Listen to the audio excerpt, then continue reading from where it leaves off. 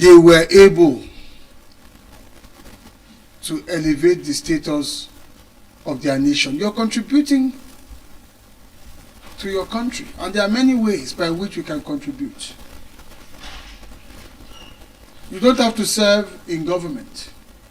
You don't have to be in politics.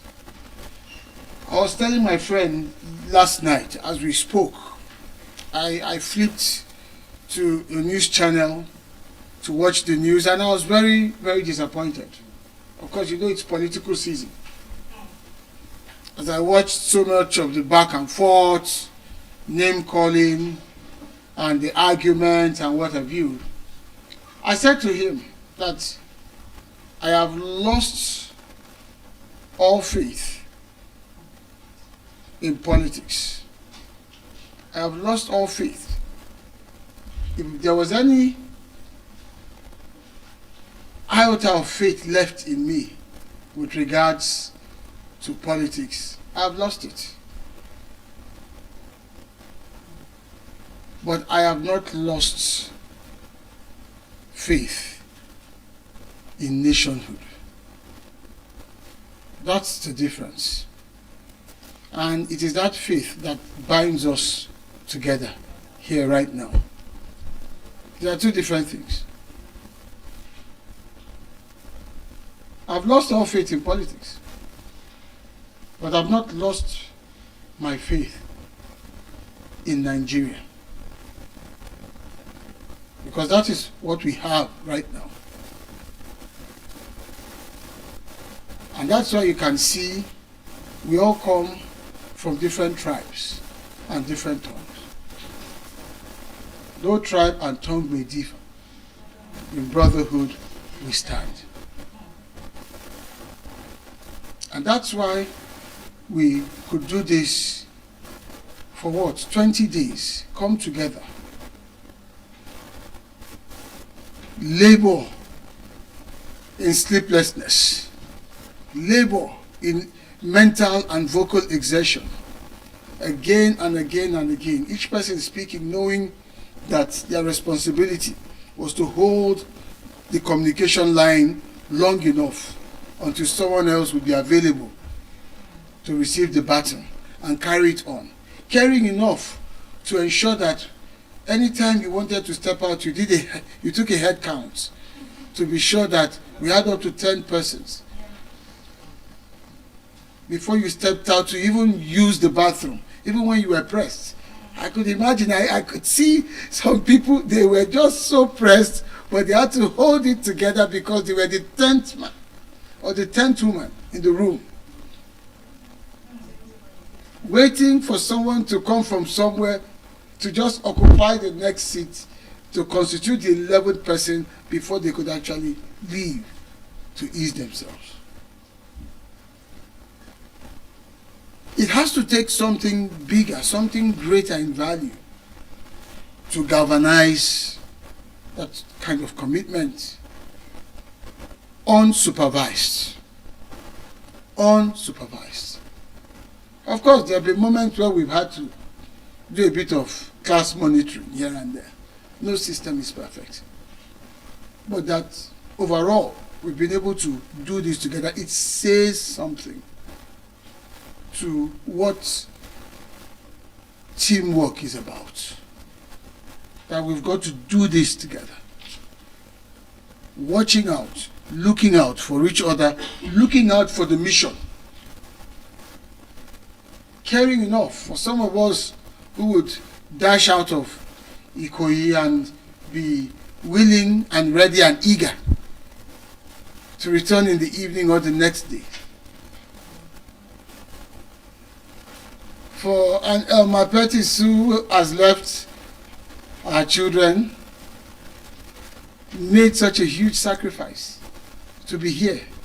It's belief. It's commitment. Talk of an Hezekiah who has work, has to go, come back. It's belief. So I see all of you in that effort, in that quest, and I know I'm going to have the time, the opportunity to pay my tributes to each and every one of you. I have my list. Yeah. Yeah. So it says something that underdogs, unknown, unrecognized individuals, when they come together believing in a cause, in a mission. I remember Joy had to go for a job interview, and she had to quickly go. Imagine, as a young lady just coming out of school, one of your very first opportunities to be interviewed, and then at the same time, what is weighing even more strongly on your mind is that you're a part of a Guinness World Record attempt that you want to come back to. It's like, I have a family. I have a family that has a mission-centric family that I've bought into. Or is it Taiwo who, despite the attack that he suffered, at great risk to his life, to his well-being, still made it through?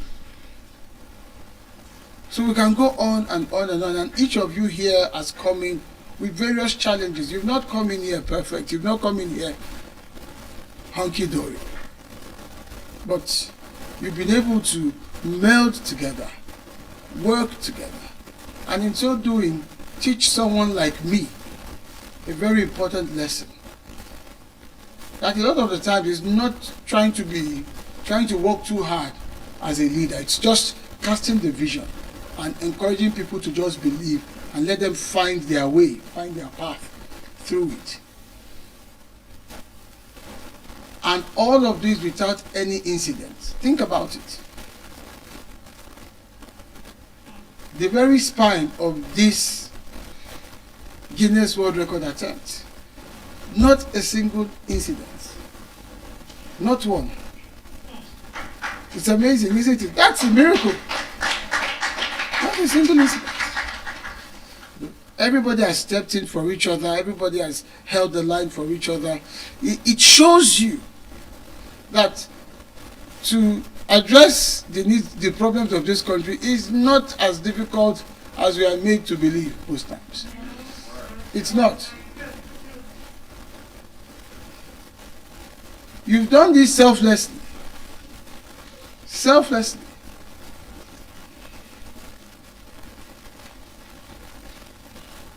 Not even as much as a murmur or a grumble.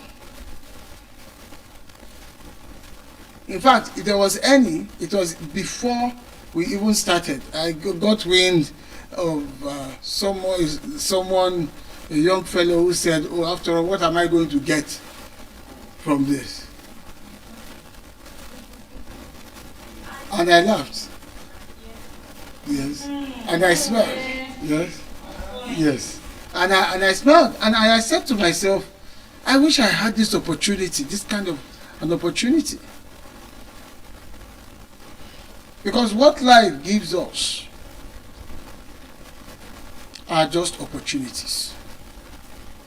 What we give back to life is the sweat, the tears, the labor, the hustle, the grind. To take the seeds of those opportunities. And those opportunities are saying to us, here I am, make of me whatever you want. And so I've learned as much as I believe you have learned from this experience. I've learned as much. I think I've even learned so much more watching this experiment, because it's an experiment. I am someone who believes in experiments. That's why I love to do things. People just wonder what my problem is, and I've been threatened that after this I am on my own if I ever come up with anything that seems or sounds outrageous. Friends and families have threatened me, but I'm sure it's not going to change anything, because I know that somewhere down the line I'm still going to come up with something else and keep going, because I don't know how to live a bored life. I like to create, I like to do things. For me, I don't want to get to age 60 looking back and saying, oh, I could have done this. let me do it and let it fail. Then you put it as document it as part of my biography. That's okay. Open that chapter on failure. He got his fingers burnt. This was the chapter where he got his fingers burnt, doing this, that, or the other. That will help some other person coming behind. But he did it. It's like Frank Sinatra. He's one of my favorite artists. Frank Sinatra's I Did It My Way. In that song, Sinatra sings, he says, and now the end is here. And so I face what? My final cut. I'll state my case and make it clear, of which I'm certain. But what I like, the part I like the most is, he said the record shows I took the blows and I did it my way.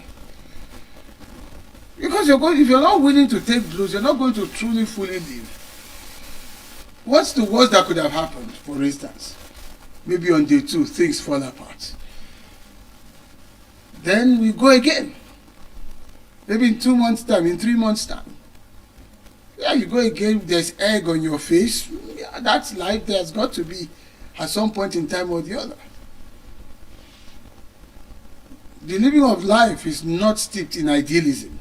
No, it's not. Life is a functional human experience. And so it combines those various elements.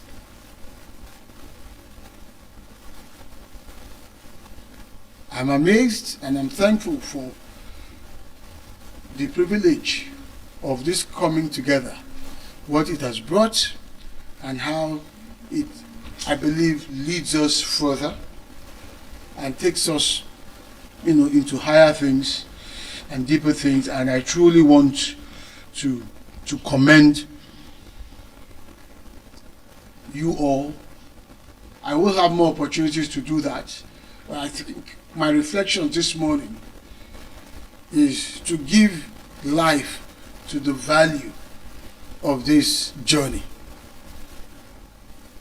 To give life to it, because what we've done is we've taken the concept of endurance and we've institutionalized it. That's what we've done. You might not see it that way, you might not feel it. Every day, every single day, morning, noon, and night, showing up, going back to take a break, coming back in, waiting for your turn to speak, having so many other things to deal with. It's a journey of endurance. Despite your many other commitments. So this is history that we make together, and we don't have to be famous about it. I think that's the point that people get wrong. The fame is not the quest. We make fame the quest. It shouldn't. Fame can be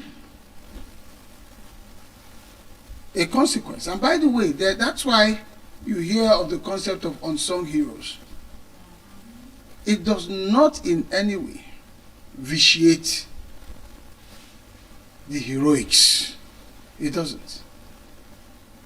There are many heroics that we do not have as celebrated in history, but they are there.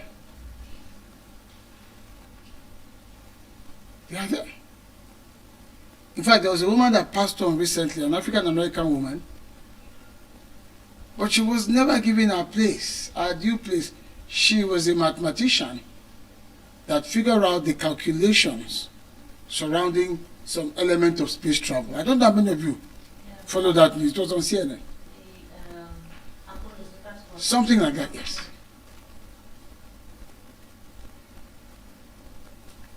So, when we say footprints in the sands of time, despite not having any of that acknowledgement, well, we never knew. But with time, you begin to know those who did the actual work. So it's to commend us and to also make the point that ordinary voices also pack tremendous power. Most times we are the ones that underrate ourselves. We look at ourselves and we say, me, what do I have to offer? No.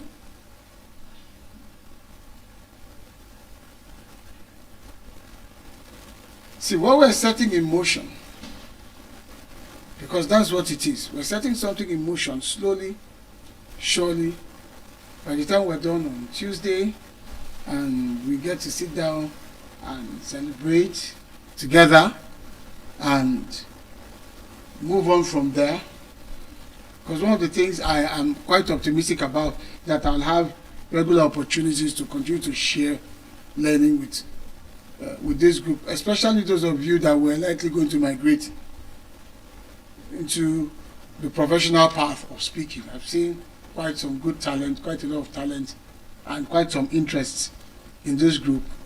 So one way we're going to support is to help you develop your capacity in that regards, so that your speaking can become even much more professional and get to retire people like us. Yes. And you can start very early. When I turned 50, when did I turn 50? Last year. I was working. On my 50th birthday, I was working. I was doing some work. I think I had 1 or 2 coaching sessions, and I had quite a pile of review. I was upstairs in the master class working, and people were calling me, "Are you for real?" And it was a Saturday. That was a good day to actually throw a very big 50th birthday bash. But I said, well, typically I'm not the type that just bothers about those things. I take a chronological view. I take a chronological view to time. Most importantly, after COVID. Before COVID, I was to mark my 45th birthday. Everything was ready. It was meant to take place at Sheraton Hotel. I was to launch my book, The Challenge to Perform. Everything. This was meant to be a milestone celebration. My friends in high places, a lot of the big guys, it was meant to be big. My books were printed in the UK. It was a special look. And everything was going on smoothly. Then COVID started. Early March, mid-March. But it still looked safe until 3 days to the big birthday bash. Sheraton Hotel called me. I said, "Mr. ACN, I'm sorry, even though we had assured you, but we've just received a memo from Lagos State Government that we cannot allow a gathering of more than 5 or 6 persons together." And all of my plans went down the drain. And we began to see what was happening to people during COVID, those that passed on. It wasn't only me. My good old mentor, Mazi Sabohabwa, marked his 70th birthday during that period. And we had to watch virtually. Everybody was in nose mask. And most of us joined virtually. So imagine those that had planned their 80th, their 70th. Special weddings. You know, we choose those special timings. 40th, 50th. When COVID passed, it occurred to me that every day is a celebration. We should stop allowing special moments based on chronology, because you never can tell whether you'll be there.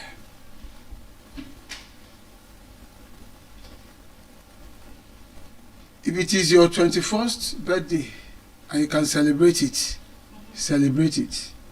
and have fun.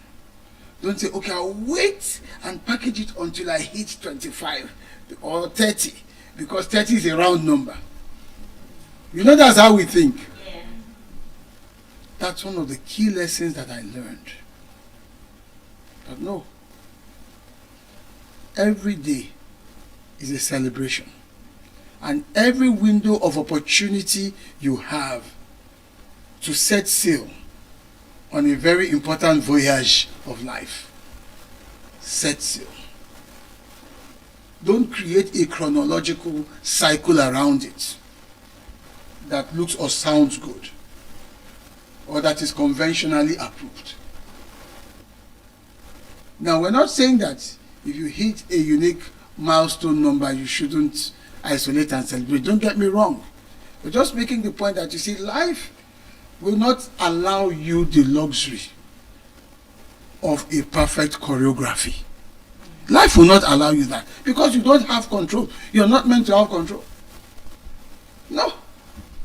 Because we all think we can choreograph this way and make everything come out as near perfect. Occasionally that will be the case, but more broadly, take it one day at a time and appreciate it. You see, sometimes I come around, I move around, like interacting, because the thinking could traditionally would have been, okay, when everything is done, you see everybody. No, I don't want to look back. I don't have to wait for that specialized or specific window set aside in terms of time. If I have a 2-3 minutes of checking up on someone, asking, how are you doing? What are you speaking on? Tell me about this or that. I want to do it then. So that I don't keep saying, oh, I've been meaning to, or I was planning to. Choreography is good, but let us not be too hell-bent on choreographing everything about our lives. We limit ourselves. We limit ourselves. Once there's something you need to do and it presents itself, it gives you a clear shot, try it out. That's one of the things that I learned about life. As I reflected at 50, I was going back, trying to peel the onion. What have I learned as a person? I also learned that it's important that you just do your thing. Just do your thing. Don't worry. That thing could be an idea. It could have something to do with your talent. It could have something to do with your capacity. It could have something to do with an inspiration, whatever it is. Your skill. Some insight, something you must have read. Just do your thing and see how it goes. And in doing so, try not to, this is another thing that I learned. Try not to always seek for and rely on validations. So in all of my professional life, you never hear that. You never hear me or hear anything mentoring associated with me. I hardly do it. Of course, at a certain stage, it's part of what I'm trying to do now, but much more intentionally. And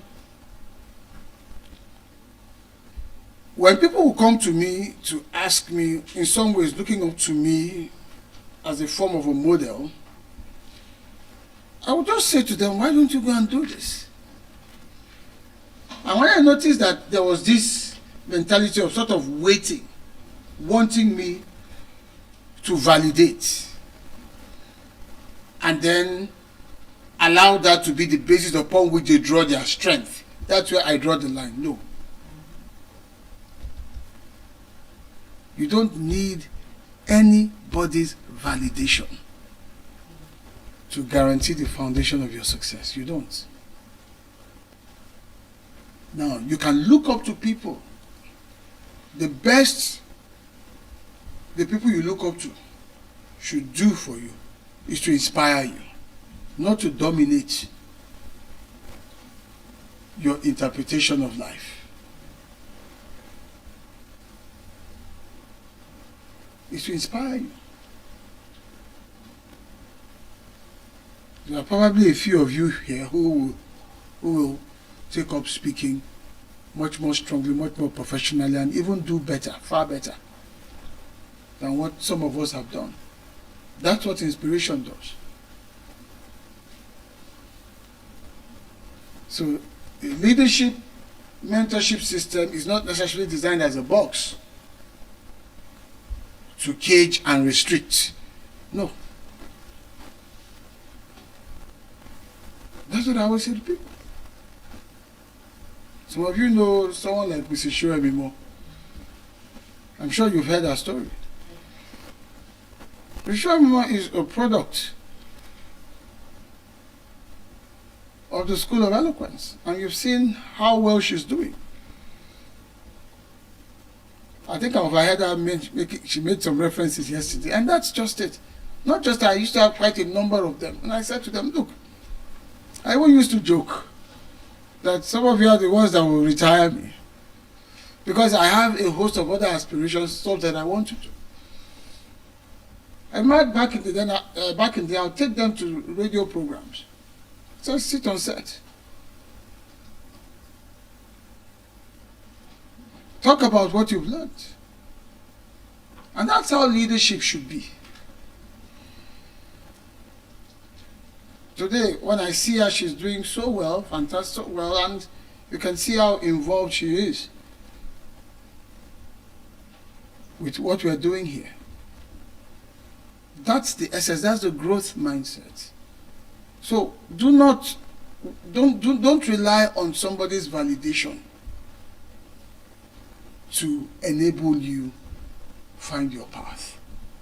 You can learn from people. You can have mentors whose work influence you, educate you, inspire you, help you build.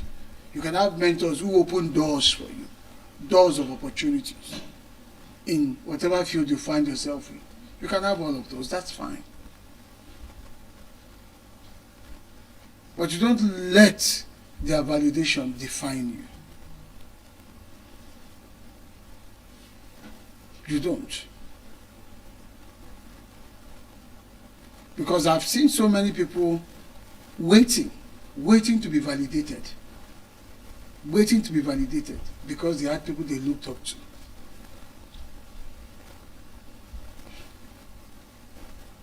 And in today's world, where you have a lot of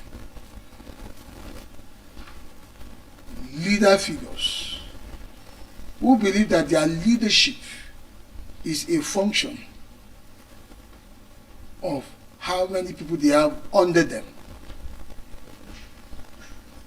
who continually look up to them. No, your leadership is a function of how many other eagles are flying out there in formation. Your leadership is a function of your production. So what else did I pick up? What else did I learn as I reflected? I've talked about do your thing, and I used the Frank Sinatra song to buttress that, and I still believe in that principle so much. I'm doing a couple of things in the blue economy space, and people are wondering, they can't seem to explain, they can't seem to define me. They're wondering what is he up to next, and I keep keeping a lot of people in suspense. I said, don't worry, there's another trick up my sleeve that I'm going to pull off. Just do your thing. That's what I'm going to tell you. Do your thing. Don't worry. It might fail, though. But remember that famous saying that daring ideas are like chessmen or chess pieces moved forward. They may fail, but they may start a winning game. So do your thing. What else did I say? Please remind me. I'm just reflecting. Yes, you should not rely on external validation for what you have been endowed with internally. Now, you can derive inspiration. You need inspiration. You need leadership. You need insight. There are people you must learn from. but you do not need their validation. But then again, exercise some wisdom. You could be apprenticing under someone. Because I've said you don't need validation, that is not a license for you to leave the nest of apprenticeship premature. I hope this particular point is clear. Yes. It's not the point, because that is where a lot of young people also miss it. When people say to them, after all, you too, you can do it. Yes, you can do it, but are you ready to do it? Are you ripe enough to do it? And based on that, you too, you can do it mentality, many have jumped off the boat prematurely. And because they've jumped off the ship prematurely, they are struggling. So when you find an opportunity to be an apprentice at your disposal, make the most of it. Serve out your time. Max it out. Learn as much as you can. Experience as much as is necessary. When you've come of age, it will be evident. And that goes against the grain of society's view of what are you waiting for? You too, yeah. Take off. Whatever you're doing, be ready first and foremost before you leave the nest. You leave the nest. Another thing that I learned was the principle of it doesn't always have to be perfect. It doesn't always have to be perfect. What you need is the win. It doesn't always have to be perfect. So you set a goal, or you have an idea of certain things you want to do, and you set out to get it done. You probably decided that, okay, I'm going to go along a particular path. Please, could you take that away? You're distracting my conversation. Mm-hmm. And along the line, things don't go according to plan. If you are insistent that it must play out according to a given script, you will be frustrated. You will be frustrated. So embracing the imperfections in terms of how life, or in terms of how plans play out, is a very important skill, a very important mindset to have. That allows you to orient and adjust. So keep that in mind. It allows you to orient and adjust. There are many projects that I set out years back to execute. Everything was in line, the business plans, designed, projections, and what have you. And you know what? I had to battle with the frustration of inertia. It wouldn't even take off. There were just so many hurdles that the entire plans totally looked different from what was playing out on ground. But what did we do? We accepted what we had and moved on. In fact, give you a typical scenario. The ideal picture, there was a time, Pat, I think if you remember, we tried School of Eloquence, Victoria Island Center. This was many years ago. We're still operating out of Idiruko Estate. In fact, we're still operating out of my living room. It used to be my living room then. That we converted to a training room. And we did everything because of my relationship with Professor Pat Utomi. I was also on the board of the Center for Values and Leadership. He said, okay, let's have a center on the island. I'll come to the island once in a month and take classes. We even had a major program, a weekend program for people to come around for free. We did all of that. Then we advertised Eloquence Center, Victoria Island. Let me tell you, it was a total fiasco. It did not just gel. It just did not gel. After all the choreography of how it could work out, it didn't gel. We put it in the ads, on the radio ads, everywhere. In fact, there was a particular day I drove to the office thinking there was going to be a class. There was no class. Even when people had indicated they were coming. The point I'm making is this. I learned something very important. It doesn't have to be perfect. But today, here we are, operating out of a much bigger facility. Much bigger facility out of Ikoyi. We're not even talking about Victoria Island anymore. You get the point I'm making. So most times, what you're planning towards and you're eagerly working on is actually the ultimate outcome that you have brought into the present, trying to manifest. And that's where the frustration lies for most people. Oh, this is what we're going to do. This is how we see it. No, it's a journey.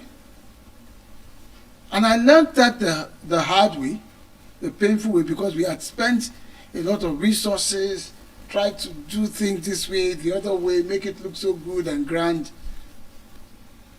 It just did not perfectly come together. It had to mature. It had to mature. Some of us are struggling with that. We're struggling with what we're seeing, what we think should be. Especially if you've just left school, you're thinking that by now, next phase and all of that. No, it's still far out. It's still far out. It's still a few more years out, if not more.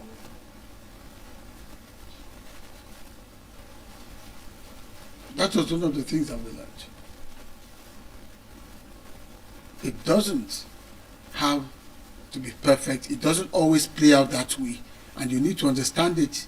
And you need to embrace that frustration as well, because it will come, and know how to orient and adjust and keep on journeying. But today, here we are. It's not even a big deal. In fact, the other day, who was it? Engineer Chooks was telling me, there's got to be a School of Eloquence Center in Lekki. I said, that's true. Lekki is very, very densely populated, but I'm not going to have the stomach going to Lekki. I'm just so comfortable being stuck here. I said, well, we do have faculty and we're still grooming more people. Actually, and that's one of the things we're working towards. Now, it's no longer me trying to drive towards that. You see, growth, it's doing its work. So it's telling you that just focus on growth.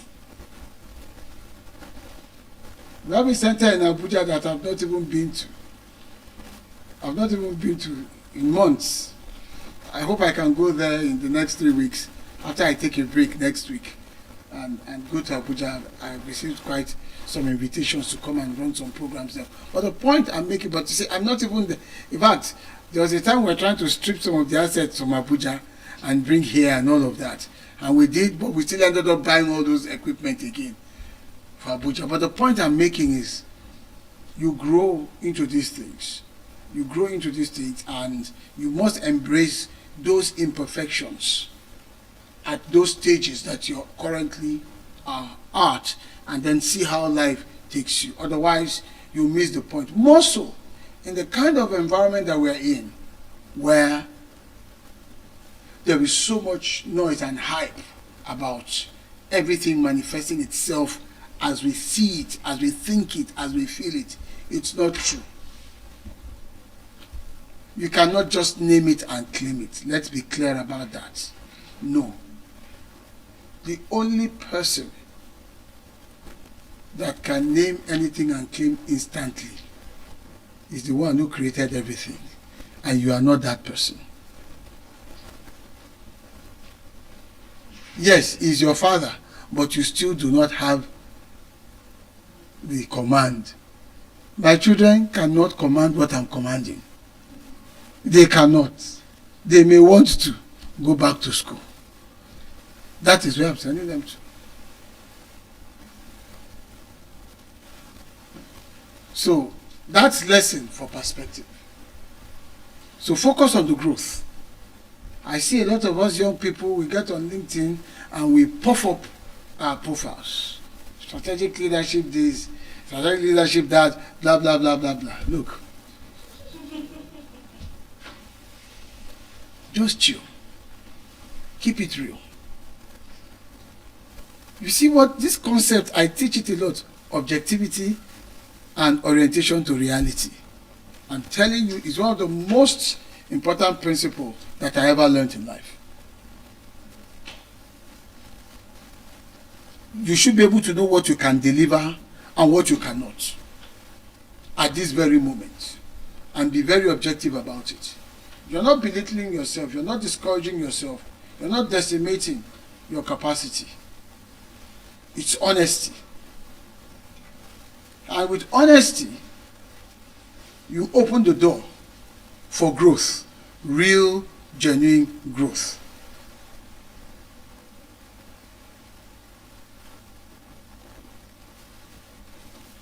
So tell yourself, what are the facts?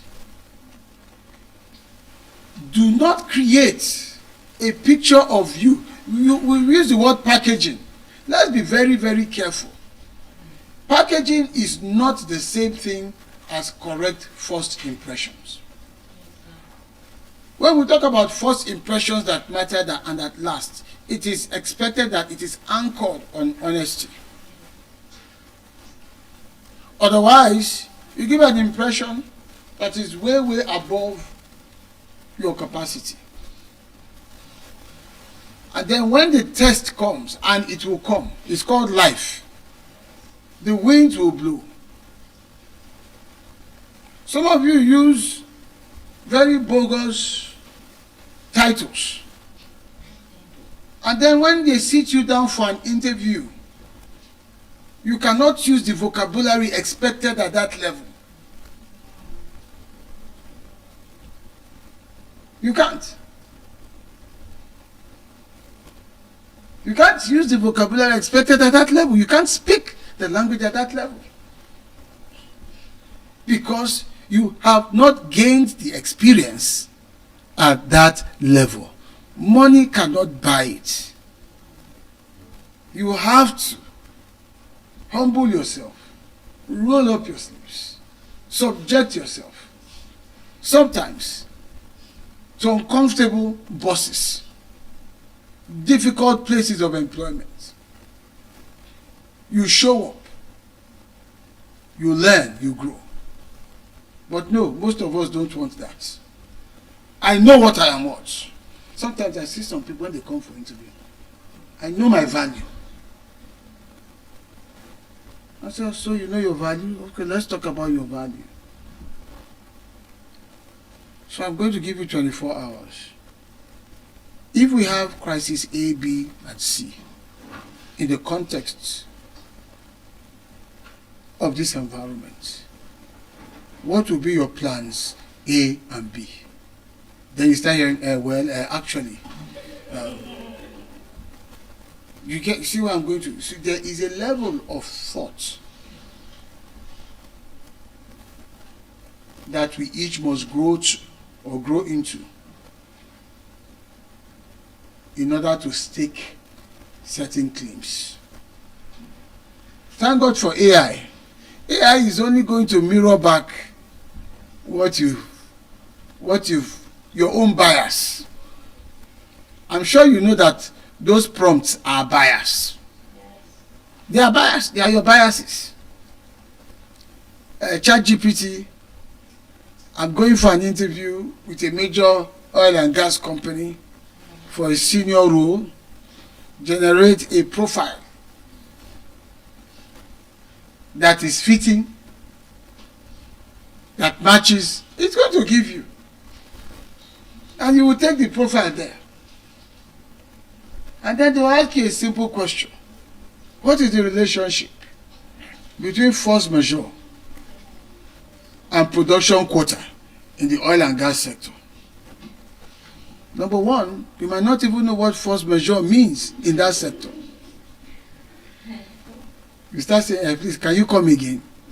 You are not coming again, nothing. You don't know you have a problem because you have not matured to that level.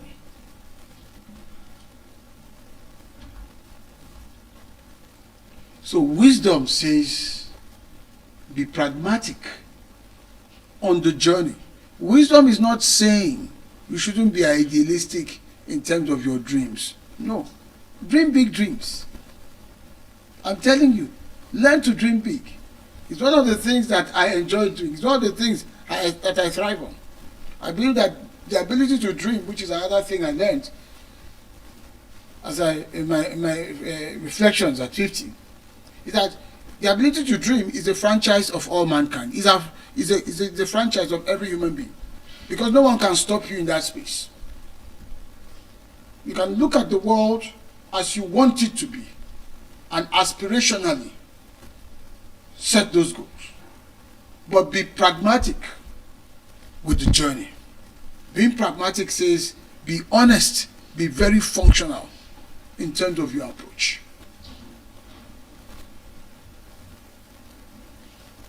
The last thing you want is to be found out as falling short of the picture of yourself that you painted.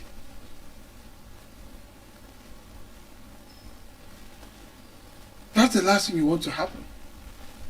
It doesn't mean that when you follow this route that you're falling behind. No. And please, let us also be wise enough to know that most of what we see, feel and hear in the overall echo chamber of today's over-communicated world, because we live in an over-communicated world, most of it is still a bubble. So you must learn how to separate the noise from the actual signal. There's always two things at play. There's the noise and there's the signal. But you see, the world is wired to suck us into the noise. The moment you pick up your device and you start to scroll,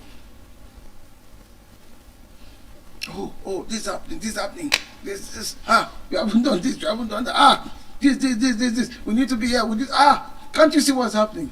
You tell yourself, Yorubas have a word, they call it Farah Kini. Farah Bale. That's why my wife will tell you, anytime there's anything, I just say, just relax. So you cannot relax. I said, what's the worst that can happen? I always ask that question. What is the worst that can happen? We lose this business opportunity. Let's just put that for instance.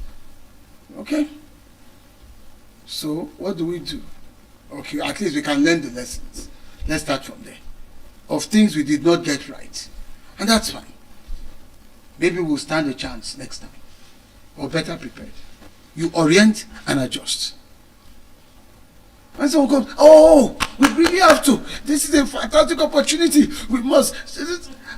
And then all hell is breaking loose. Everybody is going crazy. And I said, in the midst of all of that, how prepared are we? You see the challenge? How prepared are we? Are we firmly on ground to take advantage of this? If we are not, let us be honest with ourselves. Sometimes, okay, we are not ready. I always admire the courage of people who say they are not ready for certain things. It might be true. Although a lot of my students who tell me they are not ready, they say that out of fear because they don't want to speak. And so, as a coach, as a teacher, I throw them into the ring anyway. So, well, throwing you out there It's part of getting you ready.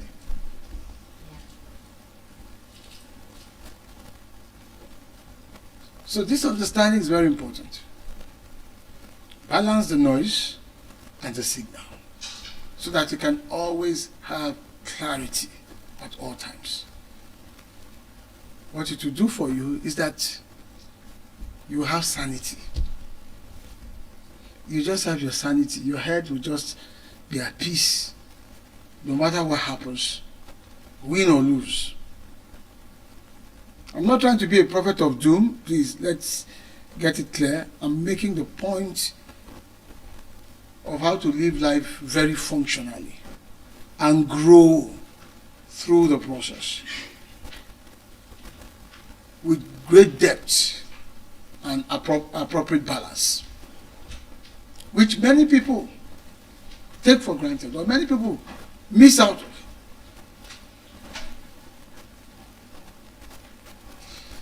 Another thing I learned is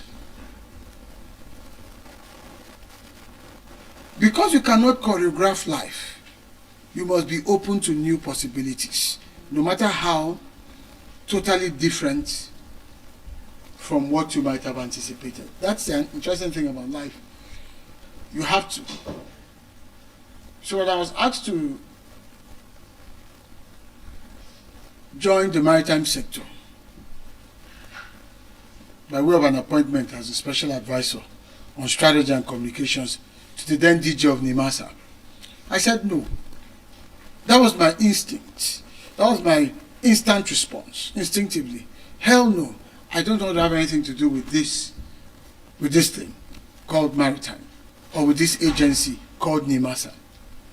Then, 5 months later, I was in it. Why? What happened? Pressure. People I cared about began to reflect differently about it and felt, maybe you should consider it. Maybe you should really get involved. The DG needs your assistance. He needs you on his team. But I'd learned something. Pressure is fine. When people say things to encourage you, I learned something. I said, okay, this is what's going to happen. This is what's going to happen. I'm not going to do this because you're pressuring me. Allow me to think about it. I want to make it my own decision. And so the questions, and that's why this particular principle is very important. The question then became, okay, Uber, what do you have to lose? If you were to take on this employment or this appointment, whatever it was called at that time, what do you have to lose? What do you have to gain? Then we looked at it. Said, well, I probably have the opportunity of gaining another career, a totally different field. Well, at the School of Eloquence, I've been dean at the School of Eloquence for 15 years. I have a faculty, I have a board. It runs pretty much the way you've been here for 20 days, even before now. You see that there's a structure, there's a system. It carries itself. You're not going to see, you've not seen me coming, running helter-skelter or anything. Most of the time I've come out here either to speak or just wanting to be here to see what's going on. And so I said, okay, what do I have to lose? Maybe I have a lot to gain. Let's see. Okay, let's do it. Looking back, it turns out to be one of the finest decisions that I ever made. Because it gave me a new career path, an additional track. It varied my options. It didn't diminish me as a speaking professional. If anything at all, it gave me something more to speak about. Yes, it gave me something more to speak about. And something more to create around. What is that saying? Be very open to possibilities that were not on your original agenda. Because we just never know. The only one that knows it all is God. We just never know. I mean, if you had told me that I would be dean here at the School of Eloquence pre-2006, I would say hell no. I was purely on the motivational track. But it took a problem, or it took a request. We need you to help. I need you to help my managers and my executive directors. We're not going to pay you, and you're here. Can you do something about it? And I just volunteered. But by volunteering, that's why we're here. That's the journey. We just never know. But when we keep our minds open to such possibilities, it predisposes us to even bigger and greater things. So some of those curveballs will come your way, but be very discerning to make determinations. It's not a license to start one thing, you don't finish it, you move on to the next one. You're constantly looking for that quick fix, that holy grail that you want to fall in place for you as quickly as possible. No. Start from somewhere. One of the reasons I could do the maritime or blue economy thing was because I'd already built one major plan, School of Eloquence. The School of Eloquence became the vacuum that sucked in all kinds of people from all walks of life. And that foundation gave me a strong basis to say, okay, let me branch out. You only branch out when you are deeply rooted. Do not branch out without deep roots, because you will suffocate. Branching is easy. When the tree, the trunk, is very robust and deeply embedded, you see the tree begins to branch. You could even engraft some other species, and the possibilities become endless. That also I learned. Getting your fundamentals right. And for those of you who are very young, this one is for you. Start very early. Very early. My friend Bidemi reminds me every time. I'm sure you know Bidemi by now. My very tall. Bidemi is one of my closest confidants. He always tells me, he always reminds me. And I think it's one of the things that I believe has helped me. Starting very early with clarity. With clarity. It doesn't have to be perfect. Just have a proper sense of the what and then start. Don't second guess yourself. Choose one lane very early. And it doesn't have to be something that, oh, I feel so strongly about and what have you. No. It might not even be related to what you studied in school or your plans, what you planned for yourself while you were in the university or wherever. It might not even be. It could just be that this is the opportunity that has been presented before me here and now. You're working hard towards getting into KPMG. It might work out. It also might not work out. We don't know. That's the truth about life. You could end up in Ministry of Agric or Health. So you get the point I make. We don't know. That's where I'm going to. Now, WHO is the dream, the ultimate destination. But you see, we don't know the pathway to it. We think we do. We think we're in control, but that's not true. The only thing we know is what is in our hands at this very moment. The same way God asked Moses, what's that you have what? In your hands. Moses could not have imagined that the Egypt he ran away from intentionally.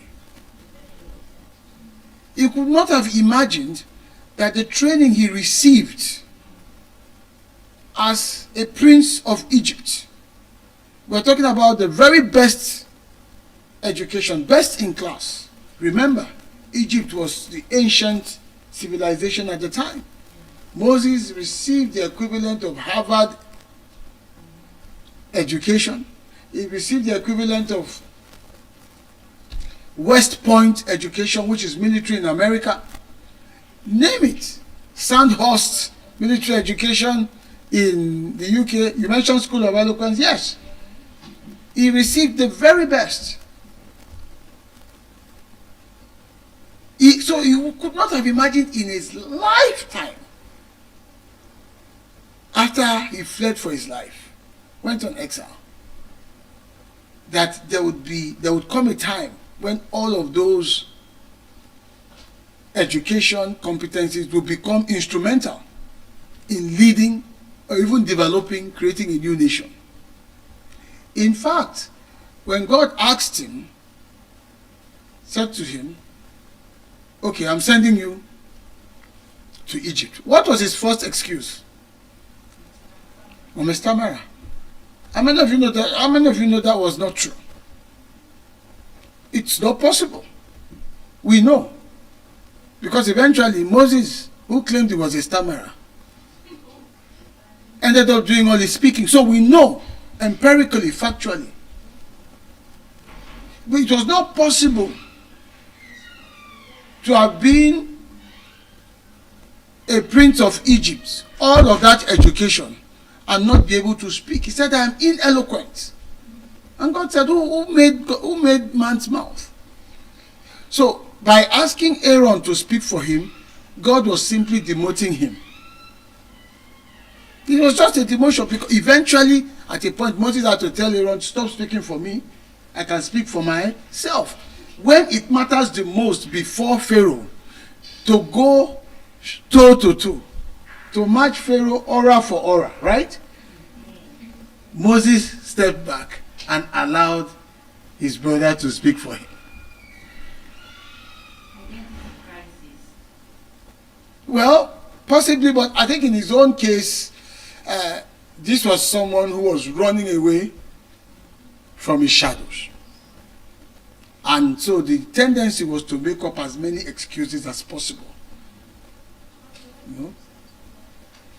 So these are some of the things, but the whole thinking for me is, first and foremost, whatever you have at the very moment is your reality in terms of capability. Please do not try to form something beyond that. You can aspire, that's fine. But don't you ever delude yourself. You can aspire, but whenever you aspire, understand that you're going to have to go through that pain barrier of actual growth to get there. And so starting very early becomes all the more important. Start early, get clarity, and then begin to climb. Begin to climb. Yes, you might want to end up at the WHO, that's fine. But we don't know how you begin might not even be related to that. So at the early phases of life is not where you get to make a choice. The choice you make is to be present. That's the choice you make. I have a young lady who worked with me as my executive assistant. I always use her as an example. Sometimes I look back, I really wish she had not made the decision to leave the nest too soon. I think that by now she would have become a superstar. In fact, I've had 2 incidents like that. I remember when our office was in GRA Ikeja, I had one, her name was Amaka. She was so good that I actually nicknamed her Amaka the Reliable. Anything I wanted done, she could do. She would figure it out. I could count on the fact that I had an assistant. If I wanted a certain document handled in a certain way, or I wanted someone to go attend the meeting for me. She was that reliable. And after about 6 months or 8 months, distraction set in.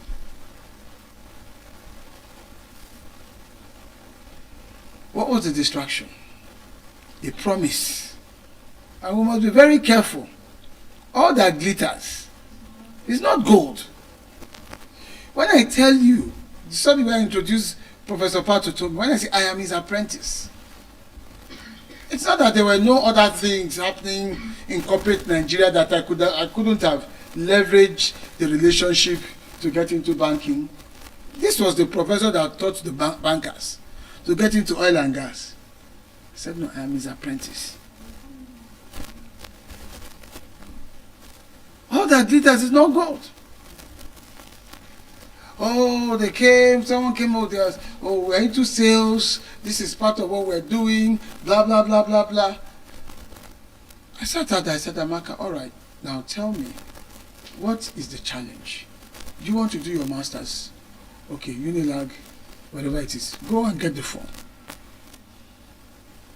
I'll pay for you to do the program. Oh, is it accommodation challenge? Get accommodation near Maryland. Let's see how we can help you. You're already on a very firm path, and you're such an asset. Grow through with distraction. Eventually, she wanted to go. I said, well, rule number 1, first divine institution that God established is human volition, free will. It's the first thing that God ever gave to man. Choice. Look, I am God, but I'm a perfect gentleman. I created you, but you know what? In the rules of engagement, I'm going to give you free will. I want you to choose me because you've chosen to. So, as God, I am sovereign as by divine right because I created you, but I will not exercise it. You choose. And when it gets to that level, you leave people. Eventually, it did not play out well. A year after, all of those promises had become sand, dust. And so we gave her the opportunity to come back to the school. But by the time she came back, it was no longer the same. She had lost her bearings so much that she couldn't even key in very well. Until today, it pains me every time I see her. That was an opportunity to learn and to grow and to find your feet. Sometimes people get the wrong impression. When you're somewhere, don't make the mistake of thinking, don't you ever make that mistake of thinking that you're being used. No.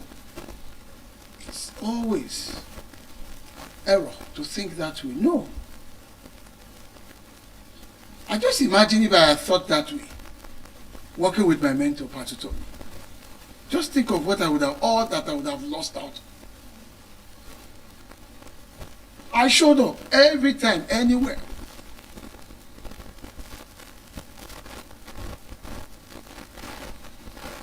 And I wasn't on any salary. I wasn't earning from it. When I wasn't showing up, I was doing my own hustle to feed myself and pay my bills. But I was there practically all the time.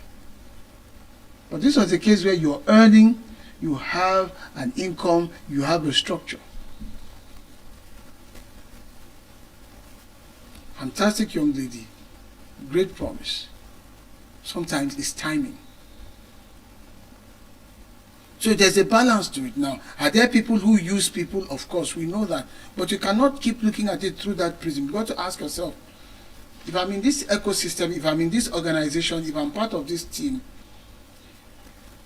how can I grow? And that's the right way to look at it. So can someone tell me how long I've been speaking? Is it been up to an hour? It's over an hour? So these are just some of my thoughts, some of my reflections. You're going to have to give it a topic, whatever you want to give it. I think that's going to be between you and Guinness World Records. to make that determination.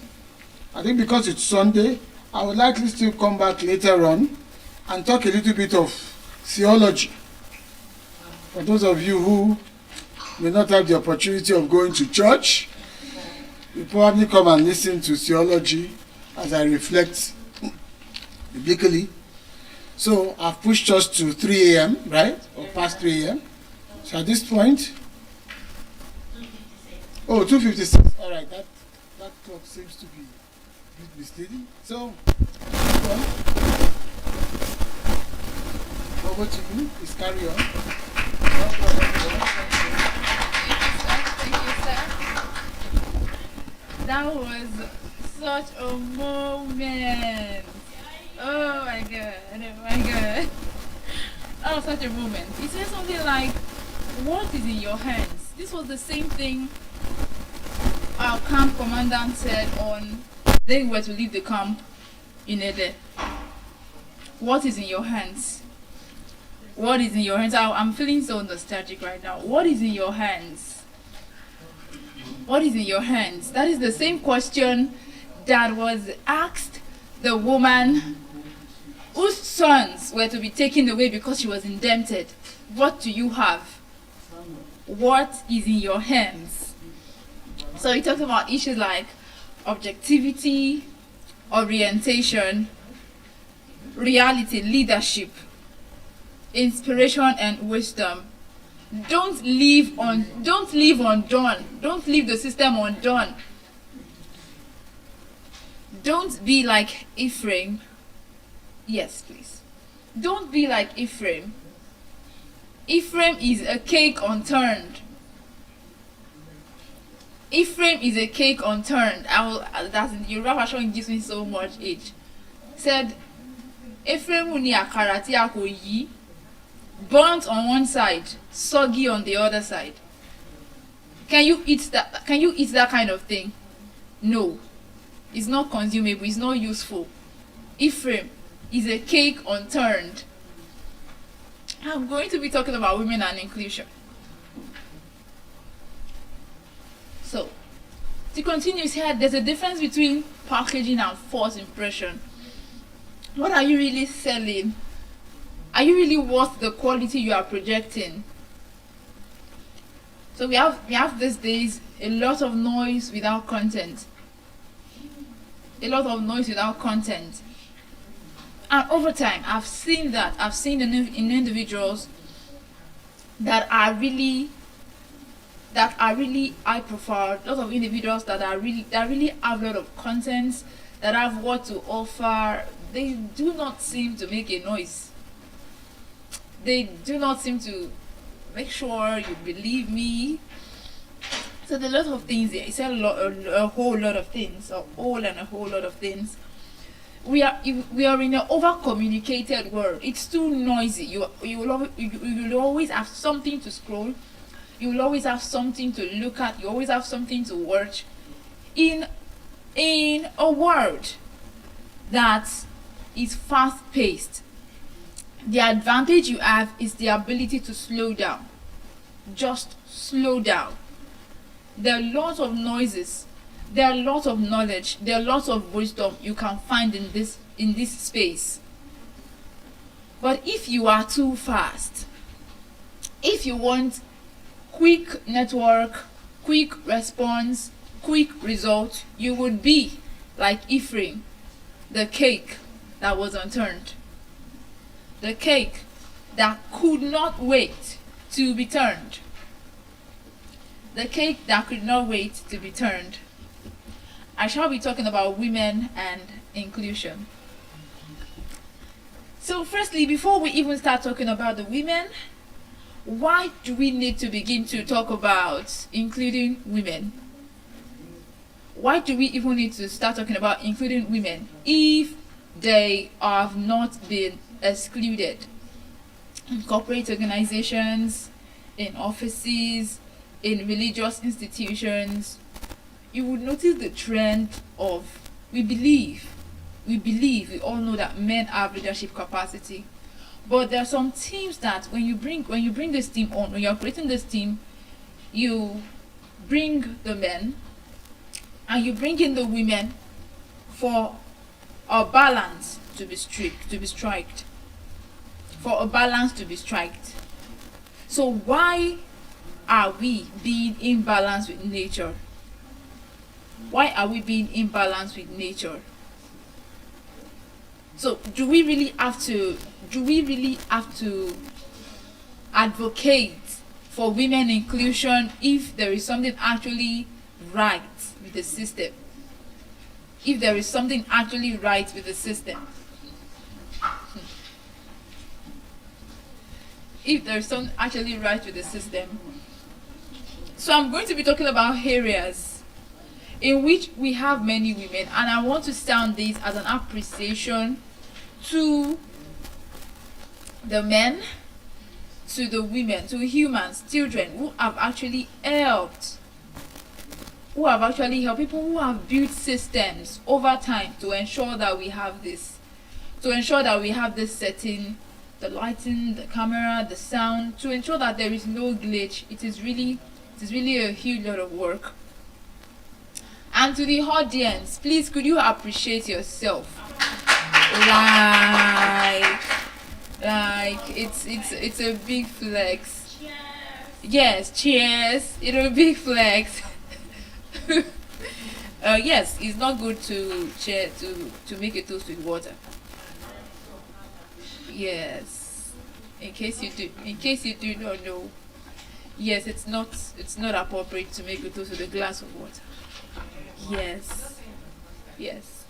So, as we continue to say, our women over time, there have been people who have actually contributed to economy, contributed to fashion, contributed to tourism, contributed to art, media and entertainment, contributed to commerce, contributed to health.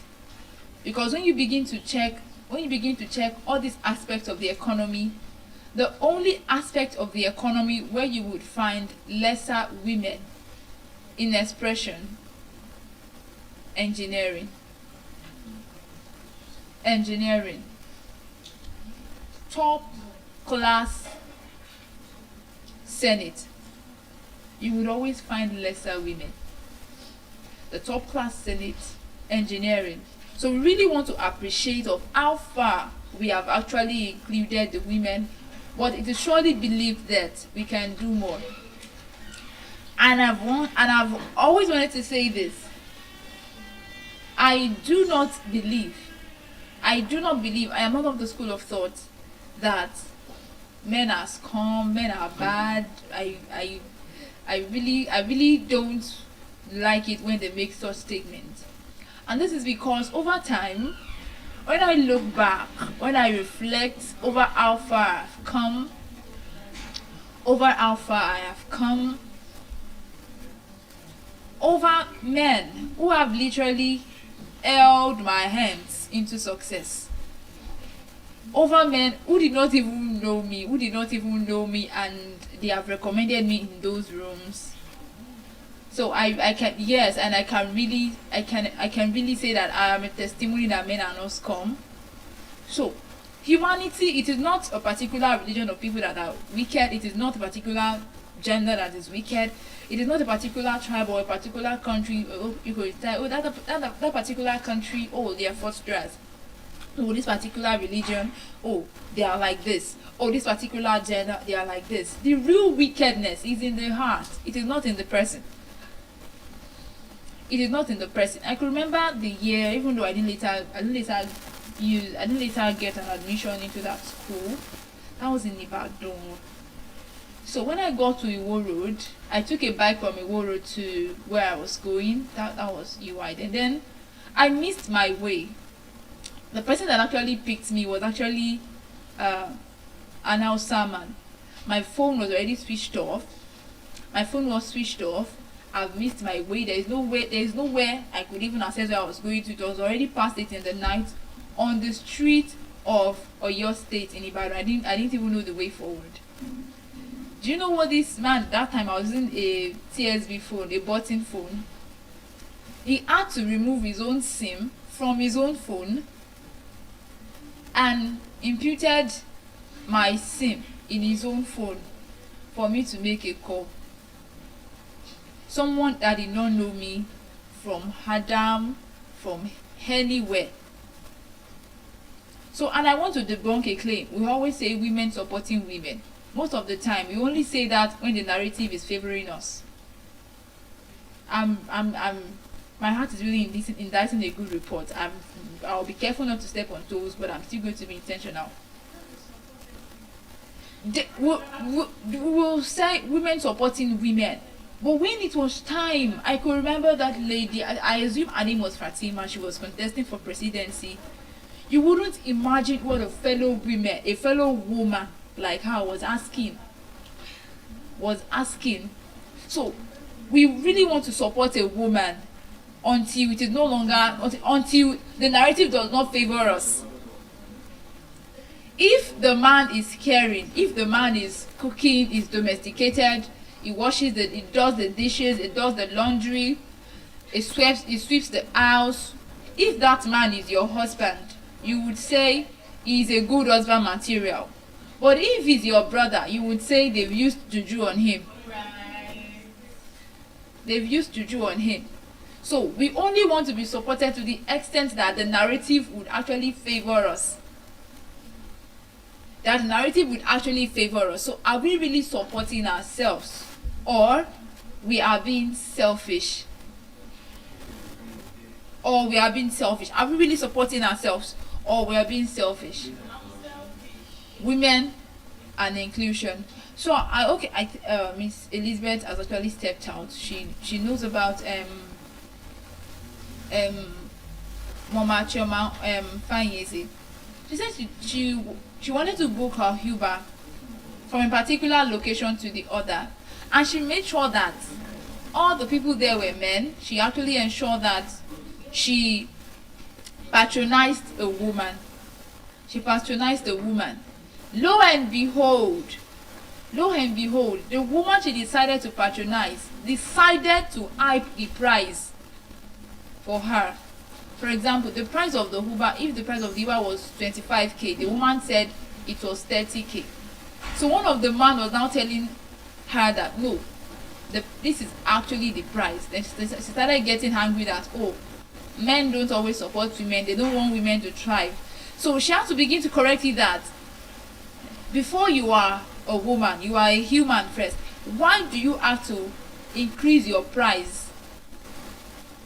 Why do you have to hype your price? Is it just that we really want to fool around with people and we want them to just cope with us? Are you really supporting your fellow woman? Hope it is not that when they give you the gist, you are going to take it to Instagram the next day. Or you hide it in anonymous. Are you really supporting the women? Are you really supporting your gender? Something that happened when I was in my final year, it was back to school day. You know, the back to school skirt, that puffy skirt that reaches hair. So the lady was playing football on the field, then she bent. So our undies were actually showing. You would not imagine that people made a screenshot, and most of the people spreading those screenshots were ladies, and they were laughing. Something very simple. You see, our men, they would always cover their shames. They would tell you it's the bro code. They would rather actually discipline that person within the circle, but they would never shame themselves. They are here, they will not disclaim it. They will never shame themselves. They will not shame themselves. Even if they are going to correct that person, okay, bro, you really messed up. They would not come out and disgrace that person. So it is so shameful. So I have to tell them that, and most of the people spreading this particular thing, they were actually girls. I won't make reference to this other one that happened in camp because it is quite very, very sensitive. No, it is quite sensitive. You won't know the camp. You won't even know the camp. Yeah, it's a clean slate, so you won't even know the camp. No. How are you supposed to know? So it is a clean slate, you're not supposed to know. But something very strategic happened. You know, the ladies got on the field and they were making jest, they were making fun, they were laughing. It was even the men that were asking us to kill the matter. To just let it slide, don't let it spread more than it has spread. How women don't really support themselves unless the narrative is what we favor them. The narrative is what we favor them.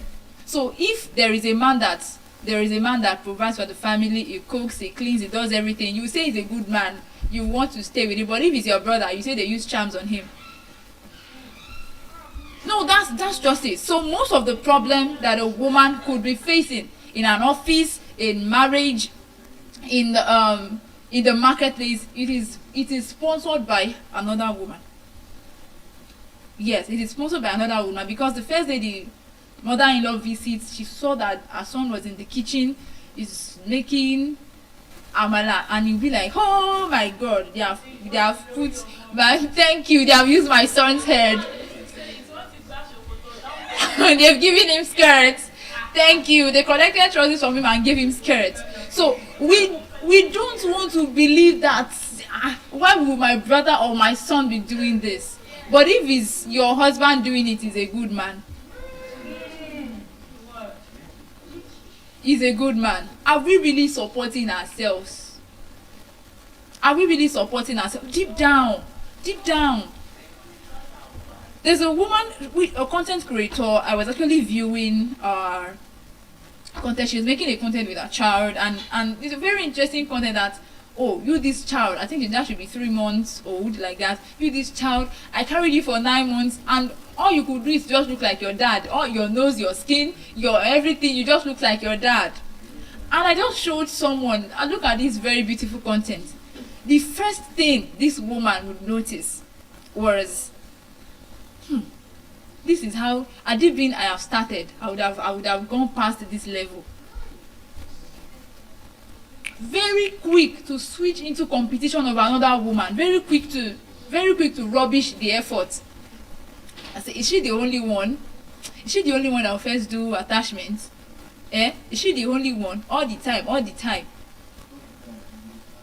And thank you. All the time they make content. All the time they always make videos. We are too tender to. We are too tender. No, she's not even. There are some group of ladies that make video pro max. So we are too tender to always want to meet up to standard. You know, when we see these women that are actually making it, that are actually clicking it, if you really see what they do, yes, you might actually respect them, but you will throw off your heart to what they actually put together to get there. Or they put together because they will seem stable, they will seem too hard, they will seem too rigid for you to break through. But it is because they have paid the price, and that price includes, they will gossip you, they would rubbish your name, they will post all kind of negative stories about you, and you still have to survive. Like, can you actually sleep well? Because you really want to be a celebrity, yes, but can you actually sleep well when a false news is running about you all around town? Will you actually still sleep well? Will you still be productive when there's a rumor going about that, this person, oh, it was rumored that she used her child for a ritual? Will you still sleep well? Because we are really looking at those women up there, and when we greet them, you see that she just snubbed me. I greeted this also person, she just snubbed me. I entered her DM, she just snubs me. You don't even know what they're going through. So it is easy for you to pull someone down. It's easy for you to throw stories for you to throw shades, for you to call out, you call them out because you think you want to draw traffic to yourself by bringing them down. If you really want to go there, like Mr. Ezekiah always says, whatever you don't celebrate is permitted to live your life. Is permitted to live your life. If there's a particular part of Oluwatoyin that I like, I like. Oh, she's blushing. Oh, I want to blush too anyway. So, oh my god. So if there's a particular part of a person that I like, and you see this part of this person, and all of a sudden you feel like, is she the only one? Then you start disrespecting the carrier of that value. It will never come to you. You see rich people on the street, you see a rich woman on the street, the first thing that comes to your mind, are they the only ones? We said go get motor one day. See that? Anyways, no. Anyways, no. If I actually see someone, over time, if I see someone who is actually doing better than I do, I am not very quick to envy their results. I am very concerned with that process that took them there. I'm very concerned with the sleepless nights. I'm very concerned with their routine. I'm very concerned with their silent struggles that they're not even saying out, because that is what constitutes that result I'm seeing. So I see Modinot now. You know, she's well clouded, the color combination, the wristwatch, and everything, and you want to. No, it is not a flatter. She's really, you know, she's really glittering. So you see someone put that together, and you are so quick. You are so quick to cast a stone. You are so quick to throw her blame. So when I see someone, especially a woman, doing well for herself, when I see someone, especially a woman, being intentional in building a business brand, the first thing that jumps out of me is not envy, it is support. The first thing that jumps out of me, if that person has grown beyond my support, the first thing that jumps out of me is admiration.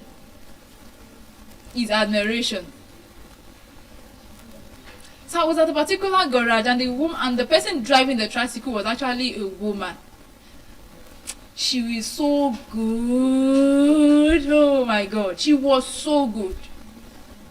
If you see someone maneuver traffic on the street of Lagos, you know who is good, you know who is not good. She was so good. Are you really supporting the women? Because our brothers, they will support themselves, irrespective of religion, tribe, nation, continent. When a man does the wrong thing, you see lots of men, they will go behind, forward, backward, and cover that person. So women and inclusion, we really need to actually trash it out here. Because when we are voting and the woman is not getting enough votes from the primaries, then when are we actually going to get started? I actually used to work in education. Then one of the seminars that was actually held, a woman actually said, it is high time we stopped engineers from making educational laws. Someone who did not read education at all is now designing the curriculum. Do you see, how does that tally? That is why over time we look as if we are still trying to catch up. For example, in a fashion industry, then you bring somebody who is a biologist to be the CEO. In a fashion industry, you bring a biologist to be the CEO. That person might have experience of administration, but you will lack the technical know-how.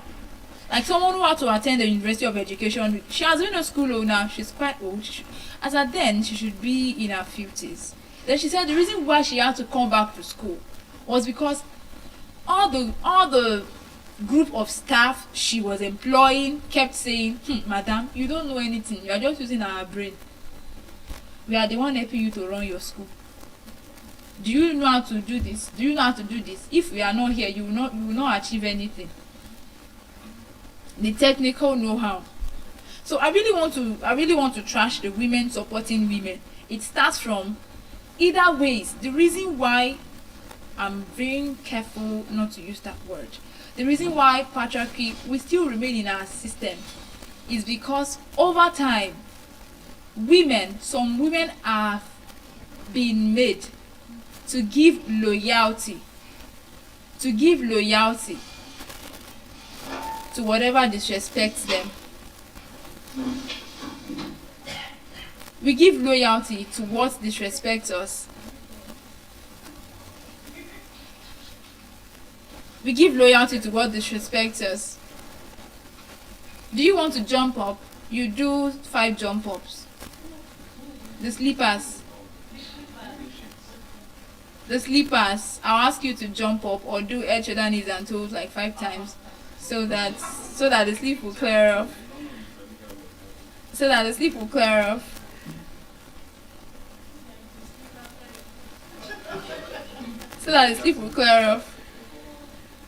So we need more women, lots of women. It is always noticed that the aspect of economy where we have lots of human capacity, we have lots of human resources. There are places where women can thrive. They can thrive with work balance. They can thrive with having a family. They can thrive with bringing their children into that system.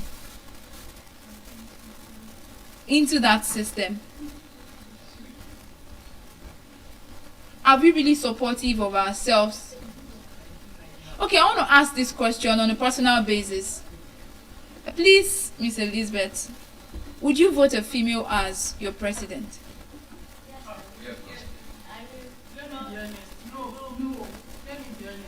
Very good.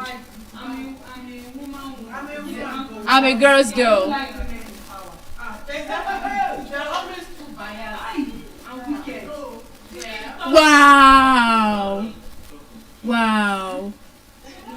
Wow. I'm saying something. I ain't deaf or dumb.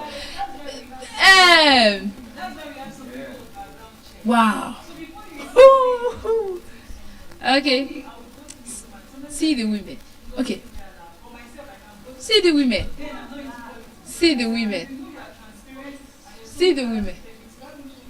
Quite impressive.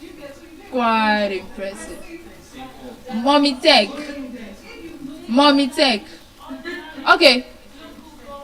All right there people. Thank you for your opinion. I'm going to ask the men now. I am going to like to ask the men now. Mr. Ezekiel, would you vote a woman as your president? Would you vote for a woman as your president?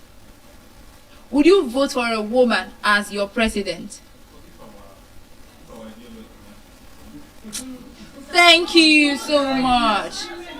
If our ideology matches, you are going to vote a president. KSO to the world. Are you going to vote a woman as your president? Okay then. The woman's personality. Yes, she's gonna get 3 million votes. Okay. But what if, hello people, let's. Okay. Why?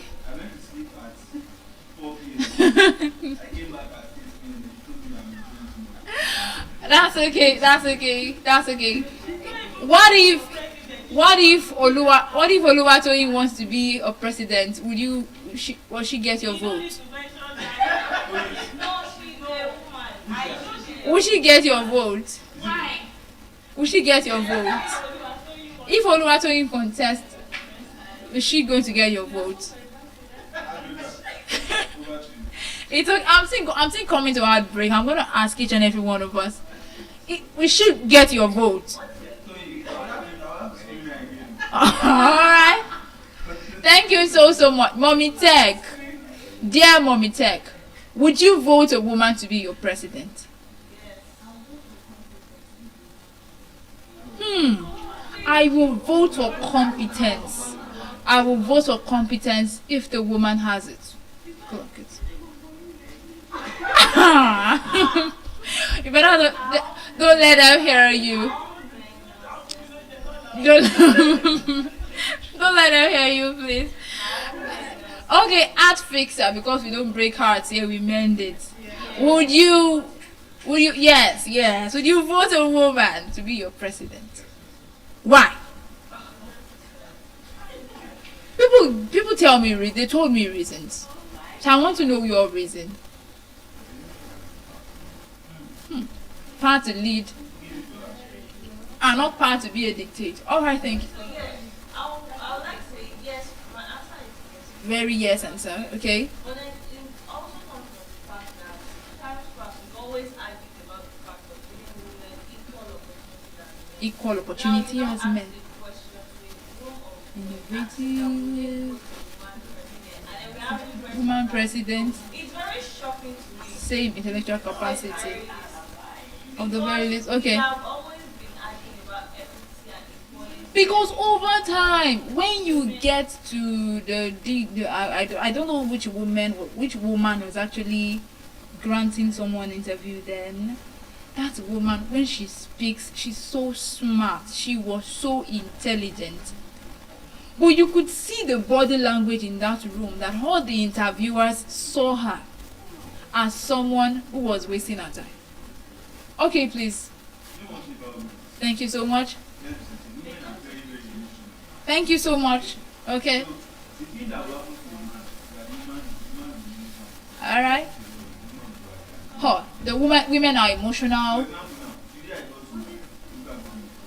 Women are emotional. Men are also emotional. Hope you know that. Okay. But both men and women are emotional, you agree? There are no words. But I agree with you that women are emotional, which does not substitute for men not taking emotional decisions when the matter actually concerns them. For example, King Herod, he took an emotional decision. Thank you. Mr. Hezekiah. Okay, I've heard from you. Thank you, Dr. T. Welcome back home. Welcome back. No, please do not speak for him. I didn't know what happened. Oh my God. The question is, please, could someone ask on my behalf? Let the Care about both a woman and president. I support an answer for both competence. What is your reason? You vote competence. Yes, I'll go competence. Please, sir, what does competence mean to you? Okay, competence is the right person for the right job. Okay. Now, I think personally speaking, I would say it's not a The gender- right person for the right job. It's not a gender thing, it's a human problem. Oh my God. Both male and female. I mean, look at our current state. We are doing it by saying, what are we have to show? Thank you. Well, we have more men in rulership. We have more men in rulership. Yes, please. Yes. What have we got to show for it? It's a human problem, not a man's problem. But hope you, Ellen Johnson Sirleaf, president of Liberia, he's saying something. One house, please. Okay. She did a good job. Oh my God, that's a big flex. Okay. The Namibia currently has a woman as a president. You should know that Namibia is a country that you're gonna tip your hat for them. Oh my word! So Namibia has a female president. Liberia has a female president. Odd. Okay. Oh, I do have a political savvy, anyways. Thank you so much, there, people. I'm very assured. I'm very, very assured. We have lots of women Thank you. You see, the sleeping spray is over. The sleeping spray has picked his bag and ran out of the room. Thank you. Do you still feel like sleeping? No. The sleepers are awake. Glory to God. So, Mr. John, why would you vote for a woman? Why would you vote for? Would you want to say something? No. Say something? No. Yes. Yes. No. Yes. Okay. Nothing. Women are important. Wait. Women are important. You're trying to bully someone. At fixer, please do not bully anyone. Thank you. Thank you. Women are important. Yes. That's just hope. I'm still going to strike that balance much later. Men are important. Women are also important. Thank you so very much. Please, could you give yourself a round of applause? You've actually, oh my God, you've done my purpose. I was reading a book by Joyce Meyer, The Confident Woman. She said many women always want to make the mistake of trying to be like a man. Don't try to be like a man. You are going to break yourself in pieces. Oh my God. I've seen women enter rooms. If you talk of feminine power, hey, woman power. I'm talking about feminine power here. This is not what a man can do, what a woman can do. I'm not of that school of thought. Men have their strength, women have their strength. Now, when you talk of feminine power, you know there's a meme that goes around, fear women.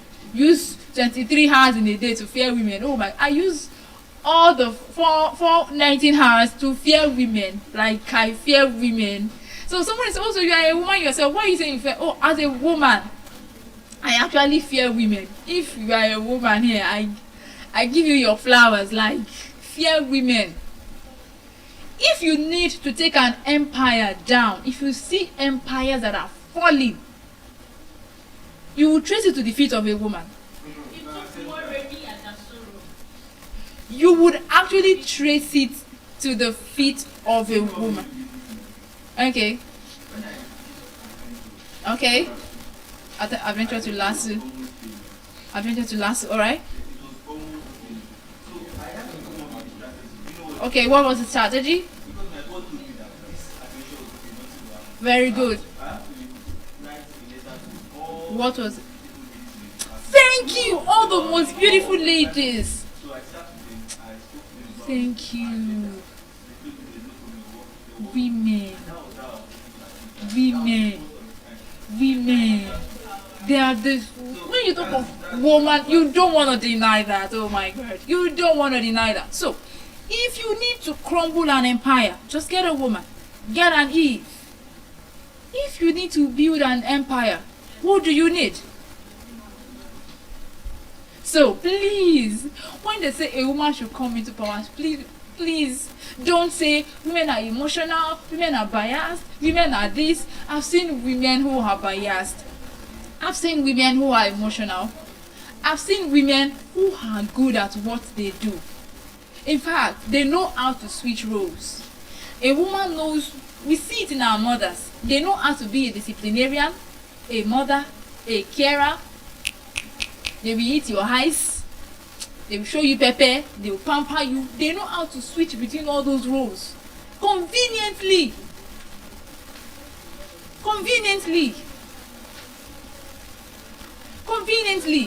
So, if you need to build an empire, who do you get? So before I leave, I want you to be familiar with this quote. The quote says, girls are pearls, mothers are mothers, and our women are wonders. I'm going to pick that again. Our girls are pearls, our mothers are mothers, and our women are wonders. So do you actually believe that with the right publicity, with the right people on that table, we could actually get a woman to sit without any bias or voting capacity, We're voting for the intellectual capability. We're voting for people who have built empires. Dear KSO, could you remember the story of Queen Balikis? Do you know about Queen Balikis? Okay, let me give you a brief history. They call her Biliki Swala Gawura. You could make your research. She actually has a burial place in Ishoen Grammar School, Ijebu. Okay, you could make your research. She was the same woman. Please, I would like you to listen to this of our part. Hello, please, Miss Joy. Please, could you listen? Thank you. She was the same Queen Sheba. Yes, Queen Sheba that came to test Solomon's wisdom. So, would you believe women have the same Solomon? Yes, the same vibe Solomon. A burial place. A burial site is in the shop. It's the same thing I'm talking. You could make your research. You could make your research. You could make your research. There's a video proof. There's a video proof. Do you see? Colonialism has tampered with our mindset. Colonialism has tampered with our mindset. If I told you she was buried in Ethiopia, we would all believe. You would all believe, right? The same Ijebu. Yes, the Ijebu in Ogun State. You don't believe that a world-breaking history actually comes from you. Oh God, we really need a deliverance. We really need a deliverance. We really need a deliverance. And it is not a deliverance of die by fire. It's not the deliverance of die by fire. It is a mindset deliverance. So if they told you that woman burial place is in China, we're going to believe. People who always says we are the set of people who believe that good thing cannot come out of Nazareth. So you don't believe that one of the groundbreaking women in history is actually an African. She was not a Nigerian. Please note that. She was not a Nigerian, but her burial place is in Ishoin, Ijebu. So mark that, she was not a Nigerian. They know. They know. So back to what we're saying. This is someone who is extremely powerful. Extremely powerful. No, there are a lot of things. There was a place we went to. There's a place we went for tourism. And I was wondering why the government have not been, I'm actually not going to mention the name. I was wondering why the government have not been to this kind of place. Because it is a wealth hiding in the dark. So it is possible, due to some reasons, maybe not tampering with evidences, and all other reasons that they might not even want to share with us. So, but that reaction I'm getting, I'm not really happy. We are Nigerians for crying out loud. So you want to believe that the big things only come from abroad.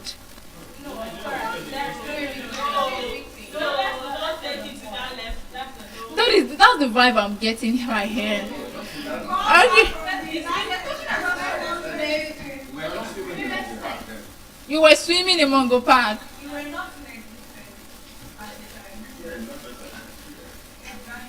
Okay, back to what we were saying. Let me just shift this aside. To tell you about the supernatural power of women. Talking about Egyptian women, like women kings, they were people who commanded the supernatural. They were the first set of women that started beauty, laws, skincare, everything. Most of what we know about skincare today was actually propounded by a woman. Most of the things we knew about science, about chemistry, was actually propounded by women. I I'm not going to argue anything. Like I said, I'm not the kind of person that likes to shalaye. Yes, I'm not the kind of person that explain. I would.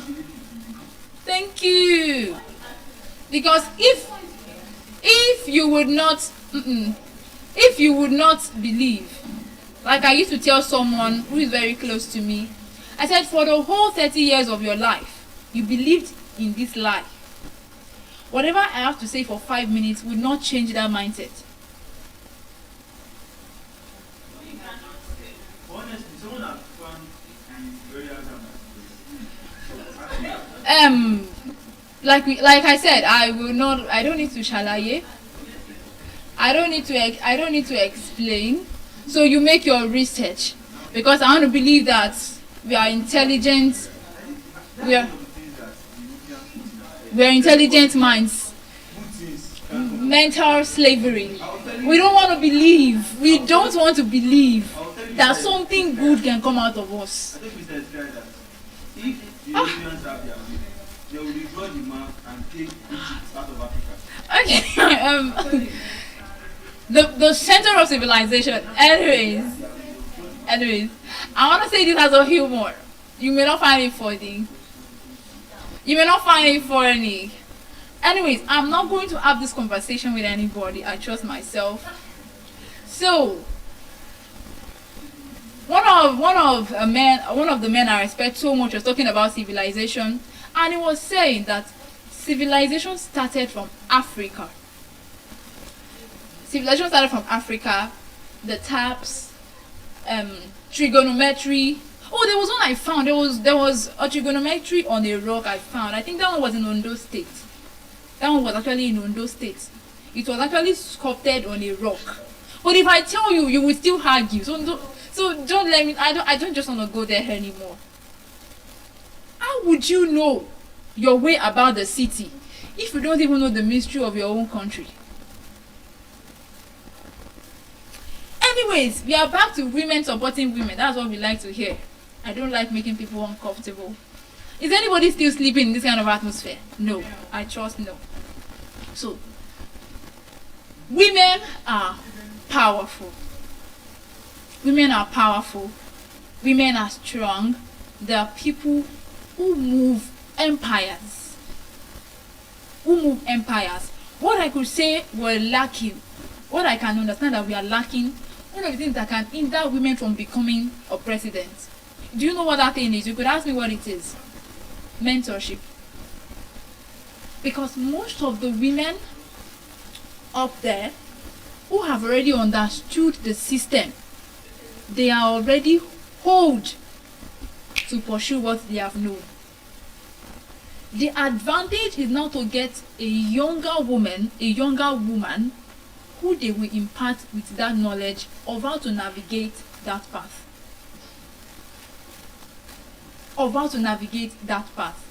So it is actually always on mentorship. And that is what you would notice about men in politics. They have a lot of mentors. Even our darling KSO, he has lots of mentors. But if I ask many of our women now, how many mentees do you have? I have a lot of mentors and mentees. How many mentees do you have? How many mentors do you have? How many people do you have who want to put their feet where you are removing your feet? Who want to put their feet? I'm not talking to you. Please, Oluwatoyin is my name. Stop attacking my namesake. Well, yes, please. Don't talk to Oluwatoyin anymore unless you want to say something nice about it. So please. Do you have mentees? Do you have mentees? Oh, actually, your niece and nephew. Yes, please, they could be your mentees. They could. So one thing that actually scares me about being a mentor, most of the young women that I mentor, they always want to be like me, and they don't know that some of the decisions that led me to where I am today was actually a mistake. But now, by default, they want to fashion their life in that way, and I don't want them to actually don't be this. No, please don't be this. I got here because I was actually shaped like this because of an error I made. You are not supposed to do this. But it is very hard because they are only seeing your success and they want to copy your process. And they want to copy your process. So I was very happy about what the CS reading of Eloquence said. Don't wait for validation. Don't always make them wait for your validation before they do things. It is when people always wait for validation, that is how you have iruromboru. They will have same pattern of problems. Just as the father has been, the son too will be in problems. So most of the times, people copy leadership styles. For example, I want to learn leadership from. I'm taking someone who is actually quite outgoing. I'm learning leadership from KSO, but I have a temperament of Mr. John. Now, some people will assume that because Mr. John is quiet, they will believe that he cannot deliver. You understand? We make the mistake of confusing the leadership styles with the personality. We're confusing the leadership style with the personality. So I could actually learn leadership from KSO and maintain my capacity. But people who have known me, they will want me to behave like my father. I will actually behave like my father, but in my own version. For example, all the people who have actually trained and poured into me, there are people who are extrovert. So when I want to talk and I'm being soft, they'll be like, talk with power. Why do you feel as if there's fufu in your mouth? They want to pass down their personality in that leadership. You have to strike a balance. Women can support women. So once I get someone today, I'll ask the first thing as a woman, what do you do? What do you sell? Which aspect of life are you finding expression? If you have not found expression, then make sure you do, because I will not even leave your neck alone until you do. You cannot be a woman around me. Maybe you're a girl, you're a teenager, you're not around me, you want to be purposeless. You either live where I am or you find purpose. Yes, I'm very unapologetic about that. You either or you will find purpose by force, by fire. So I wish I could continue, but I want to tell you, sound it to us today, that our girls are pearls. Our girls are pearls. In whichever way, our girls are pearls. Our mothers are mothers, and our women are wonders. So, if you are a girl watching me, just know that you are as qualitative. You have the same worth as a pearl. Miss Joy was having a speech, the virtuous woman. So someone was saying, who can find the virtuous woman? For our prize, it's far above rubies. That rings a bell. That's like it strikes a chord. Our prize is so expensive that you can't find it anyhow. Oh my God! You cannot finish paying the money of the head. Like faithful interpretation by Mr. KSO. You cannot finish paying the money of the head. You cannot finish paying the bride price. Our price is far above rubies. Far above rubies. So girls are pearls. So if you are not a pearl, you cannot be a wonder. And it takes a wonder. It takes a wonder to mold. It takes a wonder to mold a pearl. I actually like people who laughs energetically that way.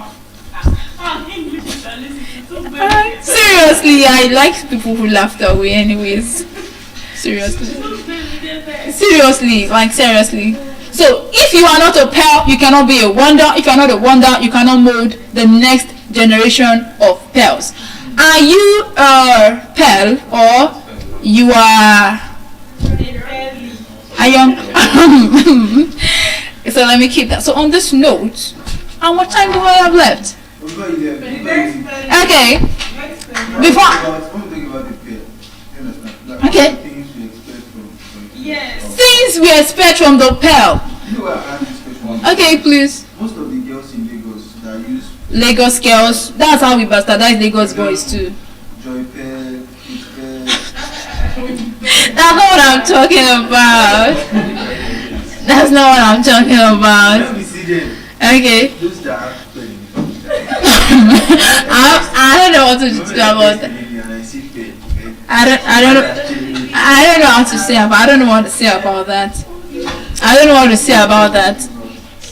I don't know what to say about that. They may be. They are priceless. It is people with price that are in People with pride. How do you know people with pride? price, yes. In Lagos. Thank you very much, gentlemen and ladies. Thank you very much, gentlemen and ladies. Thank you, Nigeria, Africa, and the global community. At this point, I would like to pass the microphone to the next beautiful speaker.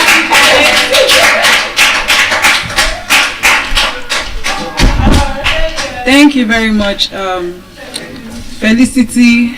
Yeah, our English lady. All right. So my name is Inseni Elizabeth Blessing. Good morning, everybody. Good afternoon. Good evening, from wherever you're watching this event from. All right. So I recall yesterday. I recall that I stood here. All right, so I recall I stood here to give my speech. That was 2 days ago or thereabouts, and you know I was doing like this self-evaluation, and I recall that before I started this speech test, I made that commitment that I was going to come out of my shell. Right, because I'm this kind of person. Like I said in the first speech I delivered, that I'm a very expressive person. I used to be very expressive, and along the line, I became this quiet. And sometimes you feel that some persons are very quiet, or some persons don't talk. But when they find the environments where they can express themselves, you begin to wonder: is this person that does not talk that is talking like this? I don't know. Are we relating to that? Have you been in such situations? Yes. Yeah.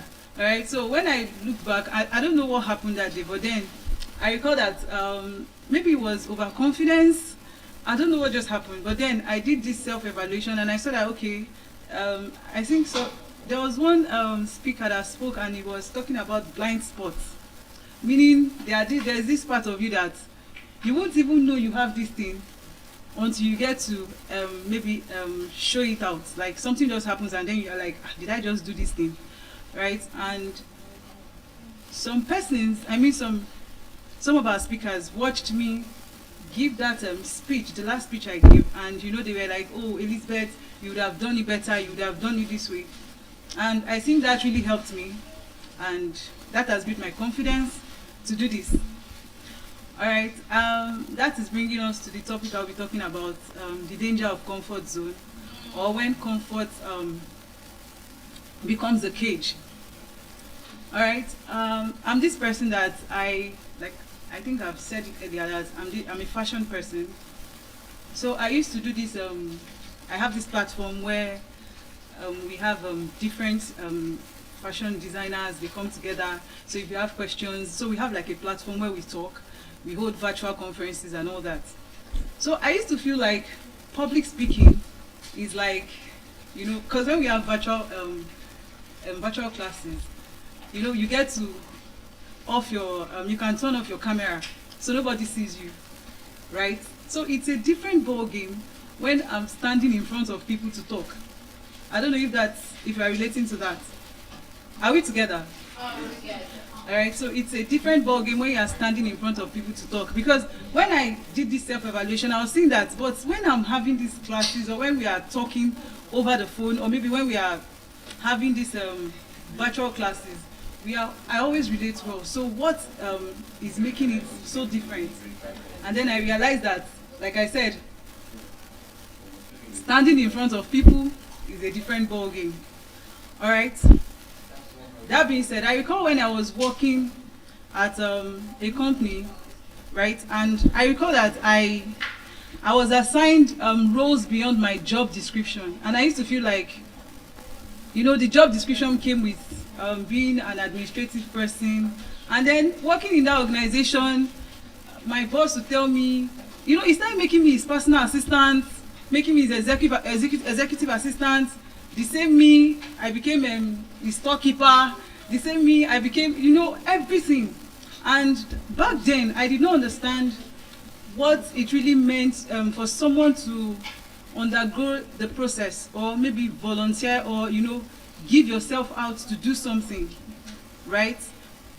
Because at the end of the day, these things would, you know, when there are spaces you would need to function, but because you had maybe taking out your time to undergo that process, you will not have problems. All right. So that being said, I was feeling like, oh, why should it be me? Why should he be giving me things that are beyond? Which of course they didn't discuss with us. They didn't give us through the reflections he was, you know, engaging us about. And that was me personally, right? Because I was like, why should I be having job descriptions beyond what was given to me in my offer letter, right? So that alone was a situation I found myself where I was living in the danger of comfort zone. All right, so I'm somebody that loves to take the lead. I'm someone that if they are giving group assignments in school, you will see me as the group leader. If they are maybe saying, oh, come and project slides, you see me, I want to take the lead and all that. And then it just dawned on me one day, I was called up to be the deputy governor of my department one time. And then I was like, how do I navigate this? Like, it was, so I'm just taking me back to the danger of the comfort zone. In my head, I'm like, how do I go about this? Like, because I'm somebody that I like to take the lead, but why me being an assistant? You get, so I'm just bringing that scenario to us. It was something that it took a lot on me, and when I was asking why did it have to be me? I mean, everybody in the department, why me? And you're telling me, oh, the department that maybe because of course there was a program I did before that program, and maybe because of the way that I'm always trying to always sticky, always trying to it's not like maybe like I said, maybe because I just want to show up or anything. No, I'm just saying that these are things that has helped me over time to come out of that person that used to, you know, want to be there, just to be quiet and all that. Okay, so that being said, I'm taking us through the storyline. There was a time I had this opportunity to learn about music. Alright, so I had this family friend that used to come around and tell me, oh, Elizabeth, come and learn about music, you're going to need it in life and all that. It's not like maybe trying to build a career in that, but I think it's just dawning on me why I didn't take that opportunity. Right? I felt, oh, there's still time, I can do other things, I can, you know, focus on some other things than doing that until life gave me the platform to really lead people in the music department in church. And then, you know, the person that was assigned as a music director was not taking the lead of that music director, music director responsibility. And then being a coordinator, I had to, you know, step in. But then I realized that there are skills you need to function in this area, right? And that is where it dawned on me that comfort zone that I had put myself way back, I mean, when the opportunity showed itself, comfort zone I had put myself, I mean, way back when I was supposed to, you know, take up the opportunity of learning that music, I mean, for free on a platter of gold. It just, you know, came that way that I did not utilize it, and now I'm needing the opportunity to, I've been given that platform to, you know, show that talent, not talent, but say, give that skills, like, put it into practice that, okay, manage these people in this church setting and all that, and it's not really, so imagine if I've taken up that opportunity. I'm just giving this as an example that is what the danger of comfort zone does to us. When you don't take up opportunities when they present themselves. Alright, so that being said, so what is comfort zone? Comfort zone is a place like is a hidden stagnation. It just keeps you in this place that, oh, you've done too much, you're enough, don't come out, just stay where you are. What you've done is enough. That's the mindset comfort zone instills in us, which is not something that is very good. Alright, so what I'll just say is that if there is something that is feeling too easy for us, I mean you are doing this thing for a long time and it's feeling too easy, then you are not growing. I'm saying that because I've experienced it here. Like I said, I've walked into this facility many times, and public speaking should have been something that I shouldn't find it very hard to do. But then it is during this event it started dawning on me what public speaking really means. I've done like a series of like I said, self-evaluation. I mean, from the beginning phase to this very time, and I can tell that the difference is clear. Alright, and I recall that also that the last speech I gave, like I said, was not very good. But then feedback is not failure. When somebody tells you, oh, this thing you didn't do it well, the best thing I should have done was, oh, okay, do you get that speech I gave, I didn't do it well. Personally, I know I didn't do it perfectly as I wanted. But then, if maybe that feedback I got, I just said, okay, I'm not going to do it again. I'm not going to come out, I'm not going to talk, I'm not going to do it. I just sat down there. Now, I've not loved myself. And that is where another danger of comfort zone. But I said, you know what? I'm going to pick up myself. However I'm going to do it, I don't know. But then, this is going to be like a training ground for me. And maybe going forward in life, I'm sure this is something I always replay. So always remember how I came out of my shell, how I came out of how I took out that stage fright from myself. All right, it's not like all right. So that being said, another thing I would say is if you do not stretch, you may never find your capacity. Alright, if you do not stretch, you may never find your capacity. So some things may feel very uncomfortable.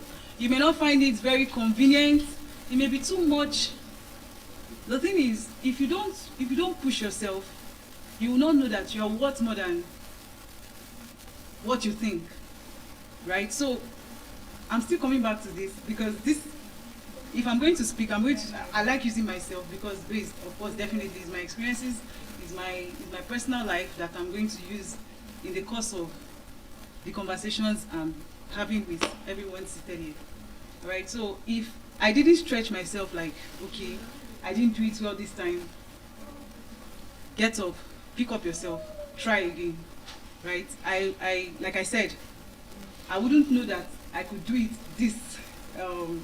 So I recall that I've told somebody, I can't recall how many people, but I know that anytime I want to come here, I will tell somebody that when it gets to this minute, please just let me know so that I can come off the stage. How many of us can relate to that? That if I come off the stage, I'll be like, if it gets to this minute, please let me know, just so that I can, because that was me in the comfort zone, trying to, I may not do it too well, I may not say the right way, and this is me that if it's virtual, if it's maybe in a different space, it might be school, like I said, when I was acting like as a deputy governor, if I'm addressing my classmates, if I'm addressing the department, I'll do it so well. So what makes it so, why, these are, do you get? So I'm just saying that if it does not stretch you, you would not know your capacity, right? So that being said, comfort zone is a place, like I said, you feel that, I've done too well, I've tried, it is, you feel like it is very attractive. You feel like what you are doing is very attractive. Let me not, go beyond this level. Let me feel, are we together? You feel, I'm doing enough, I'm okay at this level, but that is not the way to grow. That is not a good way to grow. All right, so in leadership, whether government, business, or as individuals, the biggest risk is not failure. It is getting too comfortable with mediocrity. I repeat, in leadership, whether government, business, or as individuals, the biggest risk is not failure. It is getting too comfortable with mediocrity. You just feel the spirit of average. As long as I'm not failing, let me just be there. Right? Let me just be there. I'm not failing. Let me just, as long as when people are going, I don't know, even in school, we have this statement of, let me just be there. As long as my mates are, I don't know if you're finding that relatable. So, do you get, so that is, that's comfort zone. That's what it does to us. All right, so another thing I would say is organizations don't grow when people try to play safe, but when they dare to speak, act, and take responsibility beyond their convenience.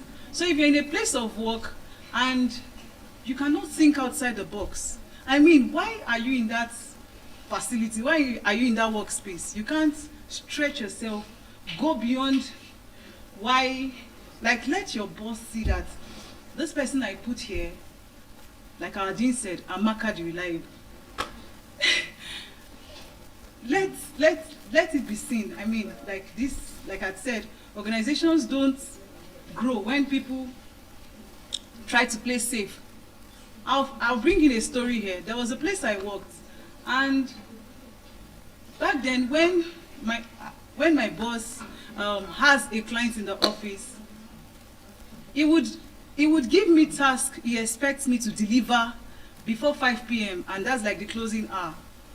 And instead of me to, there are some things I need to ask him while I'm on the job, while I'm executing the duties, or maybe if I need something, I go to ask him.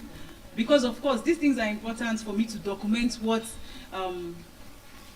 he needed me to do, right? So I would wait for him, maybe if he has clients, or maybe he has a guest, I'll wait for those guests to leave. And sometimes before these guests to leave, they'll leave by maybe 6 or sometimes 7. And then when it is time for my boss to, oh, Elizabeth, I'm sorry you had to stay this long and all that. So where are the things I told you to do? And then I'll now come up with this excuse. Sir, you had clients. That's why I didn't come inside. And that is where this explanation I gave, that organizations don't grow when people try to play safe. At that time, when I was still trying to, build my organizational skills, I don't want my boss to overreact. I don't want him to, and he would tell me, Elizabeth, don't assume for me. You should have just come in, and at this time, this is 7 p.m. and I need this thing, so how do we go about it? So then I'll start having to wait, and then now try to get that thing done. But then I learned, and it's a different level at this time.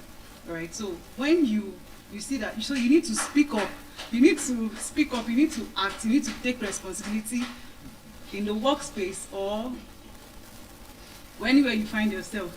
All right, so that being said, another thing I'll say is that comfort zone kills potentials. Comfort zone kills potentials. All right, so if you have maybe some talent, some skills, or some area of interest that you may want to explore, but then you feel like there's still time,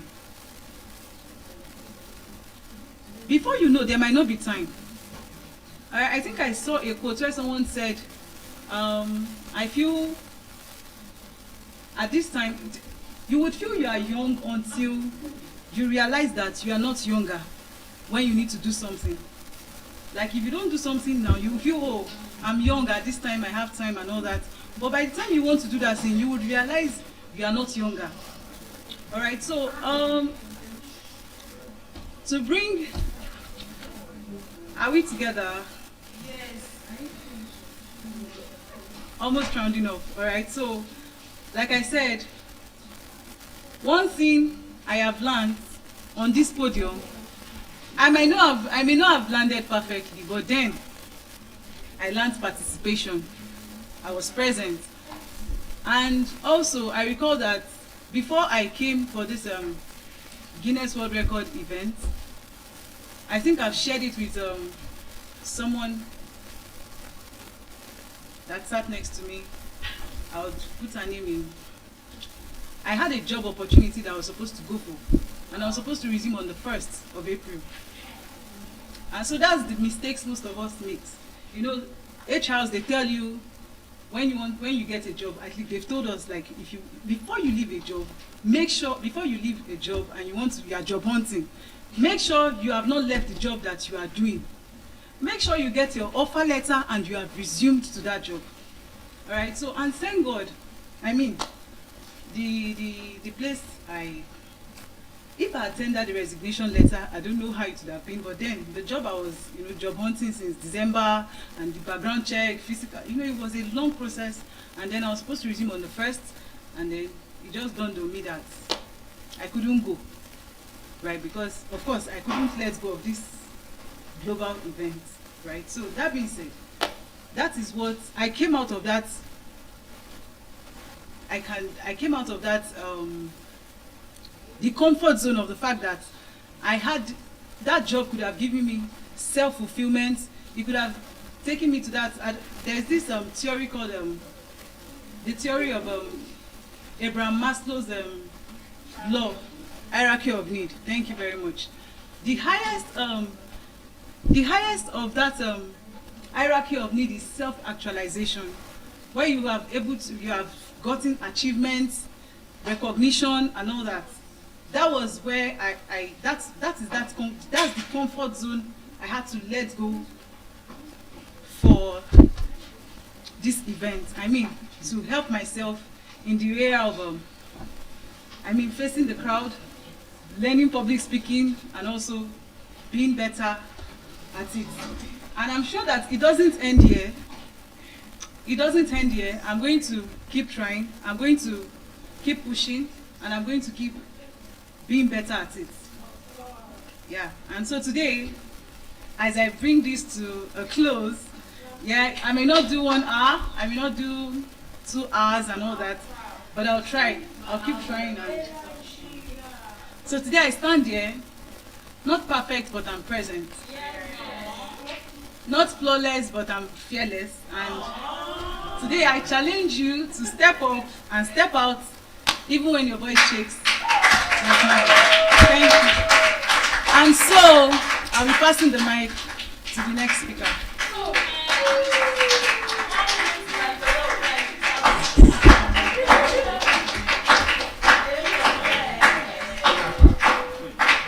Good morning, everyone. Good morning. It's been amazing so far. Well, I don't know if I'll ever talk about medical stuff. I think today will be the first time I'll come with a single paper. Shows that I was telling my friend, I said all the things I've been preparing, everything is already getting exhausted. Sorry. Alright, so I was really thinking hard about what to talk about today. I'd already exhausted some of the things I prepared, and I just decided to share some of the things I'd learned.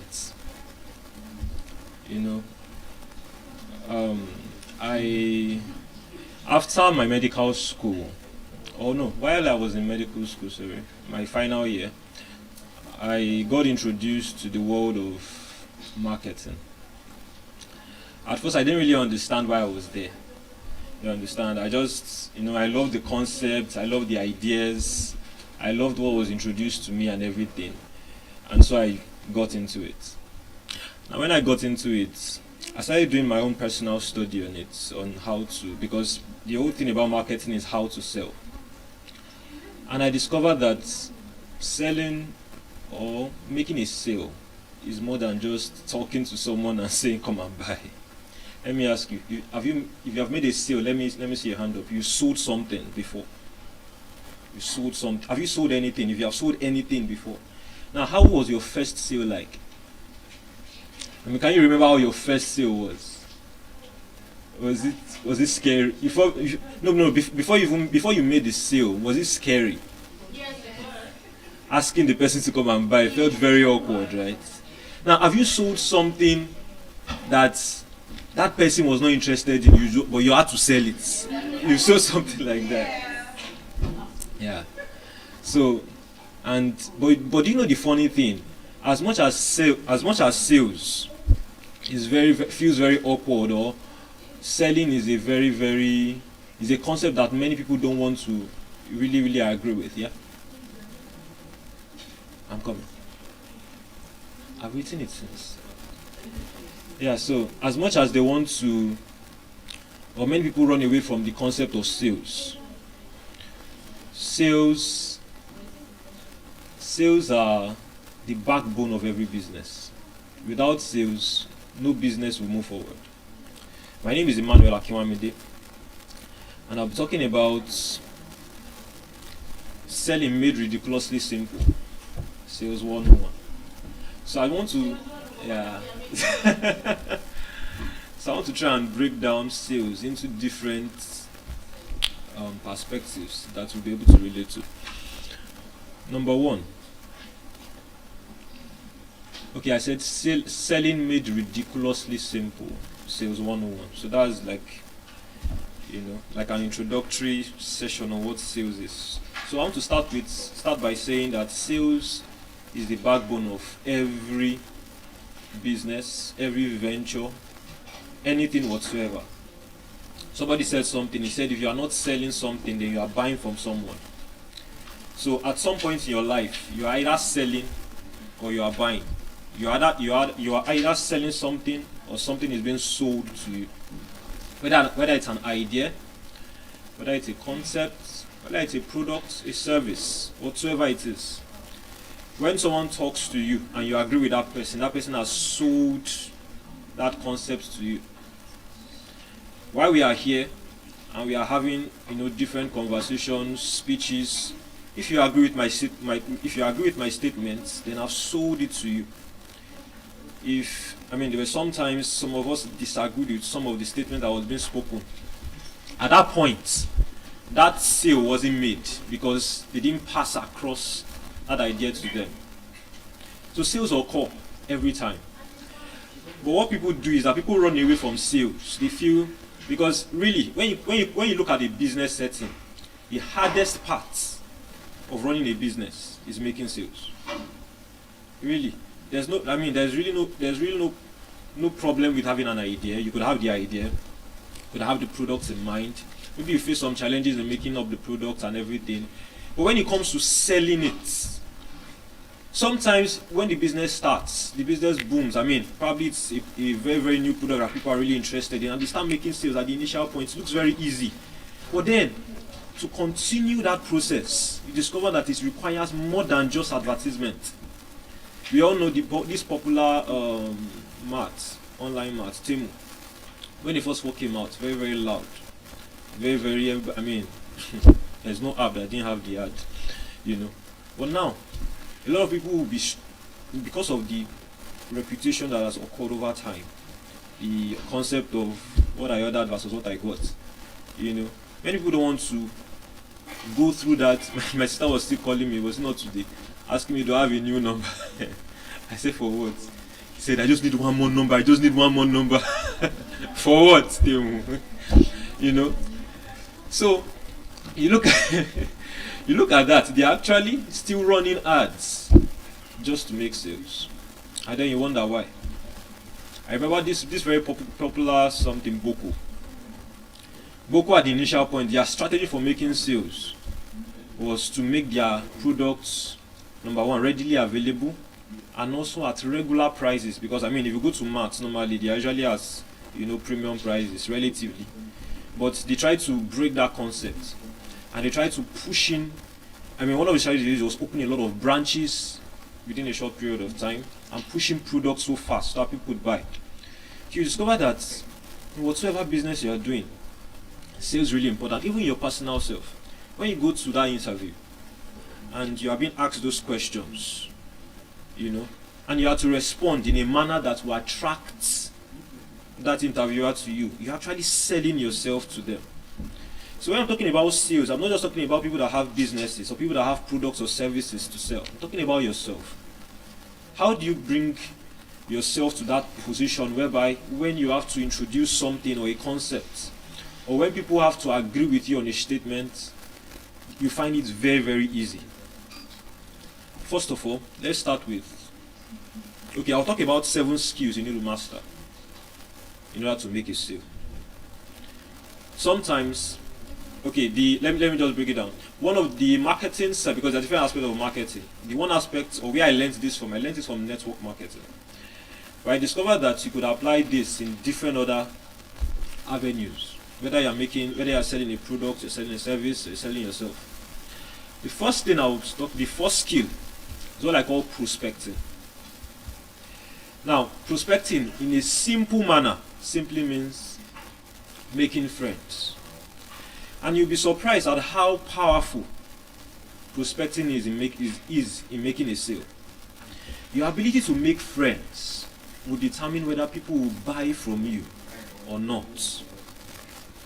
Your ability to make friends, or your ability for people, or for you to connect with other people, will strongly determine whether or not you make a sale. And when I mean, of course, I've already explained what I mean making a sale, not just product or service, but even yourself. One of the reasons why some of you would listen to me is because at some point in this course, we've become friends. And that's why you can listen to me, or sometimes even agree with me. If, for example, I want to sell, let me come back a bit. Now, prospecting, as I said, is simply the act of making friends. Now, when you're talking about selling, you have a market you sell to, right? There's a set of people that you want to sell to, or a particular group of people you are targeting. Now, we call that markets. Now, there are 3 different types of markets. We have the hot markets, we have the warm markets, we have the cold markets. Now, when you talk about the hot market are people that are really familiar with you. So, coming back to prospecting now. So, the part of prospecting is turning cold markets into hot markets. Now, let me come back again. I talked about hot markets, warm markets, and cold markets. Hot markets are people that know you, they like you, they trust you, they are really familiar with you.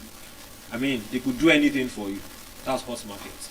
Warm markets are people like, your friends, your acquaintances, people that, you just know on the surface level. People that you just, have a very, very, a cordial relationship with, at least to a level. And then you have the cold markets. These are people that you probably just met at that instance. People that you don't really have something binding you together. Just at that point, that's cold markets. Now, once you meet someone, prospecting, as I said, is the art of making friends. Now, the first thing, the cold markets. Let's assume I'm meeting our amazing English speaker here for the first time. Now, I greet you, right? That's really the conventional thing. Now, the moment I greet you, you already become a cold market to me, because we just met. You respond to my greeting. If you don't respond to my greeting, of course, I can't do anything. I can't even. Of course, you don't respond, so I can't sell anything to you, whether it's an idea or whatever. So you are already cold market. Now, if I take the next step towards knowing your name, collecting your number, probably on the bid to establish further conversations with you, I'm already transitioning from you being a cold market to a warm market. Now, if we continue that conversation for a while, and then at some point you got interested in whatever I was going to, tell you or whatever, and then over time, we got talking. Then at some point, we became very, very close friends. Probably call me and tell me some things. At that point, we're already moving beyond the warm market to the hot market, because at that point, you don't just know me, you don't just like me. Now you're beginning to trust me. Now, I'm talking about prospecting, right? Your ability to transform a cold market to a hot market, can thoroughly influence your ability to make a sale. And some people do this at an instant. Some people do this at the spot. Now let me give you some quotes. If you want to make friends at a spot, I tried something today. I wanted to buy fruits. Of course, it was at a Keja, and I stay at Ikotu. If I want to buy fruit at Ikotu, of course it's relatively cheaper. And I'm coming to Ikeja, it's going to be a bit more expensive, right? So but I didn't want to spend so much money. And I wanted to buy it relatively cheaper, at least at the same price. I usually buy it. So when I got to the Malam's place, the first thing I said was, Malam, your shop is very beautiful. You see that thing I just said? The moment I said it, they just started smiling. They were like, that was the first thing I said when I got there. I didn't say good afternoon. I just got there. I just said, I said, your shop is very beautiful, because the way they arranged all the fruits were very, really nice. Now what I did was to give a compliment, and that's the first thing. In a bid to make friend, or to make a friend, or to make friends, if you can apply a concept of giving compliments, I can assure you, there's nobody that will say no to a compliment. If I see you on the road and say, wow, your hair is really nice, what will you do? Will you not smile? No, you will laugh. So, making compliments is a skill that you need to make friends. Knowing how to give a compliment. And not just knowing how to give a compliment, but knowing how to give genuine compliments. Because people can tell when you are, not genuine. But being able to give that genuine compliment can really go a long way in making friends with that person. And as I said, if you are going to make a sale, whether you want to sell an idea, even to an interviewer, sometimes if you are really, really good, you may not really say it so obviously, but you can introduce that compliment in such a way that they have no choice but to just connect with you. And sincerely, compliments make you connect with anybody. Well, except maybe someone that is depressed. Maybe someone that is depressed at some point, you may not smile, but let me listen to this person, So compliments, and they have to be genuine. And it doesn't cost you. If you think about it, it doesn't. It doesn't. Just to tell someone something good about them. I like the way you walk. I like the way you talk. You look nice. Even if the person really isn't looking so good, there's something good to say about everybody. Something good. Some people have this very judgmental mind. When they see someone, they want to break down that person into all the negative things. No. See, the more you can compliment someone, the more friends you have. I assure you. You'll be really surprised. You don't even need to be a talkative, or you need to be you don't need to be an extrovert. As introverted as you are, if you know how to give compliments, your number of friends will exceed even an extrovert who is very judgmental, I can assure you. So knowing how to give a compliment will not just make someone know you. Because see, look, I told you about know, like, and trust. Right? When someone knows you, likes you, and trusts you, they will buy from you. Very easy. If you give a compliment to a person and the person accepts that compliment, the person already knows you. The person may not even know you per se, may not know your name, but the person has liked you already. You've jumped because I said no, like, trust. You've jumped no. The person doesn't know your name. He already likes you. Because, come on, that compliment's really nice. It made me feel good. And there's this thing we said. To get what you want, give. How did he put it now?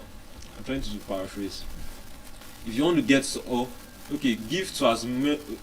I can't really put it together. But to get what you want, give to other people what they want. If you give to other people what they want, you get what you want. I think that's the way. For example, if you give to many people what they want, at some point you are going to get what you want. And that's the same thing. So, in the aspect of no liking and trusting, compliments make you jump the aspect of you don't even know. The person doesn't need to know you to like you by just giving compliments. Very simple.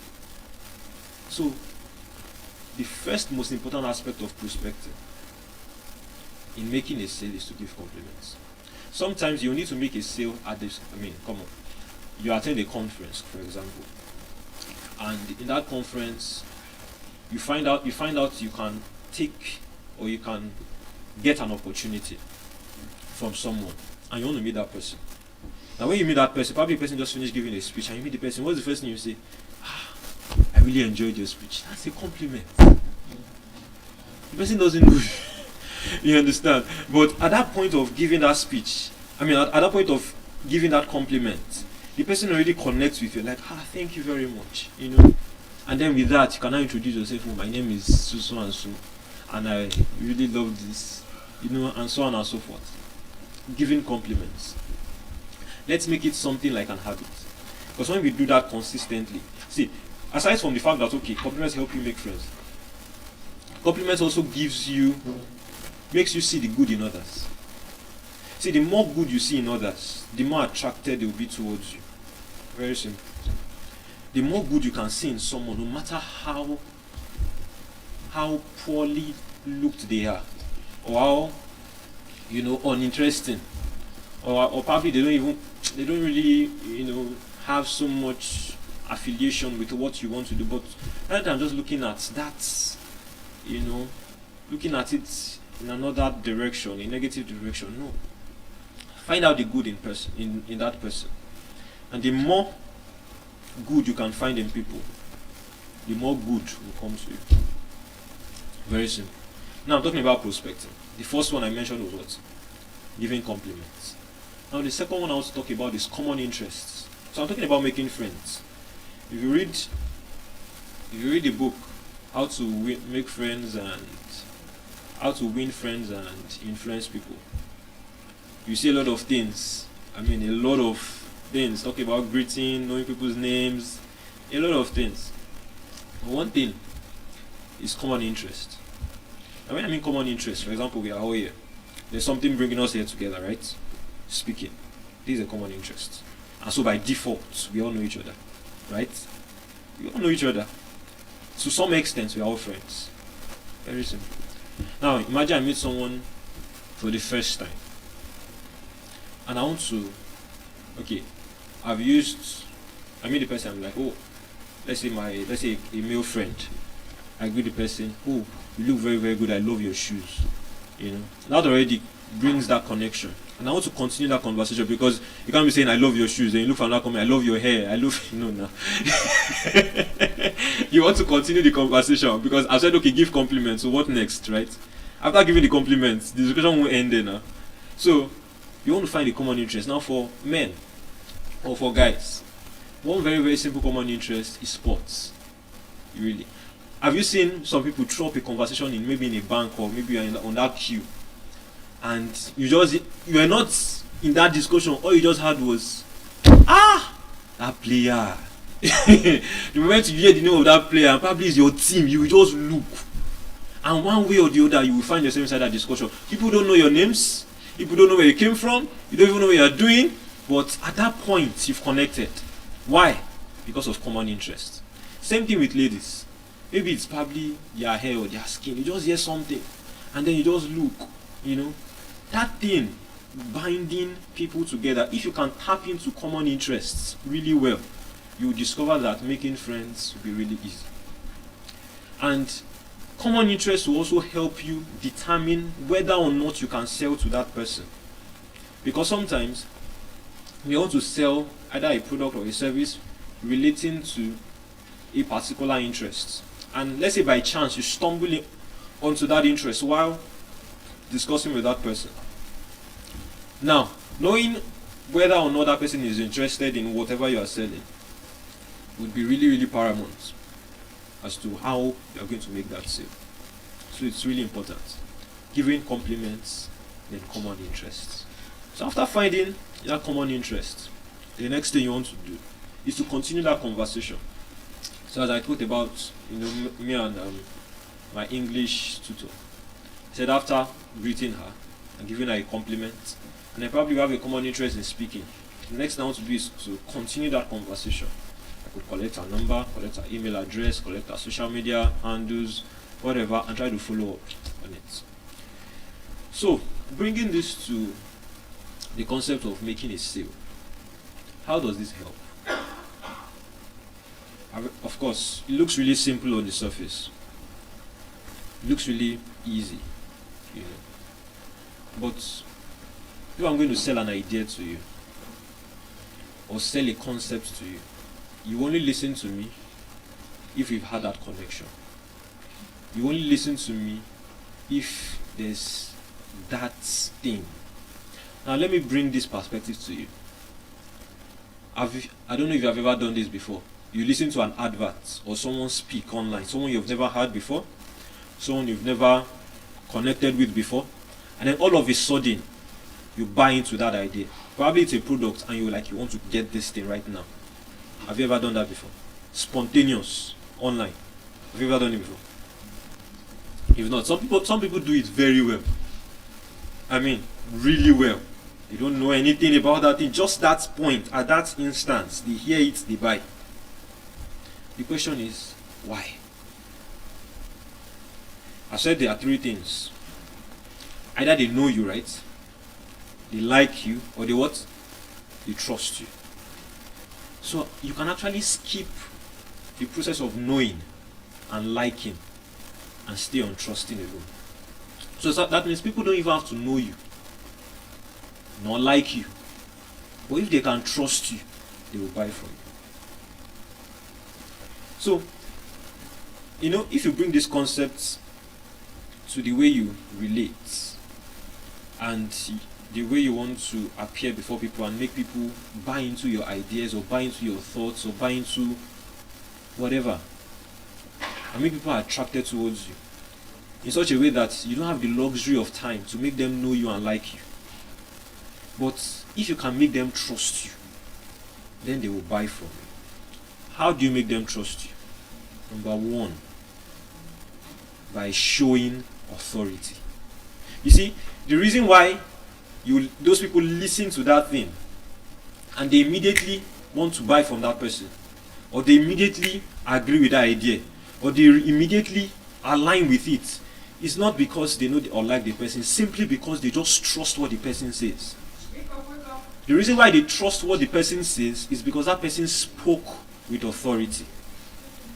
That person spoke with such command in their field, such that it makes it difficult for you to doubt them. In fact, funny enough, you don't even know whether what they are saying is true. That's the thing. You probably don't know. But the approach of that person, the confidence of that person, the authority that person exudes, gives you that notion that you can buy from this person. If you can exude authority in your field, especially as a speaker, in your niche, if you can exude that authority, people will buy from you.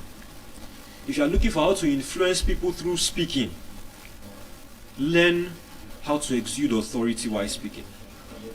If you are looking for how to sell to people, probably the kind of product or service you are selling is something that will not require you to, make a lot of friends within a short period of time. Or people may not like you within that. I mean, just have a very short window period. Then figure out a way to make people to trust you. And how will you do that? Exude authority in that field. Once you do this, you discover that you sell easily. You don't have to struggle. In the concept of selling, there are two words: convincing and persuading. They sound the same, but in this field of marketing, we distinguish them. Now, what is convincing? If I'm convincing you to do something, you probably don't want to do it. So I have to convince you. I have to make you see reasons why you must do it. So you don't want to do it, but I want to make you do it. That's convincing. Now, if you convince people to buy something from you, you are going to work really hard. Really, really, really hard. But if you persuade someone, the person already has that interest. The person already wants to do it. But he's just dragging his feet. So your work is easy. All you just want to do is just make the person see the bright side of things so that the person can buy. Convincing and persuading. And you see, one aspect of persuading, as bringing it back to the know, like, and trust, is your ability. I mean, imagine it's someone you don't know. To persuade someone like that, then you need to be able to. You need to make that person trust you by exuding authority. If you have the luxury of time to really, really prospect, then you need to make that person know you, or like you, or both. So prospecting is a core skill in being able to sell. Your ability to make people know you at a spot, like you at a spot, or trust you at a spot will determine how far or how much you'll be able to sell. And when I mean sales, as I've said, not just a product or a service, but also yourself. Because many times we want to sell ourselves, we want to show people that we can do this, and many others. So that's prospecting, the ability to make friends. I'll talk about the second one. The second one is invitation. Now the reason why invitation is here is because when you look at the concept of marketing or network marketing, most of the time you are being invited to come for an event. And so you see that process of inviting people to come for an event itself is a skill. Now bringing it to a classic picture of everyone, either you're selling a product, service, or yourself. Invitation is more of getting people to continue or to enter a conversation that actually relates to what you want to sell. So sometimes it may not be a physical presentation or an event per se. It may just be that discussion that you want to engage that person in.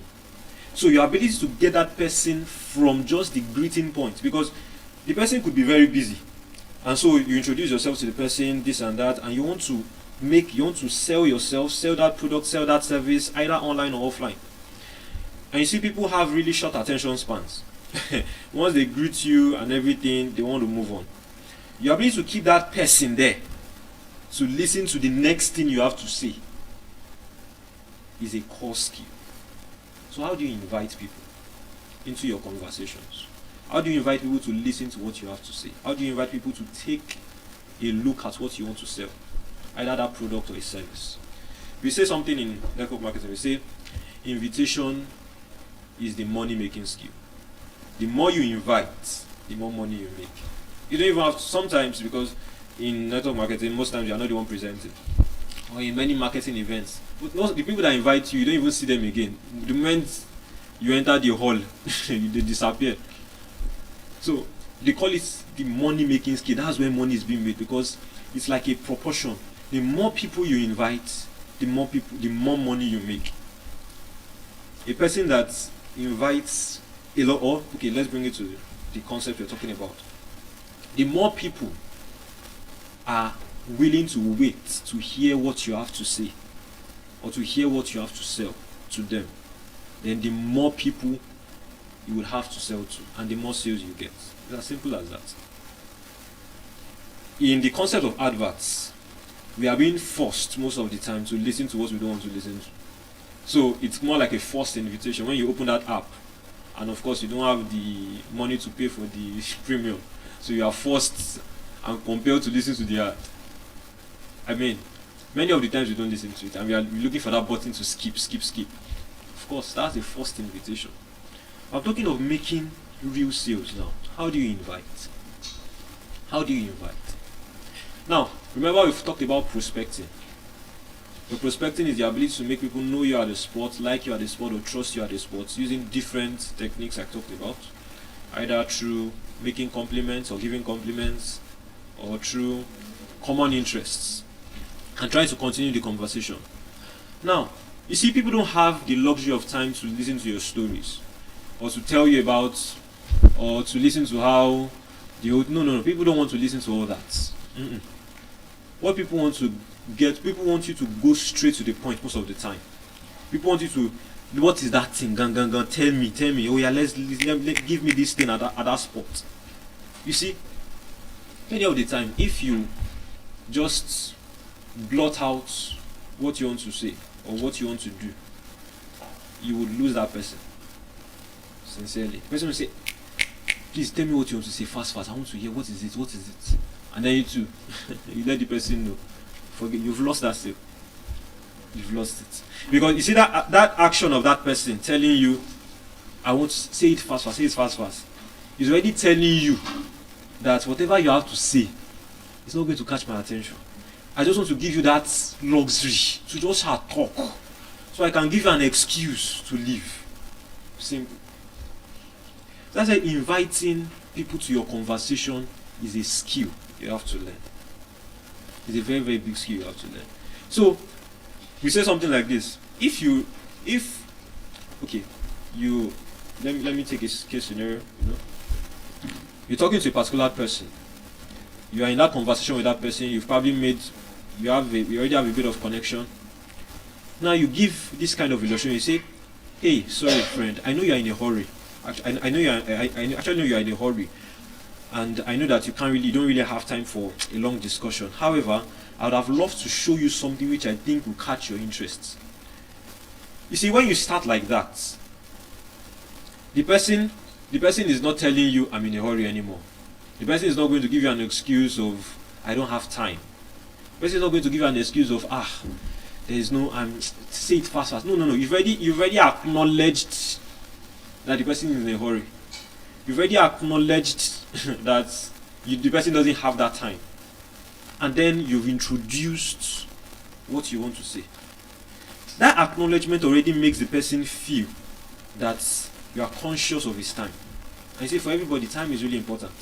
The moment you can make someone feel conscious of his time before entering your conversation or your speech or your sales speech, at that point, you've gotten a portion of the person's attention. Because the person will know that, okay, whatever you want to say wouldn't take so much time. And it's really important that aspect. Taking advantage of the fact that people are always in a hurry. People are always in a hurry. They don't want to listen to long stories. They want to hear it sharp. So if you make that reference, you get that person at that point. You get that person at that spot. So you say something like, "I know you are in a hurry, but I know that you don't have so much time for this discussion. However, you don't have so much time, and I also don't have so much time, and so I'll try to be very, very brief." See, when you say these words, they make people want to listen to you and to want to hear the rest of your conversation. Invitation. And as I've said, the more people you invite to your conversations, the more people you'll be able to sell. You'll be able to sell to.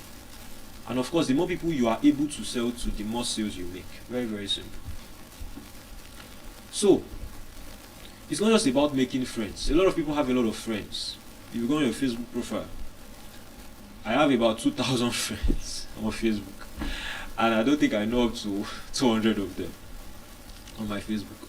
I don't even think I've sold up to even 200 or 100 of them. No. So we have a lot of friends. So prospecting, yes, prospecting is really good. You meet people, you make friends with people, but how many of these people are you really selling to? How many of these people are you selling your product to, your service to, or yourself to? Either for an opportunity or for something. How many? Your ability to translate your prospects to your customers lies very, very keyly, or one of the key things it lies on, is your ability to invite them for a conversation, to invite them for a presentation, to invite them for a sales pitch or whatever. And so to move from that, from just being friends, to make them actually listen to your customers, to listen to what you have to tell them in your pitch, taking advantage of the fact that they're always in a hurry goes a long way. A very, very, very long way. So I've talked about two skills: prospecting and inviting. I'll talk about the third one, which is actually the presentation itself. So I broke it down. I said, before you actually go into the presentation, don't just blast it at them. They will reject you. You see, there's something we call rejection in making a sale.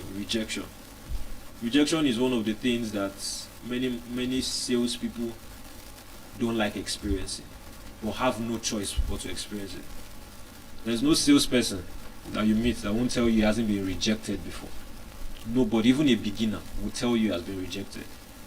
And not just even salespeople, even yourself. There are many times you have expected many things from many people. You've asked them for things and you've been rejected. So rejection is more like a regular part, a regular aspect of everybody's life. So one of the things we want to do as salespeople, and when I mean salespeople, I'm talking of everyone here because everybody is a salesperson. You are either selling something or you are buying something, as I've said. The ability to limit the amount of rejections or to translate those rejections to actual sales will go a long way. So don't just jump into your presentation or what you have to say at once. No. If you do that, you won't really go ahead, you won't go far. I talked about earlier on, bearing fruits. And I said something, I said, once you have fruits, once you have value, when people want to come to you, many people will be attracted towards you. But you see, sometimes attraction doesn't translate to sales. Attraction to your gifts or to your talents or to what you have doesn't usually translate to them actually bringing out their resources to sponsor you or to buy from you or whatever. No, most times it doesn't translate it. Sometimes they just come to admire and to just watch. Sometimes they probably have the resources, but they drag their feet and they don't want to drop that money. So your ability to translate that, to translate those people that have come to watch you to actual customers relies on your ability to invite them for that conversation. And so once you've invited them and they are ready to listen at that point, then you hit the nail on the head by giving the actual presentations. Now for everybody here, by virtue of the fact that you've been in this, in this marathon for this period of time, already places you among the top people in terms of presentation skills. Either it's giving long speeches or short speeches, telling stories. These are aspects of presentation. Now, I'll talk about one thing about presentation that every single person, an amateur or a pro, needs to know. In fact, once you apply this one skill, you'll be able to sell anything whatsoever. And what's that skill? The art of storytelling. We have this saying, it said, facts tell, but stories sell. You see, many people don't buy because they like your product. In fact, most people don't buy because they like your product, I can assure you. Sincerely. You don't buy because that product is appealing to you. Yes. Sometimes when products appeal to you, you don't even have the resources to buy it. You only buy. You only buy when your emotions are triggered. Sincerely. You don't buy based on facts. Okay, no, you don't. Most of the time you buy because you are moved emotionally. In fact, sometimes you buy some things that you don't need. And you ask yourself, after you bought it, you're not asking yourself, why did I even buy this? Why? Because at that moment you were just emotionally triggered. And what are the good emotional triggers and presentations? Number one is storytelling. If you can tell good stories about what you want to sell, I can assure you, you will make more sales than someone who is telling all the facts. Far more sales. See, many people don't want to hear, the figures and the digits and all the statistics. No. Yes, that could bring more credibility to your presentation, but it won't offer the sale. The main purpose of making a presentation or giving that talk or that conversation to that person is so that that person can buy from you. You see, one of the things about speaking and people that really, really do well in speaking, or people that give long speeches and they are always interesting, is because they're always able to tell stories that relate to that topic. So your ability to tell stories will help you sell faster, will help you sell more within a short period of time than people that just tell facts. So storytelling. Facts tell, stories sell. And as I've said, people don't buy because they like you. They like your products. Of course, they will listen to you because at some point they liked you or they know you or they trusted you. But you see, for them to lay down their money, you need to bring them to a point of emotional. You need to bring them from that logical point of view to an emotional point of view for them to actually drop that money or that resource that you need. And the more emotional you make them, the more they will go for it. I can assure you. Mrs. Oluseyi, when she was talking about opportunities, and she was talking about the fact that not all opportunities are made for people. It's meant for everyone. And she said one of the ways she identifies it is when it sounds in a hurry. You see, that strategy of being in a hurry is what salespeople use. They want to make you emotional, to make you feel that if you don't get this thing now, it will disappear. This is a big opportunity, and that's a strategy. And you see, there are many ways to apply it. You can make someone feel in a hurry in such a way that person looks. It looks like it's dubious. I don't want to do it. Come on, why in a hurry? You could also bring hurry in such a way, and the person would actually go rush towards you, and would be pleading to get that sale from you, or to get into that transaction with you. So your ability to make people emotional about what you want to sell to them will help you get that sale. I've noticed something. If you look at people that ask money from their seniors, especially ladies, that you probably want to ask for money from your uncles or from your aunts or something. Ladies get more than guys. Why? Simple. No, really, that's the truth. Ladies get more gifts than guys, because for guys we have that ego there. We don't want to break down. We don't want them to see it. No, but ladies don't mind. In fact, that's part of their pride. Their ability to make you feel, and that's it. If you can bring someone to that point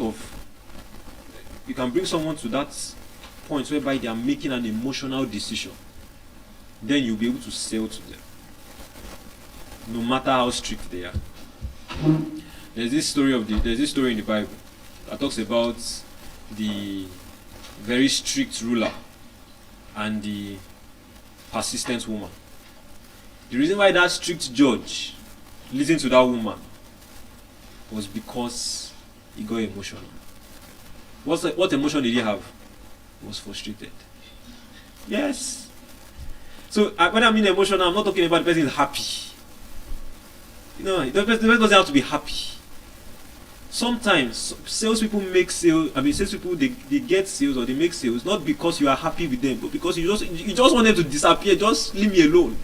And people have, you'll be surprised. People have that money to chase you away. They just want to chase you away, just so that you can leave them alone. I'll buy from you. I'll just be going. Thank you. It's enough. For them to get to that point whereby they are already tired of what you are saying. Oh yeah, what is it? Let me, and then you make that sale. And sincerely, the point of your business is to what? Is to make a sale. Really. When you make that sale, how you will retain that customer is not in the way you make the sale. No. It's not in how you no. It's not how the person felt when you were making the sale. If the person sometimes you may feel like, okay, if I'm making this sale, the person has to feel good while buying from you. No, the person doesn't have to feel good. The person can feel good after using your product and your service.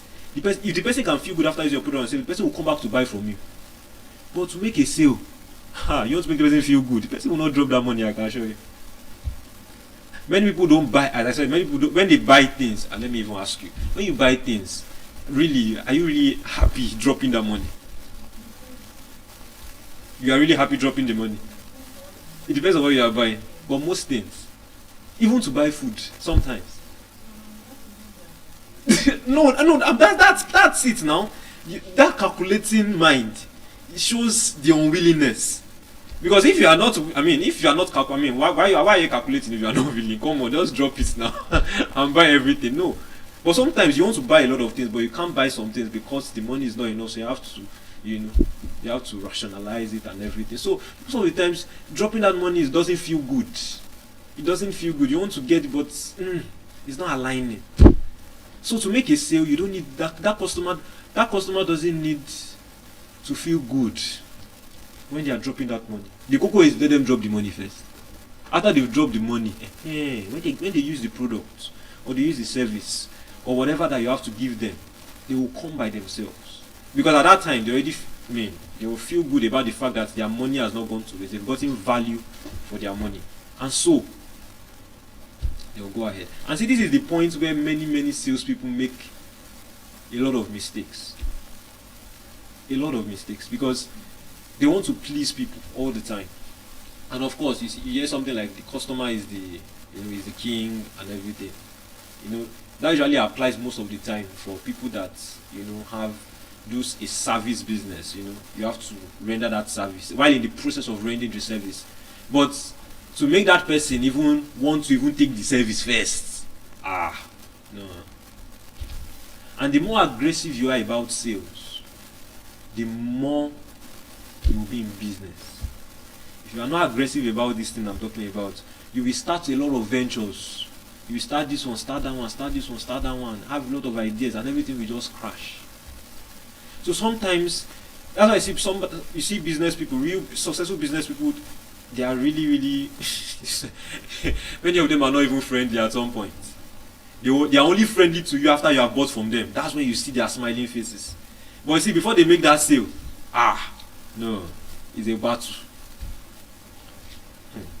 So, presentation, the ability to tell stories and make people emotional. Now, I've already talked about the fact that when I mean emotional, I don't mean they are happy with you. No, sometimes you have to make them feel sad to buy from you. Sometimes you have to make them feel frustrated to buy from you. Sometimes you have to make them feel like they are losing a lot before they buy from you. The most important thing is sometimes they even have to feel good. Really. They have to feel, relatively, happy. But of course, so the ability to make your customer emotional would determine whether they buy from you or not. And that's the crux of a presentation. Usually a presentation that's targeted towards making a sale. Now after making that presentation, of course, you're going to go into presentation, talking about a lot of things, knowing how to craft your speech, making it short and interesting. Another thing about, one very short thing before I move to the next point about the presentation is, now I've told you about that facts tell and stories sell. Please, when you're making a pitch to someone to buy from you, don't tell them how good the product is. Yes. Don't tell them how amazing it is. Don't tell them the process of which you made it. Probably the process was so intriguing. Probably they don't want to hear all those things I can show you. The only reason why you buy something, take a look. Just look at yourself. When you want to go buy something, when you want to buy food, do you want to know how the food was made? Answer me now. No. Do you want to know whether the food is beautiful? No. Your whole point is, can this food make me okay? So when you want to sell, what you are selling is the results. So when you're making a presentation towards making a sale, sell the results. If you are going to give stories relating to that sale, make that story tailored to the results you want to sell. If you want to make a business pitch, I usually invest in people's businesses. If you have a very good business, it's not plenty money, but small money, I'll just put it there and okay, let me, of course, with returns you get. So there was this particular lady, one of my friends. I just met her at a conference. Wow, very long time. So she was selling Zobo, and I tasted the Zobo. It was really nice. I was like, wow. So I told her okay. I told her I want to invest in your business. Oh yeah, sell yourself to me. And all of a sudden I said yes. But I was almost sleeping because you see, as an investor, What I want to hear is not how nice your product is, or what you used to make this woo, or I don't sincerely speaking, I don't want to hear any of those things. And I can assure you, no investor wants to hear that at the first thing, because I'm going to drop my money. What I want to hear is how much will I be getting back? That's the first thing. That's the first thing. See, I want to drop my money. The next thing that comes to my mind is, okay, as I'm dropping this money, sincerely, how much interest am I going to get? What is going to be the duration of time? Then the next thing I want to hear is, okay, if this is going to be my interest or the money I'm going to gain, then how are you going to actually do it? How will you make me that money? What's your marketing strategy? Like, that's what I want to hear. Not the product is good, the product has its own, my business. You just bore me. I will just lose interest. I won't want to even give you the money anymore. So it's the result you sell.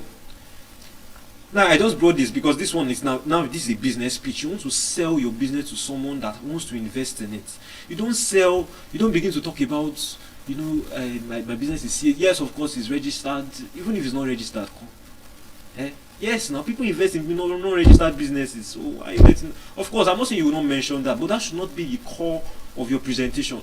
Your presentation should be centered around the value that person is going to gain. See, if you should center it around that value, the person will want to, in fact, the person would already be itching to drop the money. I went for a particular sales event. We were to sell a 1 million naira product. A 1 million naira product. And it was a very big event. It was at Sheraton. Very big. A lot of people were there. That was the first time in my life I would see a crowd seated. That crowd should be nothing less than, if I'm sure, less than 3,000 or 4,000 people. And they were selling a 1 million naira product. And people stood up, lined up to buy.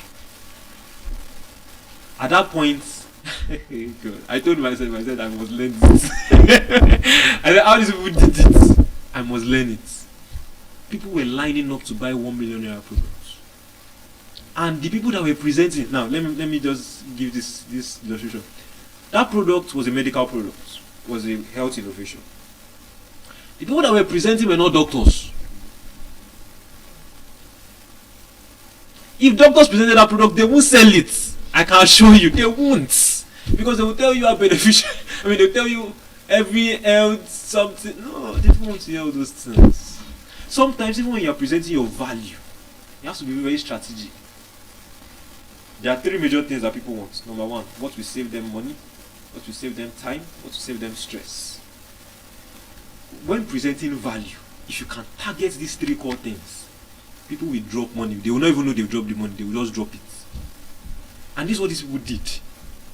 They learned how to channel the value of that product towards making them save their time, save their stress, reduce a lot of headaches, and of course, even save money. See, no matter how rich that person is, I can assure you, if they can save some money, they will buy. No matter how rich that person, in fact, extremely rich people, one of the ways to get through to really influential people is when you can learn to save their time. Because at that level, they already understand that the most valuable thing they have is their time. They know that they can always make money. They know that they can always make the money. Money is not running anywhere. But you see, that time is very limited. So whatever you can do to ensure that their time is saved more. Somebody said something, it was a multi-millionaire. He said most times, the way the rich think, most times you think that they are, no. He said they think very simply. If you can give them something, you can bring something to them that will give them an extra 1 hour. Sincerely speaking, they will spend as much as possible to do that. Sincerely speaking. So when presenting that value, or when presenting that product or that service, or probably you are pitching your business to that investor, approach it in that manner. Save their time. Think of ways to save stress. Think of ways to save their money, and I can assure you will make that sale. So your presentation, aside from the fact, now I'm talking about presentation. I said number 1, tell stories, because facts tell but stories sell. Number 2, be emotional or trigger emotions through your stories. And I've told you, it doesn't matter the type of emotion. Ensure it's an emotion. It might be good or bad. When I mean good or bad, it could be sad, it could be frustration. As long as it's an emotion, the person will likely buy from you. And then, don't sell the processes, sell the results. Now, another thing, people that do consulting, or you probably want, your business is in the line of consultation. You make consultations, you give consultations. You're a business consultant, or you're an educational consultant, whatever consultant you are. When selling that service, what will help you make more sales is the results of your consultation. Not if you come to me, I'm going to take you through an 8-hour lecture, and in that 8 hours we're going to talk about it. I can assure you that person will buy from me. Because I mean, all the person is saying is, once I drop this money, I'm going to spend 8 hours with you. Why? Once I drop this money, you're going to bore me through this. Why? The person will begin to ask lots of questions of whys, and at that point, the person is already losing interest in the sale. But if what the person is hearing is, once you start this consultation with me, in 30 minutes, you would have already gotten this. Who has seen this AI ad before? It says, after the first 30 minutes, you would have you would have learnt the skills. After the next 1-2 days, you would have become. There's a way they arrange the values. Of course, it was a 1 month program, but they did not say, you are going to spend 1 month with us. By the time the customers hear you are going to spend, I mean, that time alone already scares the person. But when the person is hearing that, after the next 30 minutes of our conversation, you're already going to get this result, the person is like, wow, okay, I'm interested. Then fast forward, because if the first 30 minutes can give him that result, the next thing the person is like, okay, what if I now do 2 hours? And then you now mention this. After 2 hours, you're going to get this result, and the result is even like, the person is like, okay, that's good. So you sell the results. Maybe after the person has paid, you can now start, okay, this is how you're going to go about it. But real professional salespeople will not just go straight into the processes of how that service is going to be rendered, or that product was made, or how your business was created. No. The results. Sell the results, and sell it in such a way that it will save them time, save them money, save them stress. Once you can do this, then you've had a successful presentation. Now, after presenting, you have to make the sale, because what you've done in presentation basically is to introduce them to the value that you want to give. But then there's something. Now I'm going to get to the 4th skill, and that skill is what I call close down. You see, when we say close down is your ability to translate them from that emotional point. They want to drop the money, they want to pay for that thing, but they have not paid yet. They have not paid yet. They want to, but they have not yet. Because you see, that's between that moment of wanting to and the moment of actually paying, there's a gap. And I can tell you that gap is quite huge. Because see, there's always that hesitation in every person before they buy that thing. There's always that hesitation. Always that hesitation. So you need to be very, very conscious of that fact, that okay, yes, you've done you've made them emotional, you've told them the value of your product and everything. Okay, I want to pay. But they've not paid yet though. I want to pay. That's where they are. They've not actually paid yet. So to translate them from that point of wanting to pay to actually paying, that's a skill. And we call it closing them. We close them. And the very, very simple way to do that is to make them be in a hurry. See, if you linger at a sale, the more you linger at a sale, the less likely you are to actually make that sale. The more you linger at that point of wanting to, so all the customer is that is wanting to, I want to, and they've not actually taken that step towards selling, the more they stay at that position, the less likely they will be to pay. So what you want to do is you want to shorten that moment, because the hesitation is present in everybody. No, they don't want to drop that money. They don't.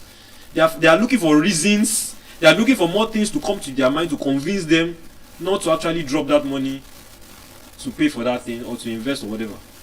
Let me give that reference to that lady I was going to invest in. Sincerely, the way she started, I really wanted to do this to her. I really wanted to invest because I was looking for a place to really invest that money. When she started, I was already getting the vibe. So I told her, I said, see, this thing you are not making me wanting to invest in your business. So tell me what I'm going to get. Like, sell this thing to me. So when she started selling, I was like, okay, I was going to drop the money. I said I was going to drop the money. I've not dropped the money yet. You see, my mind was conjuring lots of reasons why I should not drop that money.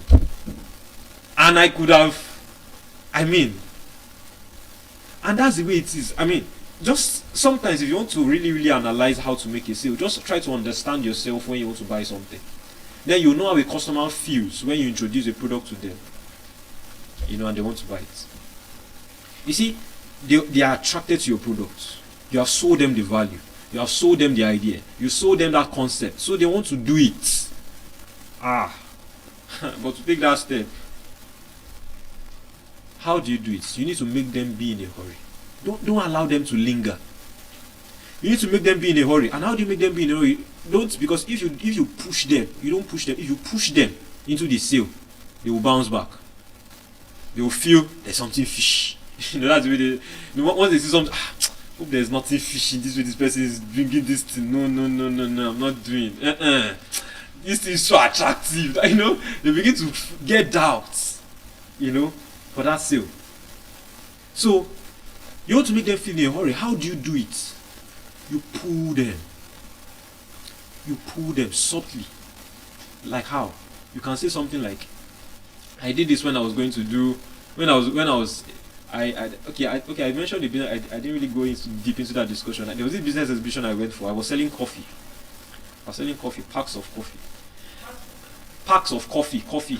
Yeah, that was what I was selling at that business exhibition. The first day, I didn't make any sale. 0 sales.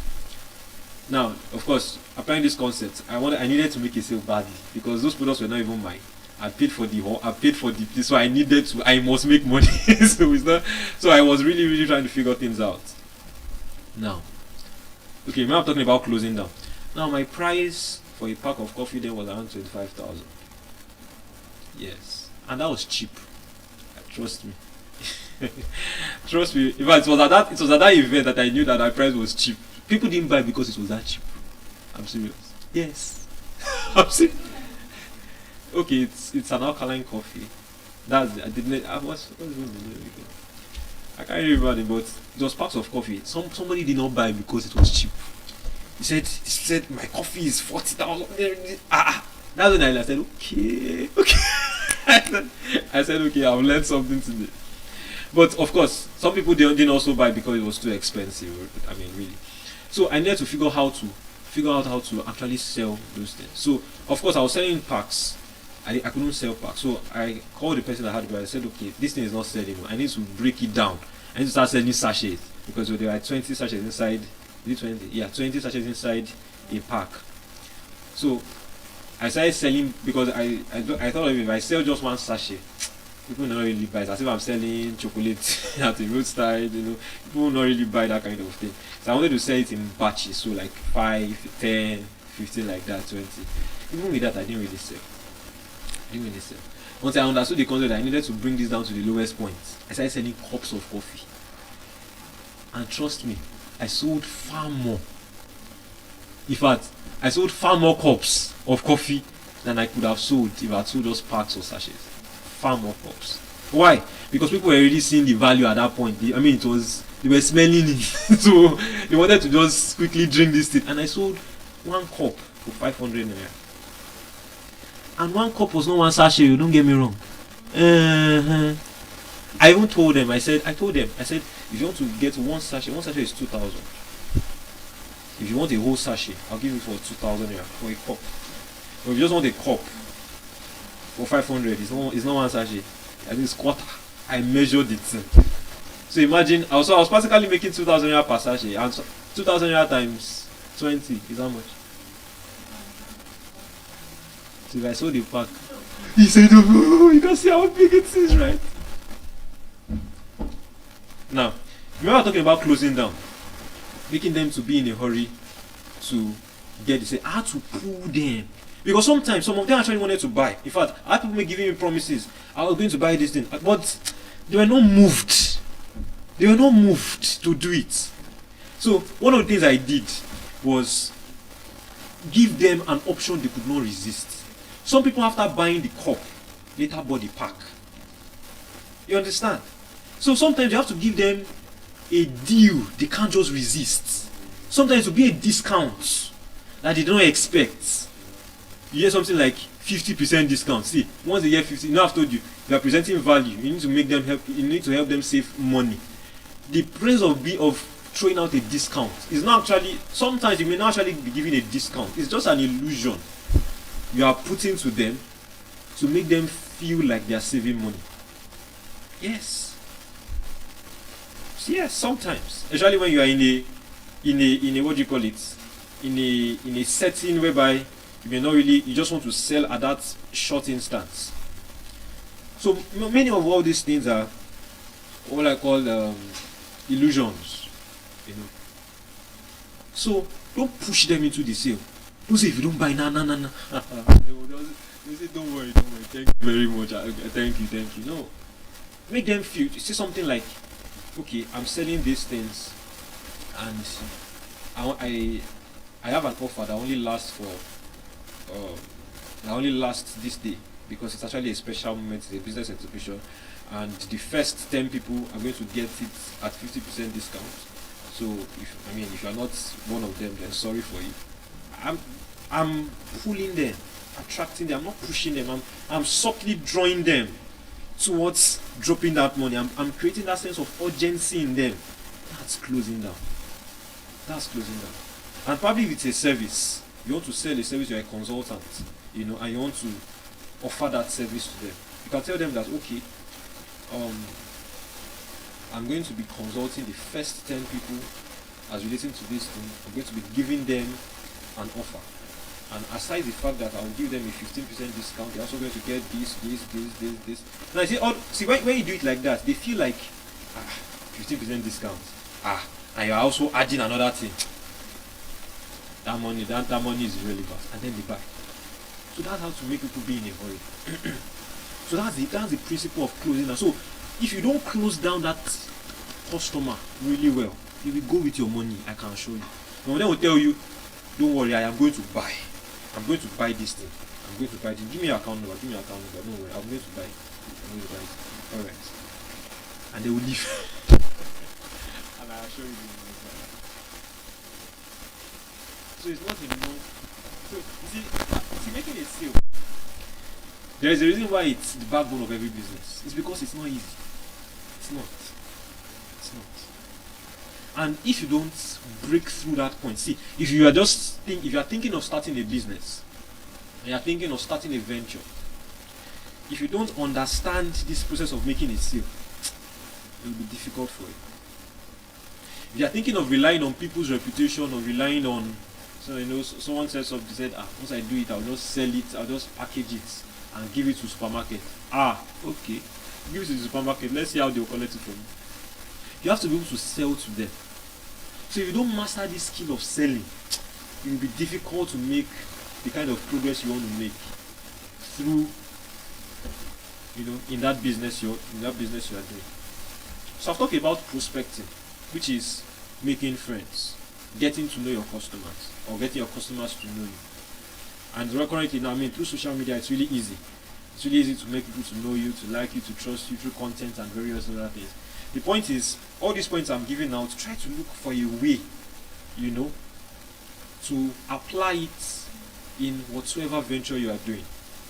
Now, after prospecting them, you have to take them to that point, or to the point of presenting that product, service, or idea to them. And that process is called invitation. You have to properly invite them. If you don't properly invite them, they won't even listen to what you have to say. They will totally excuse themselves. Now, after properly inviting them, The more people you invite to that conversation, the more sales you make. So after the invitation, the next thing you get into is the actual presentation. And I've told you don't dally, with the facts. No, go straight to stories. Ensure they get emotional and sell them the results. Now after doing that, don't give them time to think too much. The more time they think, the less likely they are going to buy. Give them an offer they can't resist to sell. And at that point, you get them, you get the sale. Now, this is where many people now mess up. They've made the sale. Or, okay, I'll put it in two perspectives. Let's start with after making the sale. Now they've made the sale. They've bought from you. Now what do you do after they've bought from you? Praise God, thank God, praise the Lord, testimony in church. No. You will have to follow these people up. Because sometimes, have you seen people that will buy products and not use it? People that will buy your service and only come for maybe the first day. Or probably they will even forget that they have an appointment with you. Yes, there are people like that. Customers can be that funny. Because at some point, some customers will feel that, this money I spent, I shouldn't have spent it. Let me not go. Yes. Sometimes some people pay for conferences and don't go. So, as a business person or as an individual that wants to make proper or good sales, after they've paid that money, the best thing to do, one of the best things you can do to preserve your customer is after that sale, that day, send them a message. Even if it's just a thank you message, that alone already attaches them to you. They feel like they belong. They feel like they didn't just pay money for a product. They paid money for something more than that. They feel connected. That is follow-up. That's the next skill. So I've talked about prospecting, inviting, presenting, closing, and now I'm talking about following up. Your ability to follow up your prospects or your customers would help you in your next sale. It will help you keep your old customers, because we are all human beings and we value relationships a lot, whether you like it or not. We all value relationships, and no matter how little that relationship may seem, that little acknowledgement of that interaction goes a long way. So after they've bought from you, they've bought that product, they've bought that service, collect their numbers, collect their social media handles, and that day send them a thank you message. See, that simple act of sending them that thank you message will draw them towards you. They will more likely use the product. And probably after 1 or 2 days, you could ask them, how was the product? Simple message. Hope you enjoyed it. Or if it was a service, probably after you render, probably the service was just probably a one-time consultation, probably a one-day thing. You ask them, how was it? What did you gain from it? You see, that simple interaction of following up will keep those customers far more. So proper follow-up will help you keep customers. Proper follow-up will help you preserve your customers. Proper follow-up will help you to ensure that the next time you want to sell to them, they'll be more willing to buy from you. Proper follow-up breeds trust. And see, when I was talking about prospecting, I mentioned the aspect of them knowing you, them liking you, and them trusting you. See, even if they don't know you or like you, if they can trust you, then automatically the first two will be fulfilled. Yeah, no, I've mentioned it. You can't. I can assure you, the first time you listen to Miles Monroe, did you know it? No. I said the first time. The first time. What is it? You didn't trust at the moment, but when you heard him, did you trust him? Did you listen to him? Did you listen to him? Did you listen to him? Did you agree with what he was saying? Not fully. At the initial point. Okay, let me not use my memory. Let me use some. No, it's true now. Some people may not agree with everybody. Give me someone that you probably agree with. Now I'm talking of someone that you listen to and you just, I got this, yeah. Well, there are people that do that. In fact, they even go as far as buying their products that they've never heard of before, and they buy at that spot just by hearing. And the major reason why is because that person spoke with authority. Sincerely speaking, when they found that, see, there's a way someone will speak.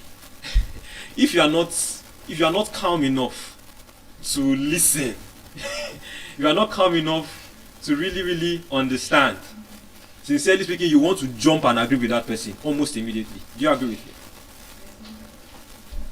And the reason is because there is this aura or authority that they are. It feels like they know what they are saying. You almost can't. You just want to just believe what they are saying. And that's how you can get people to trust you without them knowing or liking you. So, I'm talking about follow-up. Being able to properly follow up a person, as I've said, will help you determine whether you can keep that customer or not, especially for the next sale that you want to make. So I've talked about, after making the sale, proper follow-up on them so that you can preserve them. Now, let's assume you did all the processes right, you did good prospecting, good invitation, nice presentation, amazing closing statement, but the person didn't actually buy. The person didn't buy. The person said, please just give me some time. And there are people like that, like our sister here. Yeah. I mean, really, there are people like that won't buy. No matter how much you talk, no matter how much you say, you tell all the story, they say, okay, no problem, just give me some time. You see, where you will lose those people is if you don't follow up on them. If you just leave them to their decisions, I assure you, that day, you will likely forget what you said. You will likely completely forget what you said. So, beyond just the actual sales speech, the conversations and everything, after that interaction, get their numbers. A simple thank you for the opportunity to be able to present this idea to you, or to help to bring this product. I hope you enjoy this thing. I look forward to that simple message already, in a way, will pull them to you. I had this experience with a particular real estate marketer. During the exhibition, she introduced herself to me and pitched, some properties and everything to me, and I was really interested in it. Really interested. I wanted to buy. Now, I couldn't buy at that point because I didn't have the money there. This woman collected my number and followed me up for months. She followed me up from October till, I think, January. I was like, wow. And sincerely speaking, one thing about follow-up I discovered was, sometimes follow-up, one thing that prevents people that want to make a sale, that prevent them from that consistent follow-up, is because they feel like they are disturbing their customers. They feel like they are intruding into their customer space. They feel like they are making their customers inconvenient. They feel like, if I keep messaging this person will not feel good. The person will feel like I'm disturbing the person. Let me tell you, if that customer doesn't feel like that, then he's not going to buy from you. Yes, of course, the person will feel like you are disturbing them. I agree, yes. But you see, the more they feel like that, the more likely they are to remember you. The more likely they are to remember what they said. The more likely they are to remember that, okay, they actually made a commitment to buy. For those that did. For those that didn't, probably they were like, I'm not sure. But that follow-up you do for them, that follow-up would put you in their mind. The purpose of follow-up is not to make them feel good. Just like, as I've said, just like the presentation, as I've said, when you're presenting your products to them, you want to make them see the value of your product. And sometimes when you want to make them see the value, sometimes it's not all they don't have to feel good all the time.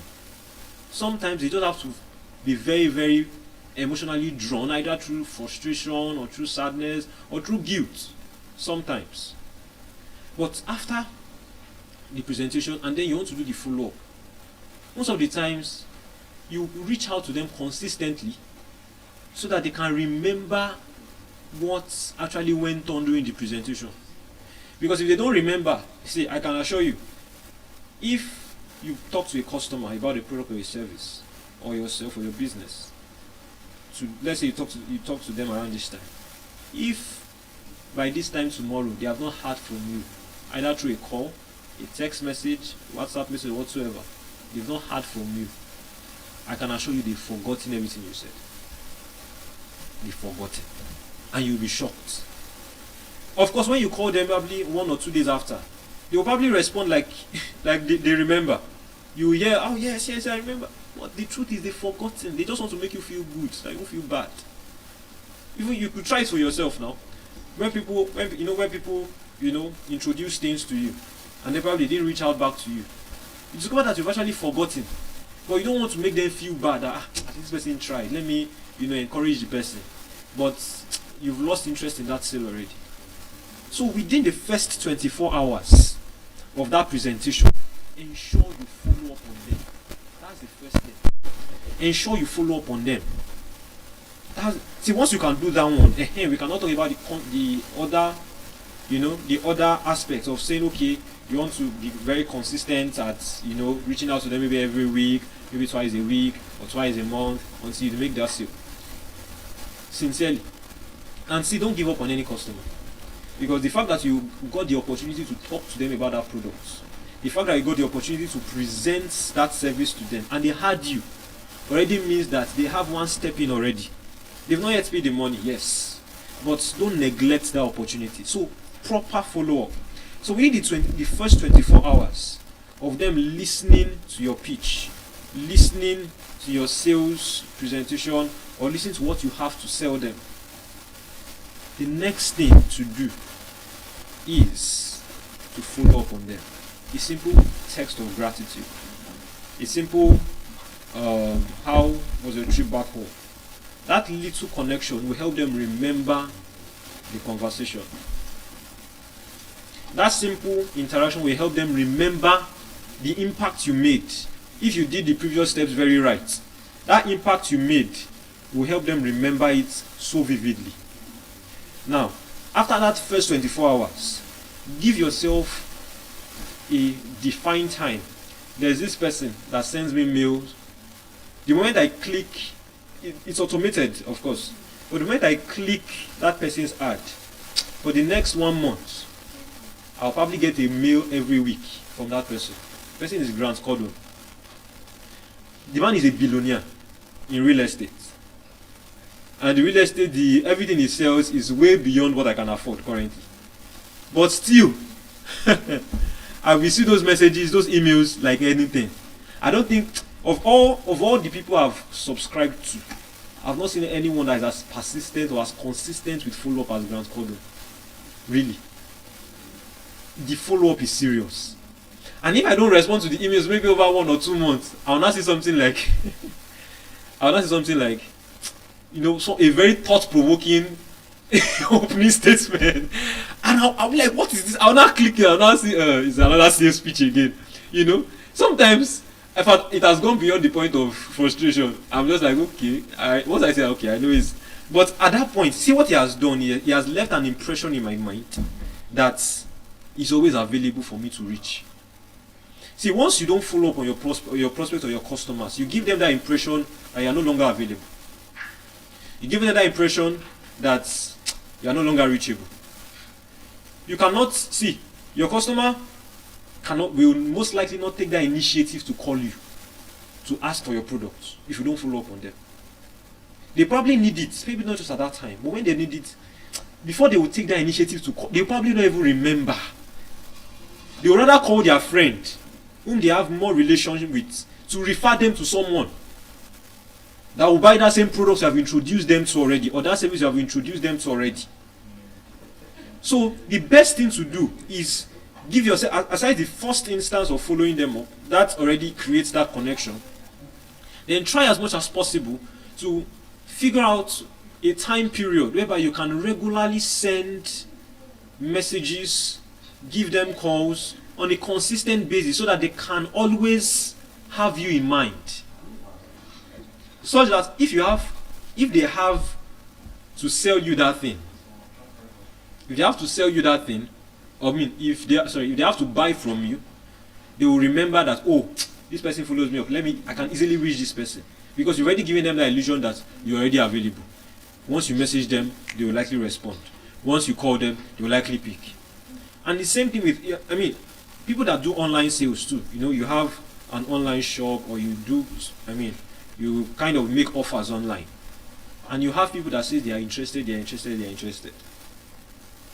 If you don't follow up on these people, they would. And you see, one thing about making sales online is something that occurs within a very, very short period of time.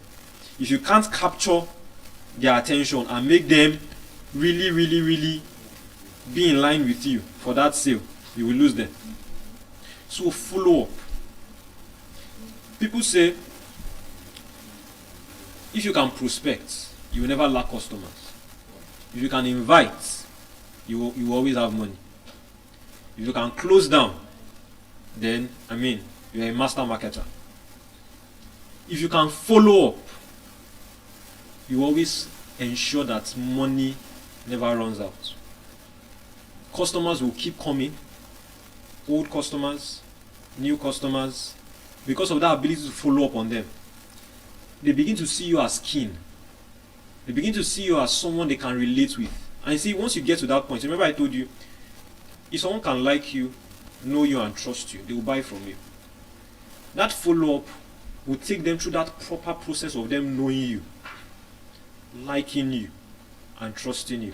I've spoken about that you can actually jump these steps. People can know you and buy. People can like you and buy. People can trust you and buy. I mean, in isolation, know you alone, like you alone, and trust you alone. But those are spontaneous. But if you're going to really, really run a successful business, you can't just depend on spontaneous acts. You need something that can ensure consistent income, either as a business person or as a career person, you know. So that follow-up ensures that you bridge these three aspects continuously, and you tick those boxes continuously. Now, after following them up, they've bought from you.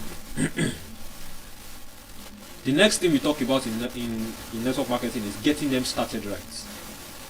Now, what getting them started right implies, what it implies is giving your customer a very first good impression. At least the first 1 week of that customer interacting with either you or your product, the customer has to feel really, really welcome. Really welcome. I mean, your customer has to feel like he belongs to a family. Somebody said something. He said, the first time he used Amazon, he said he didn't get the product he wanted, but he was always inclined to use Amazon again the first time.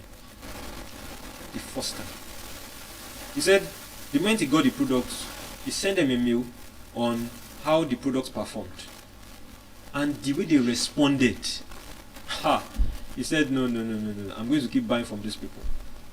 They were so polite. They got the product back. They gave him a new one at no cost, like everything. You know, they treated him in such a way that he felt so good. The person already made up his mind, you know, to continue that transaction with them. Now, when you are giving this will relate more to service providers. Now you are going to sell a service to your customer, and I assume probably you want that service to run for maybe a week or a month. Probably it's a consultation session. You know, I'll run for either a week, 2 weeks, or a month. Now, if after the person you've made the sale to the person has paid, you start your consultation session with them. If after the first 1 week, that customer has not gotten a result, then you've not done well as a consultant. Yes, it can be a 30-day period. Now I'm talking for a 30. If whatever you are doing as a consultant is a 30-day period, if after the first week you've not gotten results, you've not done well. If you are doing a 1 week period, if after the first day you've not gotten a result, then you've not done well. If you are doing a 1 day thing, if after the first hour, probably it's a 2 hour, a 3 hour event, if after the first hour your customer has not gotten value, then you've not done well. you've not gotten them started right. Now I can assure you that customer will not want to buy from you anymore. You know, the customer won't want to buy from you anymore. So getting them started right is really important because, as I said, this applies a lot to service-based business. A lot to them. Because one of their real big sources of income is the ability to retain these customers and to ensure that those customers will stay more with them. You know, would continue the session, get the full benefit, and will come again. So ensure that if you are going to do a 2 or 3 hour consultation session with them, between the first 30 minutes to 1 hour, that customer has already gotten value for his money. You are going to do a one week event or a 1 week session with them. Ensure that within that first day of interaction with that client, the client has gotten full value for his money. If you are going to do a 30-day event or a 30-day program or session with them, ensure that within the first 1 week, that customer has gotten value for his money. See, if you can do this, this is the trick that successful consultants do or use. See, most times when consultants call, you know, an event of probably a week, or a consultation session of a week, or a month, or a day, most of the time they don't need that long to provide value. No, they don't need that long. They just need the first 1 hour. It's just an impression. As I said, it's like an illusion. If the value you want to provide, the person will only get that value after 1 week, then don't give the person 1 week. Don't make it a 1 week consultation session. No. If the value you are going to provide, the person can get it within 1 day. Don't make it a 1 day consultation session, because customers will always expect more value than they've paid for. If they pay 50,000 naira for that session, trust me, they want to get 100,000 naira value from that. If they pay 100,000 naira, they want to get a 1 million naira value likely from that. So you have to give them that illusion that they're actually paying more. They're actually getting more than what they paid for. So if the value you are giving, you can only get to that level within 1 week, then make it a 2 week or a 3 week session with them, so that they feel like they are paying for 3 weeks, but they're actually paying for 1 week. And you see, for the remaining 2 weeks, you are just building on what has been done within that 1 week already. See, once you can do this, I can assure you, you will see these people always come in, because they feel like you are giving far more. You are giving far more. So, getting them started right, giving them value at almost an instant. Just imagine it as a customer. You paid for a 1 week consultation session, and already you found solutions to your problem on the first day. Just imagine it. The solution, you've gotten the solution on the first day. Like, there is probably you're a business consultant, or you went to a business consultant, and your goal for meeting the consultant was so that you could increase sales. You want to make, let's assume you want to double your revenue for that moment. Now, the first day you met that consultant, the consultant said, okay, this is our first day, and I'm going to ensure that you get a result today.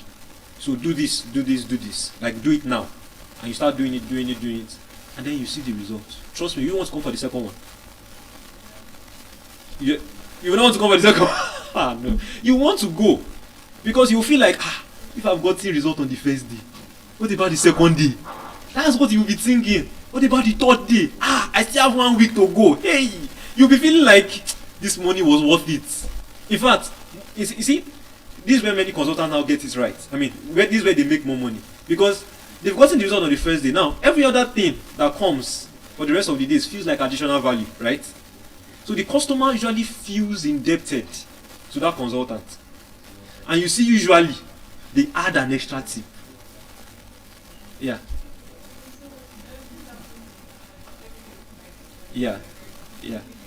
Okay. Yeah, exactly. Yes. And so, you see Okay, so that's a bit different. You understand? Because I mean, nobody wants to keep. It's not getting rid of an illness is not a continuous event. It's unlike making money. You always want to make more money. You understand? But you don't want to always be falling sick and be getting healed, falling sick and be getting healed. No. You understand? So it's a one-time thing. And that's where, and please, our advice, if you are doing that, please don't do that anymore. Because you are the one that is causing our medications to not work next time. You understand? Just endure during that period. Most of the time, that's the way medications work. Most times. You understand? They give you initial relief first to make you feel good.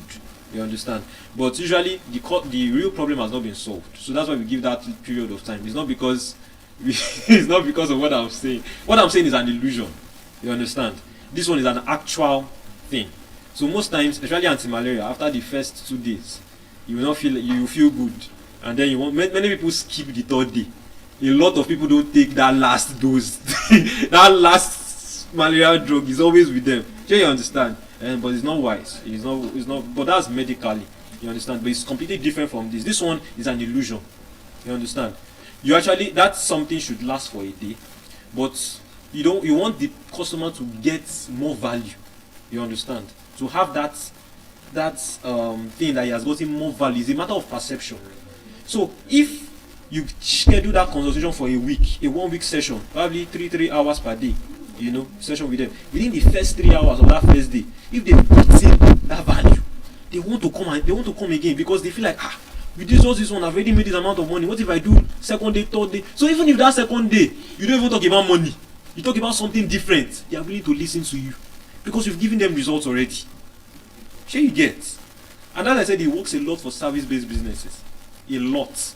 And that's why after that 7 days public session with them, you discover that they will tip you. Or they will feel like they will even tell you, say you are pricing that in too low. They will tell you. But you yourself, you know that you didn't actually price it low. They will tell you that this thing was actually worth $1 million. But you're only collecting maybe 100,000 for it. Sure you get. So that's it. That's the way it works. Once you get them started right, getting them started right meaning giving them value as fast as possible. See, once you can give them that value as fast as possible, you've bought them. You've bought them completely. Now, the last thing I'll talk about, of course, I'm not ending the speech yet too, because I still have another thing to talk about. Okay. I didn't even think I was going to get this long, really. I'm serious. I thought I would have been done since. I didn't think, I didn't even write most anything. I'm actually surprised. Wow. Now, before I go to the last point I have here, which is attending events, let me talk about the last one. We are talking about making a sale. Now, the best way to get a lot of customers within a short period of time, either as a service-based business or as a product-based business, is to organize an event. Yes. Organize an event.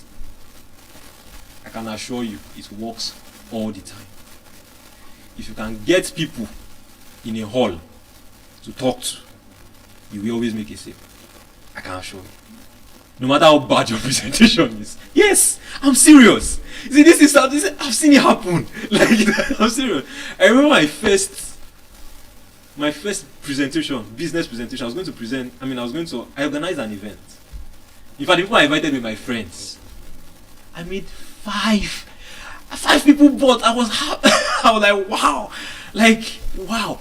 See, if you can get people into a hall and you make them listen to you about your products, they will more likely buy from you. Very, very likely. I sometimes, marketers, they say something like, there's this thing about events that you can't just explain. There's just this thing about events. People want to spend money at events. People feel there's this credibility events give you. You are far more likely to sell a book at an event than you do it one-on-one. Yes or no? Yes. So, see, your ability to organize events will ensure that you will see the people that make people when these phones, when they want to launch, when they do their launch, they organize events for their launch. They don't organize events. Their first set of customers usually come from that event.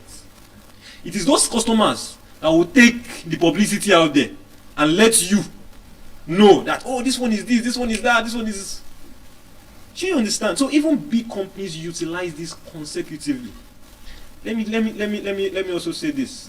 And you see, if you are a consultation-based business or a service-based business, you could use events to provide, in quotes, free service or a taste of what you actually offer. If you can do that very efficiently, you get far more people to buy from you. Because what they would think is, for example, if you are a writer now, you've written a book and you want to sell that book and you organize an event for that book. The title of the event, not a book launch, an event for that book. Now, you are talking about extracts from that book. When you talk about it and people get value, don't think they want to buy the book. They'll be like, if I can hear this one from just a 2-hour, session with this person, how much more when I read the book? Or probably it's a, what do you call it now? A package. Probably there are courses there. Okay, like maybe you have courses, different outlines and every other thing. You have an event with them. The books I bought a particular book on wealth creation. The major reason why I bought that book was because when I had this man, I felt like no, I have to go and read that book. Like I need to just go and check out what's inside that book. And that's the way it works. Even if you are a product-based business, many people, you see, events can come in many forms. You could be in a hall like this, you could be on the streets. You've seen products that when they want to say they organize this short marketing display, where they bring music and everything. That's a form of event. And then you see dancers and they start introducing their products. That's a form of event. And you see they attract a whole lot of customers at that point. They drag attention with that event. That publicity gives them noise. People are aware of what they are doing. So, either as a person providing a service or a business providing a service or delivering the product, if you can harness the power of events, then you always get customers. If you can harness the power of events, people want to attend events, so I can assure you, people want to, they are looking for events to attend. If you can harness it very, very well, and it's even easier now, you could do online events. There are a lot of online events, and I can assure you, people buy from online events. If you don't know, people buy, people pay thousands, tens of thousands, hundreds of thousands, even millions on online events. People pay. Sometimes when you see, when I see this is happen, when you learn it and when you see it happen, it's two different things. When you see it happen, you are just baffled. How people will pay millions just for an online event. Yes. So, knowing how to really, really channel this skill of organizing events goes a very, very long way in helping you to grow your business or to grow your brand. So, people that do live on Instagram or people that do live on YouTube, that's an event. People that do live or they do these webinars, that's an event. That's an event. Because, number one, events gives you that publicity. People get to know you through an event. People get to hear you through an event. People get to understand your views through an event. People get to get value from you through an event. People get to understand what they have to gain through an event. And as a business person, you get your sales through events. Even if you don't get that sale initially at that point, probably you didn't make a sale at that point. But then, you see through an event, some webinars you attend, they get your email, right? They get your phone numbers. What do they do with those emails and phone numbers? They'll check up, they'll follow up. And I've talked about follow up already. So, you've given them the event already is a form of presentation you are doing to them. But then you've gotten their details. In case they didn't buy from you at that point, you can always reach out and follow them up. And then in fact, you can invite them for another event. Because if you attended the previous event, gotten value, they will more likely attend the next one. And some people will attend events, they'll be like, I don't want to buy, but last time they will say buy. So as a person, growing a brand, sometimes what you are lacking in that brand is an event. It's not because there was anything wrong with your product or your service. It's not because you are not good enough in providing that service. No. It's not because you don't have customers. No. It's just because you don't have an event yet. You know, we say this, you are just one event away from your first sale. Just one event away. Organize that event. Just do it. You'll be surprised. You will be I can assure you will be surprised at how lucrative it would be. Sincerely speaking. So, I've talked about the 7 skills to master to make a sale. Number 1, prospecting. Number 2, inviting. Number 3, presentations. Number 4, closing. Number 5, follow-up. Number 6, getting them started right. And number 7, events. You see, if you can master these 7 skills, you'll never have a problem with a sale. Because sometimes, you don't even need the whole, you don't even need everything. Sometimes you just need one skill. Like I talked about events, for example, to make a sale. Sometimes it's just prospecting that you need to make a sale. Sometimes you just need to invite. Many people in the business of network marketing, many people, in fact, most people, they've never opened their mouth to sell anything. All they did was invite people for events. Invite, like just to invite alone. Digital marketers, all they do is, you see, referral is a form of, it's a form of inviting. Yeah, it is. They are inviting you. They are not actually telling you so much about the product. If you refer someone, if you refer someone to another person, are you telling anybody? Are you telling no? The person says, "I want to buy it." You say, I know someone that buys it," and they say, "Okay, call this person." What are you doing? Are you presenting the product to them? No, you're inviting. So that's why they say, if you can invite very well, you will always make money. Always make money. If you can present very, very, very well, people will have a deep impression of you. A very deep. They may not buy you, but that impression can lead to further sales later on. But if you really, really want to live in the money side of business or the money side of making sales, then organize events. You will be surprised. You'll be really surprised. Now you see, we've talked about these skills, but see, many people don't still make a sale after mastering these skills. And you ask yourself why? Yes. And it's very common in network marketing. Very common. Very, very, very common. And why is it? Because the value of what they are selling is not equivalent to how they present it. Many people are disgusted with network marketers. Disgusted with them. Because most times when they portray, they are very, very good marketers. Very good ones. I can assure you, the best marketers are network marketers. I can assure you. You see, because they will make you buy what you don't want to buy. They will make you pay money for what you don't want to pay for. But after you have paid that money, most of the time, you don't get value for that money. Most of the time, they sell you imaginary dreams that are not actually true through their products or through their service. So this brings us to that point that, see, no matter how good your sales pitch is or how skilled you are at marketing, if you are not actually providing the value you are proposing, then your sales will go wrong. Completely wrong. Completely wrong.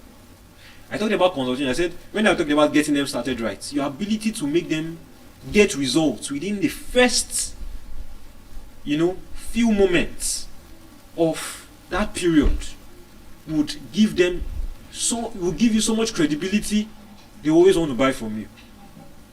But if you don't sustain it, if you don't sustain that value, you did it one time, beautiful, and then the next time they come, you just want to get their money. The next time they come, you just want to get their money. Nah, your sale is off, completely off. One of the reasons why Apple fell off the competition with Samsung was because the value they provided with their latest innovation was nothing compared to that of Samsung. Right? Yes. People's perception now. In fact, because we're going to talk about that aspect of sales, because sometimes what you see as value is not what people value. Yes. Sometimes what you think you are providing value, you think you're actually providing value. But the people that are actually getting that value from you, they are feeling like they are wasting their money. That's what they are saying. They just feel like, I wasted my money. I didn't get anything from this. So, what does that imply? It implies that it's enough to say you are providing value. I've already talked about ensuring that you are providing value. Now, how do you actually ensure that what the person is seeing from you is value? You need to understand a customer's perception of value. A customer's perception of what value is. I've mentioned it before, but I want to I'm putting it in this perspective. How do customers perceive value?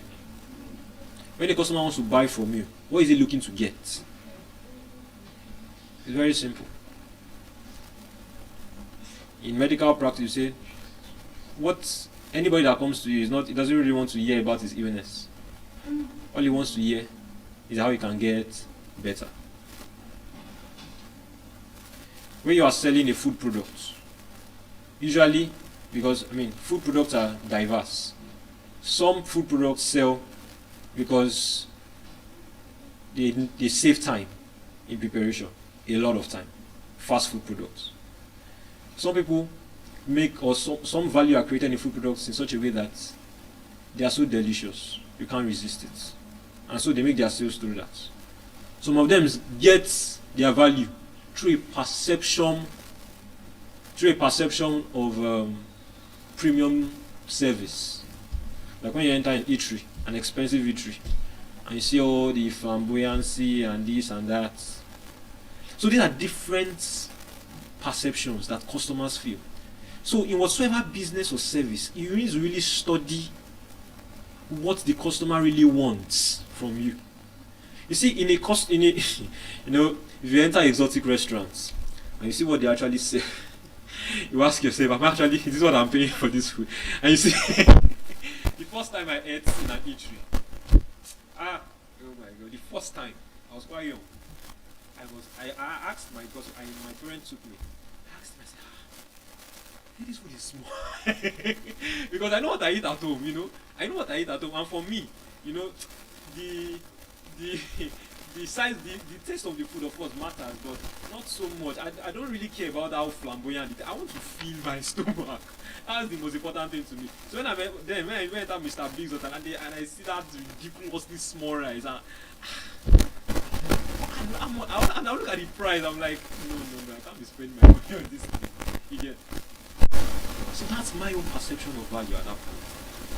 But of course, because see, once you can figure out the kind of perception you want to give your customers, then you'll be able to segregate or determine the kind of customers you want. Because every customer is different. What they want is different. So you can't sell to everyone. So you can properly define the kind of value the customer will get, what they perceive as value. You can define it properly. You don't have to run around the bush getting fishes of different kinds, all to find that none of them are your fit. But you can define it properly and present it in that way. Not what you feel is. You may be a good cook, but you are looking for people to buy. You're really looking for. You're a really good cook, and you feel you have premium products, and you want to sell to the rich people, and then you think your selling point is going to be the deliciousness of your food. I pity you. You will run out of business. Because most times, people rich or people that have money, the reason why they are buying your food is really not because they don't have better chefs.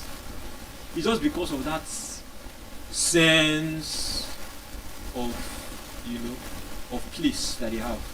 They feel like, I'm, my class, I'm keeping my class by attending this restaurant. Not just anybody will come inside here. Because the appearance alone, the colors, the lightnings, the price, before they even taste your food, they've already profiled it.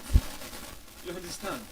So even if you have really nice products and you have to sell to certain people, you need to be able to tap into what they actually want.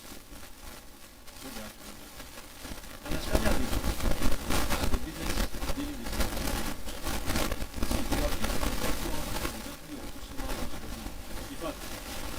we say this, figure out what they want before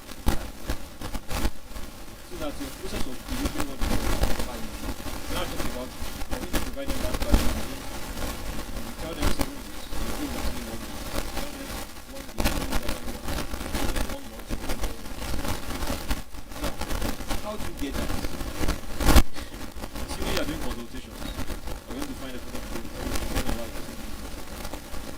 getting to after okay, let's assume you book a 1 week conversation with them.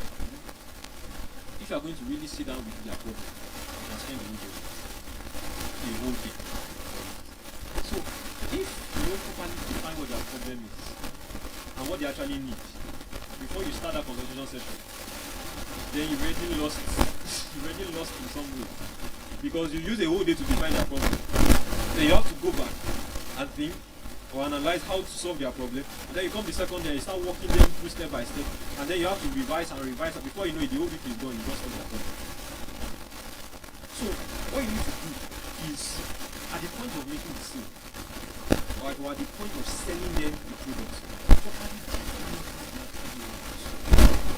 define it, get it, know that if I provide this value to this person, the person would be thoroughly satisfied. Any other thing will be additional, but this is exactly what the person wants. So once you can define it at the point of making the sale, by the time you'll be presenting the value at that initial point, at that first day, at that one week conversation, at that first time, that's all.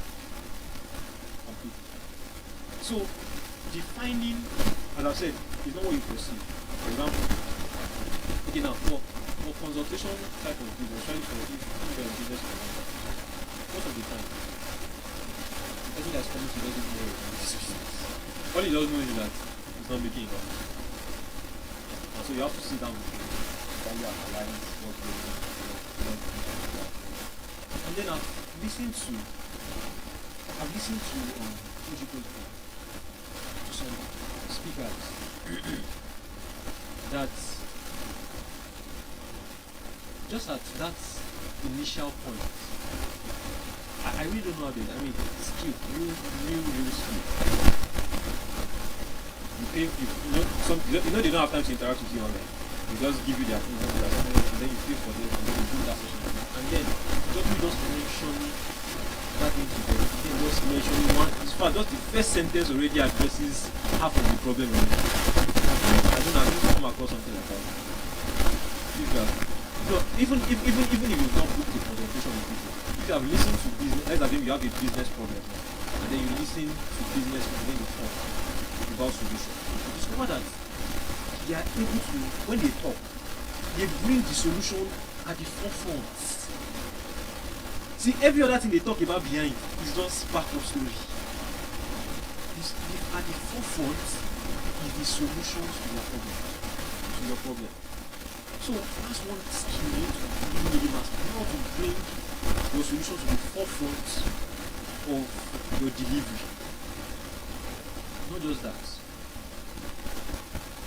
You see, I talked about the fact that you do this within a short period of time, very, very fast, such that every other session you have with them feels like additional value.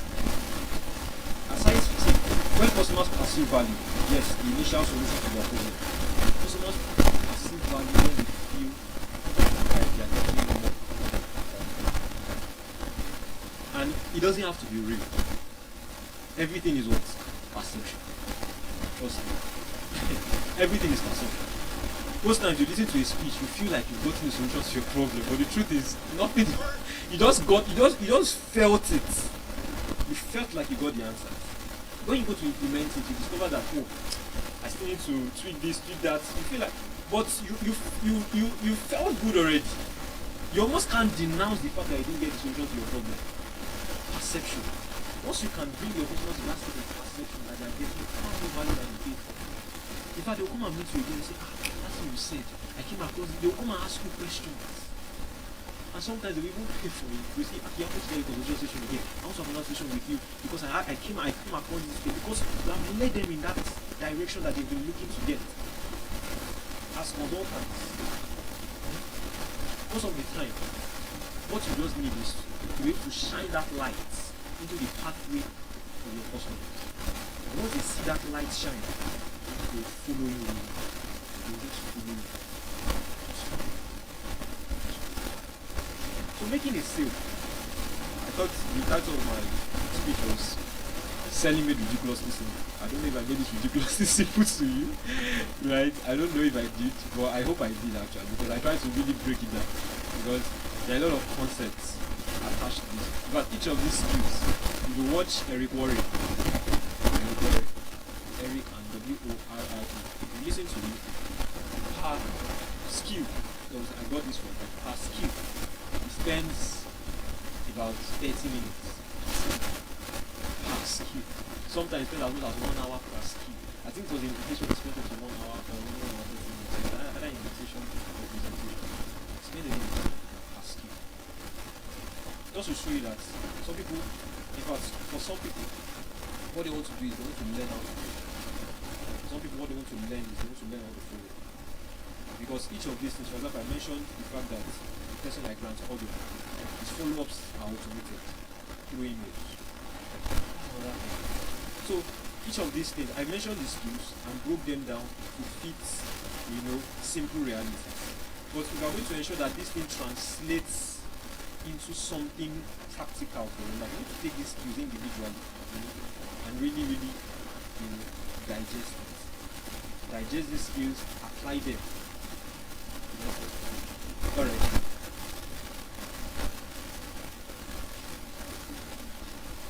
Yeah. Okay. Alright. Yeah. Yeah. Yeah. No problem. Alright. Yeah. Okay. Okay. Yes. Yes. Yes. Yes.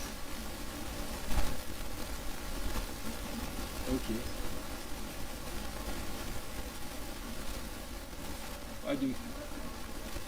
Yes. But I didn't say what? The person. Okay. You pitch yourself. Alright. Alright. So, your illustration. You pitch yourself, collected the number, and then you try to reach out to the person for hours. The person didn't reply.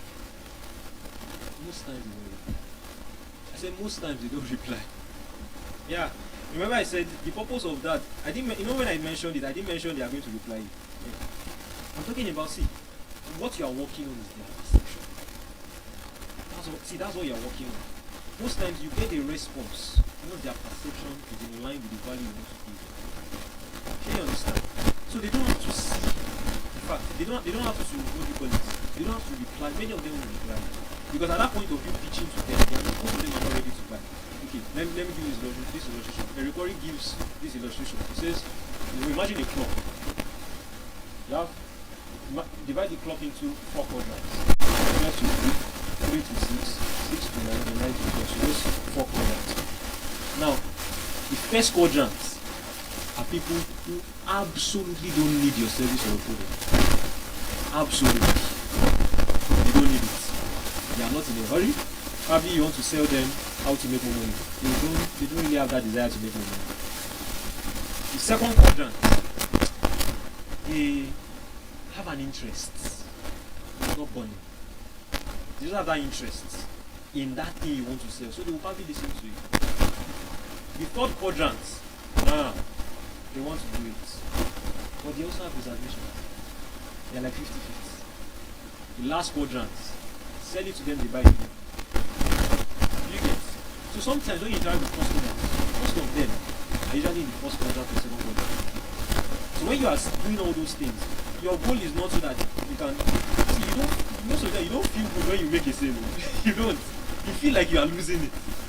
So that's why it's not about you. It's about the customer, how the customer about what you're doing. So that's first initial text you gave them, you gave that customer.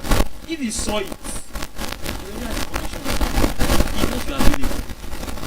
He knows you can reach out. If he needs it. And now, if after that first time he didn't reply, if you follow up later on, if you follow up skillfully, you will discover that when he needs that thing, he will remember you. First, when I think of real estate in America, I think of Grant Cardone first. Yes, because he's like the loudest person in my head. I see his emails practically every month. Sure you get? So that's the way it is. And I've never replied his emails before. Never. But in his own, if if probably it was a small business, he would think I'm a naughty customer.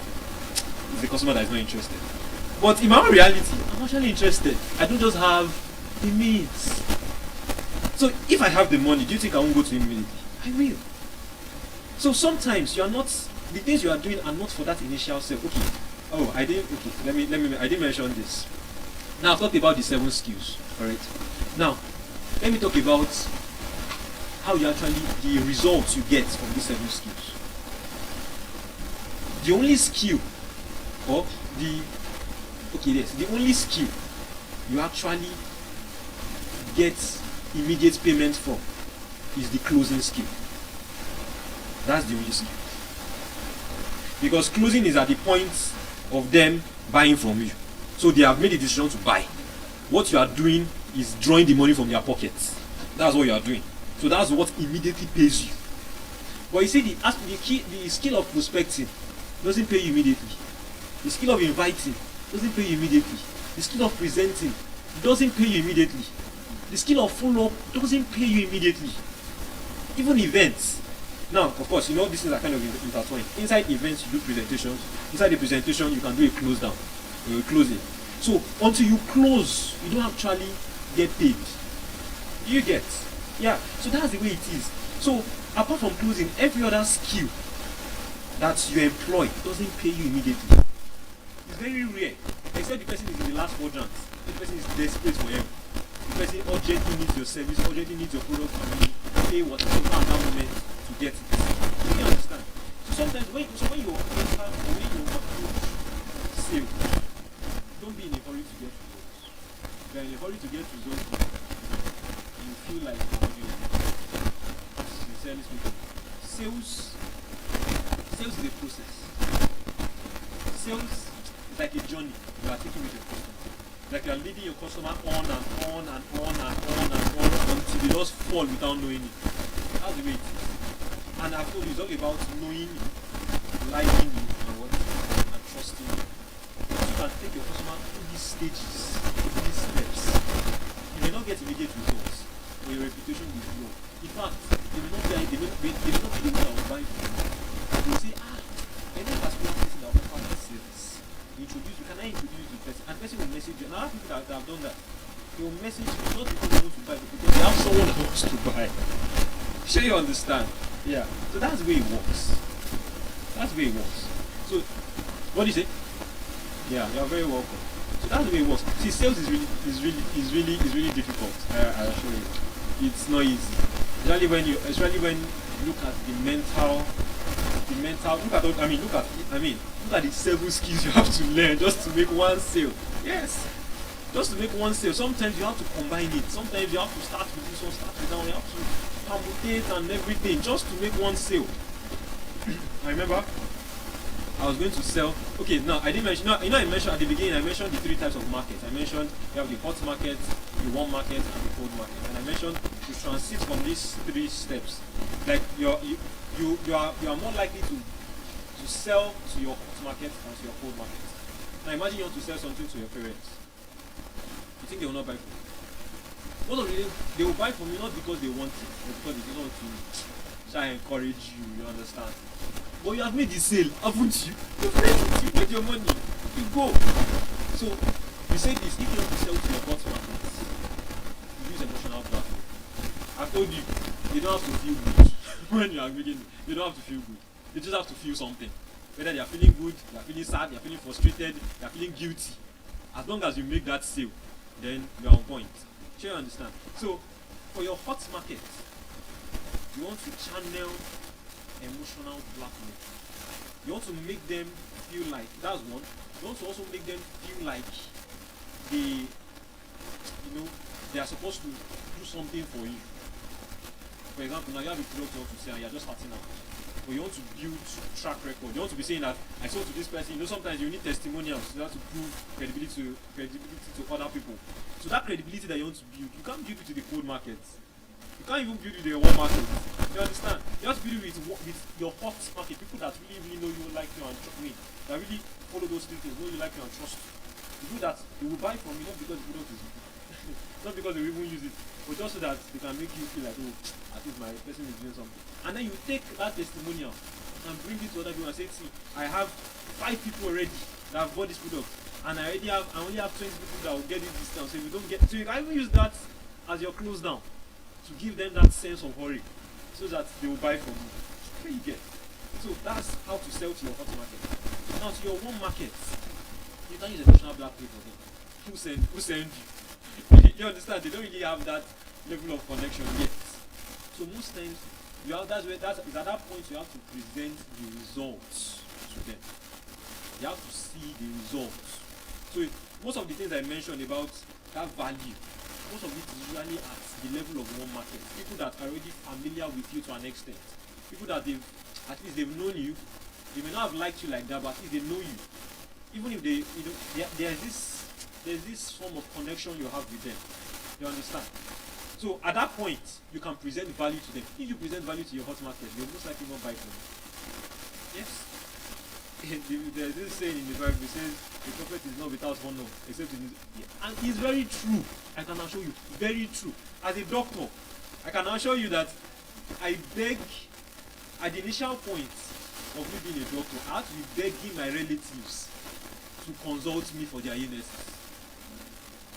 Because they will still, despite the fact that I'm a doctor, my relatives will still go ahead and self-medicate. They'll still go ahead and do some funny things. And sometimes I'll ask them, I said, am I not a doctor? Why are you stressing yourself? Like, why?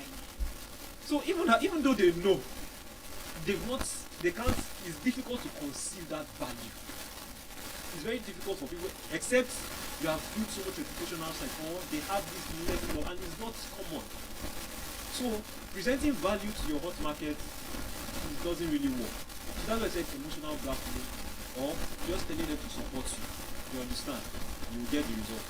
For your warm market, you can't tell them to support you because you're not their business. So you have to present that value to them. You have to present it. You have to persuade them. You understand? Fight for your cold market. If you want to sell to cold market people, for example, now you did an event. You invited a lot of people. Now these people are seeing you for the first time. They've never heard you before. They just came because probably your advert was amazing, your ad was really nice, you know. And so they're in a presentation. If you are going to get those people that have never known you before to buy from you, you have to speak from a place of authority. If you don't speak from a place of authority, trust me, they will not even believe anything you say. The thought won't even come to their mind. But if you speak from a place of authority, see, authority gives the illusion that you know what you are doing. I did not say you should know what you are. Don't see. Get me say. I did not say know what you are saying or no. I didn't say that. I already gave you an instance of people that sold 1 million naira health products and they were not doctors. How did they do that? They spoke from a place of authority. That if they told you that they were doctors, you would believe them. Yes, you would. Because from their manner of speech, you could already feel that aura that these people know what they are doing. They have that confidence there. And see, when people see, everyone is attracted to someone with confidence. There's this attraction that comes when someone with confidence comes on stage and is talking. Sometimes, to me, public speakers that really have good renown are those that you can practically see the authority exuding from them. And even if you've not known them before, you understand, you want to just listen to them and buy from them. So that's how to sell to cold market. You don't come with you don't start with value. There are other people that are providing that same value. So what makes you special? You don't come from a place of support you. You are begging. So you understand? So you can't use, so being able to categorize your market even among your customers is really important. When I talk about categorizing your customers according to the kind of value they want. Now, even after you've gotten, the same kind of customers, which is rare, it doesn't really happen. But let's assume you got all the customers here are interested in this particular kind of value you want to give them. Those same, among the same customers, your parents are there, your cousins are there, your nephews are there, these are your hot markets. Your friends are there, your acquaintances are there, your office mates are there, these are your home markets. Now, total strangers are also there, these are your home markets. How how you present. Of course, you can't be talking to your warm market on stage. They are just there to support you. You understand? So the first thing you need to do is to address your cold market. Because if you start with value, you understand, your cold market will actually be interested. Of course, you get your warm market after this. Your cold market will most likely be you'll be like, I don't know this person. But if you start from a place of authority, in your friend's mind or your acquaintance's mind, you feel like it's not this person. You understand? But they will still stay there. They won't leave. Some people leave presentation halls. And the most people that leave are actually cold market because the first 5 minutes they are off. The reason is because that person standing on stage looking at our authority. And secondly, I've seen authority drag money out of people's pockets. Just authority. Just confidence alone. Drag money out of people's pockets. And not just small money, large amounts of money. I was in those shows I was doing for something. And a particular lady came to me. She was in network marketing, she was selling new life. And when she started, of course I wasn't going to I was not even ready to buy anything, but I wanted to just listen to her. I decided to go ahead. I started talking. In my mind, I told her after the host, I told her, actually thought she was selling me, maybe 5,000 supplements and stuff like that. But I thought it was maybe 5,000 naira, maybe 3,000 naira. Because of the way she was talking, like that was the vibe I was getting. You get that? People don't say the really cheap thing to me, and she was, begging at some point. I asked her, I said, I could have not to buy. I just wanted to just stop. And now, I just tried to probe. And I asked her, okay, let me use the products. And I said, what is the price? How much is this product? She told me 50,000 naira. I told her, I didn't want to buy you, but even if I had wanted to buy, just hearing the price alone, I wouldn't have bought. Why? Because from your manner of talking, I thought you were going to sell it. I told her, I thought you were going to sell it. Yes. The way you sell a 5,000 naira product is different from the way you sell a 50,000 naira product. It's different from the way you sell a 500,000 naira product. You could say the same things, but in different manners. When I had people talk, when I had people sell a 1 million naira, like I can't forget that event ever in Sheraton. I can't. I mean, I could see the line. People were lining up to buy the 1 million naira. And when I went back to that presentation, you could practically feel the aura. You could feel everything was on fire. Like you will stand up without knowing. People were standing up saying that can I pay 700 and pay 300 later? Like it was that serious. I mean, I was like, sorry. See, the key to selling high value products is authority. Trust me. Once people can feel that authority from you and sell a 1 million product. If you are speaking online, one of the things I really want, not helping me, that I want to really practice while I'm building the profile online, is to not just speak regularly, to practice speaking from a place of authority, because people can do that very well. You will attract a lot of people. In fact, you will attract the kind of people you attract. Even you too, you'll be asking yourself, because authority attracts a lot of people want to spend on people with authority. People feel like once you come from it, it's an illusion. It's just perception. People perceive that once you speak with authority, you have so much value. People perceive that once you speak with authority, they can trust you with big amounts of money. It's just an assumption in their minds. And a lot of people give into it, especially people that have it to spare. They give into it. So, if you can take this in mind, all the things I said about the 7 skills to master, and also the place of knowing how to sell to different types of market. After from the hot market, ensure that you don't do authority with them. you are just wasting your time. Just ask, blackmail them emotionally, or ask them to support you. So in one market, show them value. In your cold market, show them authority. Now, where you will make the most of your sales, or what will keep your business running, is your cold market. Your hot market will start your business. Your warm market will give your business momentum. But your cold market is sustain that business over a long period of time. What do I mean by that? let's assume just started selling, what do you call it now? Started selling. Which products can I use now? What do you say? Okay, you started selling land. And you've not sold to anybody yet. And so you can't really use testimonials to back up your sale or to back up your pitch. Now, you think very well. Now, this is what we advise. Using the principle of land, for example, you want to sell land. The first thing we advise people to do, hot market, warm market, cold market. Now, what you advise is list all the people. Now, that's the word. All of them. Whether you have been in contact with them for a long time, you've not been in contact with them, whatever they are, just list all of them. Hot market, warm market, cold market, the ones you have with you. Your contact list, the ones you have with you. Now for your hot market, you're going to sell land. Let us assume the land is how much? 5 million naira per plot. Now, you remember you have an uncle in US that can afford it. Or you remember you have a particular rich, maybe aunt that the money is really nothing to her. Now, using the principles of marketing, of meeting a hot market, you go meet them and you tell them to support you. Because simple. Hello, uncle, or hello, aunt.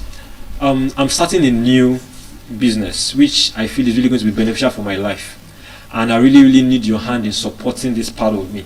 Really, when I look back from the future and see this moment, I'll really be grateful for your help. You are appealing to their ego, appealing to a lot of things, and then you appeal to them to buy from you. It sounds nice. You will likely make a sale. Rather than most of the time, if you tell your hot market that this land is very, very nice, within the next 2 years it's going to triple in value, most of the time they won't believe you. Trust me. I assure you they won't believe you. Like, I've done this personally and it didn't work. They won't.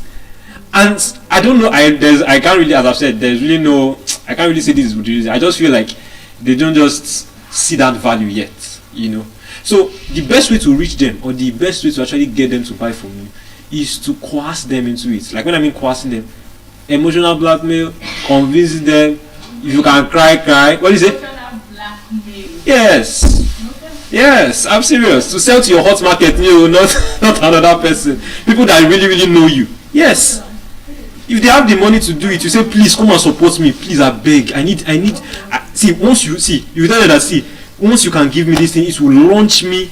Because one of the things that your hot market wants to do is that they want to feel like they are part of your progress. They want to feel like they are part of your development. They want to feel like, because I did this thing for this person, the person actually moved forward. So when the person is making reference, they can make reference to that. And if they have the resources, they will do it for you. Now, that land. Now, after you have sold to them, your one market, your friends, those are the ones you can start telling, oh boy, I saw something really, really juicy. Really, really juicy. I saw this property that within the next 2 years, it will move from 5 million to 20 million. Now, if you look at the way I put it, I did not tell them I'm a real estate consultant. I didn't start with all those nonsense. No, they don't need to hear all those things. I started with value, more money. If the person is an investor like me, and I hear in 3 years it will triple value, I'll say, calm down now. Let's talk now. I want to hear what you have to say. And that's how to approach your one market. You already have a relationship with them. And because of that value you present to them already drags their attention. Now that's for your one market.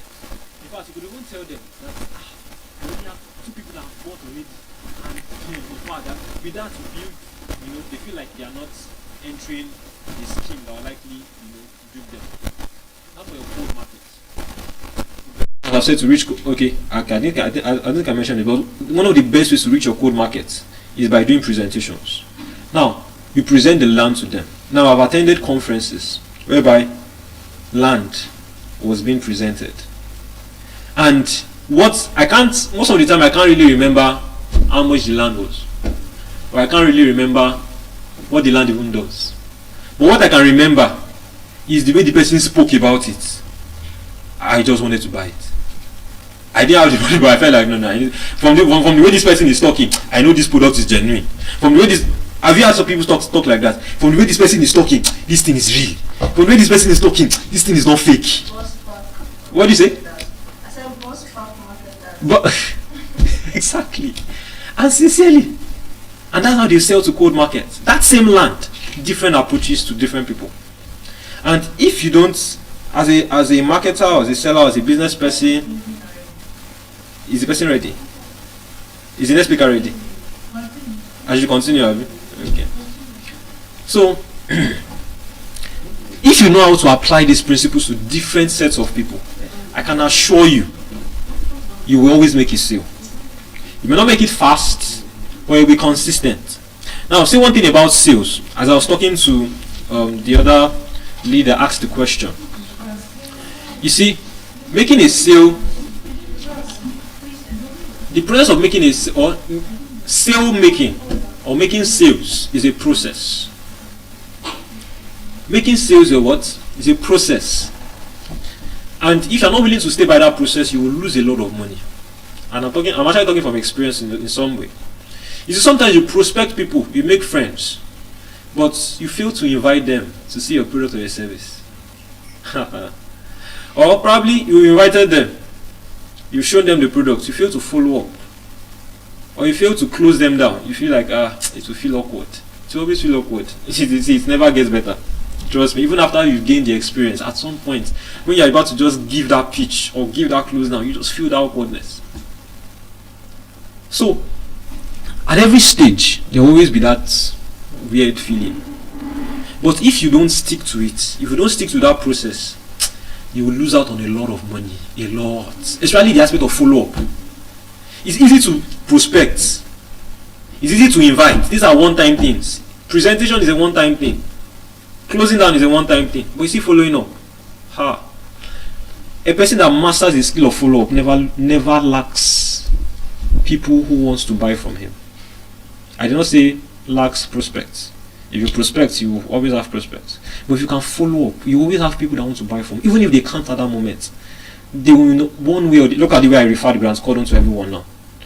I mean, he didn't have to pay me to do that. I just had to do it because his follow-up was just that impressive. Just that impressive. So being able to go through that process of making a sale, from the process of prospecting them to the stage of closing them down, following them up, organizing events, and all those other things. Really, really, really important. Really, really important. And the more sales you make, of course, the more money you make. And the backbone of every business, as I've said, is sales. You can't do without it. You can't. So as you are starting your business, you are starting your brand, you are starting whatever venture you want to start. See, if you don't make money, you will go out of business. To make money, you need to make sales. So pay attention to sales. Don't skimp on the adverts. I will not really go into adverts, promotions, and all those other different aspects of everything. But don't skimp on them. Don't ignore them. Don't say the most important thing. See, the most important thing is not how your product looks like. I can assure you. The most important thing is not how. Sometimes it's not even. Yes, the value. Yes, value. Of course, you want to ensure that they get value. But sometimes that's not so important at the initial stage. You must know how to get customers. You must know how to retain customers. You must know how to make customers bring out money from their pockets and pay you joyously. Like, you want to make them feel like they are doing you a favor by giving you that money. Like, they feel like, this money I'm giving this person is too small, but at least let me just, You make them feel like they are paying for, the money they are paying, is far less than the value they are getting. The moment, see, that's the whole point, making money through that business. Now, after you have made that money, of course, as I said, the initial point of making the money can give you that initial satisfaction, but of course, sustaining that business will require you to ensure that the value you are creating, is real and it's really beneficial and it's growing. If not, you won't be able to retain those customers. So, I don't know if I've been able to really, really delve into or make selling ridiculously simple for you. I really hope I've been able to do that, really, because if you can master this skill, you will not have any issues, or you will not have any problems with growing or sustaining your business. Selling is an indispensable skill every person needs to learn. Whether as a person, I've told you that it's not about selling services or products. You need to also sell yourself. When in interviews, meeting people, building relationships, you need to be able to sell yourself. You need to be able to really promote that aspect of you. You need to be able to make people see the need to buy from you. And I've told you, it's not about how skillful you are. It's not about the knowledge you have. No. Your ability to draw emotions. Your ability to draw emotions from people will determine how far you would go in your sale. Your ability to make people buy from you emotionally. See, that's the whole point. They don't need to understand your products before they buy. They don't need to understand your service. They don't need to understand the details of it. They don't need to understand all that at all. They don't need to understand that. All they need to know is, will this thing give me what I want or not? Once you can answer that question in a positive way, once they are assured that, oh, this will give me what I want, then that's it. That's it. It's been really amazing speaking with you guys on this topic. But as I said at the initial stage, I didn't think I was going to talk this long. I didn't think at all. I didn't think so. But I'm really glad I was able to pass across some things to everyone here. Thank you very much. And with that, I'll be passing the mic to the next speaker. Thank you.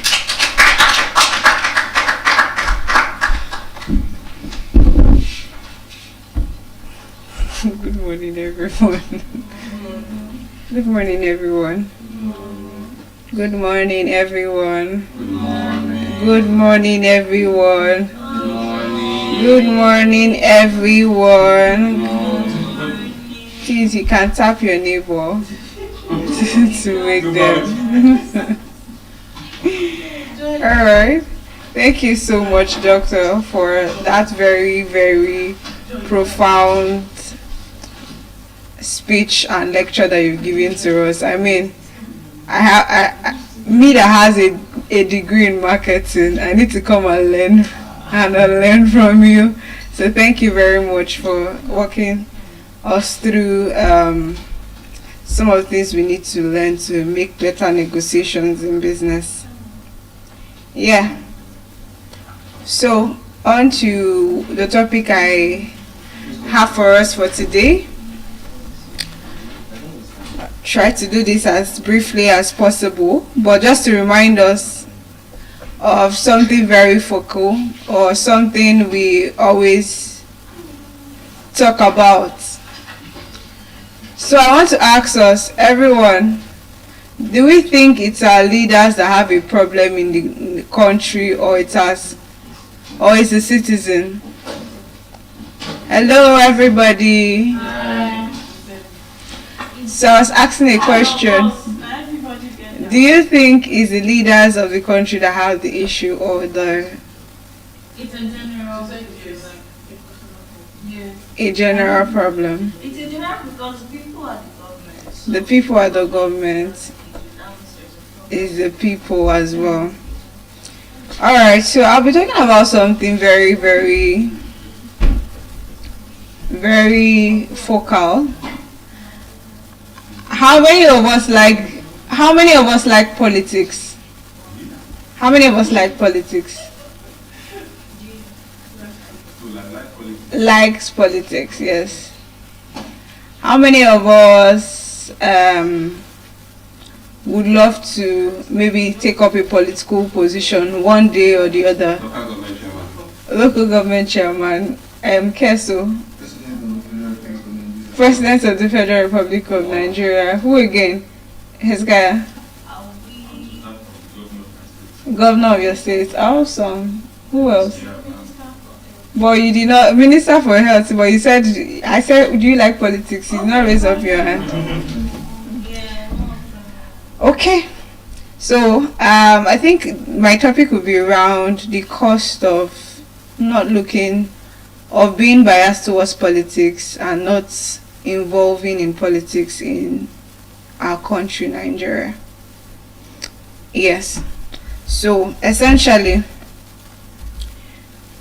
this is a room of close more than 10 or 10 persons, and we have on the spur of reaction how many of us would like to belong to, how many of us would like to partake in politics. Only 3 out of 10 persons are interested. And again, we always know that interest is different from reality of action, right? How many of us have been interested in things that we wanted to do since January, but we have not done them? A lot, right? Yeah, so which tells us that if we really beat into all of this from interest to action, we might have a lower number of people. How many of us belong to a political party? How many of us belong to a political party in Nigeria? How many of us belong to a political party in Nigeria? How many of us, I need to make that statistics, I knew it was going to drop. Absolutely. So we have 2 out of 10 or 2 out of 12 or 11 persons in the hall belong to a political party. And then we usually would clamor on social media or clamor in different spaces that the issues or the problem is our politicians. And in this part of the world, or maybe in other schemes or other systems of the world, we view politics from a lens of we view politics from an angle of it's a bad concept. How many of us know politics is actually not a bad concept? It's not bad. But why do we all shy away from politics? Because of what they've made you look like. Who made it look like? The people. The people. Who are the people? The government. Like Individuals. Yes. Who are the individuals? Spell it out clearly. Like the citizens, right? Yeah. Absolutely. Okay, so what do we do to redeem ourselves from the ideology that the people have given? Mass participation. Mass participation. Get your PVCs. Get your PVCs. Which other? Any other? Any other thoughts? So mass participation, getting your PVC. Now, how many of us have our PVCs? Hello, house. Hello, house. How many of us have our PVCs? How many of us have our PVCs? You have PVCs. Okay. How many of us don't have PVCs? How many of you don't have PVCs? Doctor. Okay. How many of us have actually, I think I've done something to doctor. I see him smiling. Doctor, where am I going to go and get your PVC? Alright, so how many of us voted in the last election? Okay, the numbers are dwindling. How many of us thought our vote the last time was useless? Useless. How many of us think the last vote we did was useless? Nobody. For real? Okay. Because I hear some people say they think it's a waste that they voted because of what happened.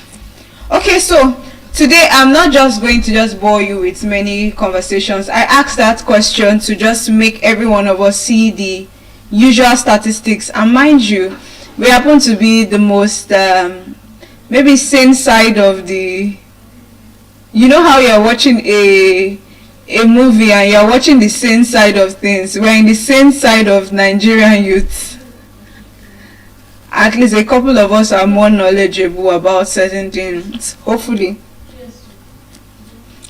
But then even in the midst of this, we can still see the bias towards politics and engagement in political activities. Our dean has already mentioned earlier today that he has almost or maybe lost faith in politics, which is almost true for most persons. But he hasn't lost faith in, what did he say he has not lost faith in? Can anyone remember? Not Nigeria. He mentioned something. He mentioned something specifically. You said? In the nation. Or nationalism, as the case may be, for better paraphrasing. And what does that mean? What do you think he meant when he said he has not lost faith in the nation? Who mentioned nation? Tony. Yeah. So can you create clarity? Oh, it's not Tony. It's Agatha, Abigail, Angela. I know it was A something. Sorry. So, so please help out. I heard you say the nations. Yeah, and that was precise. For you to remember the exact word. So do you want to give context to it?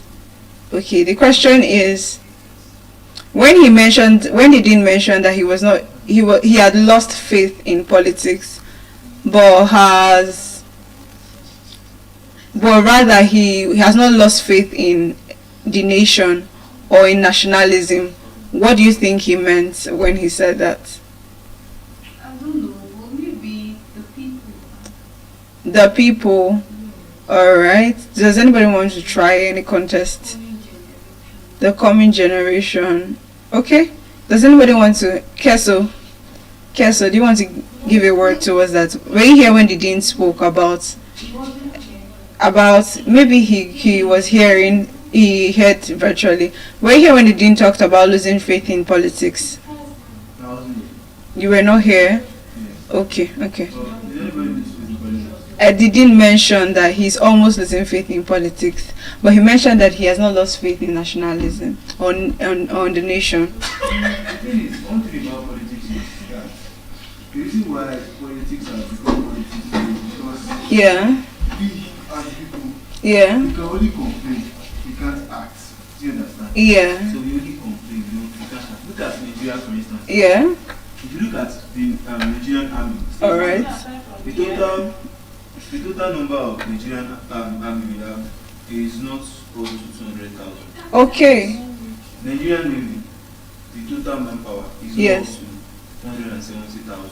Absolutely. Nigerian Air Force, the total manpower is not up to 180,000. Absolutely. So now, Nigerian Police Force has the highest, that's around 300,000. 3,000, okay. Calculate all these armed forces manpower together. Yeah. Ministry of Defense, Nigerian prisoners, Yeah. all of those they are not up to 1 million.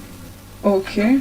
Look at Nigerian Population 200 Are you million. telling me that if 10 million of us come Scholars, outside, yes. mass, 1 million people will stop us?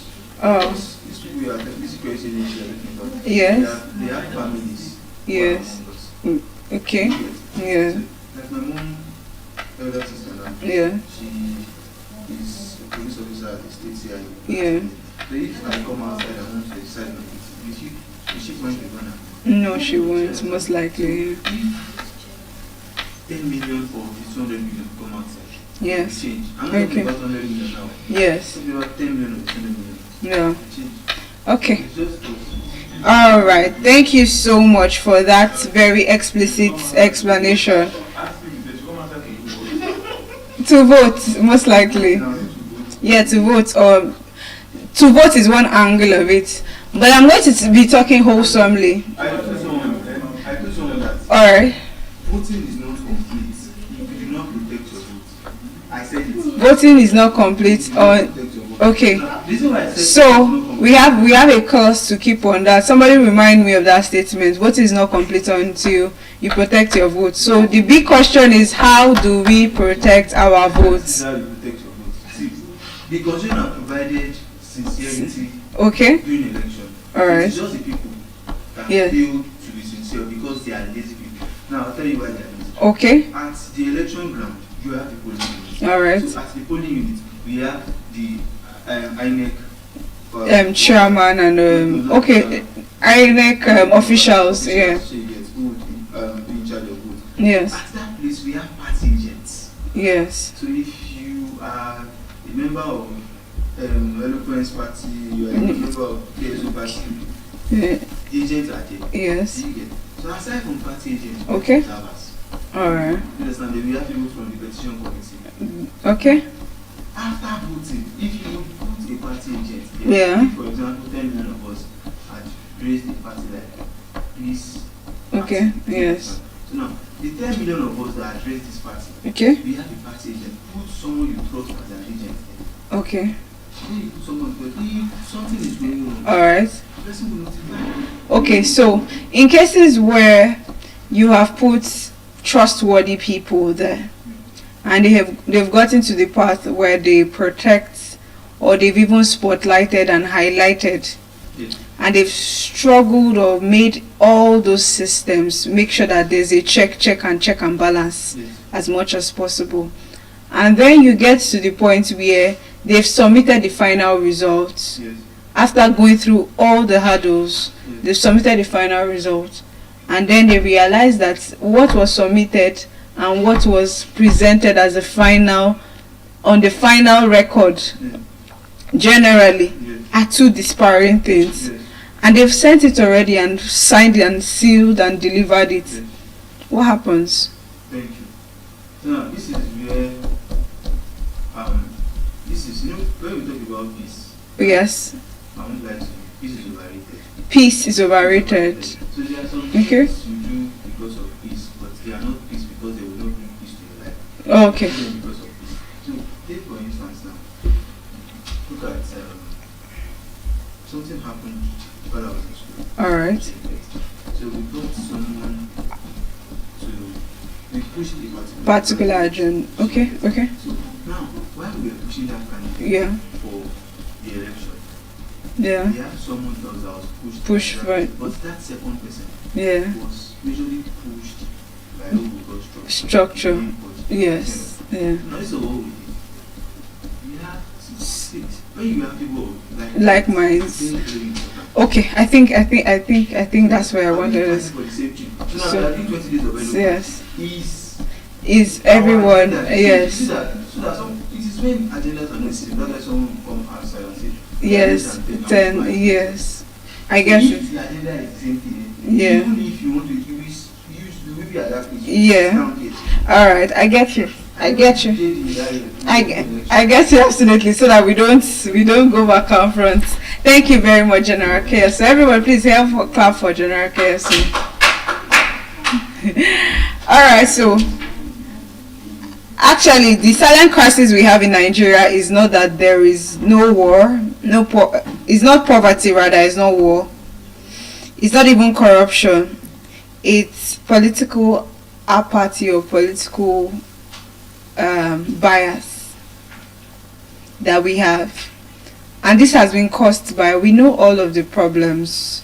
I'm going to mention a couple of them, but I'm going to just re-educate every one of us to how we can make a step forward, or a step into the promised land, or a step into what we actually see or deem as what we always want, or what we should actually look out for. So we see here that political bias is not just the absence of voting, but it is the absence of responsibility. Keso talked about the fact that laziness is part of a thing that actually affects us as a people.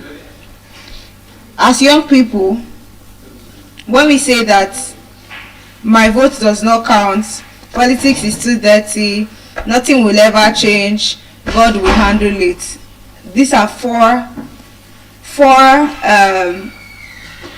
different very thought process that emanates from different angles.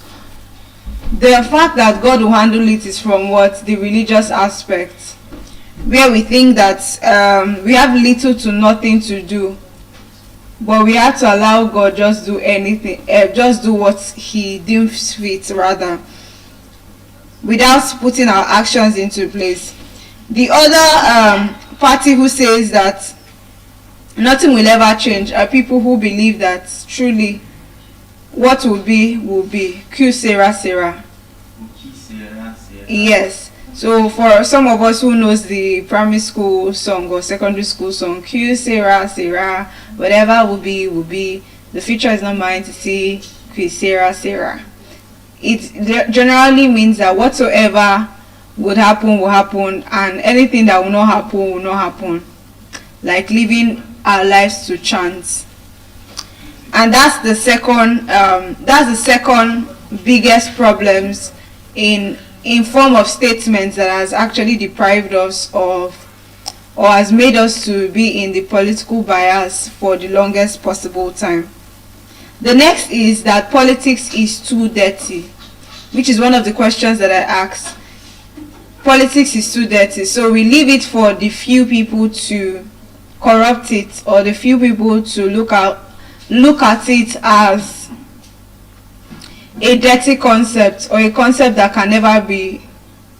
should not be spoken about, or we should not get ourselves involved in for the longest possible time. And then the last is the school of thought from young people, which says my vote does not count. My vote does not count. That even if I've tried to vote the last time, see what happened, nothing happened, and all of that. So these are the various ways at which we have shot our leg, and we've had this political bias for the longest possible time, and then we are silently shooting ourselves with the political apathy and bias that we find around the corner. And this is really costly to every one of us in general, whether we accept it or not. It's such a huge path that affects each and every one of us collectively. As young people, politics, the largest number of people in the nation, right, is, through statistics, is young persons, people below 40 years of age. The largest number of people are in Nigeria, maybe between the ages of 18 to 40, has the most vibrant persons. But however, the people within the ages of 18 to 40 are the least educated about politics. So two realities: the most vibrant but the most uneducated. They are educated in other things, in other spheres, but uneducated in politics, uneducated in how politics run, uneducated in how to get involved in politics, and not just to talk about it on the street or on social media, as we've all known. Maybe social media is a good catalyst to bring all of us to the real understanding of some of the realities on ground. But however, it would not end on social media. It will not end in just making statements or being just Sorosuke generation, but being very strategic about first re-educating ourselves on how to get involved in politics, or how to get involved in leadership, at least to start with. So we see when young people are absent from decision making, their future is negotiated without their consent. You see policies. The topic again is the cost of political bias in Nigeria. So we see that this is actually the system, what is costing us as Nigerian youths not getting involved in politics. It's costing us way too much.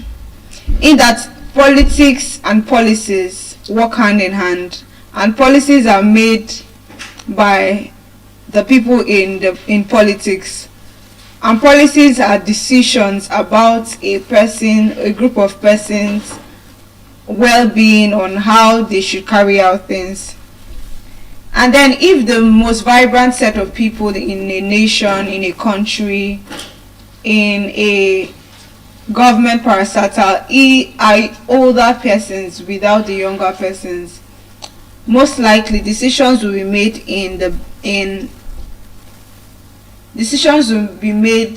not to favor the younger set of people. The big question is, how do we now get involved in politics?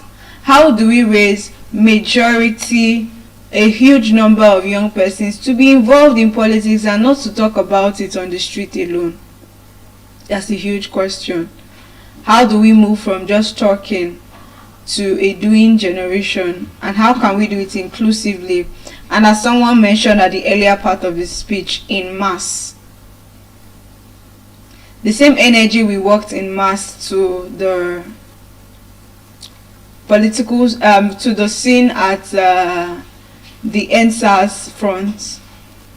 How do we create that same system where every Nigerian can come together at a particular day to create a system or a pledge that I, as a Nigerian youth, aside from Sorosoke, in a place where we are clamoring for the change, we can all sign a bill, we can all commit, we can all get our hands to do the work involved, and to have one's focal point agenda, and our minds are not swayed by trends or activities that come along the way, and we're not following up to the letter of what we put our mouths or what we talk about.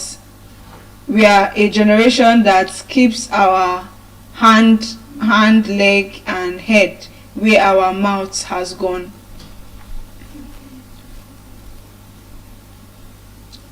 That's for the youth. And then on the other flip side, we have one of the largest number as well.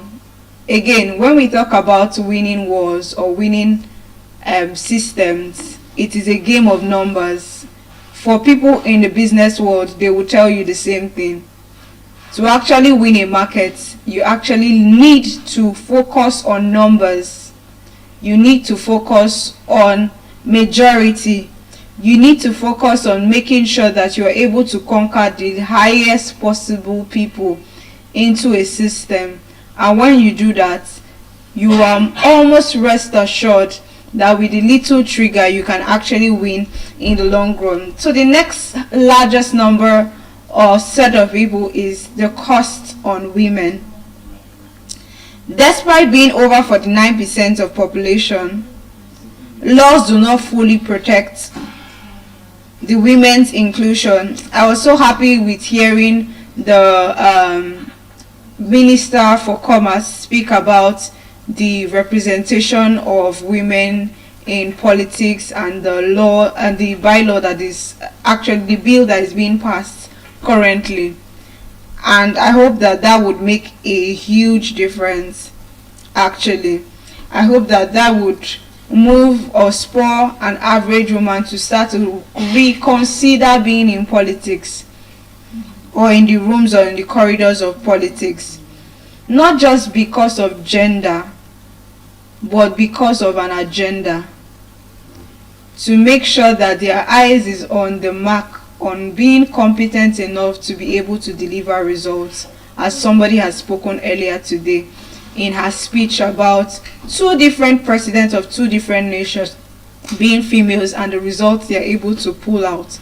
Shows you that it's really not about gender, but it is about gender in a way, in that the gender part of it says that there should be a representation so that issues that are pertaining to that can be equally represented and having a fair share of things. So we see women who took part in politics like Fumilayo, Ransom Kuti, and Margaret Ekpo, who did not wait for permission but got involved in politics or stepped into the arenas and found a way to create change through the sports that they created. Then let's also look at it from the cost to men. So men often are seen as dominated in the political space, but unfortunately they also suffer the cost of the political bias, in quotes. I'll show you something. You said? Say, I'll show you something. I'm showing you something. What am I showing you, sorry? That you've never done politics. That I've never done politics. Continue. Maybe I have not done it on a full scale, Okay. but I have on a local scale. In my, I did what's it called? SUG politics. Oh, nice. That's big. That's big. So it's small scale, if you ask me. So you say, my explanation is from, I think it's in the explanation that you will see where I'm coming from. So we see the economic pressure, job scarcity, security challenges, and the pressure that this puts on men to actually make sure they carry or shoulder the political affairs of the nation. While they are the most efficient or effective over the years, right? Having more men who understand the system, who understand true political participation would help a lot. In that, we have how many men in the room, but still, when I talked about participation in politics or who belong to a political party, we still see that some men are still not represented. Do we agree, Care? So Yes. do you see that it's touching all of us together? It's touching every one of us together. So let me look at it also, the cost of the religious body. Nigeria is deeply spiritual. We are deeply political. We are deeply people of faith, or people who either believe something or believe the other thing. Either Christians, Babalawos, Shango worshippers, or Muslims.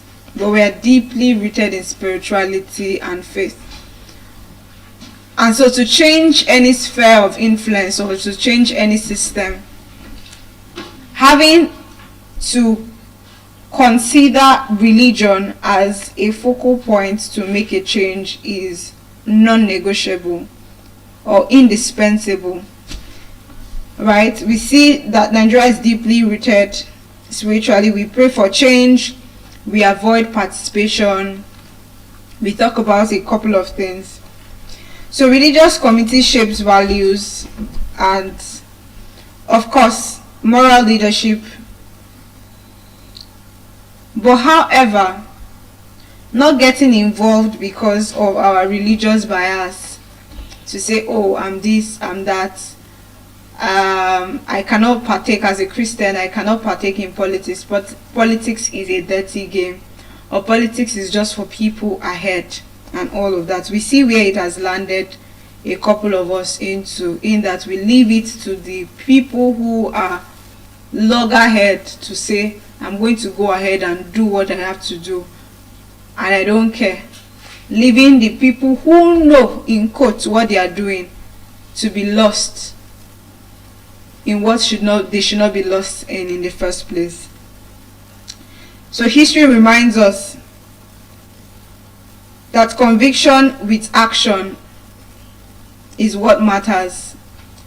For Obi Ezekwesili, I forgot her.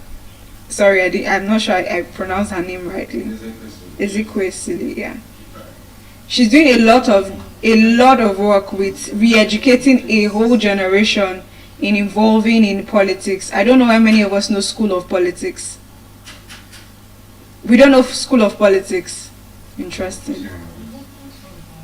School of Politics, fix it. It's a school, an academy that teaches politics for a year, thereabouts.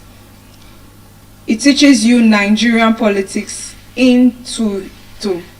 like teaches you the systems of how things have been run, how things are currently running, and possibly how things should run if we all are jointly into it.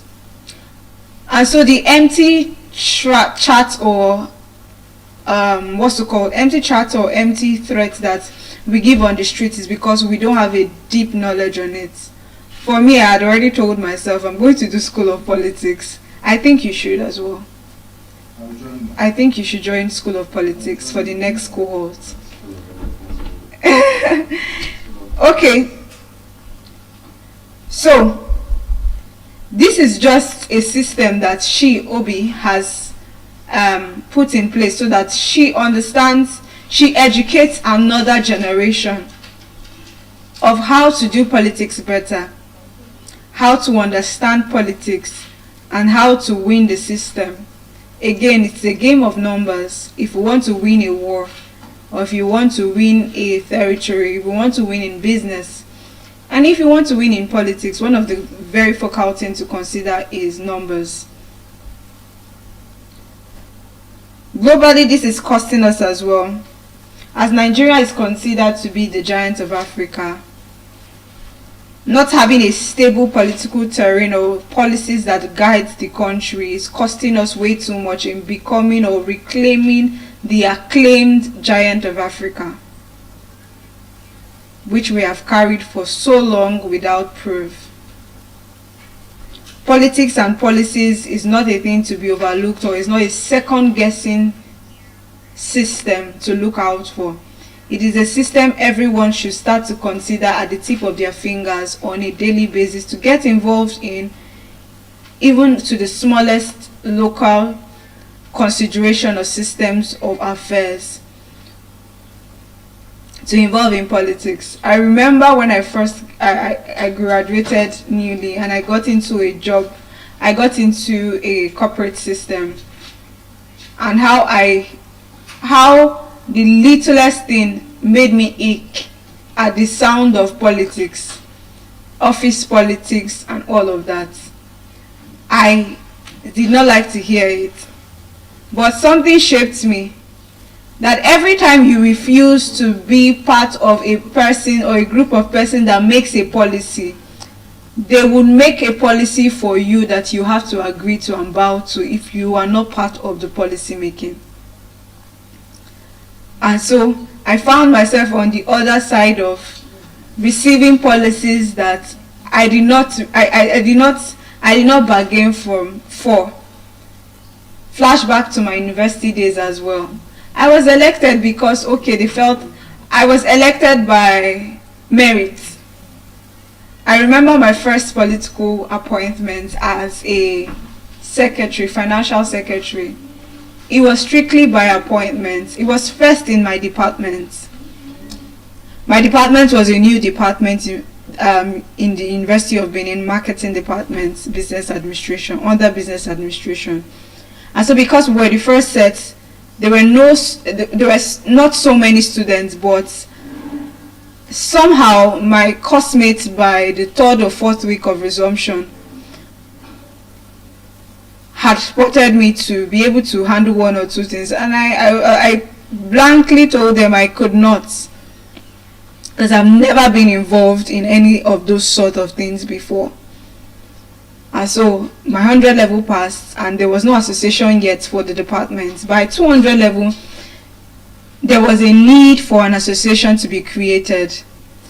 And so one of those beautiful days, I was called upon by one of the staff advisors to say I should consider running for the financial secretary of the department. And I know I'm not so good with handling money. I usually outsource my handling money to somebody else to give me, because I can be really spontaneous. So I don't used to branch there. But however, I was posed with an opportunity to handle the finance of the department. And so out of 90 students in the class, every student was required to pay 1,000 naira. That was how much an average of 90 to 100k contributed, at least a 1,000 naira. And I don't know what gave me the wisdom at the time. I was logging in everybody's payments on a book. I was logging in every payment and I was writing it down and putting signature on the dates everyone pays. And I was to report to the president, or I was to report to the president or class rep or whatever it's called at the time. And so I was doing that judiciously over time. But by the end of the semester, I realized that everyone was asking for a review. Okay, what happened was the contribution was supposed to get a PA system for projection in class. And I asked of the amount, because every time I collected the money, again, because I know I'm not so good with keeping money, I gave it to the president to keep at the bank. And so this went on. I'm giving this story for context on why I think it will cost us if we don't get involved in politics, or if we leave it to the few who are ready to scoop the system to their favor, and without looking at the masses or looking at the general public's interest in view. And so what happened was, I gave the money to, I almost called his name, because he left me with a traumatic experience. I was almost expelled from school. I left it with him, and then he embezzled the money, but I thought he was keeping it in the bank. And so we were just 200 level students, and this was over 100,000 naira at this time. I had documented it and I had shared it with a couple of persons that, oh, we have gotten to this amount, we should be able to buy a PA system. But he collected the money. I didn't realize he was side funding the money, and it got to the point everyone was asking, where's our PA system, where's our PA system, where's our PA system? And Mr. B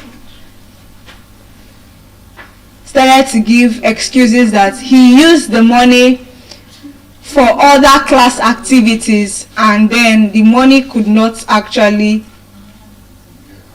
be accounted for, or it could be accounted for, but he used it for other activities, many activities like calling lecturer, getting recharge card, getting marker, getting one or two things for the class.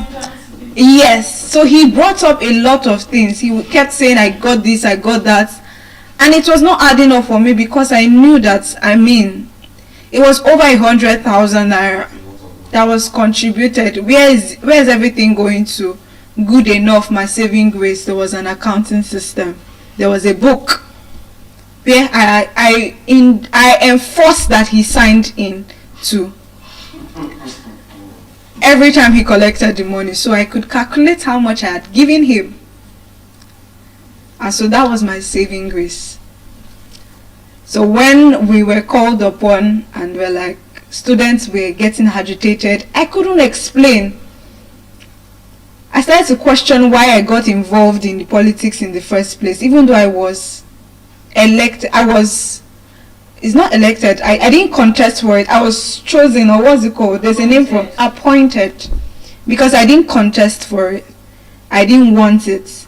It was not a thing that should be heard that I got involved in. In fact,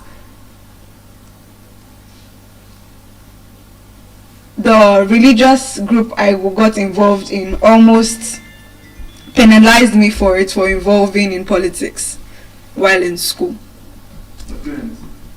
Religious body that I got involved in almost penalized me for getting involved in politics, because again, politics is a dirty game.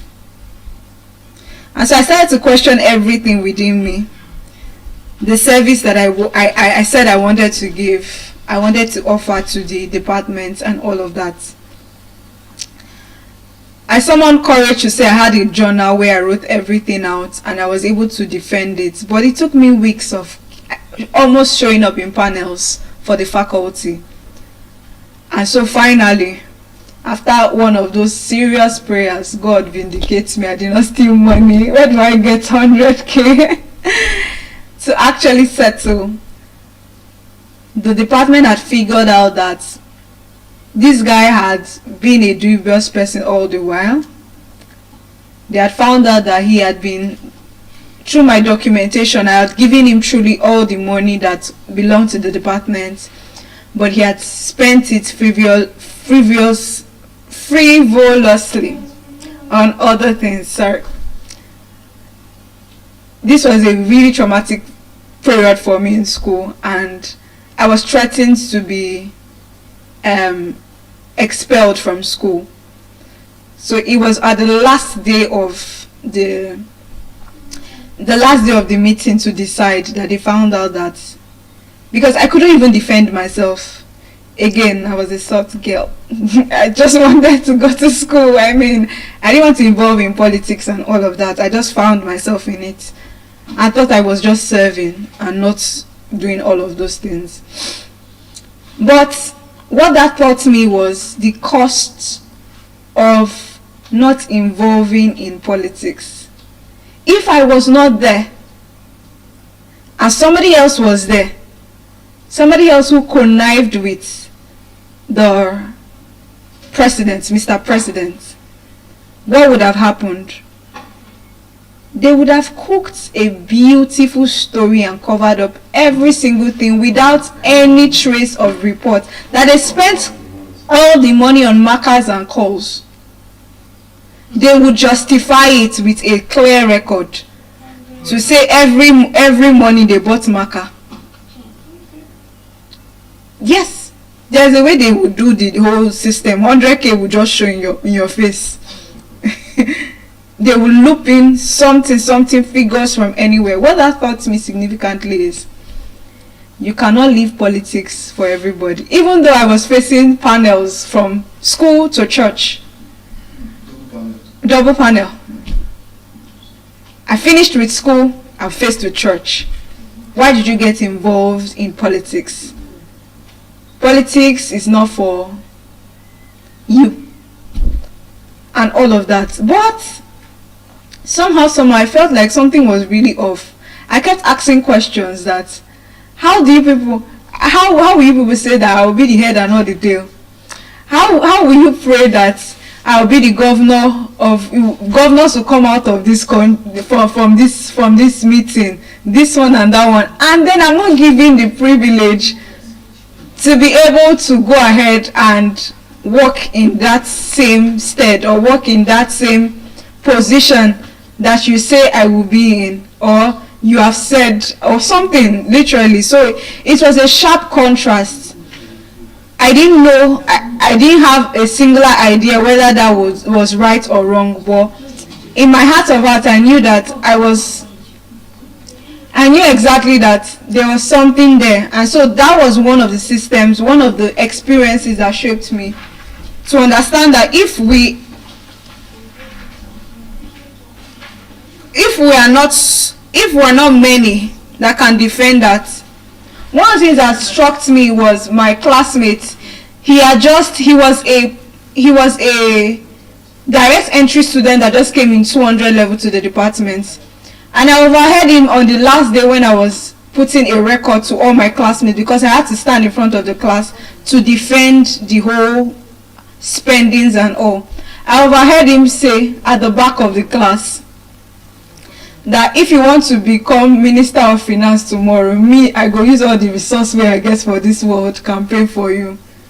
And that was a striking conversation that happened in that class. He said it jokingly, but it stood out for me. Who said it? My classmate, he just joined the department, and that semester and so he was just noticing things that were happening in the department newly. But he made that statement as a bystand, but that struck me for long. I'm sure he did not even remember what he said, but that struck me to say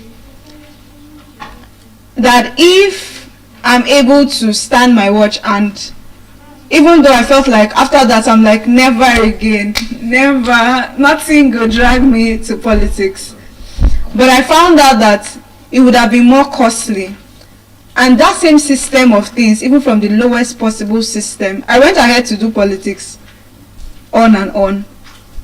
This time around, understanding how to either dodge, play safe, play smart, dodge this, dodge that, to get to what I want to do as much as possible with everyone's support, or with the majority support, because of course you will not have all support. But again, as I said, that was just a defining moment for me to realize that if we are not involved in politics, if we are not as main, that's the lowest system of university politics. Now imagine federal, state, local government, what goes on there. Because only one person standing for rights in a local government election cannot win. When there are 10 party supporters, or people who checkmate party votings, who are corrupt,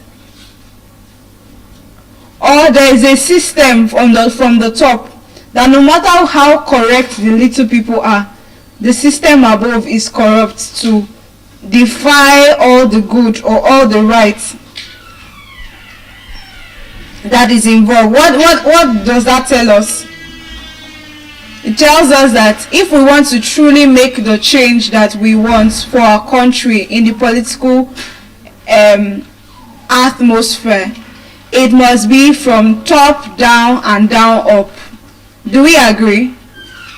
Do we finally agree to that? Yes, we do. Now that we have justified that is a system at which things will be done, the big question is, when are we starting to get involved?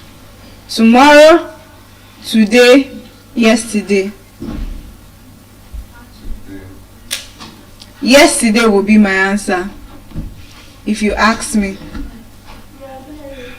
So social media is good, but not good enough for us to rant. But where we should get involved is in the policy room, the ballot room, and creating little community, local government community structures, as small as it can sound, from streets to bus stops, to local governments, to houses, and the likes.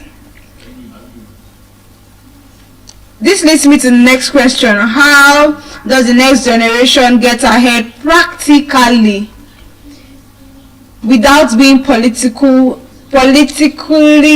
biased? One of it is to get legally identified and ready. We have spoken about it, one or two of us have spoken about it at the beginning of things, which is register your votes, get your voter's card, and understand your polling units. The three things to do first to get ahead is to what? What did I say? Hello, house. What did I say is the three focal things to do when you get legally identified? Get a voter's card. What's the next thing? Get your voter's card, register to vote, and understand your polling unit. Yesterday the registration for the voters card renewal ended by 12 yesterday evening. Yesterday, yes. Sorry, day before yesterday, rather. I usually vote in Benin City, which, of course, is my jurisdiction. And I knew I was well accustomed with my polling unit. My polling unit was, I lived in the doctor's quarters. My polling unit was inside the doctor's quarters. There happened to be a police station there. And so I was acclimatized with my polling unit and the systems of doing things in my polling unit. But however, I had moved to Lagos and I want to transfer my voter's card. If I do not know the polling unit where I'm supposed to vote in my new location where I come to, or I leave it to chance, what do you think will happen? I might not be able to vote. But a couple of persons have made that move and then they feel like it's too much hassle to get their voter's card prepared or get it sorted or get it transferred to the new location where they find themselves or their new polling unit to get accustomed with it. So you see, we have our part to play to make sure we do what is right as much as possible, even if it seems that no needle is moving, like nothing significant is happening on the top of things. But soon enough, when we do our own right parts, like what happened in my university where data and a proof was able to show forth in the long run and was able to vindicate me from being expelled from my school. One day or later in the future, the real data of the voting system will surface and the real perpetrators of the evil will be expelled, while you, being the legal person or the person doing right, will be kept in the system. But if you have no data, if you have no proof, if you have no justification that this is what you did, it will just be an empty noise. Do we agree with me? It will be an empty noise. So what we need to do is let them keep doing. One day for the, how do they say, one day for the owner, be 99 days for the thief. Exactly. So your own responsibility is to make sure that you have your data clearly stated. All those ballot papers, all those counting papers, let them just be there. Don't worry, they falsify it, they paint it, they turn 1 to 8, they turn 2 to 9, just to make sure it moves ahead. One day, the real data will show forth somewhere along the line. They might make mistakes to not even change the numbers in the papers, but change it in the final paper. But if we keep putting your proofs down, one day you'll be justified. Instead of being expelled, the real thief will be expelled and you will be kept in the system. But if you don't have any data, you cannot ask for a proof. You cannot ask to be vindicated from a system. So you see, the first way to go about it for the next generation to get ahead politically and to get it politically right is to first get legally identified. Change begins with eligibility. I remember in school, you cannot vote in any SUG, student union, government, anything, without having an eligibility slip, which was a paper that validates that you are a citizen or you are a student of that school. The next thing again is to study governance as a skill. Study governance, study politics as a skill. I remember mentioning that I got into a workplace, a corporate, and there was office politics. People will say office politics. I don't want to play office politics. Those people that are always rubbing the MD shoulder, rubbing this one's shoulder. Who loves you matters in the grand scheme of things more than who does not like you.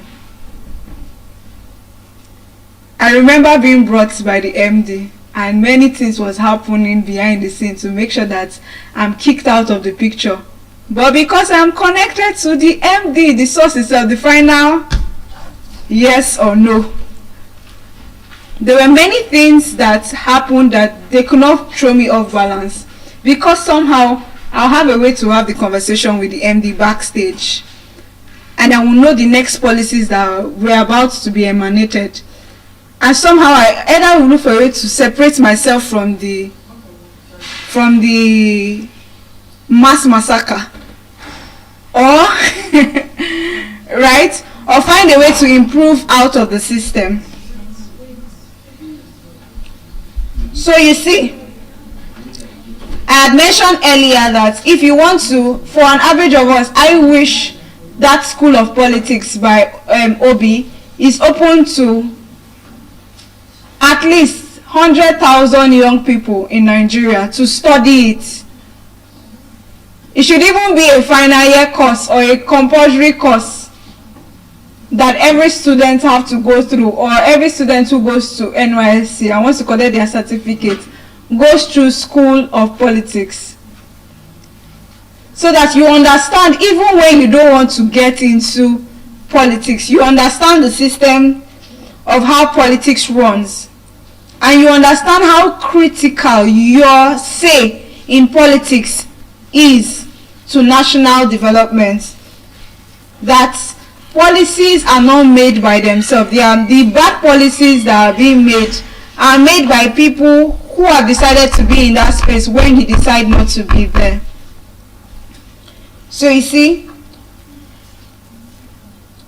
we study business, we study finance, we study different things, but we don't study politics. Or even the political students are studying the back of the TV of politics. They're not really studying the real thing on how politics actually, or how governance come to place in the first place. And so what that leaves us with is that policies are made, budgets are allocated to things that are very flimsy, like buying cars. No budget is being made for education, so that they keep you in perpetual slavery. They do one or two pet projects in the local government to keep you in poverty. They call it poverty alleviation scheme, but you can never get alleviated from the scheme. The policies at which, again, if you never involve yourself, if you say politics is not mine, politics is dirty, politics is not for us, when we vote we can never win, or when we vote we are wasting our time, you are leaving your life and your destiny in the hands of people who decide it without you knowing. So you see how costly it is if we leave ourselves out of politics. Only 2 people or 3 people in a full room of young people belong to a political party. How will you learn how politics works if you are out of the system? So you see, we might be ready, but we are not quite ready to make the change that we all want to see. The next thing is to start local, not national. We're already talking about who wants to be president. Can a female lead as a president? This and that, about national issues. But have you started with your local issues? Have you started to create a change in just one part? I want to become minister of this, I want to become minister of that. Just make that change. Minister of Information and Communication Technology, ICT, that's what I want to. Start from that local space. Start with empowering 2,000 people, 3,000, 5,000 people. Let the validation, do a partnership with the government of the state. Walk up to the ICT, walk up to thank you. Walk up to the systems on how things work, right? The systems or the body that governs some of these institutions. Partner with them, work with those same people that are embracing fund. Partner and work with them, but work with them as a green snake under the green grass, in quotes. Work with them, study them, be among them, ask questions, be their friend. Don't judge, don't criticize, just aim to study and see how things work around their life or their life system, or how they make the decision. Sometimes go with one of your friends, like I used to go. to night meetings, 12 p.m. I'm there. I've already called one of my male friends to hang around somewhere in case anything bad I have go. So just to understand the system on how things run, first off, before you can demand anything, if and when you are demanding because you don't understand it, you will never come out of the system. You will never make any significant change. So first involving in the local politics will get us ahead. Run for the local government chairman of your village constituency as a young person. We already see young people do that. Yes or yes? We are seeing some young people do that already, getting involved in politics. Before you even take up that local government chairman, or you want to become that local government chairman, start with really influencing the people around you. Remember, it's a chain. Family is the most smallest part of it, right? From family to neighbors to your streets to your adugos to the people not changing them at a go, but influencing them little by little, because you have a bigger goal in front, or you have a bigger goal in front of you. So with these few points of mine,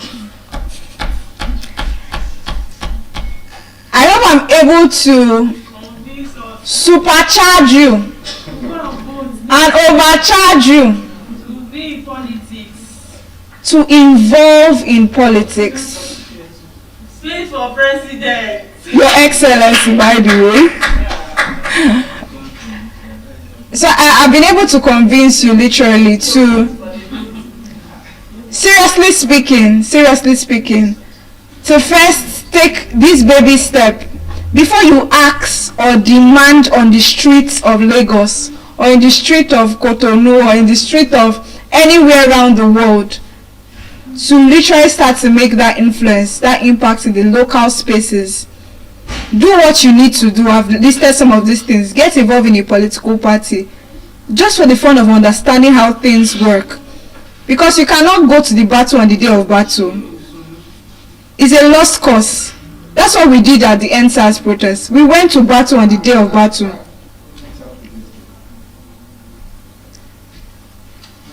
You said? We went to battle on the day of battle without understanding how to arm ourselves or how to run away from the scene in case anything happens.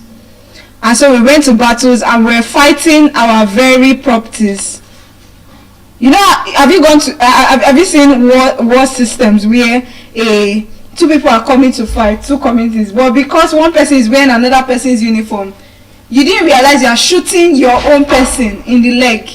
Instead of you to fight the real enemy, you are shooting your own self. That's what we went to somewhat do to ourselves. That made a scene, yes. Have countries gotten into that system that later got redeemed? Oh yes. We know of Rwanda and the apartheid that happened in Rwanda.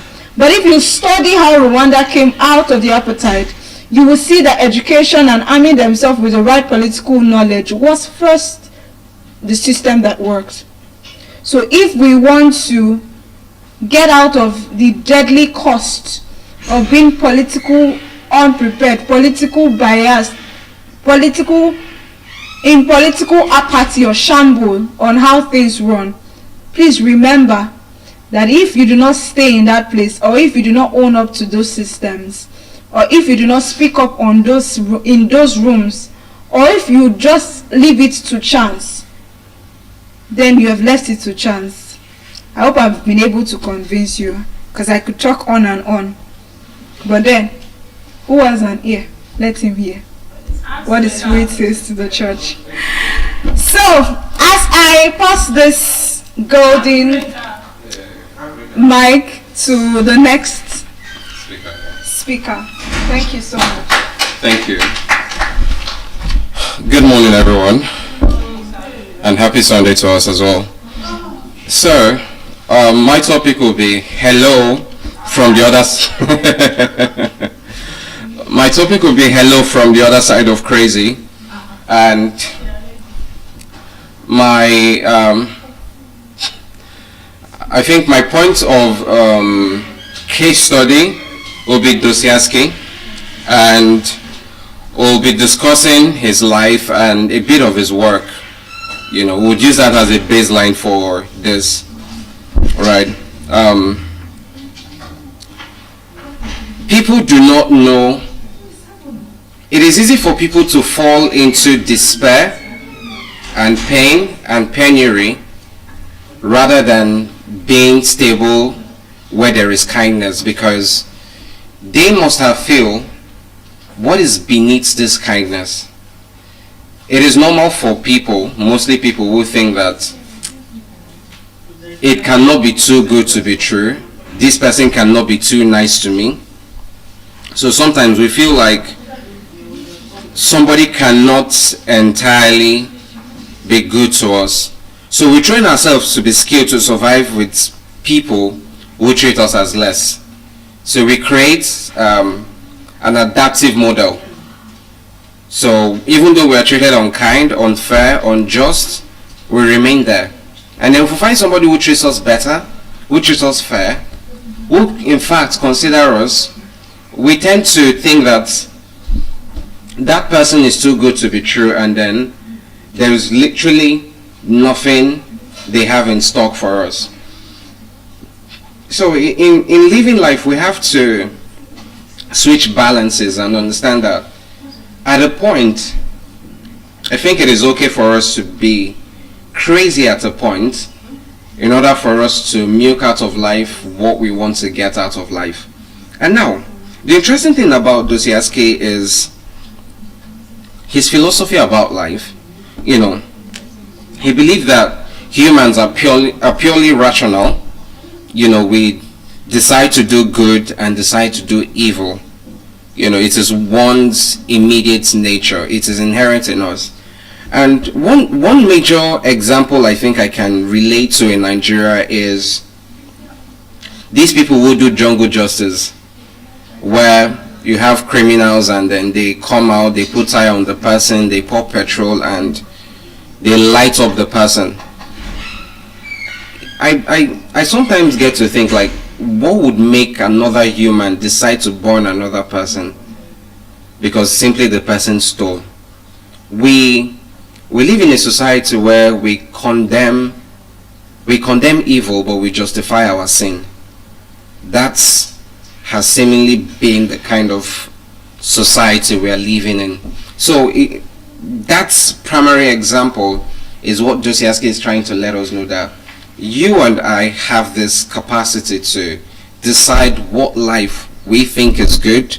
We can make our good decision ourselves, and we can also be cruel inclusively. It is in human nature. Some persons, they just want trouble. They don't just want peace. It has always been their lifestyle. And then you get to think about it. I was reading I think I was reading an article where they said a child growing up, whatever character that they display, it is their character, it is their behavior. You can only try to train them, try to coach them, try to be there, but then again, they have their temperaments. No two child can be the same, right? And another point from Dostoevsky, what he was trying to also point as well, he argued that freedom includes the ability to choose wrongly, and also suffering is also the end result. In one of his book, he apparently had a dream where he saw a man killed somebody with an axe, and the aftermath was different. And what Dostoevsky is trying to let us know is we are never the same after we taste evil or after we've experienced it. It changes our life. It changes how we view the world and how we, see world entirely. There's this guy called Geoffrey Daham. a documentary was made about him, how he goes after young men who are homosexuals. Then he tries to get into a relationship with them, and then he kills them, stuck their body in a drum, and lock it inside his room. He was doing this for years, and nobody knew because he seemingly looked like a calm person. If you look at him, he doesn't even look like somebody who is capable of evil. It changes us, it changes people. And one thing about practicing evil or embodying cruelty is it is inherent of human nature to always seek attention. So what begins to happen is that these people would seek attention. They would want to do whatever it is in their power to, gain traction, want people to see them, want people to know that this is what they do, this is what their life entails. And it doesn't work that way. We do not trust a man to boast in his own goodness, but to also trust a man who has mastered his own darkness. Because then again, he can be able to control himself. If a man is simply telling you that he's good, he can help you out and every other thing, we should not entirely trust people who sell us good stories or sell us the good side of themselves. Sometimes it is best to see people at their worst to know if you can even condone such people. Because so many people, they can pretend. And maybe all it takes for that person to spark is to borrow their charger. And that is where you see the hell in living in them. And you say, it's an ordinary charger. Or you borrow their power bank and then you don't return it. Then you wonder is it not just ordinary power bank? But to them, they've been nice to you and everything, but you sort of judge them because of their niceness and how they've boast of being kind and being nice. But you've not seen them worse. I think it's Tyler Perry that said, it is good to see every man in every season of his life. When the person is kind, when he has lost his job, when he's sad, when he's happy, all this is, it just helps you know where to stand. It's like when you want to bill your parents now, you know the right time to go. You cannot go when they are angry because you know that they won't answer you. But maybe when it's their favorite show, maybe Papa Ajasco or what's this other favorite? I think Jennifer Dye had not come out then during our parent times. So Super Story, yeah. So those times, you just knew the right time to go. And I don't know how many of us remember those. There were this lantern that you had to put kerosene inside, and then it has a glass. You know that your day is spoilt when you break that glass. There is nothing you want to do in this life that will make you be at the good grace of your parents, except maybe as you broke it, just buy a new one. But then we didn't even have money to buy a new glass. Do you get? So it just tells you that you already know the condition of your parent. Like you already know that you have done hell. You see, it is better you burn a pot of soup than to break that glass. You see, it shows how we are wired, right? When we see people in their worst, it helps us balances ourselves. It helps us know where to stand and how to deal with people and how to flow with them. And that is what Dostoevsky was trying to let us know, that when we choose to operate from a standpoint of evil, it changes us, it shapes us, it alters our life. We can never remain the same. And this is not about being godly or not ungodly, or morality or non-morality. It's just the standpoint of life itself. Because Dostoevsky at a point here, when he was a radical in politics and trying to reform and sharing his thought, he was arrested, and he was this close to being killed before they revoked the judgment and left him in prison for hard labor. So even in voicing out, it changes us. And there in prison was where, you know, he saw life in a different perspective and saw how prisoners were being treated. You might not understand the value of freedom that you have. You still have curfew and you're complaining. Imagine what life was in those years, where you're forced to eat rodents, because that is what you could only eat. But then again, what life are we trying to portray? Are we suffering as a part of redemption, or we're suffering as a result of our actions and character and life exposition? Unlike many thinkers, Dostoevsky didn't see suffering as meaningless. He believed it can lead to spiritual growth and redemption. Well, this was because when he happened to move into the prison, and he was forced to see how other prisoners were living and every other thing. And then again, in one of his books, he wrote about this particular dog that was always stoned and beaten and everything, but yeah, this dog still comes back, and if you try to treat it properly, it would run away. And he tried to liken a dog as an animal that has loyalty, and some of us are like that. We're being beaten, we're being stoned, harsh word is being used upon us, life has battered us, and upon that we still embrace our oppressors. We still embrace those who literally do not have that proper life engagement for us. So in that regard, we are left to still fall back to the same place that doesn't want to nurture us grow, right? It's like watering someone else and forgetting that you too as well, you're a plant as well, and then you need to be watered. That is what Dostoevsky is trying to let us know. That suffering, of course, is a path to redemption, but you shouldn't suffer to put yourself at your own peril. At least your suffering, there should be something that should come out of it. Then he spoke about a central tension in his book, God versus Skepticism. He doesn't ignore doubts, but he explores it.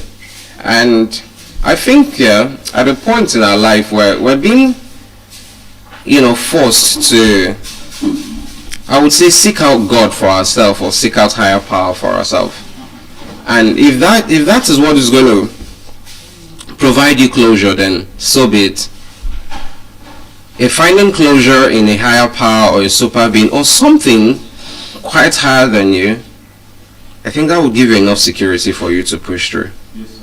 And which is something that you and I should do. We shouldn't just live life as though, either you like it or not, there is just something bigger than us that we cannot quantify, that we cannot explain.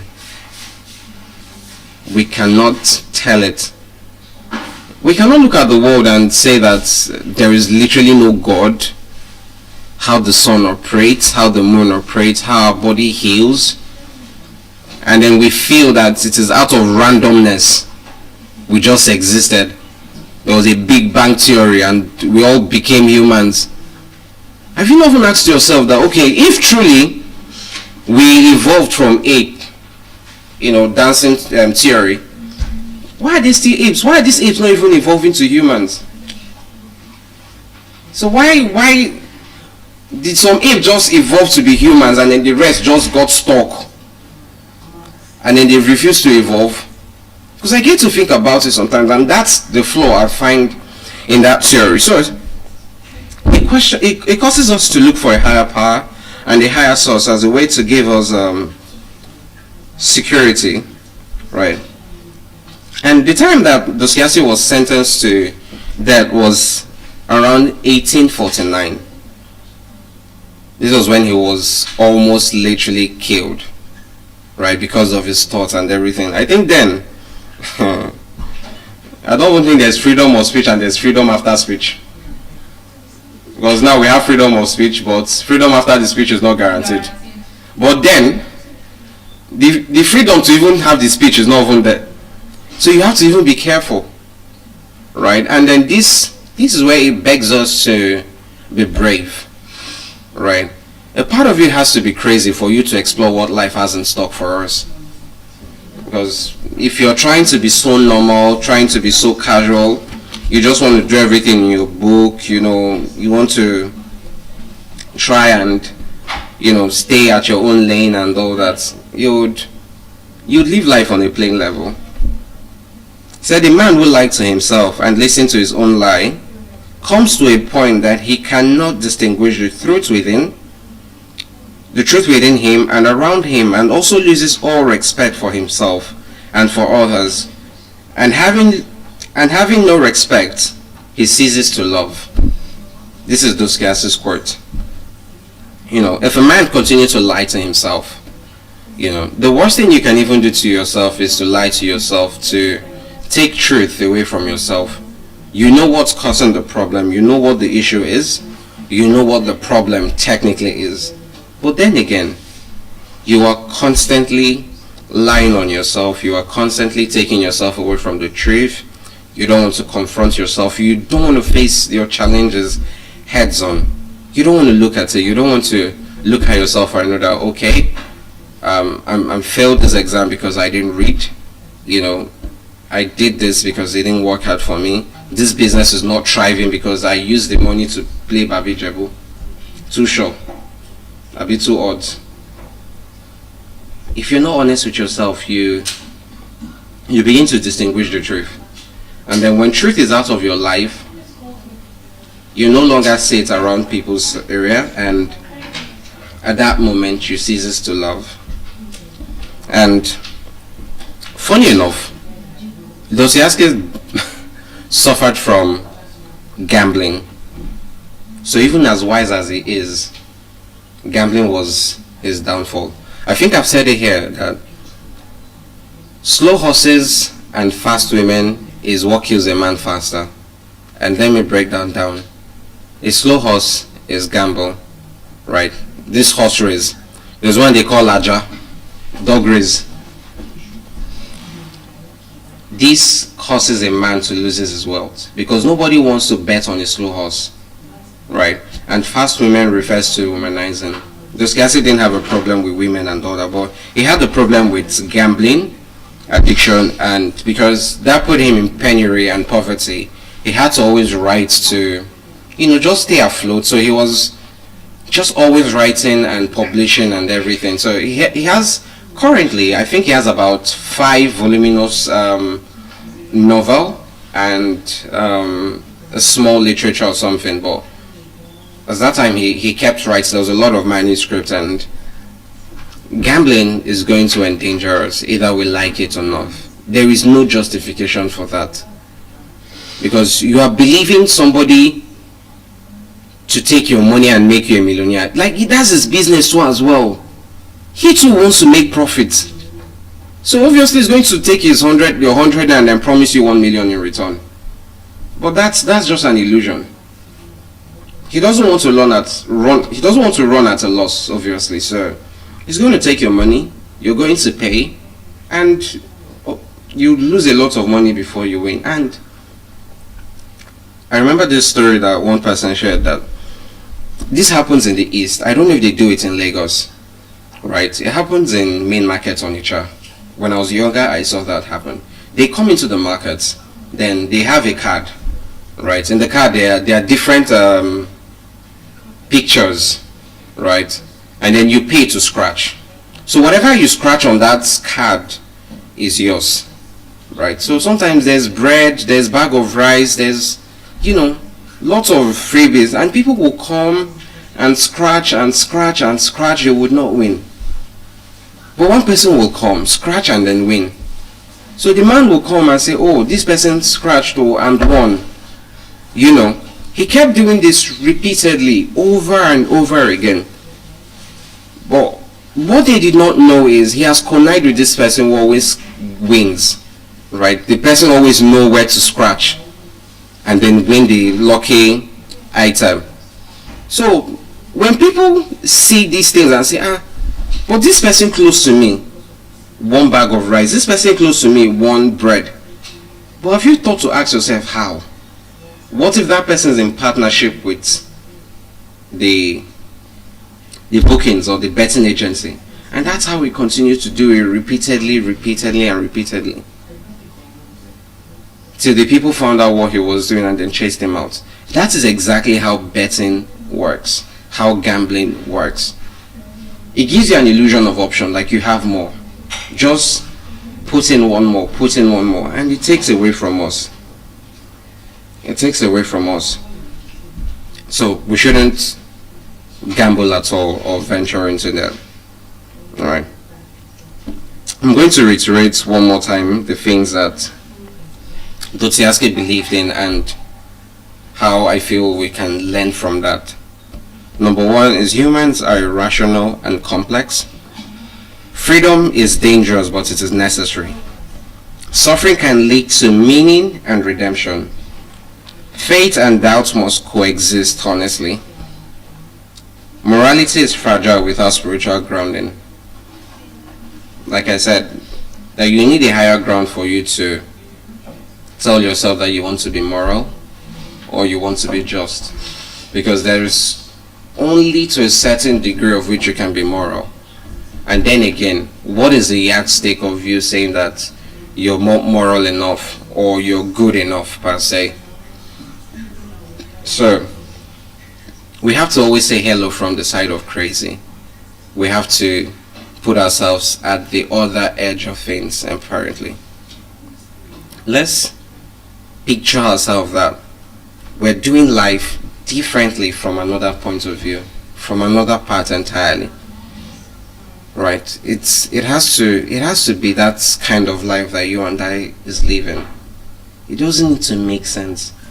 If it's for you to be radical and crazy, for you to then live the life that you ought to live, then please do it. Because sometimes staying calm robs you of a lot of things. It just makes you, they just see you finish. You know, they be like, and so they do, you know, take advantage of this and so. They don't see you in the light that you're supposed to be. They always want to antagonize you. They always want to shove you down the drain. So until you make it literally your effort to say hello from the side of crazy, be radical, you have to do it at all cost. You have to do it at all cost. Do you get? So we have to put ourselves in that vein and in that light. So if you're running a business or you own an institution or whatever you're doing or you're studying, the norms will not work. And even if it does, it will just put you at the very status quo that people put things on. You get? So you and I have the responsibility to ensure that we say hello from the side of crazy. Learn from Dostoevsky. Do not gamble. Understand that morality needs a spiritual grounding. You can't do it all alone. Whatever your religion is, you need an anchor to hold it down. And I do hope that we live a life that is not just, but a life that has meaning to it. So right about now, I'll be passing the mic to the next speaker. Thank you. Good morning, everybody. Good morning, everybody. My name is Osho Jamodinot. And today, I want us to imagine us going to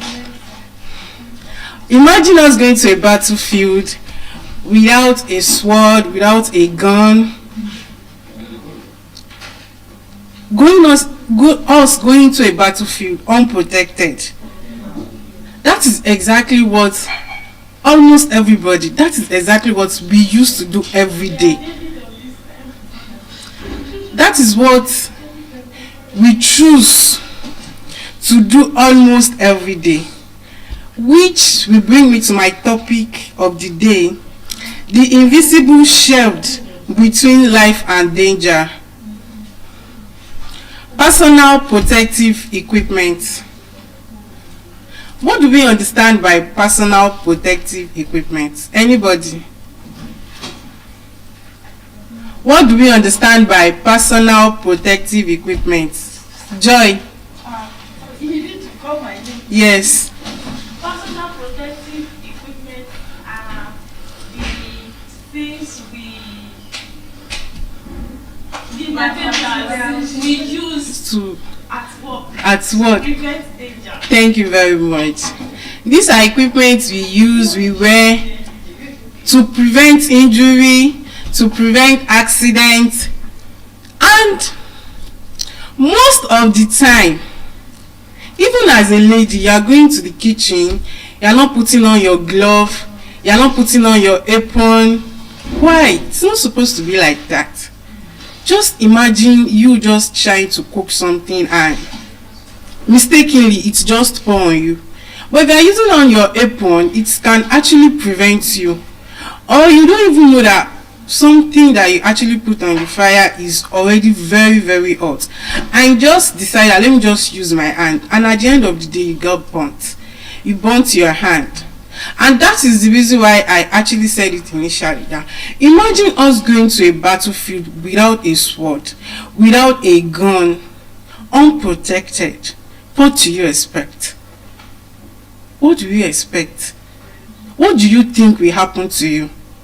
Most of us, especially these civil engineers, electrical engineers and all, trying to go to their workplace, not protecting themselves, no helmet, no jungle boots and all. It is not supposed to be like that.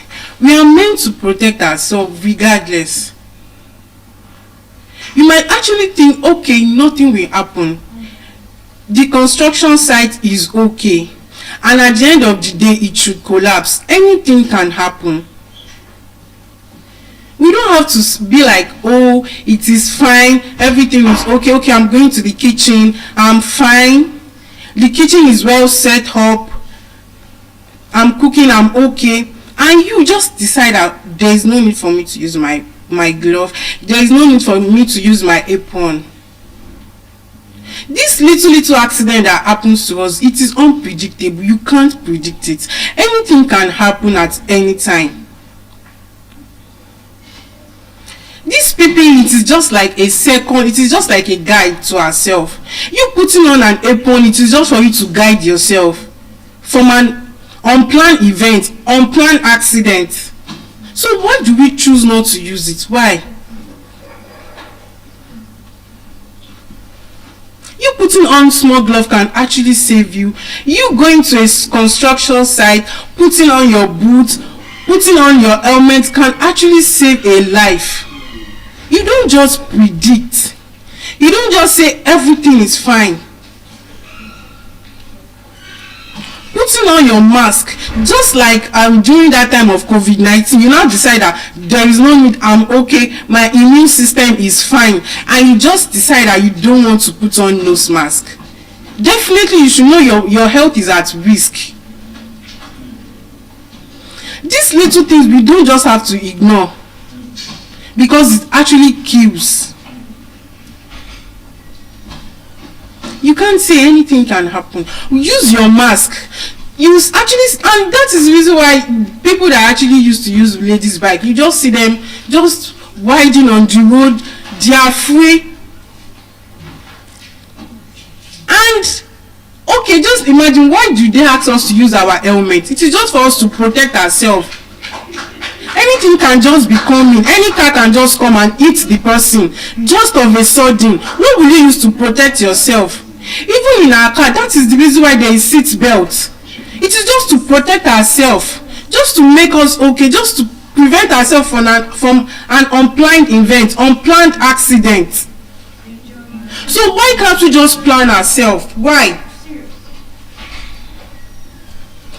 Although all this equipment does not stop danger, but it prevents us from being harmed. It prevents us from being injured. You are in the laboratory, you are not using your glove. Why? You are not putting on your lab coat. Why? Like I said at the last section that I took, I talked about tuberculosis. It is just like a person that actually wants to treat a patient for sputum test or gene expert test, and you decide that you want to collect the sample from the patient, and you decide that you are not going to use nose mask. No, it is not done. Because even if the patient actually cough out, tiny droplet of the cough that actually enters into the air can affect you. So why can't you prevent yourself? And you're a lab attendant, you don't do that. It is very risky. You are in the lab, use your lab coat. You are in the lab, wear your glove, use your nose mask. It is very important. We should not ignore all these things, because at the end of the day, it can actually cause harm to us.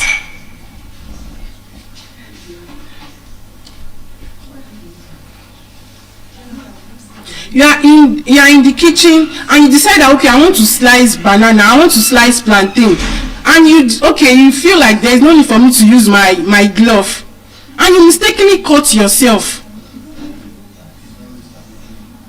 It is not okay. Assuming you actually use your glove, it's going to prevent you from the cut. But you trying to just ignore, trying to just be like it doesn't matter, it's very risky. That is why it's important for us to use our safety equipment. You are in the lab, you are working with chemicals, you are not using your Google, and you can't say little splash of any chemicals can actually cause you blind, can actually make you blind. You can't say anything can happen. You might actually have an emergency, and due to the wash, and it splashes on your face, even on your skin. Anything can happen. At home, you decide that, okay, I want to clean my kitchen, okay, and a day before, glass fell down from your hand, and you decide that you want to clean your kitchen. You can't say, you might actually not clean all the glasses a day before, and you trying to clean it the next day, it actually cuts your hand. That is why it is very important to just be cautious of ourselves.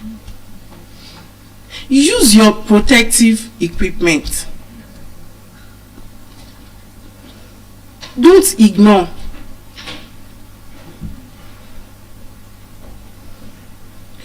A person that is an electronic engineering, and you decide that, okay, I want to join two wires together. Okay, and there is no light. You now choose that, okay, let me just use it with my bare hands. And at the end of the day, you trying to fix it, NEPA actually brings the light. What should you expect? What do you think will happen to such a person? Electric shock. And if such a person is not rescued at the right time, that is it. The person is gone. So it is very important. Don't just ignore. Don't just be like, it is not necessary. It doesn't matter. I'm at home. You're at home, anything can happen.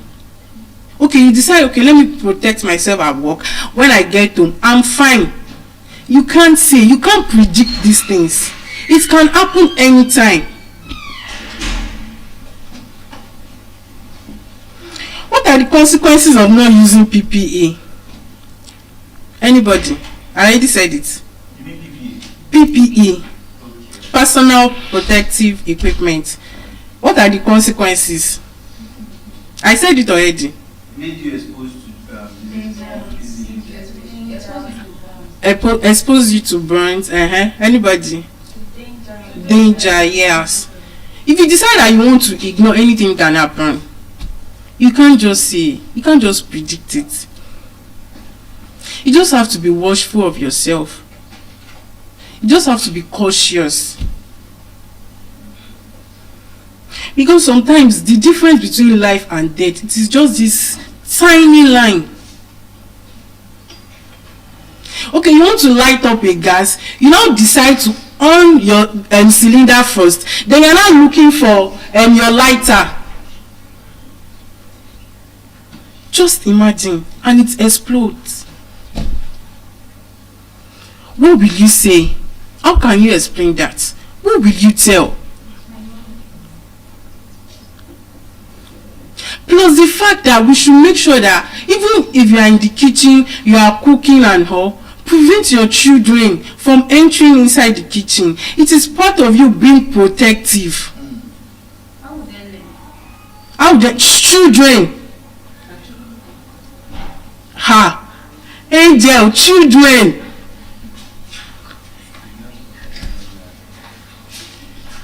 We have to be very, very protective. You are not at home and you actually have children at home. Lock your kitchen. You are going out, switch off all the lights. Don't expose your children to all these little things.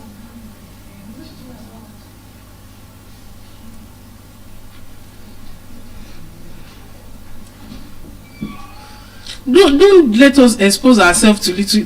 It is these things, it is something that we can actually prevent. You can prevent yourself being caught. You can prevent yourself being burnt. You can prevent yourself in an construction site. Okay, you decide that, okay, I'm fine. It is a construction site. Nothing will happen. You decide to wear slippers to a construction site. And you did not know maybe there is a nail that can actually just cause harm to you. Just assume you are putting on your jungle boots, even if it will enter, it will not affect your leg. But you putting on slippers, directly it will enter. So that is why it is very important for us to just be cautious of ourselves. Take precautions. You can actually prevent these things. Just do it the right way. It is your kitchen, fine. You know where everything is being kept. You know how you keep your kitchen. You know what to do. But regardless, you putting on this thing will not harm you. It's just for a little seconds, just for you to finish up what you want to do, and that is it. So because of that little mistake that will actually take your life, you now say, let me just ignore. No, don't ignore. Just do it. How to promote PPA? How can we promote it? How can we tell people like, let's do this, let's do that, let's make use of our nose mask, let's make use of our helmet, let's make use of our seat belt, because it is part of it. Let's make use of our glove, let's make use of our boot. We can actually educate them. Some people don't even know that these things are very bad. Me personally, I used to do it. So I'm also talking to myself. It is not as if I don't know, but because I choose to ignore. So it is very important for us. Let's educate people. You visit your friend and you actually see her cooking without using glove, without using apron. Tell her, this thing, it is not good. Using it will not harm you. It will protect you. Even you yourself that you are educating somebody, make use of it. Apron is not something that it is hard to get. You can actually sew it yourself. Glove, it is not something that it is hard to get. You go to the market. At least we go to the market to buy food stuff. You can buy it. it prevent us. You cutting plantain and somebody just call you for an emergency call. Due to the fact that you are washing yourself, you cut yourself. But when you are putting on your glove, it will not happen. The glove it is going to prevent it from happening. It will prevent the cut from happening.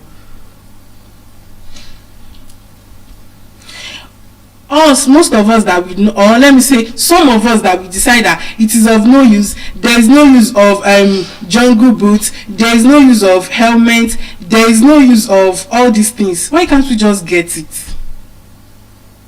It is affordable. It is one of the ways we can actually promote the use of protective equipment. It is something we can get. You are working in a construction site, get your jungle boots. Even in most construction site, they used to provide it. Why can't you use it? It is not that hard. Use your helmet. It is not that hard.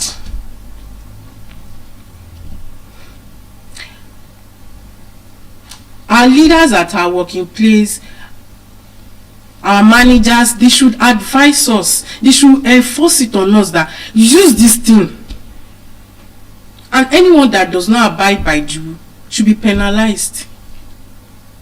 Doing that is going to give people morale to do it. It's going to encourage them.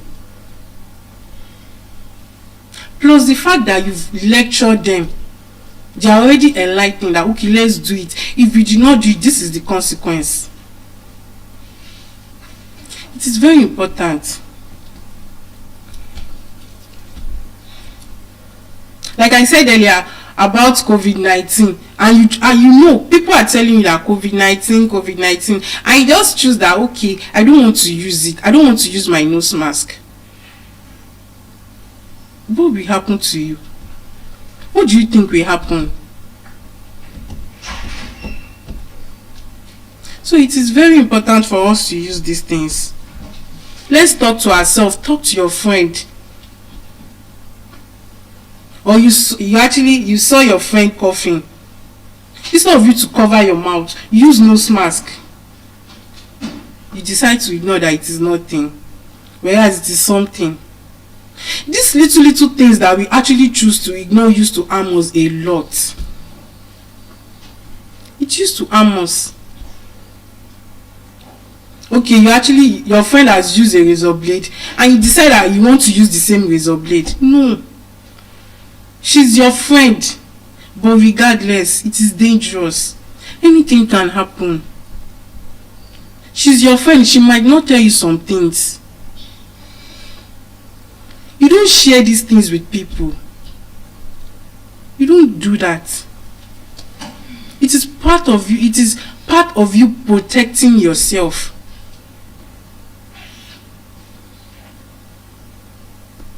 It is part of you protecting yourself. That is why it is important for us to make use of this equipment.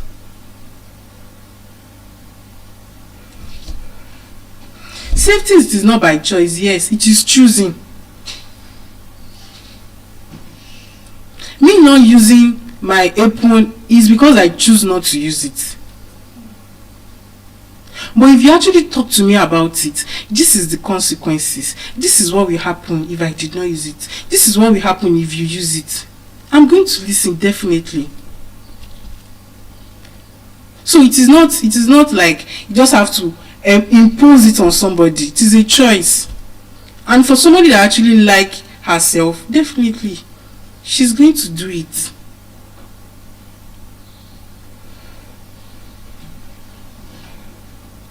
So I don't really have much to say. I just want us to make sure. I want us to make sure that we just heal to this advice. Use your helmet. Use your lab coat. You're in the lab, use your lab coat. For somebody that is in the lab and you're working with blood, you might even have a cut and you don't know you have a cut. And you're working with a blood sample that is already infected with HIV or with hepatitis B. Just imagine what will happen. Just imagine, because you choose not to use your PPE, you choose not to protect yourself. It is not as if there is no glove. It is not possible for you to be in the lab and you will not have glove. It is not possible. There will always be a glove. Why can't you use it? Why? Or you are talking to a patient, you decide that you don't want to use your nose mask. No. Make use of your nose mask. You don't know who is who. You don't know a patient that is a carrier of tuberculosis. You don't know. It is not written on their forehead. A patient with hepatitis B does not have it written on his or her forehead. It is you that will protect yourself. You are the one that will protect yourself. So I would like to conclude by telling us that PPE is not just equipment. It is not. It is protection. It is prevention. And it is preservation of our life. Yes, it is you preserving your life. You putting on your glove while you are attending to a patient's blood. It is you preserving your life, because you will not contact hepatitis B. You will not have HIV. So you are preserving your life. Do not wait for an accident. You don't have to wait for an accident to happen before you decide that, okay, let me use my helmet. Okay, let me use my seat belt. You don't have to wait. Don't wait that, okay, because this person has accident, because he or she did not use a seat belt. That is when you now start using your seat belt. Don't do that. Because if you decide that, okay, it does not happen to me, it is just my friend, you can't say it can actually take your life. Wear it and respect it. It is very important. Let us protect ourselves. And right now, I would like to pass on the mic to the next speaker. Thank you, Aja. Thank you very much. Wow, it is good to be on this side of the hall at this time. I want to first of all thank everyone. Yes, ma'am. Thank you so much for your commitment, for your resilience, for your effort. We are doing this countdown now. We are celebrating the countdown because of you. Not just you that are here. Those in the hotel, those that are on their way coming, everyone that has climbed this, that has stood behind this podium. We appreciate you. On behalf of the School of Eloquence, on behalf of the Dean, the management of the school, I want to say a big thank you to everyone. Thank you so much. We are not taking you for granted. And my name is Patience Etienne, and I'm the registrar of the School of Eloquence. So I want to talk about a topic that is very dear, that is personal and also national. The topic is the role of a mother in a nation building. And I'm sure when you hear the word nation building, the first thing that will come to our mind is the president, the lawmaker, the governor, the captains of industries. No. But know that long before there is a president, long before there is a governor, long before there is a lawmaker, long before there are captains of industries, there are what? Well, there is a what? A mother. Mothers are the first leaders every one of us here had ever encountered. We first of all encountered in our lives. You all agree with me. So when from the heart of home, what is built? Values is formed. From the family, character is shaped.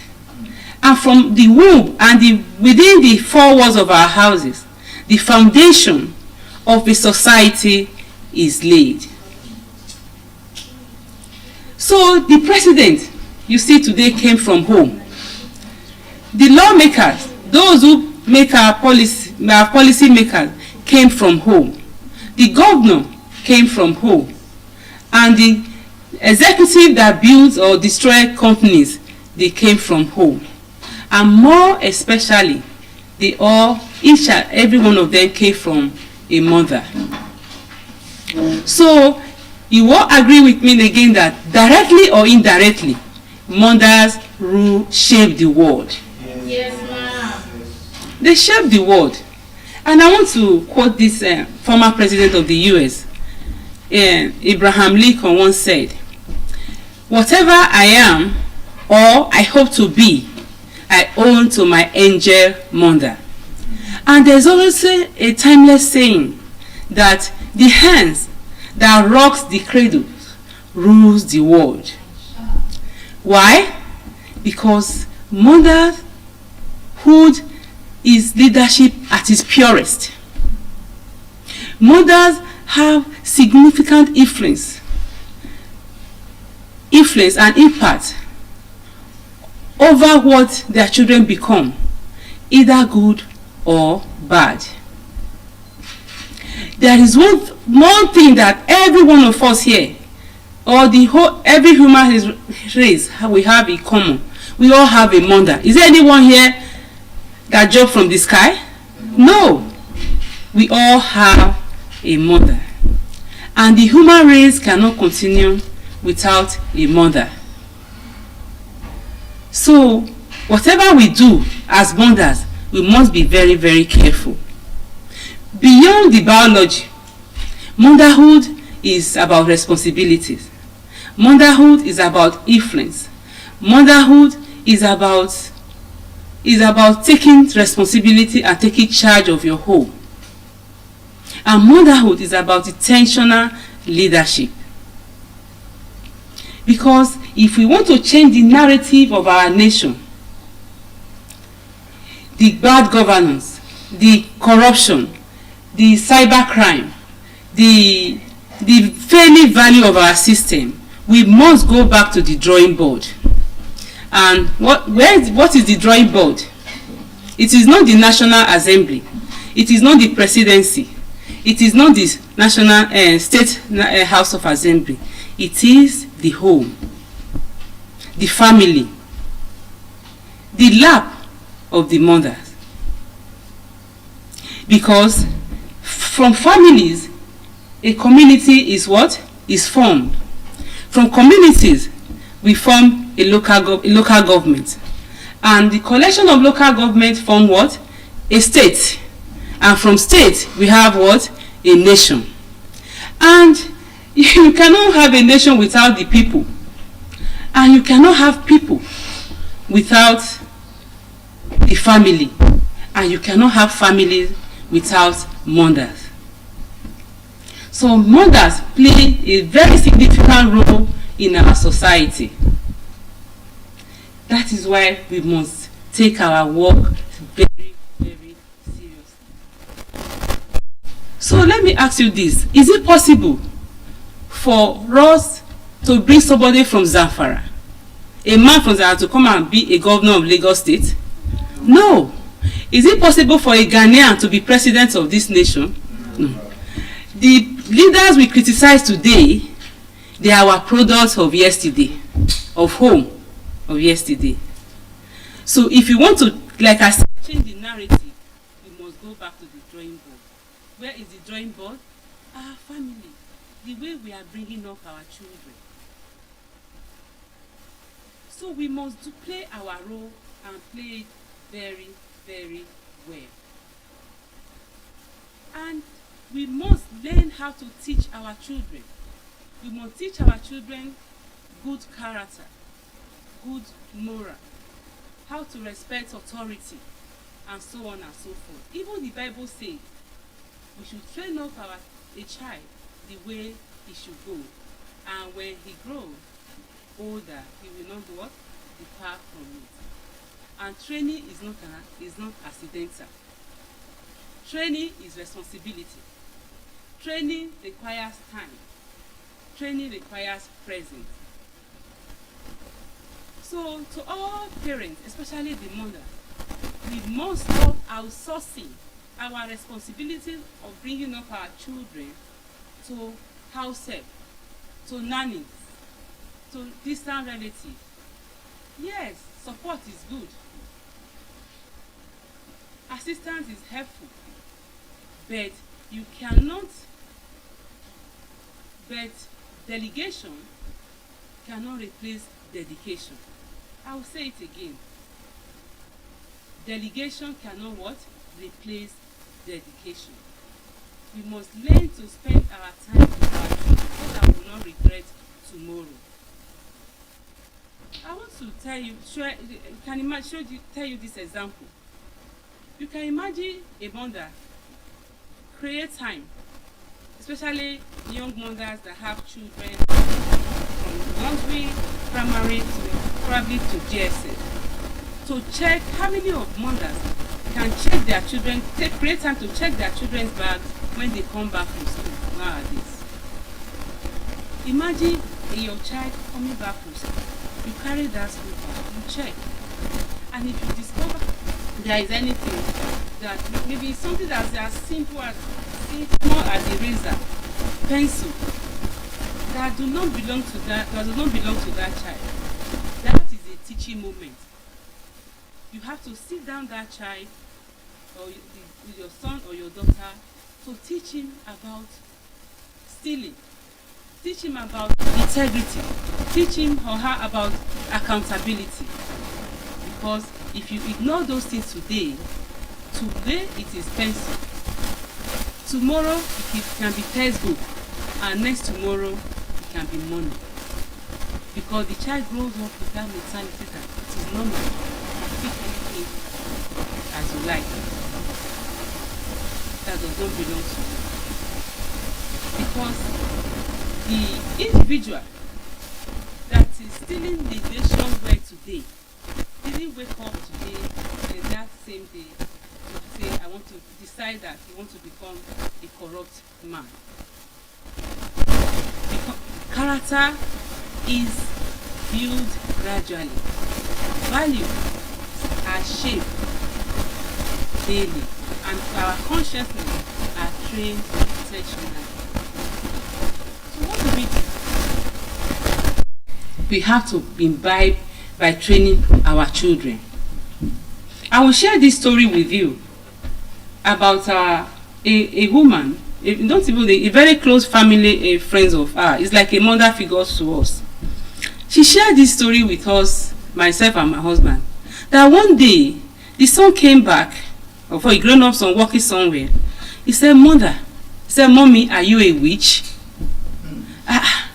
She said she was surprised. And she asked him back, why did you ask me that question? He said, Mommy, do you know that anytime I want to do something, especially something that is not in line with your value, something that is wrong, I'm always hearing your voice. That recently he was telling the mother that himself and his friends wanted to go into a deal. So that the last minute your voice echoed into my heart again, and I told them, and he told them he was not going to be part of it. Of course, said his friend went ahead and carried out the deal, and they got themselves into trouble. So the mother laughed. He said, if that is why you are asking me if I'm a witch or not, I am not a witch. It's just that I have done my job well. That is nation building. That is leadership.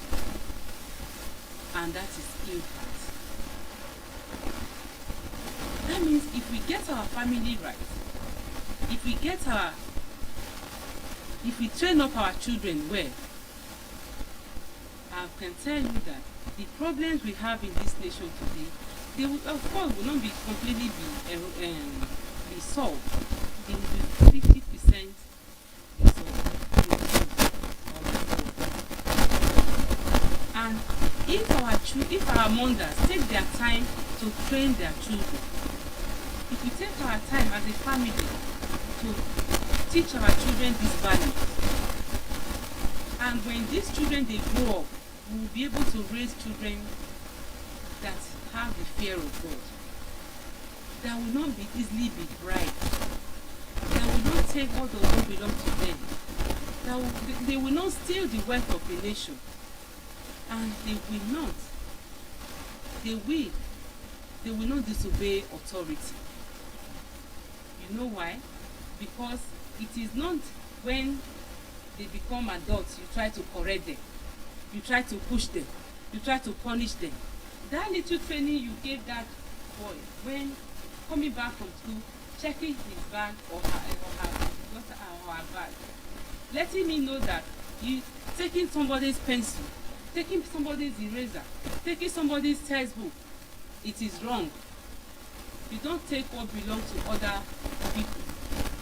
That child can grow up with that mentality to know that yes, there are consequences of taking what belongs to others. Like I said, the individual wake up and steal the wealth of a nation didn't decide it that day. It's a build up. It's bad character. It's bad values that inculcate in him over time.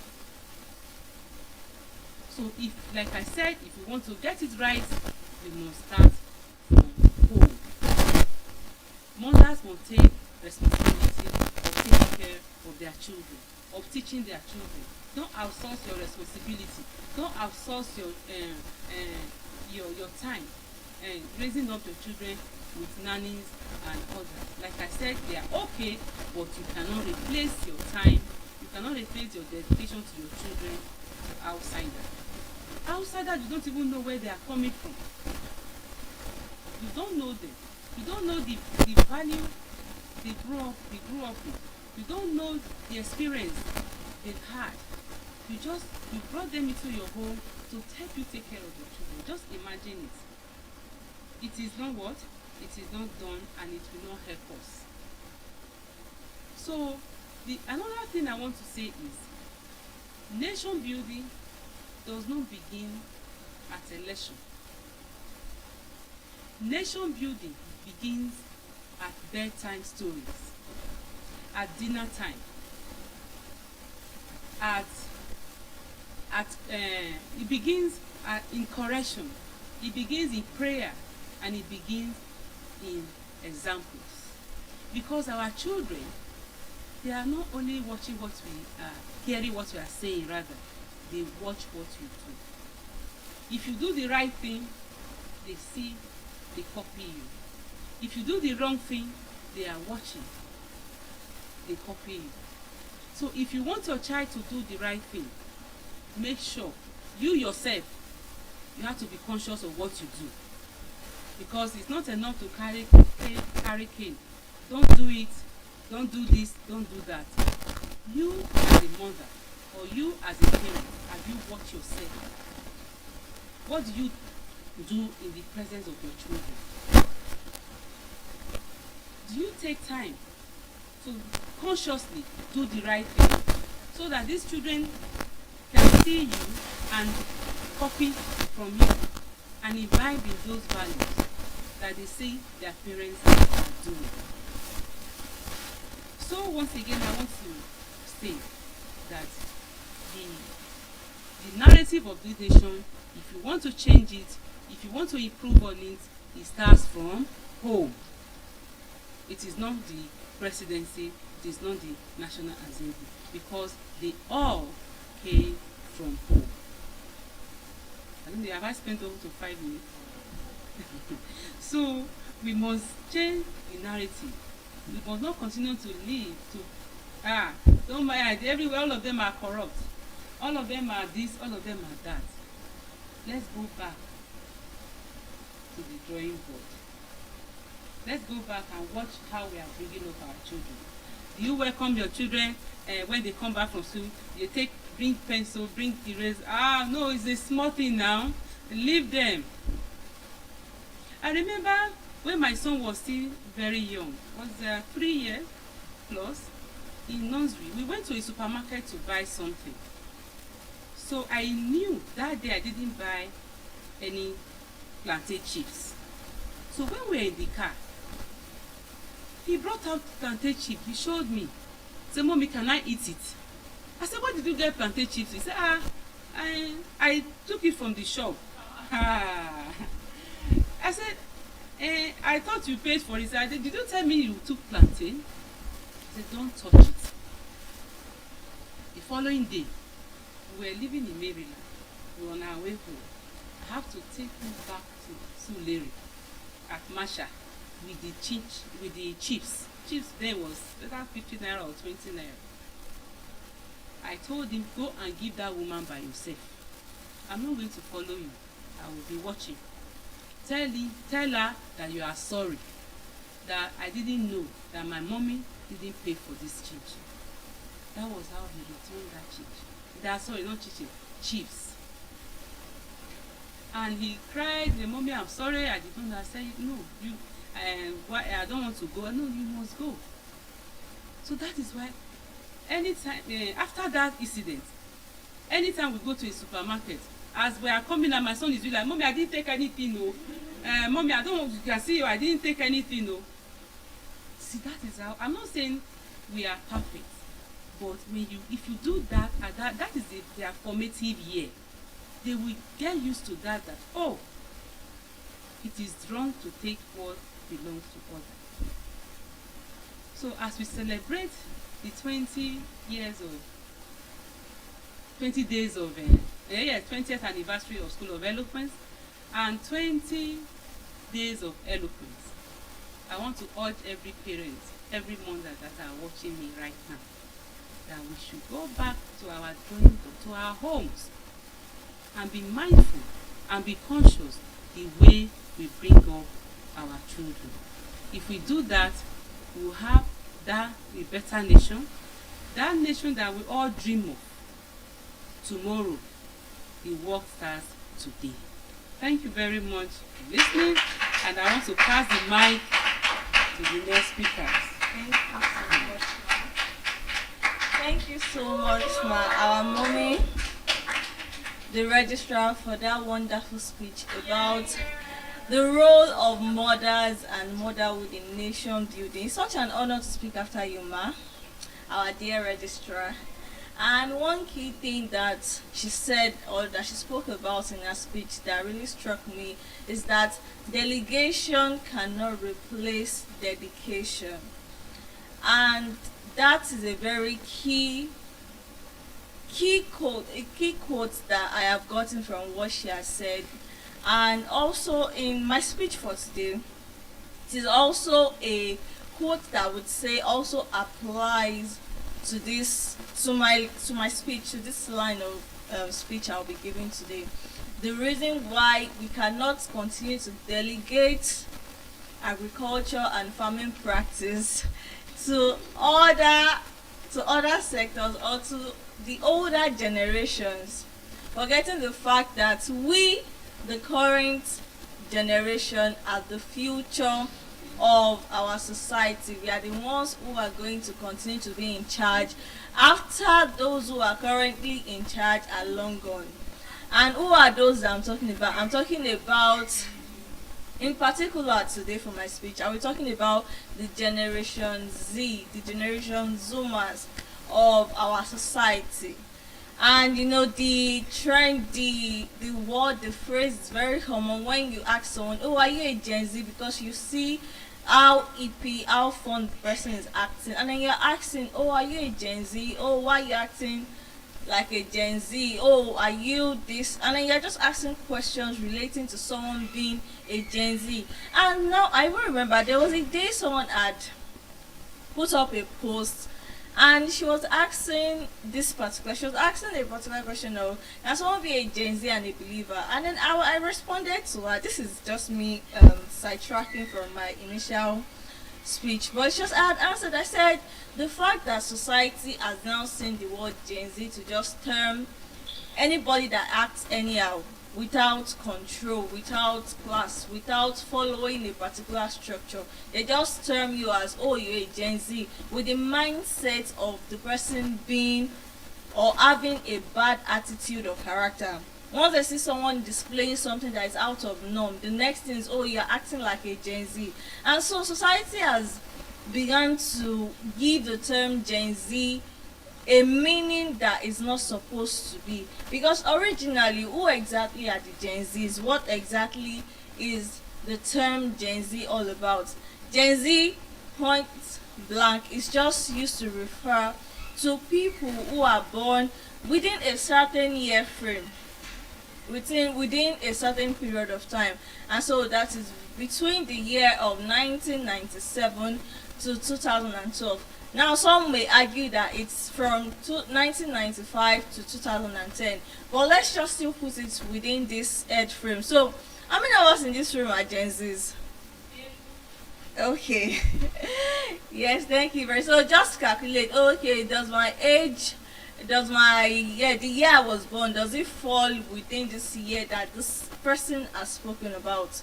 And so we'll then see that when someone acts very fun, because there are even several times whereby online you would see whenever someone mentions something that happened in previous years, you wouldn't hear the next thing, oh, Gen Zs cannot relate. Like as though Gen Zs just sprout from nowhere one day and then we just start existing. But the truth is that what and who Gen Zs are just people born within a particular time frame. Now I have a second question to ask you. Do you think agriculture can be fun? Yes. In what way? Mm-hmm.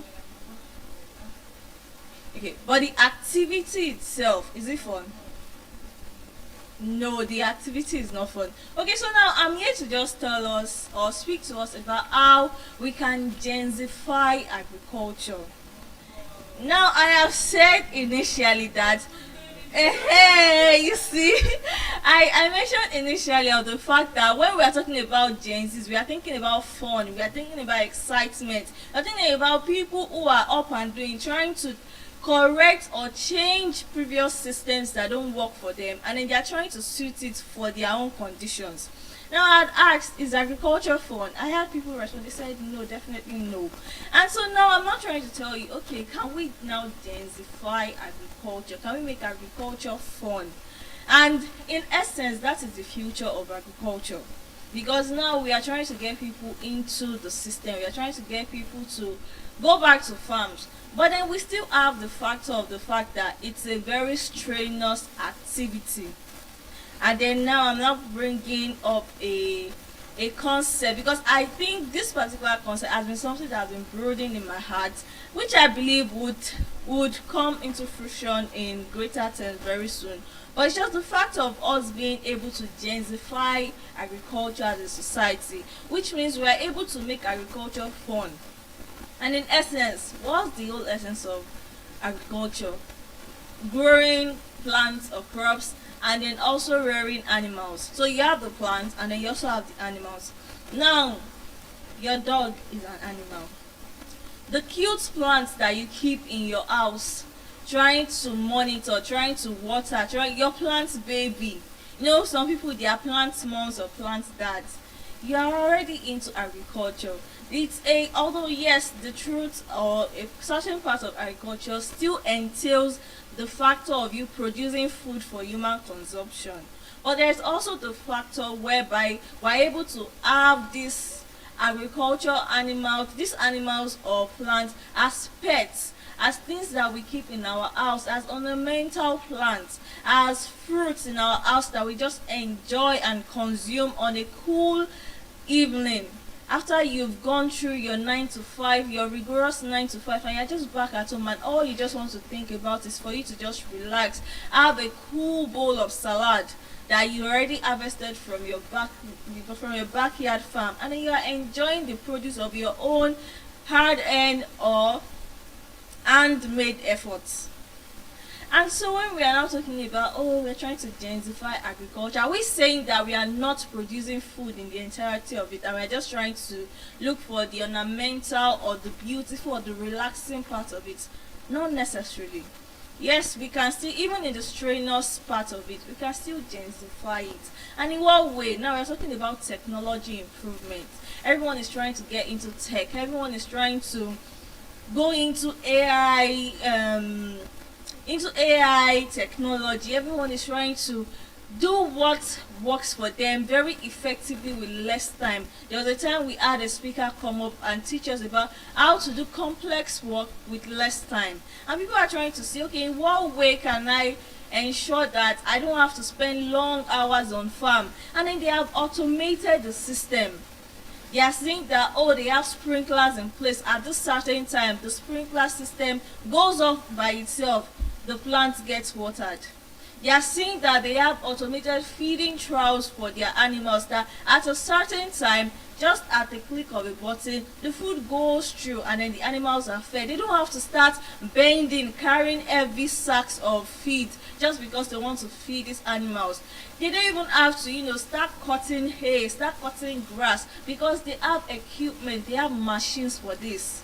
And these are beautiful ways we can see how we can densify agriculture, because we have simply put every other thing around different technology that we are applying in different areas, and then we begin to apply them to agriculture just so we can densify agriculture. Agriculture is a very beautiful system, a system that produces from your efforts. It's a system that gives you yield from what you have applied into the soil, what you have applied into the animal, or into what you are trying to produce. And so it's a system that returns to you how much that you have also applied into it. Because you won't expect you just throwing seeds, comparing two different farmers. One of them just throws seeds onto his farm, broadcasts the seed, and then just wait after a certain period of months and expects a very bountiful harvest. Now compare that to the other side of a farmer that diligently planted the seeds. He sought out resources, materials on how and what to do. He sought out good machineries, technology updates. He was able to get fertilizers. He was able to get herbicides. He was able to control the water on his farm. He was able to control the weather conditions that are surrounding his farm. He was able to predict the weather conditions surrounding his farm. He was able to analyze, he was able to control, he was able to record. He knows what and when something is going to happen. That farmer definitely knows what he's going to get at the end of the day. And so these are ways we can see that going from traditional ways of doing stuff into modern ways, modern systems of going into agriculture, we can see that we have begun to densify agriculture. We have begun to make it suit our current reality. We are making it beautiful for ourselves to be involved, be engaged, do things that suit us, suit our current reality. Because the truth is, gone are the days whereby we have to depend on strenuous activities on the farm just so that we can produce food. That was in the days of our forefathers, the millennials, the boomers, the baby boomers, the generation X, those age gone. Now we are in our current reality that needs us to do things in ways that suits our current generation, that suits the generation that will feed the future. So now we are talking about ways to improve. Another way in which we can see, which has even started, ways by which we can see that people are densifying agriculture, we would see in the area of social media. Before now, we never knew where our food was coming from. We just knew that, oh, by the time we get to the market, we would see this woman or this man selling this particular produce, and then we buy from them. Or we go to the supermarket and then we just pick up the fancy food items from the aisle, and then we go back home to consume them. We didn't really care about where these food items were coming from. We didn't really care about how it was being produced. But nowadays, you will see many farmers, they are in their way of trying to densify agriculture, suiting it for modern and current times. We will then see farm bloggers. They are vlogging what goes on their farm. They are showing you the process. They are showing you the nitty-gritty. They are telling you, oh, spend a day with me as a farm.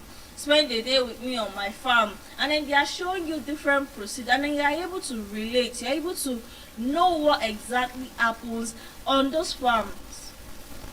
And so you would see people, they will set up blog sites, and then they would write, they're able to relate better ways of farming, ways they have applied and tested, they have tested and applied on their farms, and then they know that this method, this technique works perfectly well. Then they set up blog posts, they liaise with research institutes, they're able to know, oh, this information is accurate, this information is correct. Then they set up blog posts, they write, people get access to them. Now you as a Gen Z, you're trying to get into agriculture, you don't know where to get, who to reach out to. The first thing you're turning to Google, you're turning to your ChatGPT, you're turning to different AI search engines, and then you're typing and you're asking, oh, how do I care for my baby plants?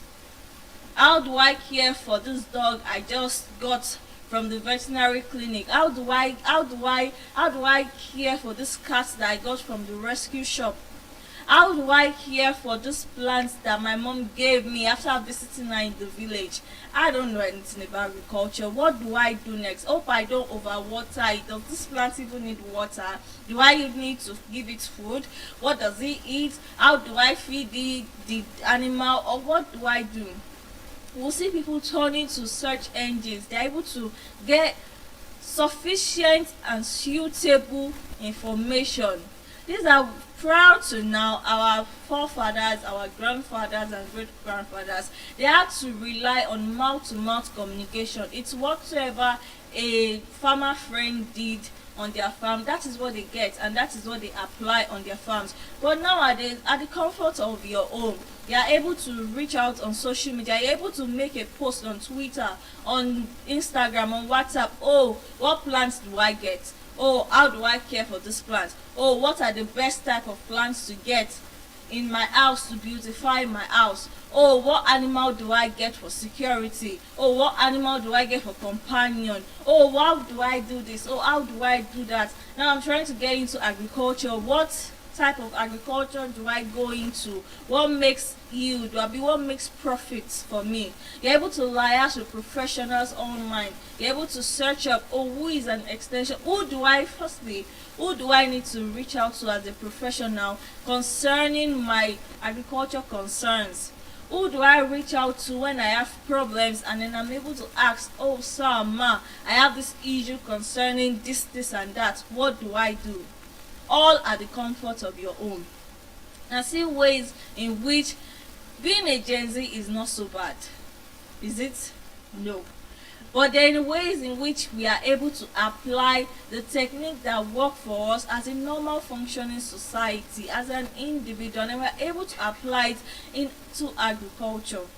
And also, we are able to see, even now that maybe you've decided to be a plant mom, we now get to see hangouts based on pottery. You're able to see people who are plant moms or dads. They're able to have hangouts because nowadays we have a very high rise of mental issues. I remember my final year project back in school was around mental health issues that final year students face in school, and a lot of people complain about different mental issues. And then now, okay, because it was also fixed around the amount of time people spend on social media, now it affects their mental health.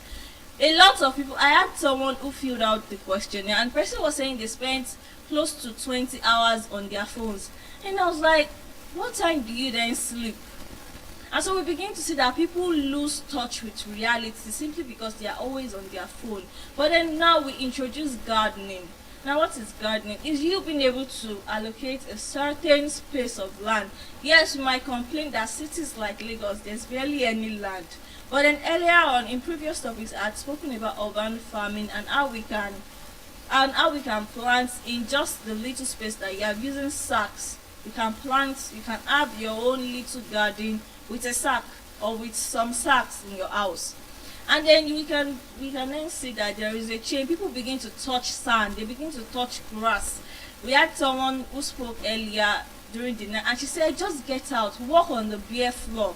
We have people who are able to connect with nature through gardening. They're able to plant fruits, they're able to plant different vegetables, they're able to plant ornamental plants and shrubs and trees around their houses. All of that, it engages your brain. It helps you do something for yourself. You are able to relate, and then now that you have now started this gardening, or maybe you are now a plant mom, now everyone is part of a community. Go online and then you type, oh, fellow plant moms or fellow pets owners, and then you'll find communities whereby you are able to have hangouts, you're able to have meetings. These are ways in which we are able to decompress as a society. These are ways in which we are able to ease off mental stress as people, as young people, because it's very rampant that many young people deal with a whole lot of mental issues. But then just for the fact that you get to spend about 2 to 3 hours by your garden, you are spending a certain period of time every single day trying to water your plants. Or even, let's say for example, you have a pet. It's always at the back of your head. You are always conscious of the fact that you have to feed this pet. And then let's say you have a companion pet. You are able to relate with that pet. The pet is able to keep you company. You are engaged with the pet that you have. These are ways that gardening or having a pet or you having a pot plant can help you relieve mental stress, because you are relating, you are being engaged, you are working on something that you know is going to yield. Imagine someone trying to grow a certain type of vegetable. Now you have planted, you are watering, you are expecting something at the end of the day. You will look forward to it. Now we have people who are trying and getting to eat healthy. You are able to pluck off leaves for your salad, and then you are eating from the produce of your hard work. It does something to the mental health, the mental well-being of an individual, because you are able to decompress, you are able to care and tend for a particular living organism that is not just human, that does not overstimulate you. And so all of these, we can see that they help. And then even when you go out for your community hangout, your fellow plant moms or plant dads or pets dads and moms, and then you're able to relate, you're able to converse with one another, you're able to share your experience, you're able to gain knowledge from what they themselves they've done. These are ways we can gensify agriculture. Let's change from the mindset of thinking of agriculture as us just toiling under the sun day in, day out. It can be fun. And these are ways by which we can make it fun.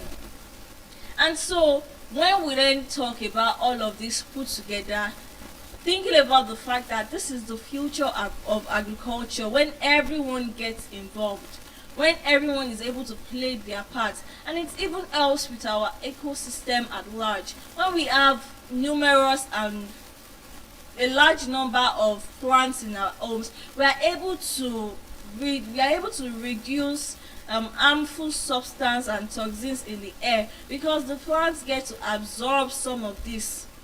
And then when we are trying to inhale oxygen and exhale carbon dioxide, there is not so much carbon dioxide concentration in the atmosphere, because there are many plants to absorb them. And then they also release oxygen to us. It also helps us have fresh air. We complain of the air in Lagos, how bad it stinks. Having plenty plants, plenty trees, when we all go out as communities and we decide, oh, as part of community service, we are going to plant trees around our estates, we are going to plant trees around our area, and then we are able to beautify our communities, our estates, we are able to purify the air.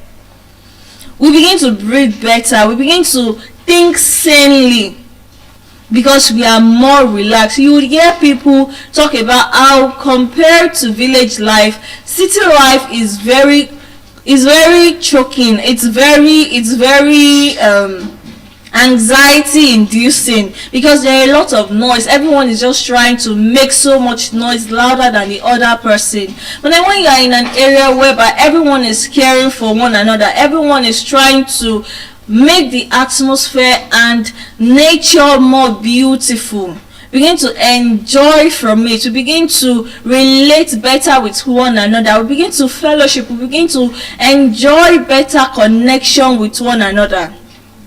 And so to this, I would like to say in conclusion that gensifying agriculture, it's the future. It is the change we need, and it is how we make agriculture fun for younger generations and also get them involved. By this, we can get schools to make agriculture fun. We stop making agriculture as a subject something that is just an easy way for you to just get A and just pass out of class, but that we make it more engaging for students. We make them understand the beauty of the agriculture as a subject. I shared yesterday when my school, we all went as agriculture students to a particular farm in Ogun State to check and see. We're able to I can even remember our visit because it was an event, and so our visit to that farm for that particular event got featured on a newspaper. And then there was this particular girl who also went along with us. She had always been representing the school in different competitions, in several outings.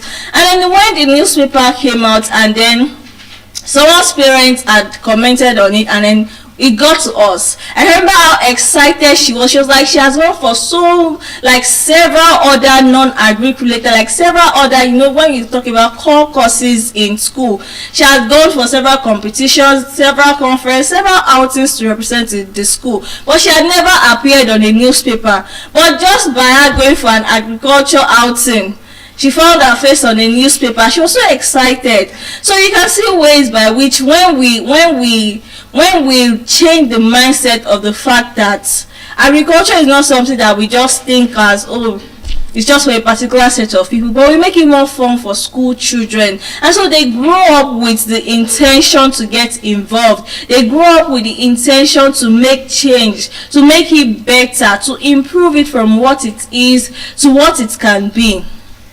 And so to our society, to the individuals who are watching, to whosoever it is that will listen to this in the future, are you ready to, in your own little way, gensify agriculture? Because it is truly the future of agriculture. How we improve from what we have now and make it better for ourselves, make it more fun, make it more engaging, make it more interesting, so that we stop complaining about the fact that we no longer have food to feed ourselves, but rather that we are producers of our own food. We are people who seek to make the change that we believe can be. And so, I remain Boluwatife Adebumi, your dear farmer friend and agricultural extensionist. And with that, I'll be passing on the microphone to the next speaker. Thank you. My dear farmer friend,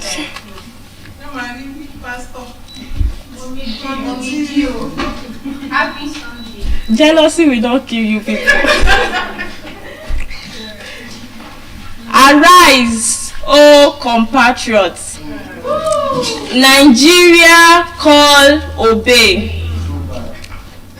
To serve our fatherland with love and strength and faith. The labor of our heroes past shall never be in vain. To serve with heart and might. Can we complete the last sentence? One nation bound in peace and what? Unity. I want to believe that it's barely a year and we've forgotten our former anthem. Oh, good.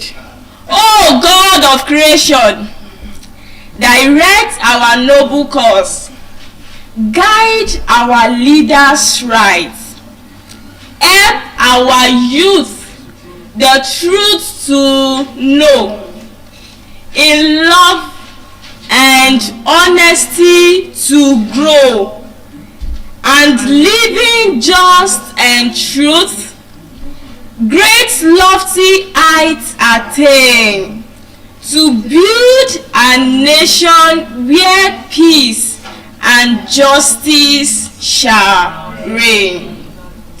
I am Oluwatife Ajayi, and this morning I want to speak to Nigerians. I want to remind us of these lines that we learned while growing up. Some of us, we sang it in primary school. In fact, some of us, we were beaten for us to sing it aright. Some of us, we memorize it line by line, and we can sing it proudly, standing on global stage.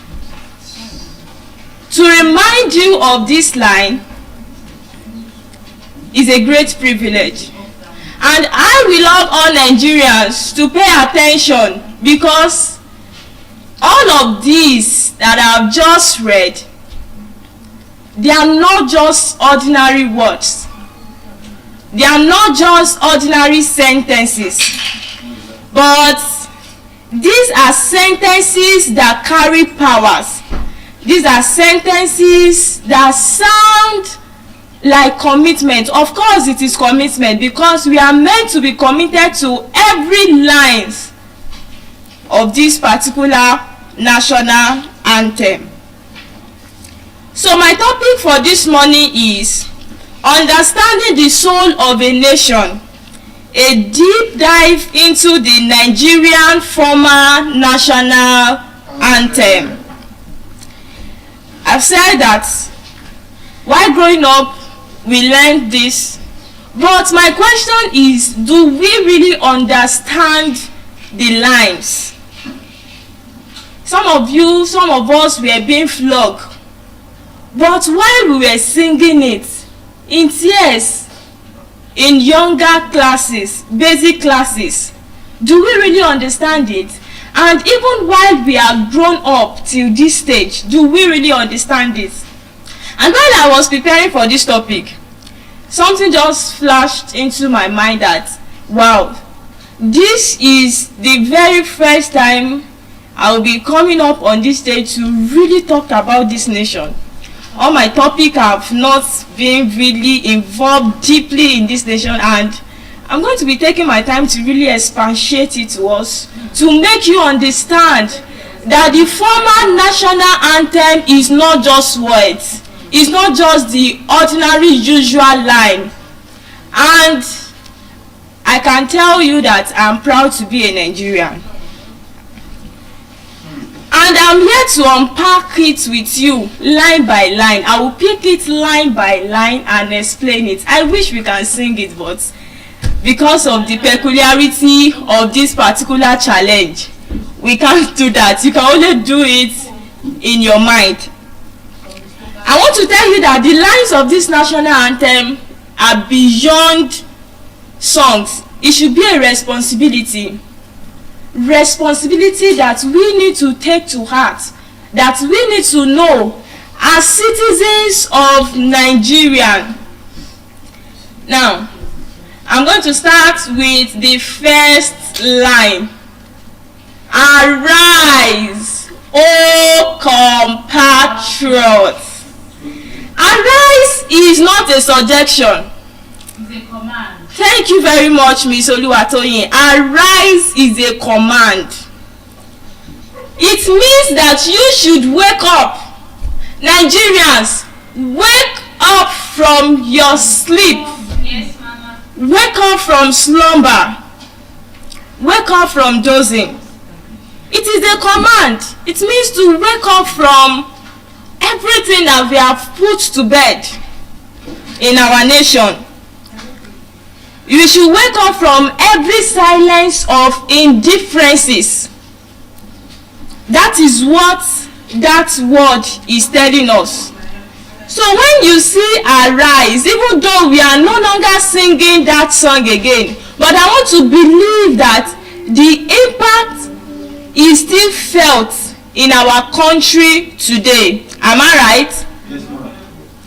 And do you know that every time Nigeria has the opportunity to play football in international countries, especially the FIFA World Cup, and when it's the time for Nigeria to sing, to play their match, and you know they will start with the anthem of each country, I'm always very proud when they sing that song, Arise O Compatriots.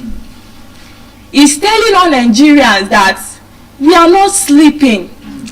It's telling all Nigerians that we are always vigilant. I wish that I have the privilege to talk about this topic around 6 a.m. because we believe that that is the time Nigeria is. Arise, O compatriots. And when we talk about compatriots, compatriots is the citizens, people living in a particular country. So seated right there or wherever you are listening from, you are compatriots of this nation. So the first charge for you all this morning is to arise. I know we are no longer singing that anthem, but I'm reminding you because of its impact. Nigerians arise. Yes. And the fact that we are compatriots, it means that we are together in our tribe, in our religion. There is no class of division. That is how it should be. You are awake, your brother should be awake. And when I talk about brother, I'm not even talking about bloodline. I'm not talking about your family, because we should see ourselves as brothers and sisters in this nation, in this country that we are in. We should rise and not sleep, because listen to me, if Nigeria is sleeping, it is because Nigerians are sleeping. I don't know if you get that. If Nigeria, Nigeria, is sleeping, it means that Nigerians, that means after you spelled the country, you had the NS. That means you as a citizen, it means you are sleeping. We are complaining things are not right, but are we not sleeping? Are we not convenient? Is that not what is affecting us today? Is that not what is killing? Is that not what is affecting our growth today? Because we are sleeping. And how do you expect that the country will not be sleeping as well? Nigerian, arise, arise. This is a call for you all this morning. Now, the next line of the first stanza says, Nigerians call, obey. I hope you understand the first line, arise, O compatriots. Now, the second line says, Nigerians call, obey. Actually, it's a very simple English, right? But some people still miss it today. This is the introduction of duty to every Nigerian. This is the introduction of duty to every Nigerian, and we are expected to respond to its call. That call is a call to responsibility. It is a call to leadership. It is a call to sacrifices and even integrity. But my fellow citizens of Nigeria, are we obeying that call? Now, I don't want you to see it that wherever you are listening, I don't want you to see that even though we are not singing the national anthem, why is she talking about it? I am talking about it because it is very important and we need to go back to the drawing board, because I feel like this anthem is carrying powerful lines beyond the sound, beyond the tone, beyond the melody. Yes, it's powerful line. Call to responsibility. There are so many Nigerians today that they have been called but they are not obedient to the call. And I appreciate one of our speakers who just spoke to us about politics. And we always have this mindset that politics is a dirty game, you don't want to go into it. Even though there are some people that we have the privilege of not contesting, they will just be appointed, yet they will still draw back. how do you want to obey? And this call is a call to responsibility. Now let's not take it to the greater aspect of being in the politics. Responsibility in your environment. As a citizen of that local government, are you doing the right thing?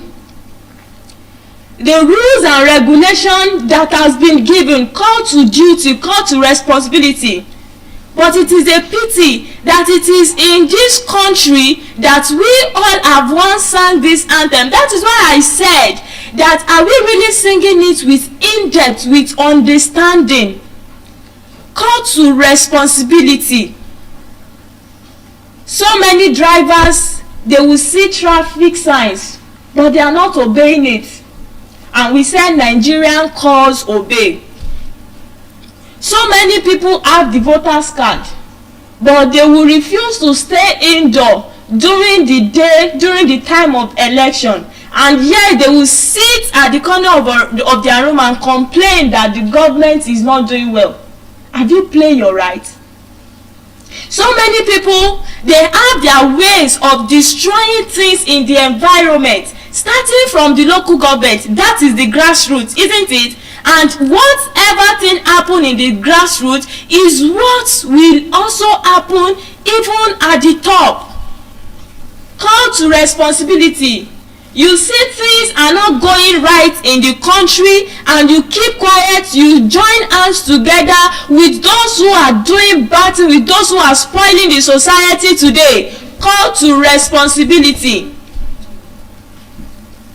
I wish that all Nigerians can listen to this message, and there should be a change. That is why I'm coming to explain to us line by line of the national anthem that we once sang. Sometimes it is when things is scattered, when it look like there is diversity, that is when we remember the lines of this anthem. But before things get to that particular stage, before it gets to that particular level, have we obeyed that call? The call to responsibility, the call to leadership. Some people, they are leaders without even having a particular office. For example, you don't need to be at the House of Representatives, House of Assembly before you are really a leader. Leadership starts from your home. A father who do not know how to rule the house effectively, how would such person rule a nation? How? Let's not even take it to the stage of presidency this time, but let's start with the local government chairman. You can't control your house, old. How will you rule the local government? How will you rule the state effectively? There are some people that it is just group of people, they are made leaders, they have been made leaders, amidst their peer group, amidst just 20 people, and they can't lead appropriately, they can't lead well. How will they lead the nation? How will they lead the state? And there are some people that have this type of mindset. They are not even calling them to bigger position yet, but come and lead this set of 20 people. They will start withdrawing and say, no, I don't know how to do it, I cannot do it. Nigerians call obey. Leadership all starts from little things that we ignore. Let's even take it to being a class representative, even in primary school, even in secondary school. How did you lead? You stole your classmates' money. They contributed money, buy marker, but somehow dubious means. And you think by the time the person mounts a bigger position, he or she will not do the same. We now have different type of leaders today.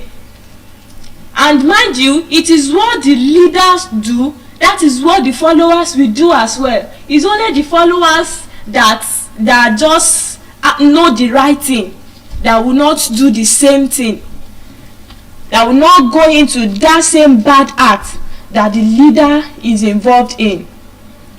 Now, Let me explain it in this aspect. Nigerian call and obey. Call to leadership.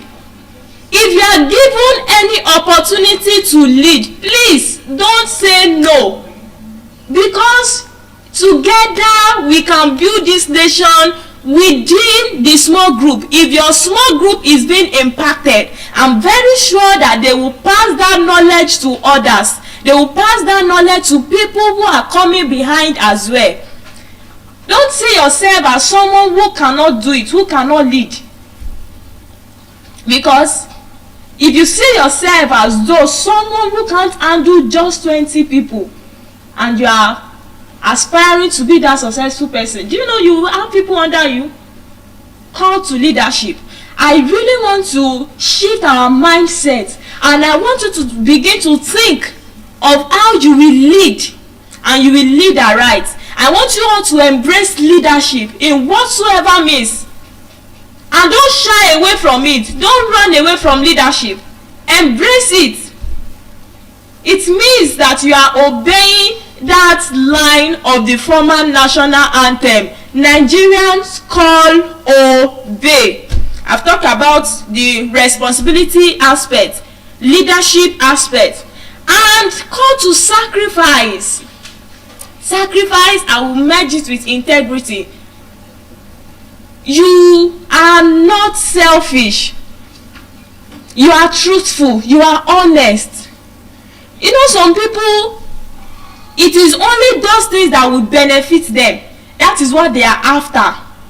They are not ready to sacrifice anything. And I'm not even talking about your life this time around. How about your time? To make things really work in this country, are you sacrificing for the growth of this country? Are you sacrificing for the growth of this nation? Someone who will say, I can't even sacrifice my time for just little things. Is that the same person that will sacrifice for this country, for this nation? Call and obey. Nigerians call and obey. It's a call to integrity. You are truthful, you are honest, you are accountable. You are not selfish. It's not just about you again, but you have the mindset that there are other people, there are other persons that are living in this country, that are living under you, that are under you, that you need to really care for and cater for. You are a financial secretary or treasurer. Because you have access to the money, you can spend it anyhow. That is not a call to obedience. You are not obeying that line of the national anthem. Nigerian call and obey.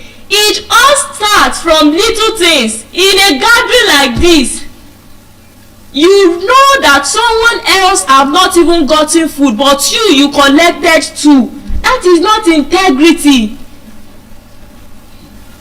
And how will people like that, how will they not be involved in dubious means? You are not even ready to sacrifice.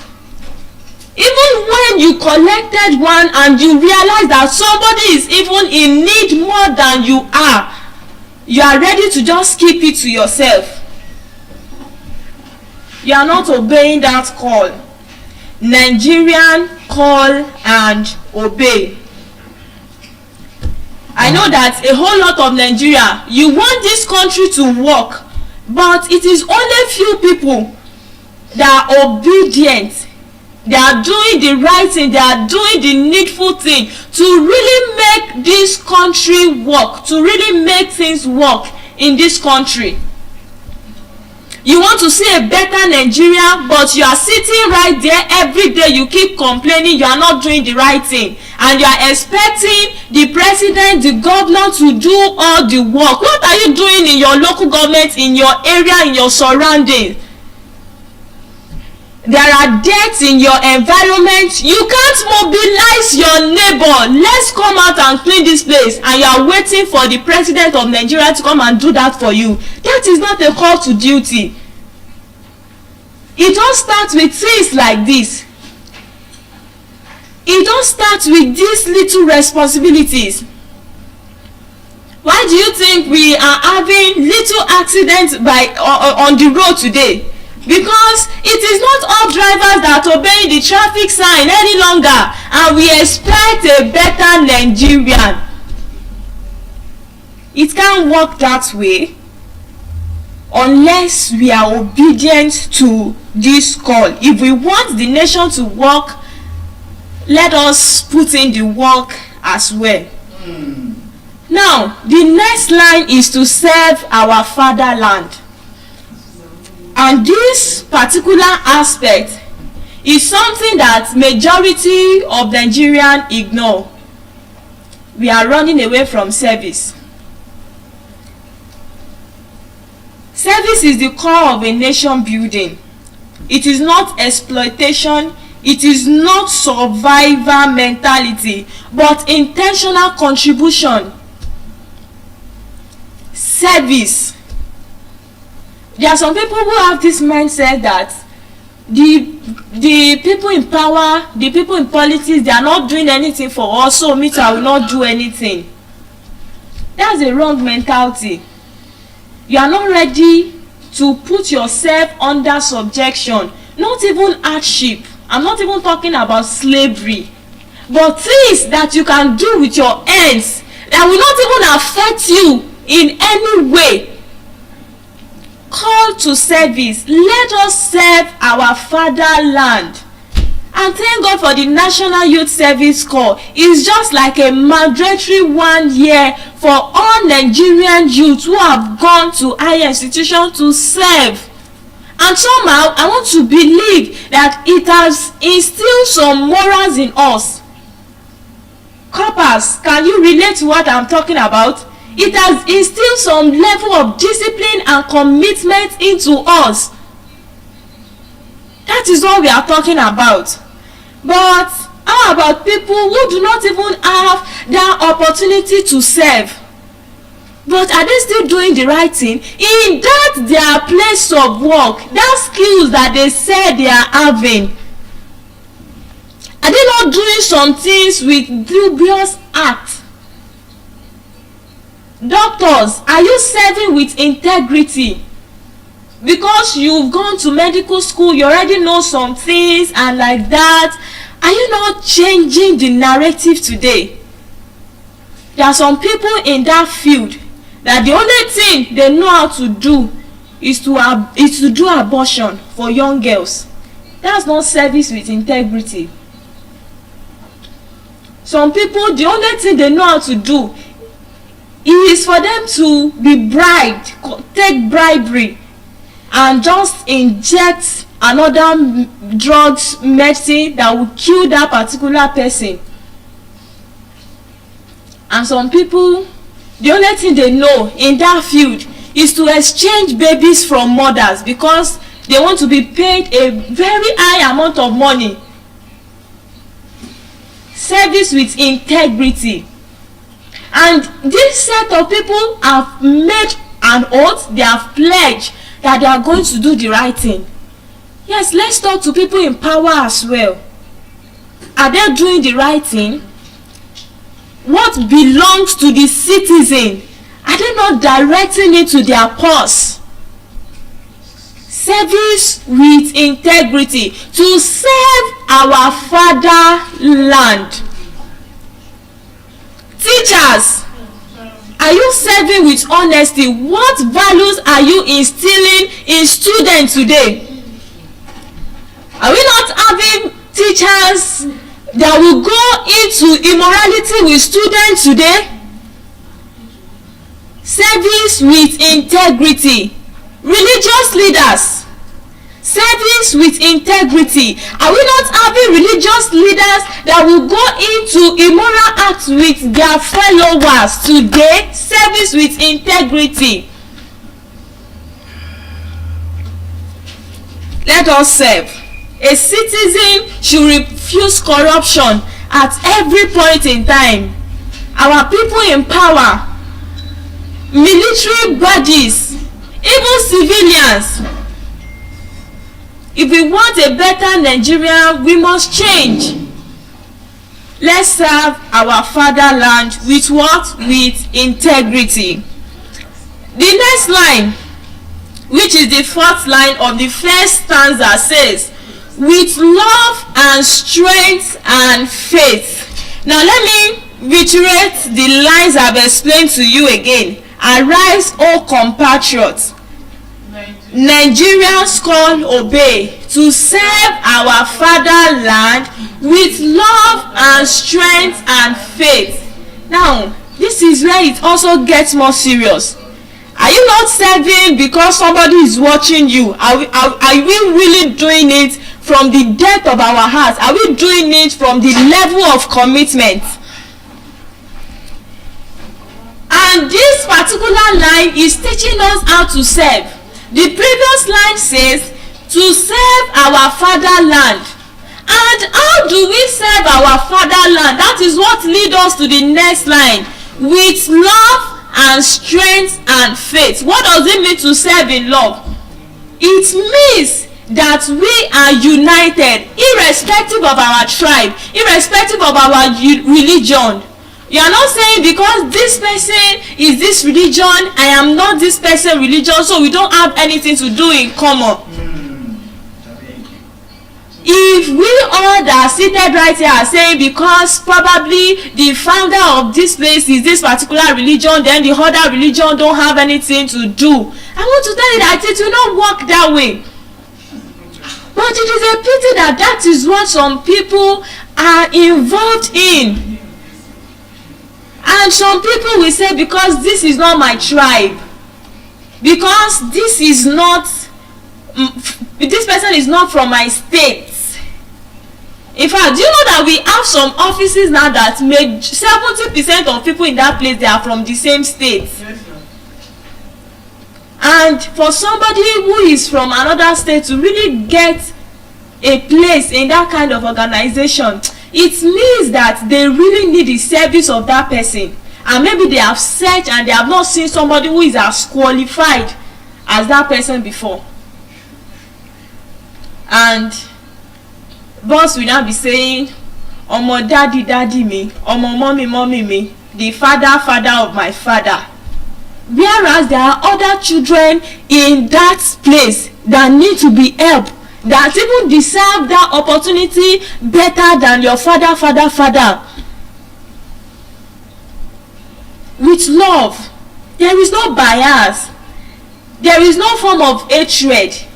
Your colleague is not doing something and you are trying to just bring out the bad thing in whatsoever the person is doing. Instead, you are correcting the person in love. You are not waiting for someone else's downfall. You are not waiting for the person to be put to shame, and you are staying at the back and you are laughing and you are smiling. Is that how to serve? With love. That is how to serve. We also serve with strength, with love and strength. Strength, our resilience despite hardship. I really appreciate Nigerians for this, because it's like this is actually in our blood. But we still really need to do more. Despite the economic hardship, despite a whole lot of things, we are still putting strength. Nigerians are not always tired. That is one thing about us. There's this tenacity that we have. There's this persevering spirit that we have. We are resilient. We don't just give up anyhow. Nigerians don't give up. And that is how it should be. We put in our efforts. And even when you are giving up, you will definitely see something that will encourage you, that will keep you going. We put in strength despite a whole lot. There is traffic in Lagos, but yet people are still going to work, isn't it? The cost of fuel is expensive, but yet people are still doing what they need to still do. Resilience. Though I'm not saying that's how it should be, but I just appreciate this strength that we have, that we still keep going. That is how to serve. And with faith, that's our belief. We have the belief that things can work in this country, that Nigeria can work. The giant of Africa can rise again. So we are not just living our life anyhow, but we have this mindset that we must arise. That is the first thing. That we must obey the call to duty, to responsibility, to leadership. Yes, and we must serve with integrity, putting in our work, putting in effort to make things work. But how can we do this? With love, with strength, and with faith. And this particular aspect, the next line, the labor of our heroes past shall never be in vain. The line connects us back to history. Those people who have fought for us, those people who have sacrificed for us. I'm talking about the activists, the reformers who have stood in good places for the welfare of this nation, for this country. Are we really honoring their work? Are we really honoring their sacrifices? Everybody, let's raise up our head. Tap whosoever is dozing. Look at me, everybody. Hello. I just want us to respect our heroes that have done the work for us. And let's just go into 5-second silence for them. Thank you very much. Are we really honoring the call, the work that they have done for this country, Nigeria? That's to tell you that I am teaching us this line with passion in my heart, because when I thought about the topic and I read it, I really realized that this is what all Nigerians should know. That line connects us back to history. They have fought for us, they have stood in good places for us. Are we honoring them, or we are underdoing the work that they have done? That is what we are talking about. Are we honoring them? Now let's go to the next one. To serve with heart and mind. All of this is not complete if it is just with the words of our mouth alone. If we are not really committed to this, it can't work that way. It is a personal commitment. It is a thing of the heart. And when we talk about the heart now, we are talking about passion and sincerity. Are you sincere? Are you really doing it with effort? That is might, competence, and excellence. Are we really doing it? Somebody who have the opportunity to be in position of leadership, but you are not even committed to it because you are just there because you are appointed, and it's not even that you are really qualified, but because you know somebody that just knows somebody that just puts you in that place. Such person will not be committed. But I want to tell you that if it is someone who really fights for it, I'm not talking about physical fight now, I'm talking about putting in the work for him or her before she gets to that place or before he gets to that place. The person will know whatever thing it takes. And talking about somebody who have passion for that particular position, they are going to do it with sincerity of heart. They are going to put in effort to make sure that things work right in this country. They have good intention, but good intention are not enough. We need capacity and character in this country. We need good character, not just anyhow person that will appear as sheep in front of people today, but they are wolf. And we need good character, we need competency. That is how we can make things work in this country. That is how we can make things work in this nation that we are in. Our might. just ordinary 20 days of eloquence public speaking. A whole lot of people are not doing it with their heart and mind. Yes, because if they are really doing it, you will see them here. You are here because you are committed to it. It is obvious you have put your heart and your mind into it. In fact, it's taking your flesh and blood, but still yet you don't care. You are just running the race. You are just running the race. Even though you don't know where it will land you in, but it is really showing in your attitude, in your character, that this person is committed to this particular assignment. That is what we are talking about. But it is a pity today that if there is no financial tag, there is no price tag, people will not do it with their minds and with their hearts. And that is not what the line of the national anthem says. The line of the national anthem says to serve with heart and mind. In fact, this aspect is very deep. A whole lot of us, we are just here because maybe our parents give birth to us, but where we are, that place that we are living in, are we doing everything with heart and with mind? Ordinary traffic lights, traffic symbol, some people will just be like, it's not necessary. To serve with heart and mind, pay tax, it's not necessary. To serve with heart and mind. Some people, when the meter whatever is not raining, has not started raining, and never cut their light, do you know what they used to do? They will go and fix it back at night, and very early in the morning they will remove it. To serve with heart and mind.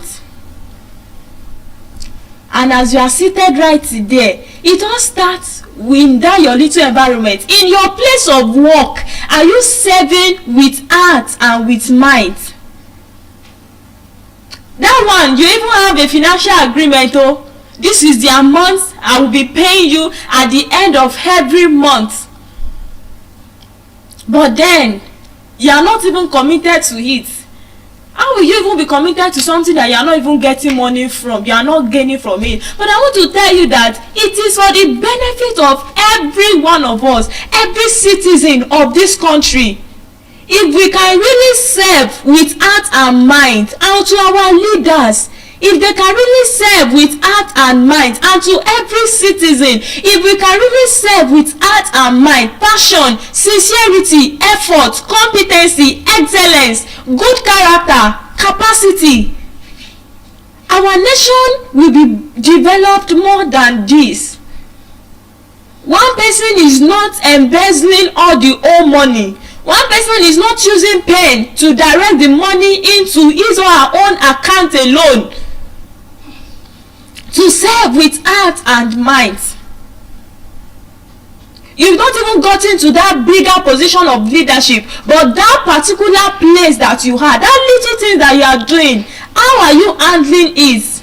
How well are you doing it? I wish all Nigerians can listen to this message. Now, the last line of the first stanza says, one nation bound in freedom, peace and unity. And this line actually cap it all, the first stanza. This national anthem, this former national anthem carries power. I don't know if I'm the only one that feels it. I'm not talking about spiritual power now. I'm talking about the in-depth of every line. The composer really did a great work. But it's a pity that when we were still singing it, majority were not singing it with understanding. A nation that is bound in freedom, that is the vision of Nigeria. Because right from the day of independence, we are meant to have freedom. And that is the vision. But ask yourself, let's ask ourselves, are we really free? One nation It means nation that is not divided, nation that is standing together. You know, there is this saying that together we do what? We fall. Abi, how did they used to say that word? United we stand and divided we fall. If we are not united, we will fall. If we are divided, we will fall. That is why this is a call to unity. One nation. But is Nigeria truly one nation again? Can we come together and try our best to make things work? But I know once you are seated right there, wherever you are listening from, you will be asking, what is she saying? What does it really make sense? Is that what we need right now? How can we come together? Yes, I want to tell you categorically that yes, this is what we need right now. If we really want things to work in this country, let's come together. And that coming together starts from family. A family that is divided, how will the nation stand? Now, if the family is divided, then it goes to the community. The community that is divided, that the leaders in the community cannot bring things to work. How will a state, how will a nation stand? Fathers and mothers are not even in good terms. Mothers and children are not in good terms. Fathers and children, they are not in good terms. The father has run away from the house over years, and you are expecting a nation to stand. It doesn't work that way. It is when we go back to our grassroots, when we go back to the family setting, the nation starts from the family. The nation starts from the family. It is the character that every child is having. It is the character that every child is pulling up in the family. That is what he or she is going to do in the public. So when we say that we want one nation, let's go back to the family settings. That is where it all starts from. If fathers can go back home, if mothers can go back home, if children can go back home and really get united, things will get better.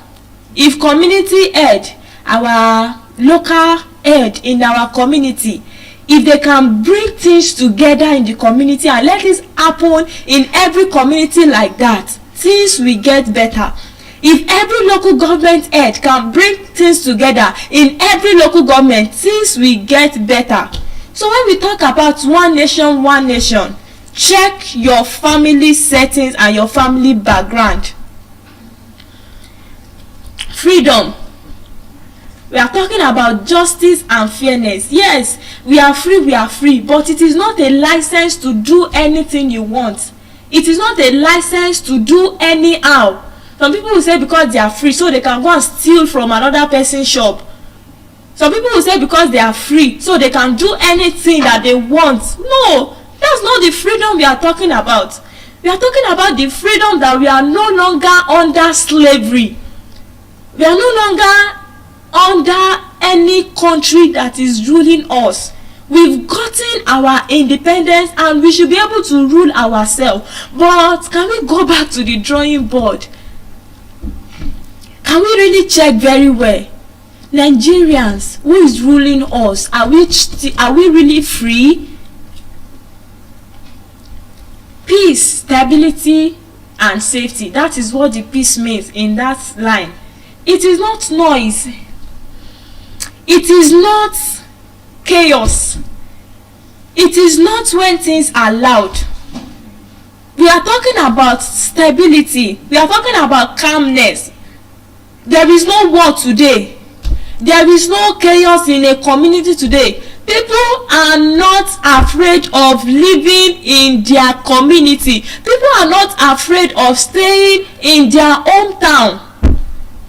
Some people are running to the city today because they can't even live peacefully again. They can't live peaceably again in their community. People are afraid to go to their farmland because they don't know what will happen.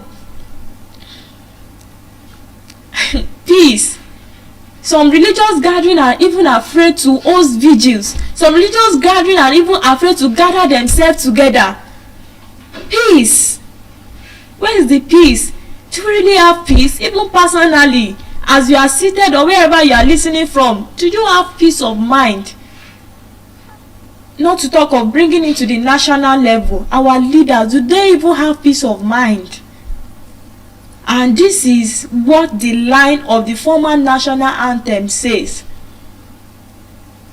One nation, I've explained that one. We are coming together, we are united, we are not divided. Bound in freedom. We are free from every form of slavery. Do you know that some people are the one that is enslaving themselves? We are subjecting ourselves to slavery. We should be free. And then peace and unity. We have unity because we have shared purpose. We have shared mission. We have shared vision. And yes, the vision for this country is that we are free. That is why we gain independence. And to this nation, are we truly one, or we are just people living in the same space?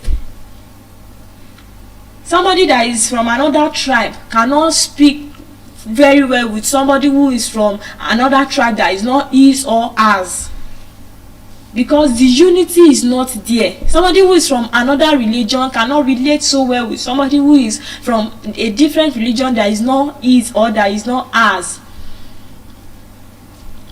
And we say we want a country that is united, and we say we want a country that is developed, and we say we want to see a different Nigeria. Let's go back to the lines of this former national anthem before we now start to hail Nigeria.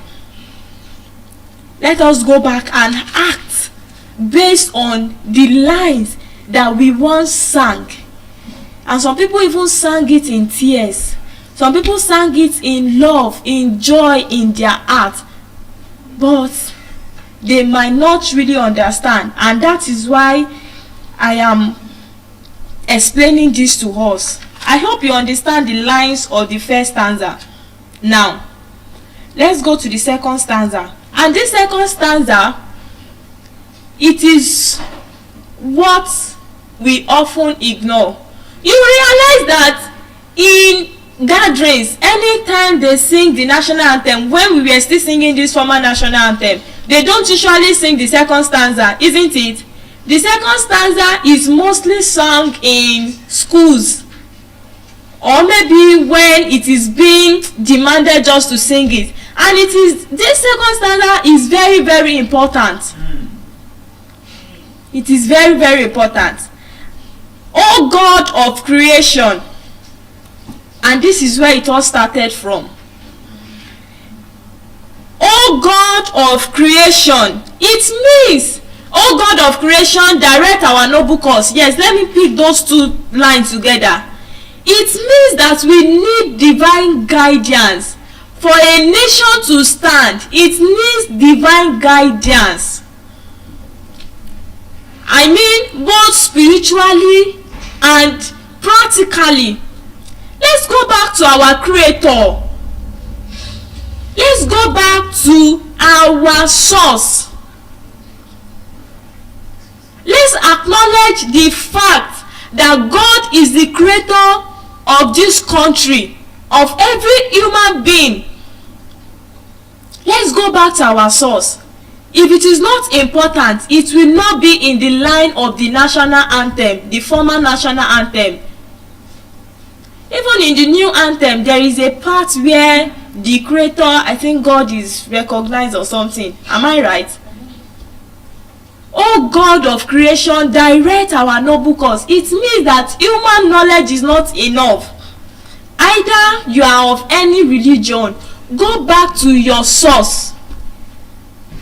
A nation cannot be directed without divine guidance. A nation will not stand if the God factor is not involved. A nation will not stand if God factor is not involved, it's not just only your effort that you can put into it, but I want to charge all Nigerians that we should go back to our creator. Let's go back to our source. That is the line of that second stanza of the former national anthem. Oh God of creator, direct our noble course. We need direction. Direct our noble course. Because if you are not directed aright, we'll just land in chaos. We'll just land in chaos. And for us to keep moving as a nation today, for us to keep moving as a nation that is well known for dignity, for its heritage before, we need to go back to our source. Direction.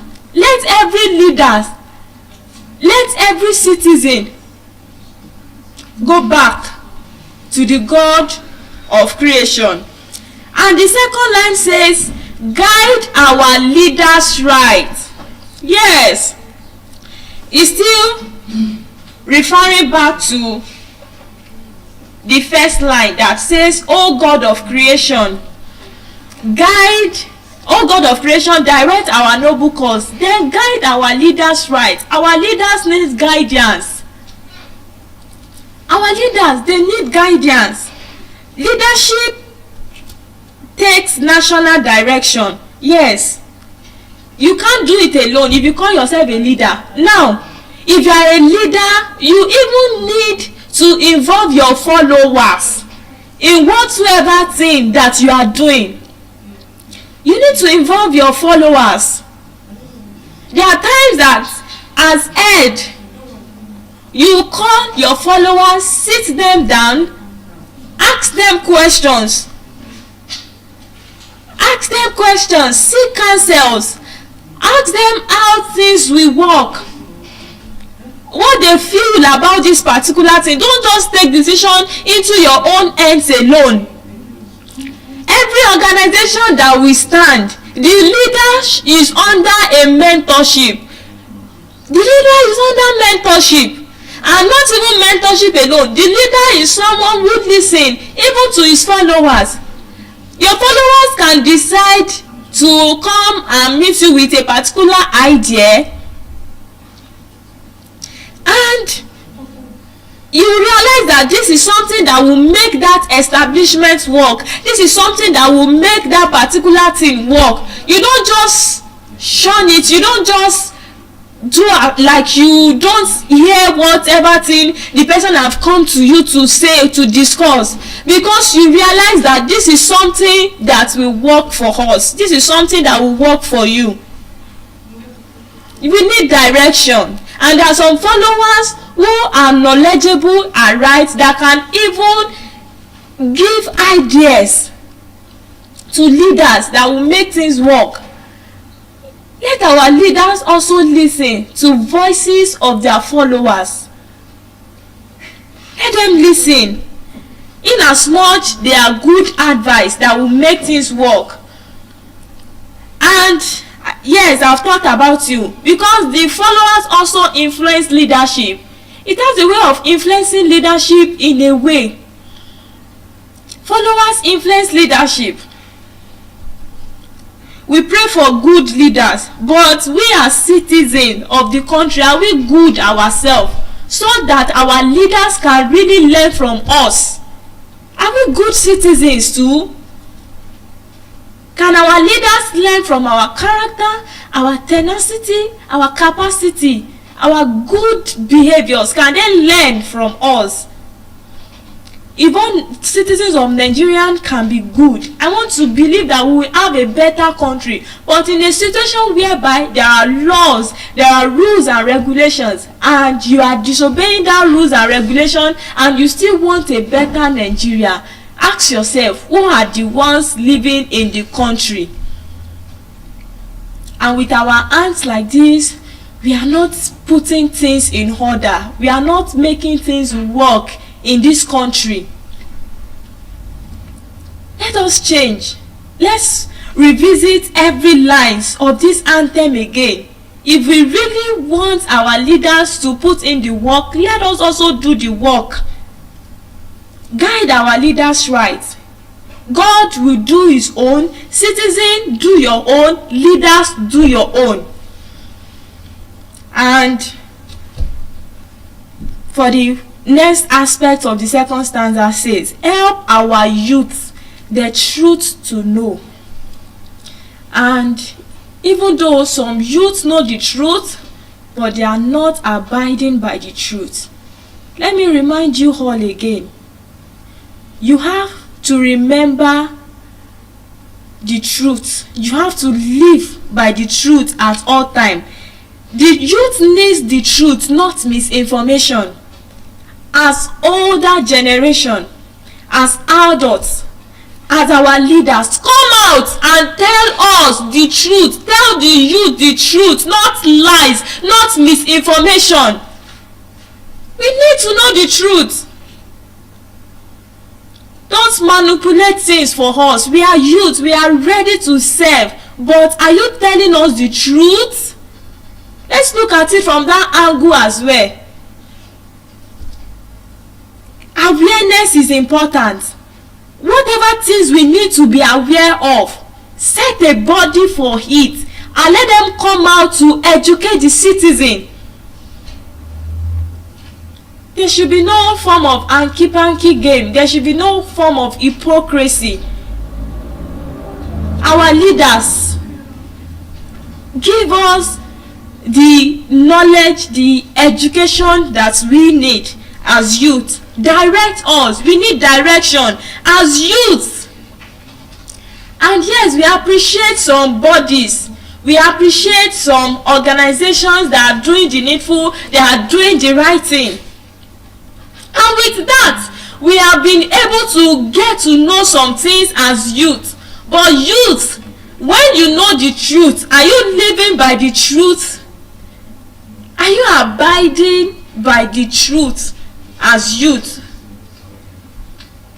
Help our youth the truth to know. Connect us to health education. Give us the awareness that we need when it comes to our health, when it comes to lifestyle, when it comes to things that we need to know.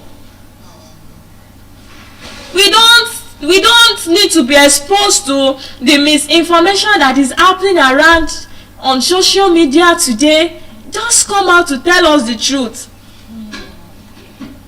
When a nation hides truth from its youth, it's preparing that nation to collapse. We should know the truth as youth. And the next line says, in love and honesty to grow. When we know the truth, we should be able to grow in love and honesty. This line occurs in the first stanza and is a reminder for us again in the second stanza. Not exactly the same line. That one of first stanza says for us to serve our fatherland with love and strength and faith. Now, the second stanza says that we need love and honesty to grow. Growth is not just about economic value. Growth is about morals. Growth is about morals, love, empathy, unity, honesty, integrity, and even accountability. That is what we need in this country. We need to be united. It's not people who will pass shortcuts because they want to achieve a particular goals, because they want to achieve a particular dreams. And they use dubious means to just find their ways. Dishonesty. Even right there in the corner of your room, what are you doing? Husband that cannot be sincere to wife, wife that cannot be sincere to husband, children who cannot be sincere to their parents, parents who cannot be sincere to their children. This is how all of this act is affecting our country today. I told you earlier that it all starts from the family settings. That is where it starts from. us say no to corruption indeed. Close your eyes against those things. Don't be biased. Some people, they will favor some people because they are their tribe, because they are in their religion, but the other people, because they don't know them from Adam, they would neglect them. And whereas they are even the ones that even deserve the opportunity, that deserve the privilege better. In love and honesty to grow, and living just and true. Justice and truth must define our society today. Let's live in just, let's live in truth. Fairness in system, truth in leadership, integrity also in individual. There is no form of bias. You are fair in your action, in your decision making. There is no form of bias.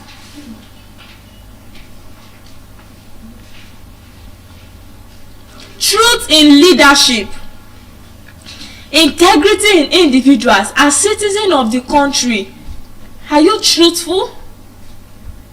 We still have like how many lines? 2 lines to the second stanza to come to an end. Great lofty heights attains. Nigeria is actually meant for greatness. Our country is meant for greatness. But we can only be great if we can go back to all of this line and we are actually living by every word of the line. Integrity, love, faith, unity, service. But I want to tell you that greatness is actually not automatic. It is being built with the works of our hands, what we do, how we are able to make all of these things to work. I know we have potential, but potential is useless if we don't put action.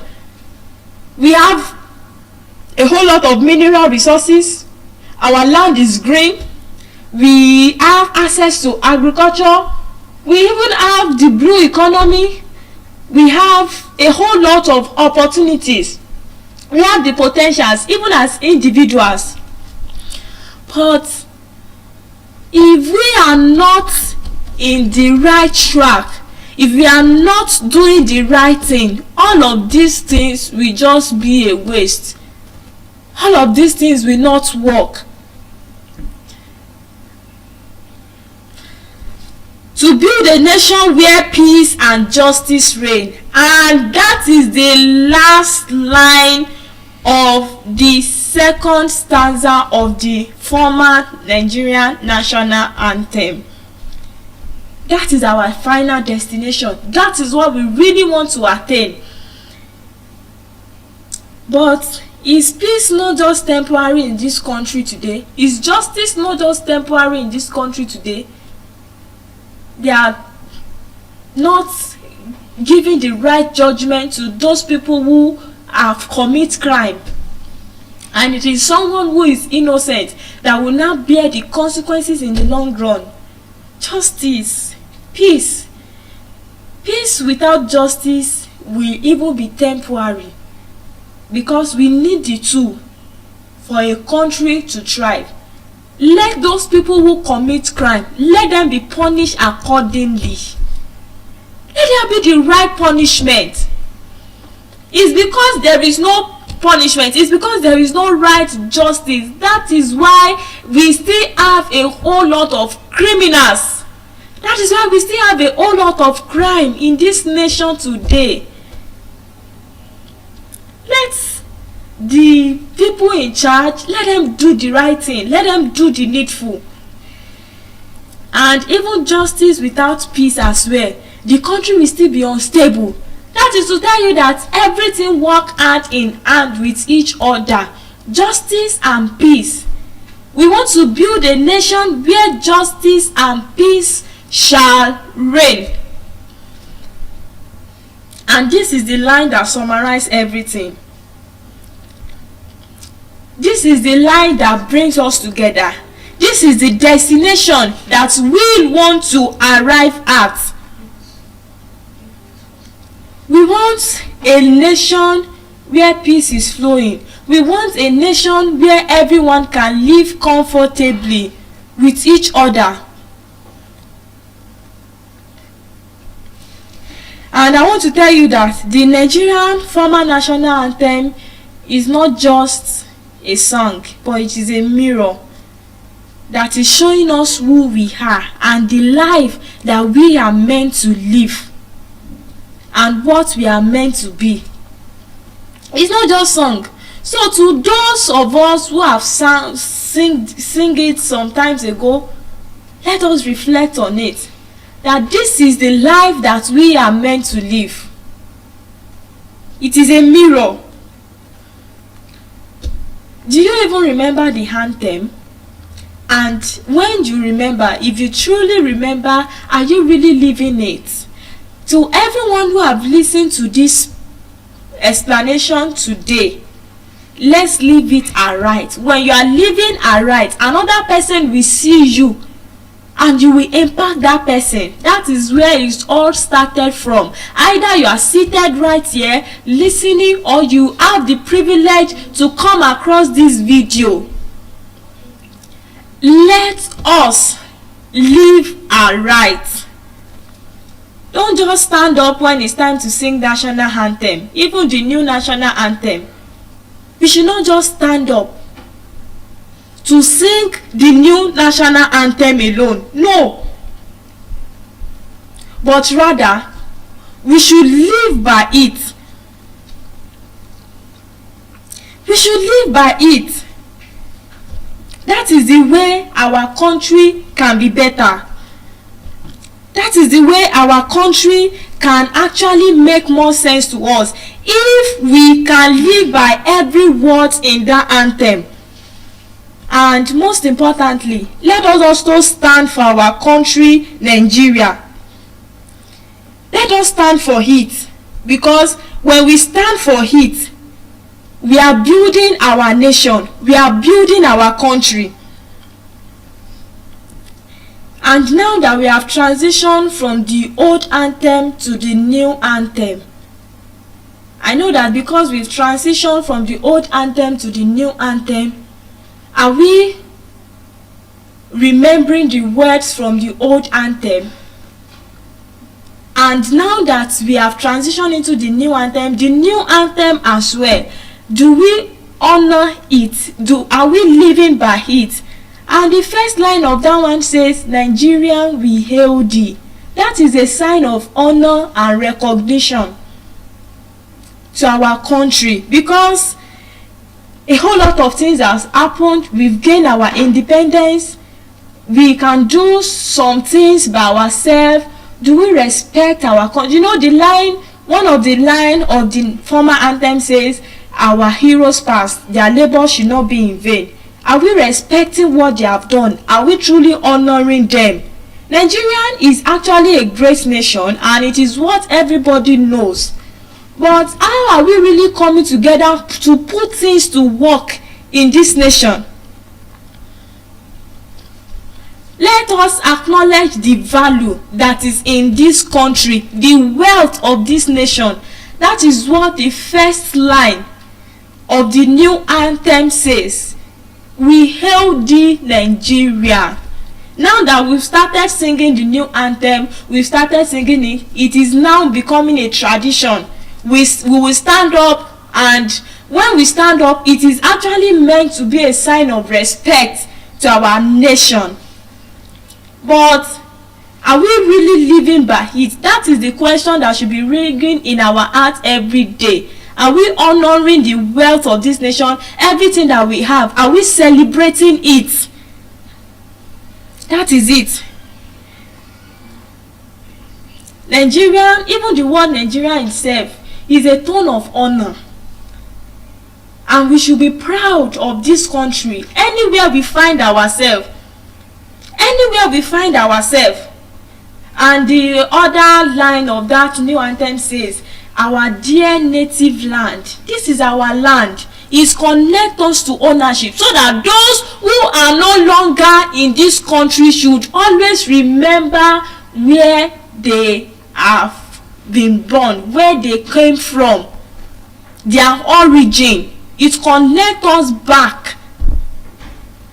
You know, when you use the word dear, it shows how much maybe you value that thing, how you really care for it. So Nigeria is our responsibility. It is not just the responsibility of the government alone. We should not be divided. We should not be divided because of our language, because of our culture. Let us understand each other's culture. Yes, let us understand each other's languages. But we should not allow it to divide us. We should stand together in love and in unity. If you look at the old and the new anthem, there are so many things that are actually related together. If you really study it and you read it line by line, it's still almost directing to the same thing. It's just that the lines, the letters, word to word are different, but if you connect its meaning, they are still almost related. And one of the things that is affecting us in this country today is that tribalism. She's not my state, she's not my tribe, she's not my religion, and we are not ready to work together. Even after you are working together for a particular goal, maybe the two of you are meant to share a particular prize. When the prize has been won, the relationship sometimes we used to scatter, and they will be like, have we not done what has actually bring us together? That is what some people are living by with today. Are we really truly living together? And are we proud of our country, Nigeria? These are some of the words that I have actually like compared together with the old anthem and the new anthem. Though my emphasis is still on the old anthem, but I have just really discovered that there are some lines that are still related. If you leave this country today, are you proud to say that you are a Nigerian? Are you proud to say you are a Nigerian? Yes, I am. I am a Nigerian and I am proud to be a Nigerian. Let's be proud of this our land. Let's be proud of this our land, Nigeria. Everything that we have in this country, everything that serves as our symbol, let us respect it, from the Nigerian flag to the coat of arms to so many things that actually serve as a symbol in this country. Talk about the colors that we put together. Look at the Nigerian flag. The green, the white. The green means agricultural fertile land, isn't it? And the white, it means peace, unity, love. We have a good representation in this country. Things that really serve as a good symbol to us in this nation. But it saddens the heart of some of us that we are not really living by it. We are not really living by some of these things. I want to really charge us that we go back to the drawing board, and as older generation, I'm rounding up now, as older generation, what are we handing over to our children? What are we handing over to those who are coming behind us? And this line particularly is in the new anthem now. Now we are no longer singing the whole anthem, we are singing the new anthem. We are singing the new anthem, and there are some things that are related. I've explained it to us: the love, the unity aspect, the service, the pride to serve this country. But I'm going to end with this. If you are no longer in this country again, to our older generation, our adults, 60, 70, 80s, 90, 100, what will you hand over to us that are coming behind? Let's reflect on this. Arise, O compatriots. I remain Joluwatimileyin Ajayi, and right now I'll be passing on the mic to the next speaker.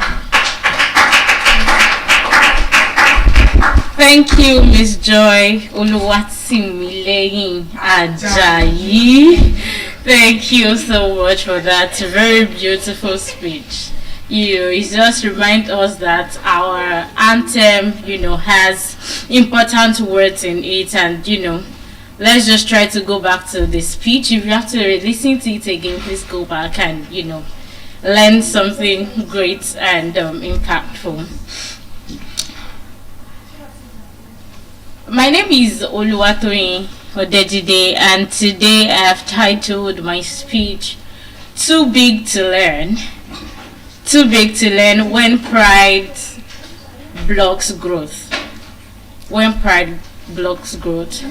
There is a dangerous place a person can be in life, and that dangerous place might not even be poverty. It might not be failure, because there's always a way that even if you're poor, you can bounce back, you can be a success. It's not failure, it's not poverty, and it's not rejection. But that dangerous place is when you feel like you've known it all. You're already there. You believe that there's nobody anywhere that knows more than you. It's a place where you feel like you already know enough. The enough is, it's just enough to take you to the end of your life, and that is a dangerous place anyone can be. A place where probably somebody will just correct you, and there's just this boiling inside of you, like, who is she to tell me I cannot do this? Who is she to tell me what to do? I am not young, I'm an adult, and honestly I feel like that is a very, very, very dangerous place for anyone to be in. When you feel like nobody can correct you, when you feel like you no longer need to learn, when you feel like you've known enough, that place, it can lead you to not growing, because to grow you need to consistently learn. And when you stop learning, it will block growth. And that is why I said when pride blocks growth, because you cannot tell me it is normal for somebody to say, oh, they don't want to learn any longer, they've arrived. It is just pride. It is pride. It is a place where correction feels like insult. Somebody is trying to correct you now. Oh, the way you arrange these chairs, I think we can do better. And you're feeling like, why is this person correcting me? You're feeling like this person is just insulting me that I cannot do my job well. And that is not really insult. The person is just trying to let you see what you can do better. And when you feel like correction is now insult, that is pride. It is a place where advice sounds like disrespect. When anybody advises you, you feel like you are being disrespected. You feel like, oh, Omoti correct me. Which means this young person is advising me on what to do. You feel like you are too old. You are that Methuselah that no one can correct. You are too old for correction, and when anybody around you advise you, you feel like they are disrespecting you, and that is a very, very dangerous place to be in when pride blocks growth. Because when you keep saying no one should advise you, or any small advice, now they are disrespecting you. When you keep, when you do that consistently, you stop to learn, and when you stop to learn, you stop to grow, which I don't think anyone would really want to be in. It is also a place where learning feels like humiliation. When you get to a place where learning feels like humiliation to you, that is called pride. That is called pride. It is always the voice of, there is this voice that usually tells people that are in this place that once they hear that anybody is telling them something, that voice will just be telling them, Ugao, this small child, what do you mean? Who are you? Do you know how old I am? Do you know which school I went to? Do you know the course of study? Do you know my course of study rather? Like, there's just this voice that tells you you've known enough. Nobody has the right, nobody has the permission to correct you. Pride. You know, it's even obvious in our environment when you see young ladies. They will be like, you know, I was just watching the content today, and somebody is saying that you young ladies, because you want to trend, once any adult corrects you, you already set tripod. You're already shouting. If you cannot correct your mothers at home, we'll correct your mothers for you outside. And it is just obvious that this generation are just growing into that proud being. You know, they no longer stand the chance to be corrected. They feel like they've arrived. They feel like they know all, like they know everything. So if you are trying to tell them, oh, why are you dressed like this, they feel like, what do you know? You are old school. And that is a sign of pride. You don't want to be corrected. You don't want to listen to advice around you. And when all these things are evident in a person's life, that means the person has gotten to a place that is dangerous. Very, very dangerous place to be. And the honest truth is that these voices like, oh, who are you to tell me, I know more than enough, this and that, these voices have destroyed generations, have destroyed destinies. Because if you see somebody that doesn't want to grow, there's a limit to where they can get to. You will not see a pride person attain that very, very high place. Because when you stop to grow, when you start to learn, you will not grow. And if you don't grow, you will not succeed. Pride. Now, what is pride? What is pride? Pride is not just arrogance. It is inability to be taught. When you refuse to learn from people, you are proud. You are proud. There's a way that even if you know that thing and the person is still trying to tell you, like, if you're not proud, you still want to listen to what that person has to say. But when you get to that state where you don't just want to be taught any longer, it means you are proud. That is pride. Inability to be taught. The resistance to correction, that's just what I've said.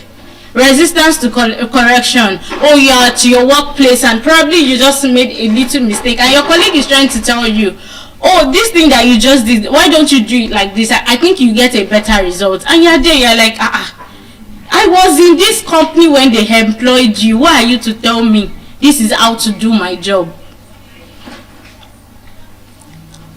When you have that resistance to correction, you don't just want anybody to correct you. In fact, to you might see that maybe after the person has corrected, you feel like, yes, it's true, you make mistake. But instead of you to be so humble to listen to correction, your pride will not allow you. You'll be like, this person that I was there when she submitted her CV to this company, the person is now correcting me. What do you mean? When you are when there is resistance to correction, it means that you are proud. The belief that you've arrived when you barely started. You barely started, but there's a way in your head that, you know, that intelligence or that smartness has gotten all over you and you feel like you've arrived. And really, you've not arrived. That is pride. That is pride. I'll go over again what I mean by pride. I said pride is beyond arrogance. It is that resistance to correction. It is the inability to be taught. And it is when you believe that you have arrived when you barely started. That is pride. And I would love to talk about the illusion of I already know. I already know. There's a way that you are so full of knowledge that you basically know if somebody is saying this thing, you feel like, yes, I've heard it before, I know it. And that is resisting you from learning more. illusion of I already know. When you are familiar with something, you are just familiarity, it kills curiosity because you will no longer be curious. Don't forget that I said that when you don't want to learn, you don't want to be taught. That is pride. So when you are familiar with probably what this person is telling you, it kills the curiosity in you. And when you are no longer curious, you stop to learn. You feel like, yes, this thing, I know it. So why are you teaching me again?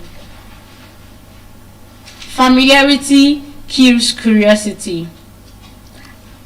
And the illusion of I already know is that familiarity that I'm talking about. You feel like, yes, you already know it. You're familiar with it. You've heard it before. Probably you've heard it over and over again. So you feel like if anybody's saying it around you, what are you saying? Can you just keep quiet? I know all these things. You don't have to teach me.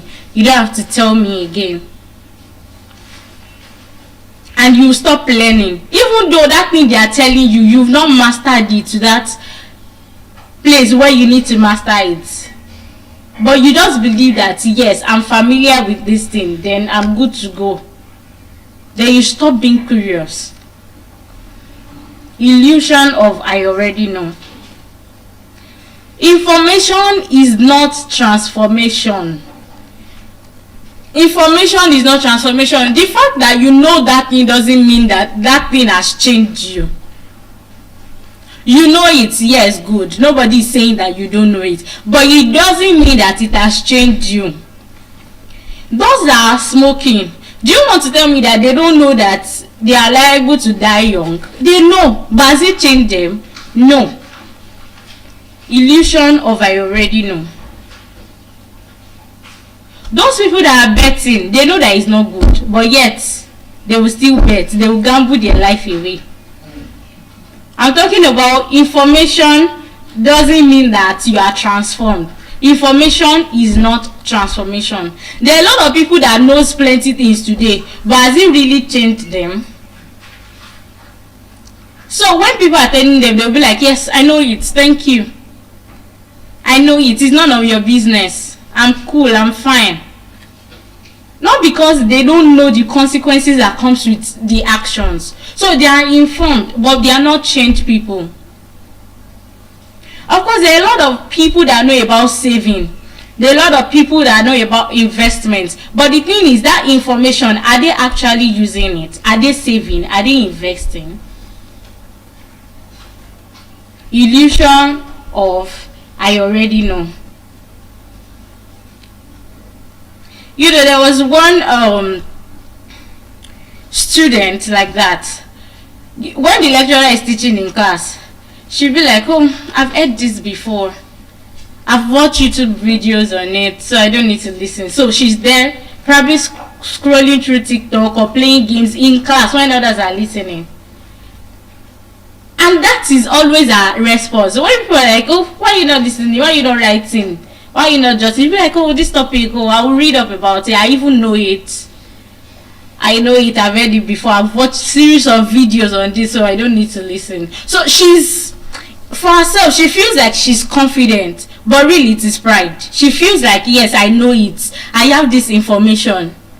I already know it. So now it was exam time. Now everybody will go to exam and write. At the end of the day, she failed the exam. And that is pride. When you feel like you've known it all, you don't need to learn again. And that is a very, very dangerous place anyone can be in. When you believe that you already know enough. And there are sometimes when you feel like, just like as I said earlier, that probably the person that is even correcting you at work is your junior colleague. So you feel like, what do you mean? What do you mean? I'm your boss here. Why do you want to be correcting me? And the honest truth is that sometimes the people we look down on, the people you believe that they are not at the same level, they are not even above you, you see them probably beneath you. You feel like, these people are still coming after me. The honest truth is that there are a lot of things that you can learn from them. There are a lot of things you can learn from them. The person you look down on might be carrying the lesson you need to grow. might be carrying the lesson you need to grow. And I'd like to talk about another point, or about how pride disguises itself. Some people don't believe that they are proud. That's the honest truth. You can see it, like it's obvious, it's glaring to everybody that this person is proud. This person doesn't want to be corrected. This person does not want to learn. But to them, they believe that they are not proud. You will hear things like, oh, I'm just confident. I'm confident in myself. How pride disguises itself. I'm just confident. The honest truth is that most people confuse confidence and pride. They are not the same thing. Confidence will listen. Pride will dismiss. That's why when you see somebody that is proud and probably you are trying to correct the person will not listen to you. But if you are actually confident, you pay attention. Okay, so what do you think I can do better? Where do you think I missed it? Where do you think I need to improve? That is confidence. When you admit to your mistakes, that is confidence. When you're making mistakes, you're feeling like, you're still there, still saying that, no, I am correct, I am right, I am this, and you're there shouting. That is pride. You don't want to listen to correction. And that is why I say confidence listens, pride dismisses. Don't forget, I'm talking about how pride disguises itself. So it can come as, oh, it is confidence, but really it is not confidence, it is pride. It is pride in disguise. I don't like being corrected. You hear some people say it, oh, what do you mean that person is correcting me? I don't like it when anybody corrects me. You don't have to correct me. That is pride in disguise. When you don't like being corrected, check yourself. Am I that person that doesn't like being corrected? That is pride. When you listen to people correct you and you're already irritated, that is pride.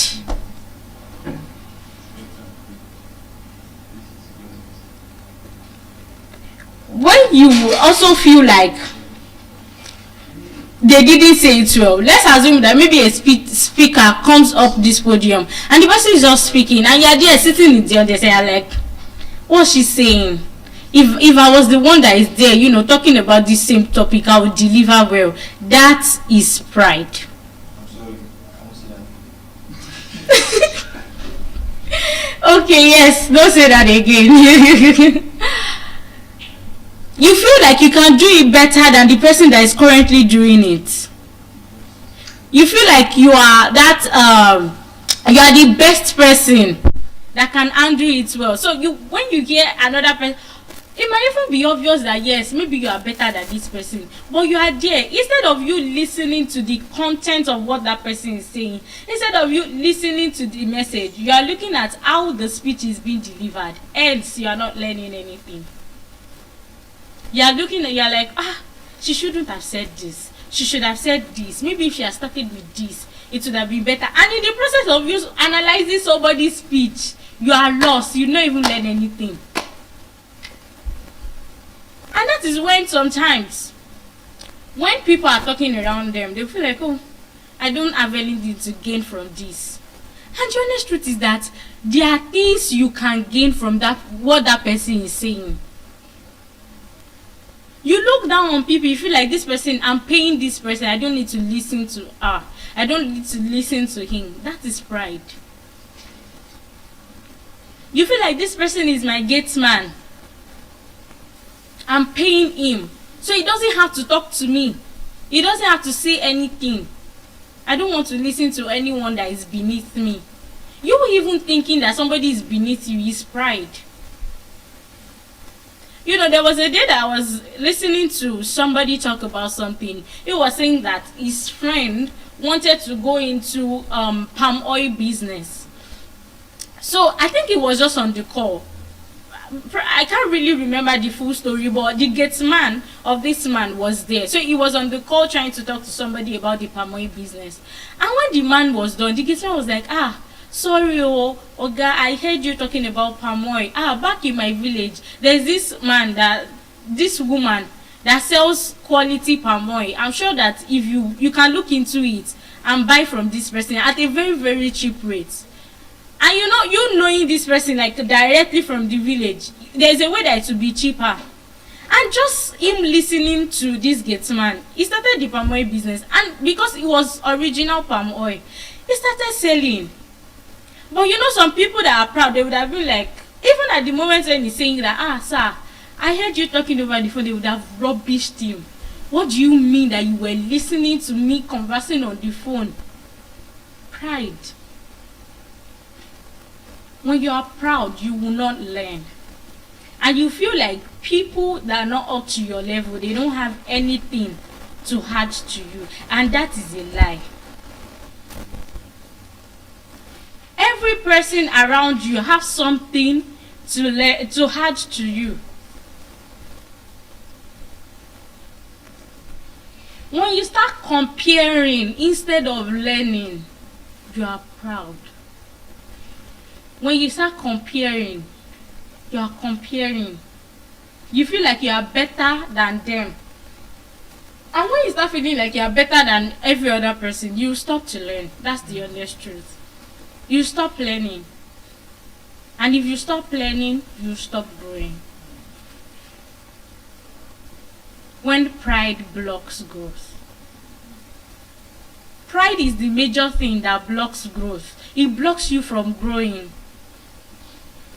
And I'm sure that we've heard it over time that if you really want to do well, you need to make a legacy that you can pass to generation. You need to keep growing. And now when you now stop growing, what will become of you? So you need to let go of that pride and start learning.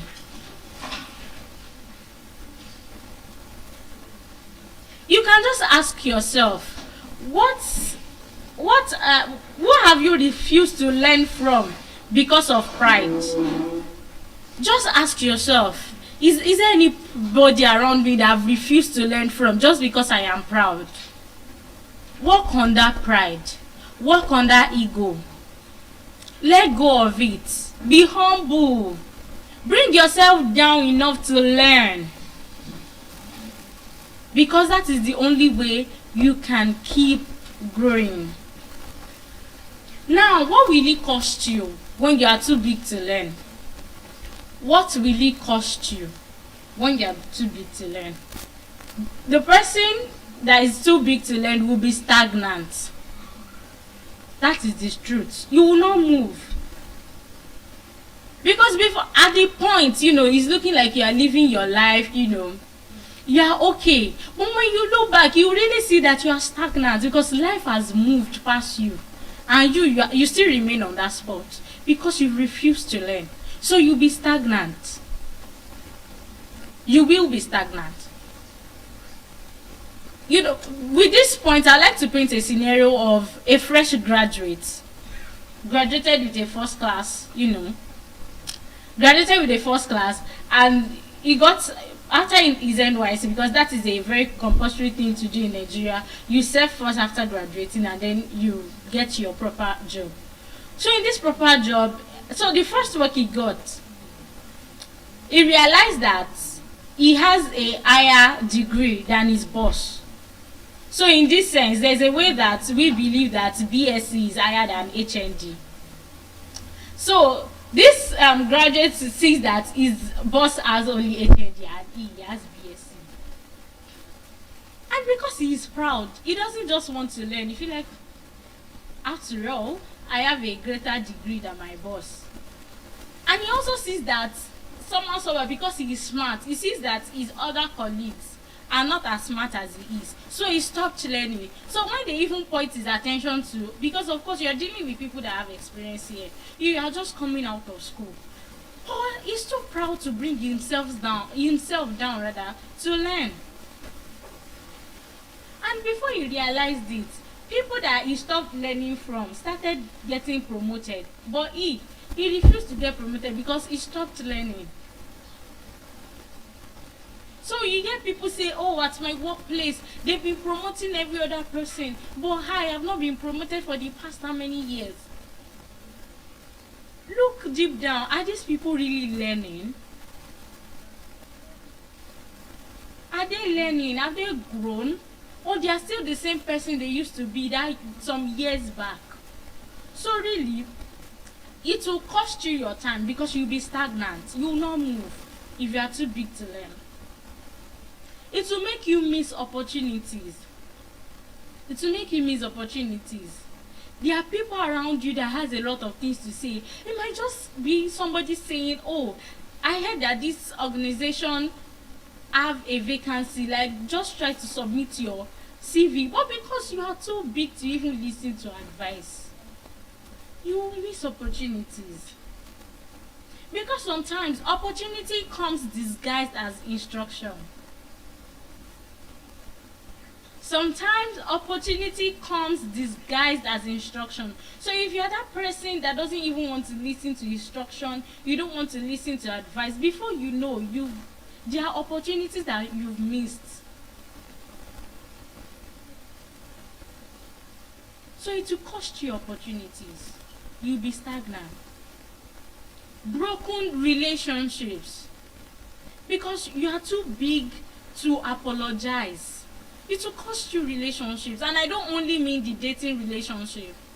There are other relationships. But because, oh, maybe this person offends you, or you are even the one that offends the person, you feel like, why should I apologize? You feel like, why should you apologize? It will cost you relationships that matter to you when you are too proud to apologize. And you are too proud to adjust. You might even be the favorite of your boss. And this your boss is telling you every now and then, stop doing this thing, stop doing this thing. But because you are too proud, you don't want to listen. Before you know, it will cost you that relationship. It will cost you that relationship. So stop being that proud person. Bring down yourself. Delayed success. Delayed success. Because what will take you like maybe 1 year or even 2 years, if you are not proud, it will take you like 10 years because you are proud. You don't want to listen. So your success will be delayed. Delayed success. Stop being that proud human. Bring yourself down to learn. You can learn from people around you. You can even learn from those who you think their level are not up to you. Be humble enough to learn so you don't delay your success. Isolation. If you are too proud, you don't see that people start ignoring you. Because now let me ask you, Omawumi, probably you are a friend with someone and you see that this person, okay, Omawumi, if you are a friend to Joy, and maybe you saw Joy doing something and you feel like, oh, Joy is my friend, then you corrected, Joy, I don't think you should do this thing. Why don't you think you should do it like this? You said it the first time. Joy said, what do you mean? I can figure it out. Yes, Eloquence. Like, what's your business? Mind your business. Then you say another thing another day. You go to her the second time, she didn't listen. You go to her the third time, she didn't listen. Please, the fourth time, will you dare go to her? Yeah, thank you. She has endurance to go the third time. Please, do you think you will go back the fourth time?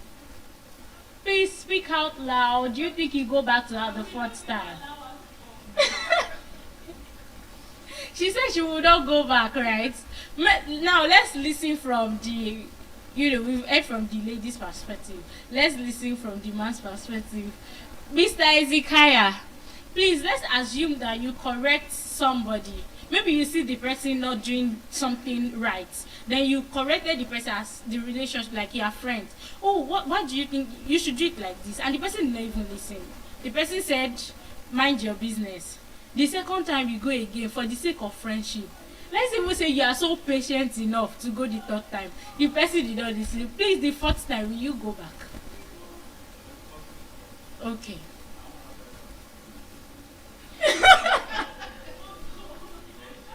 Oh my goodness. Oh, your friends. Oh, okay.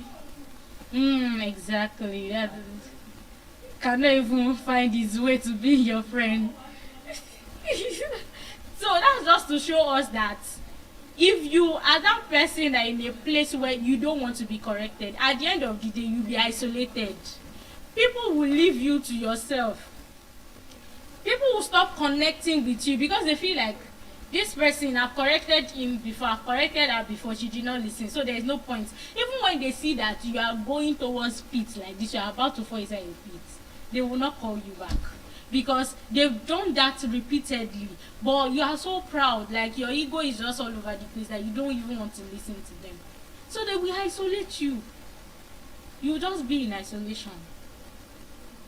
You'll be in isolation. So people will stop correcting you, not because you are right. So it's not, they didn't stop correcting the person because the person is right, no. But because the person seems unreachable. So they will stop. And that means this proud human being will be in isolation. And the most dangerous silence in your life is when people stop correcting you. You know, one speaker had already told us how silence, can be loud. Of course, silence can be good, right? And it can be bad. But the most dangerous silence in your life is when people stop correcting you. If we correct her, she will not hear. So let's leave her to herself. Let's leave him to himself. And that is very dangerous. That is the most dangerous place a person can be. When you are too proud to listen to correction. When you are too proud to listen to advice. And that is why I said these 5 things are the things that when you are too big to learn, it will cost you. It will cost you stagnation. You will be stagnant. You will miss opportunity. You have delayed success. You will be isolated. And then there will be a lot of broken relationships around you. Now, why do you think people become too big? I would like to direct that question to the audience. Why do you think people become too big? Oma Wumi, why do you think people become too big?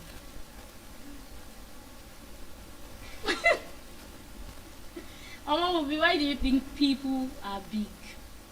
Why, like, they just feel like, yes, they've arrived. What do you think can be the cause of them saying that they've arrived? Joy, please help her. Because you have a car, thank you. Okay. You have a car. So why somebody have a car? They should be proud. Alright. Okay, some people, yes. They see it as that's all they can. That is all to being successful. Mr. Ezekiah, why do you think people are big?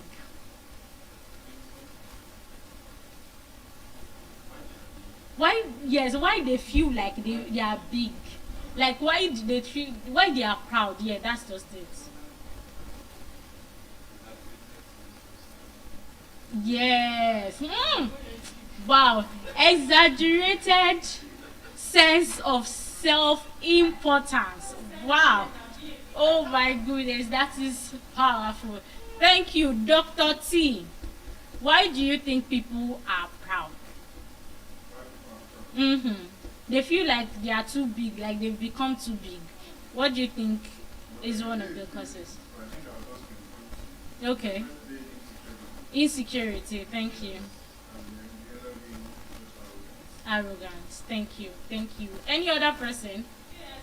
KSO, yes, KSO. KSO, why do you think people become too big? They feel like they've arrived.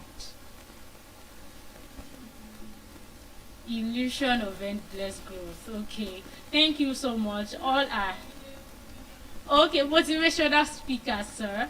Why do you think wrong perspective? Wow, wrong perspective of who they are.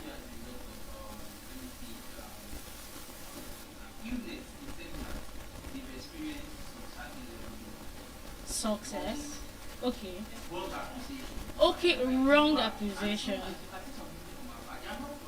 Okay. Themselves.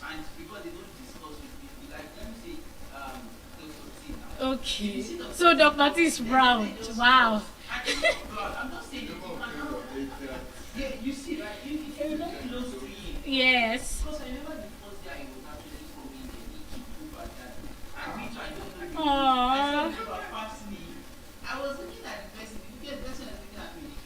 Me and the Uber Miss Road became, I was working. Oh, you were working and you missed road. You can't remember. So when the Uber turned, I was not passing that this way is Uber. I think both of them. You are going to the same destination.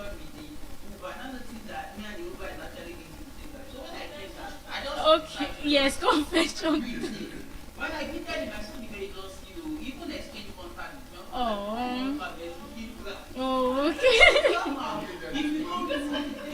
Move closer to some people.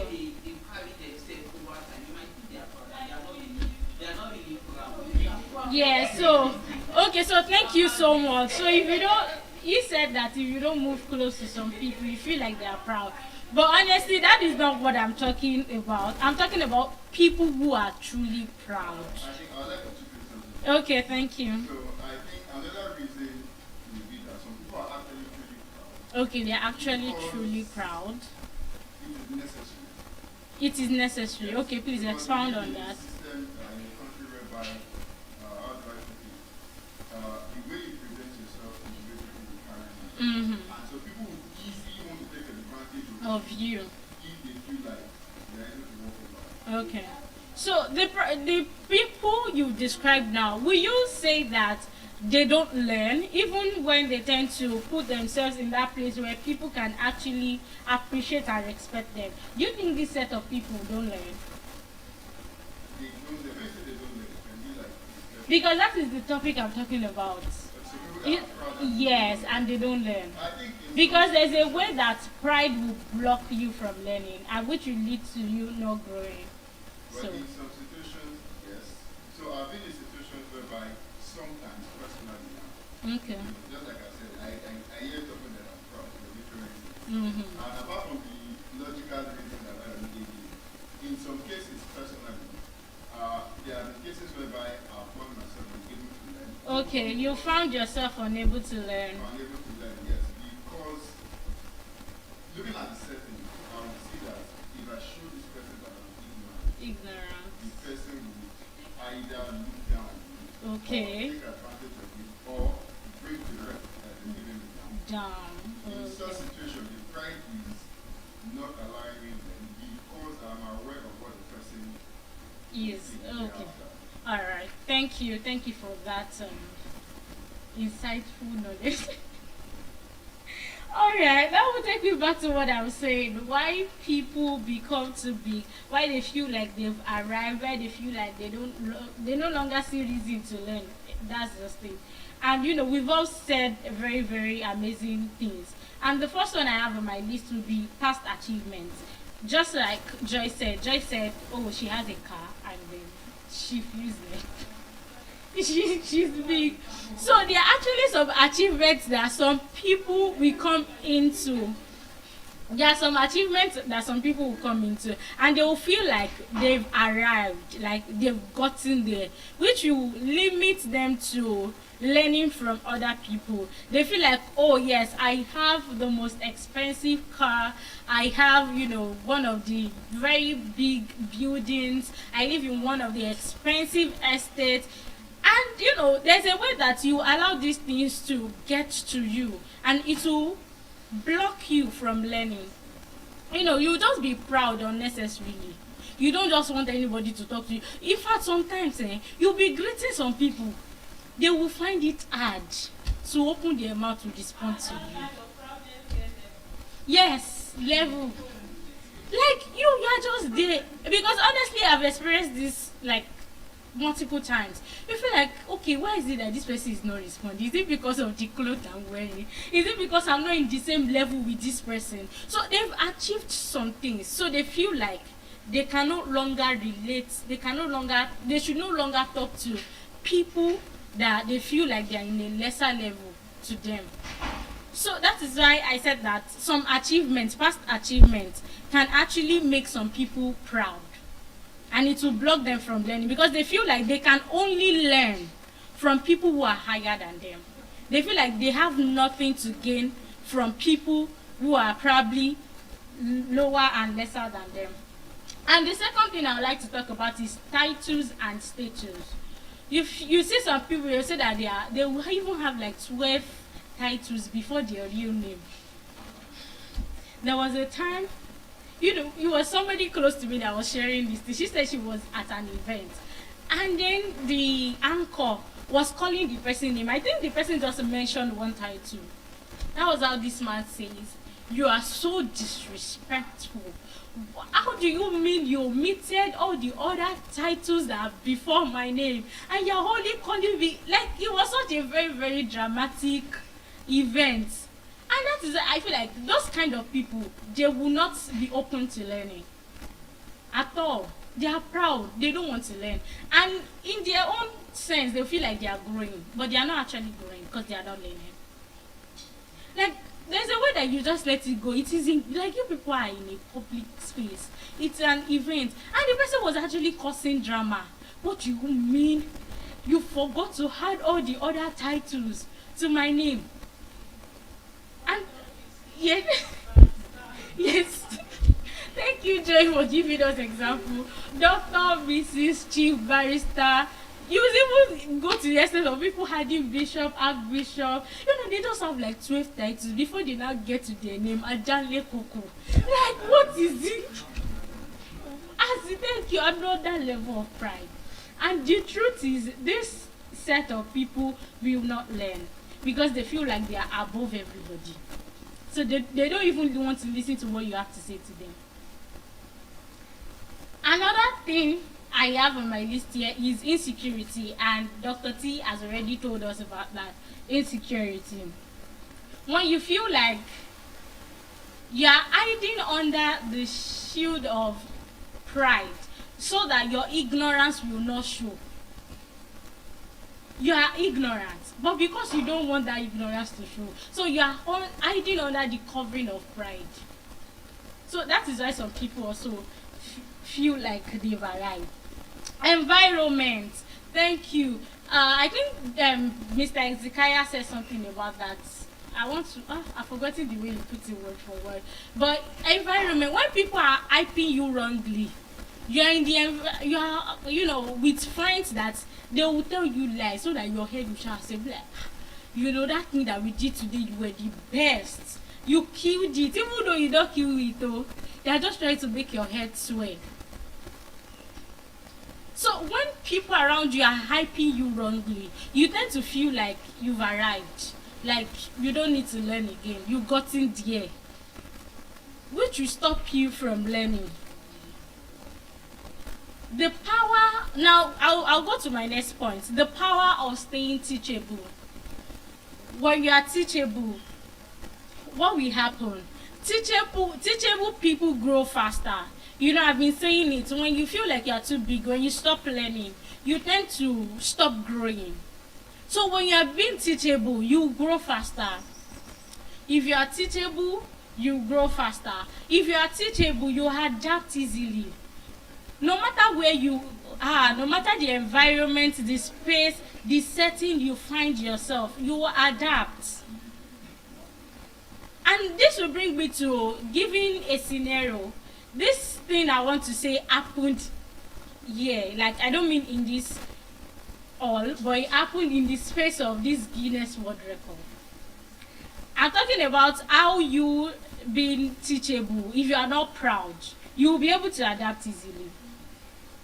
The room that I'm in that room with 3 other beautiful, amazing, respectful, people that are not even proud at all. They are not proud because I've seen some other people come into our room and they cannot stay there. Like, what are you people doing in this? What are you people doing in this room? And I would like to mention their names: Joy, Medina, and Angela. Thank you for being amazing people, and thank you for making this journey. You're amazing. So, I'm just talking about people that are in my room. Yeah, room 6 girls, exactly. And you know, it just shows that this combination of these four girls are not proud.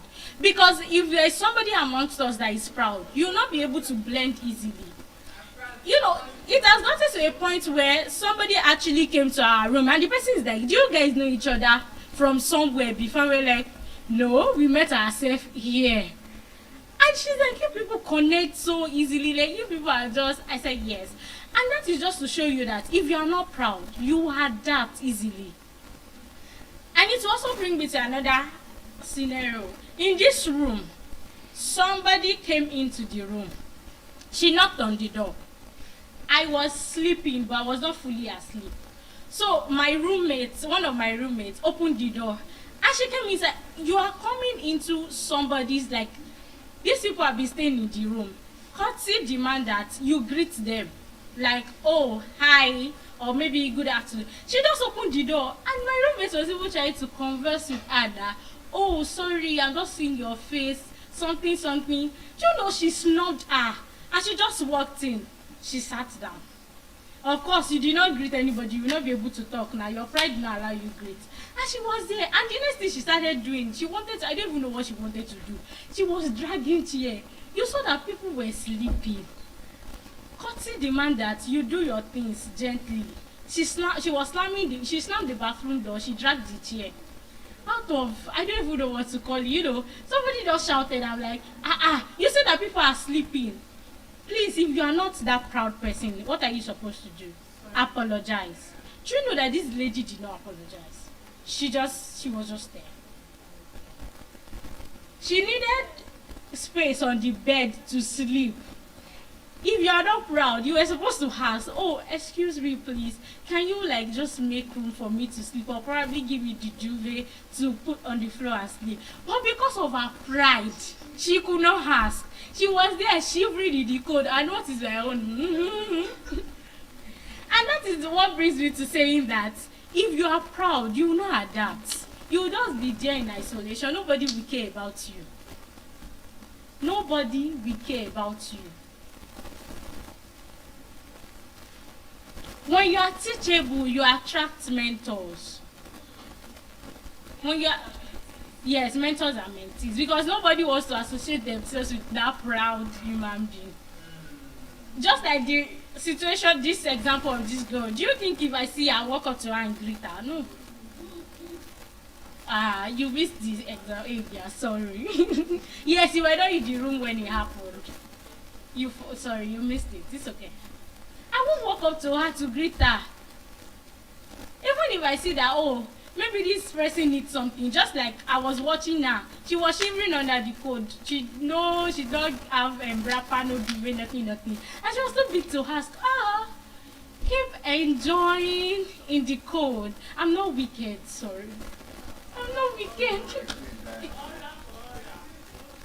I'm not wicked. I'm just trying to show us how, if you are proud, you will just be in isolation. You will not attract people to yourself. Teachable people build stronger relationships.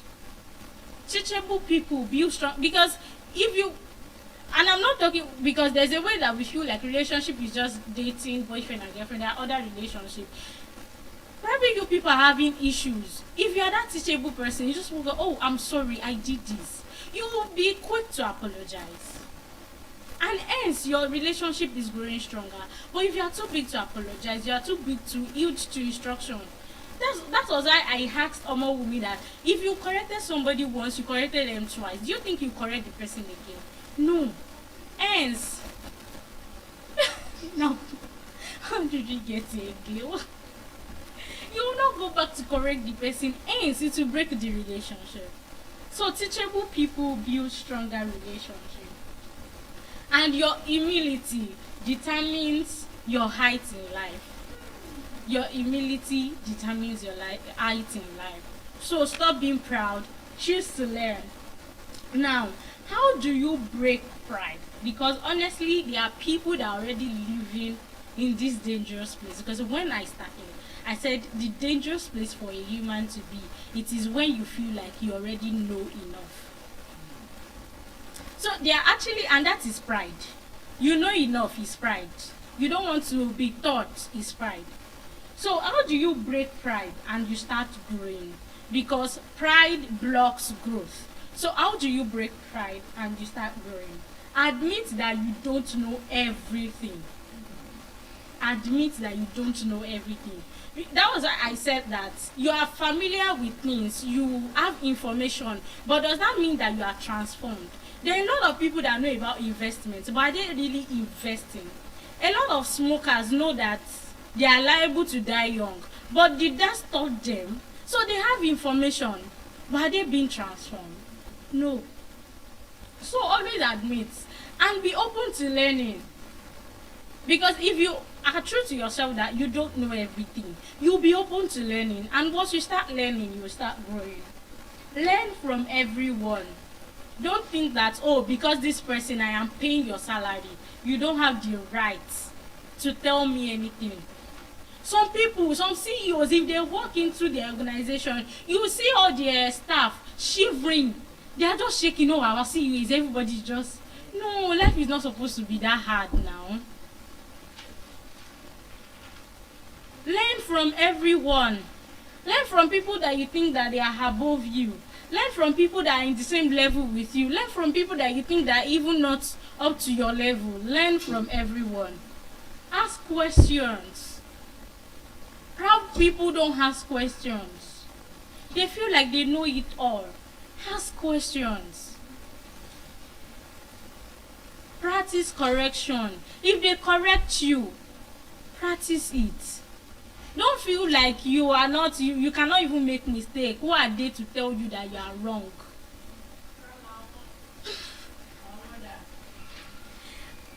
Take corrections, practice corrections, and surround yourself with truth tellers. I said earlier that there's a way that you surround yourself with people that will just be hyping you wrongly. And if they are hyping you wrongly, you will stop learning your foolish self. I'm not attacking anybody, I'm just saying. So surround yourself with truth tellers. Make sure that the company of people you have, there are people that will tell you the truth. When you do better, they will tell you, yes, today you did better. When you are wrong, they will tell you, oh, you did wrong here, but you can do it this way and it will be good. So surround yourself with truth tellers. Now, ask yourself a question. What is that one area where pride is blocking my growth? Where is that one area that pride is blocking my growth? I'm not expecting anyone to answer that here. It's just a reflection question. Think about it. Think about it. I hope the next speaker is ready because I'm about to conclude. I'd like to conclude by saying that there is something painful about life. There's something painful about life. And life will not beg you to learn. That's the honest truth. Oh my goodness, okay.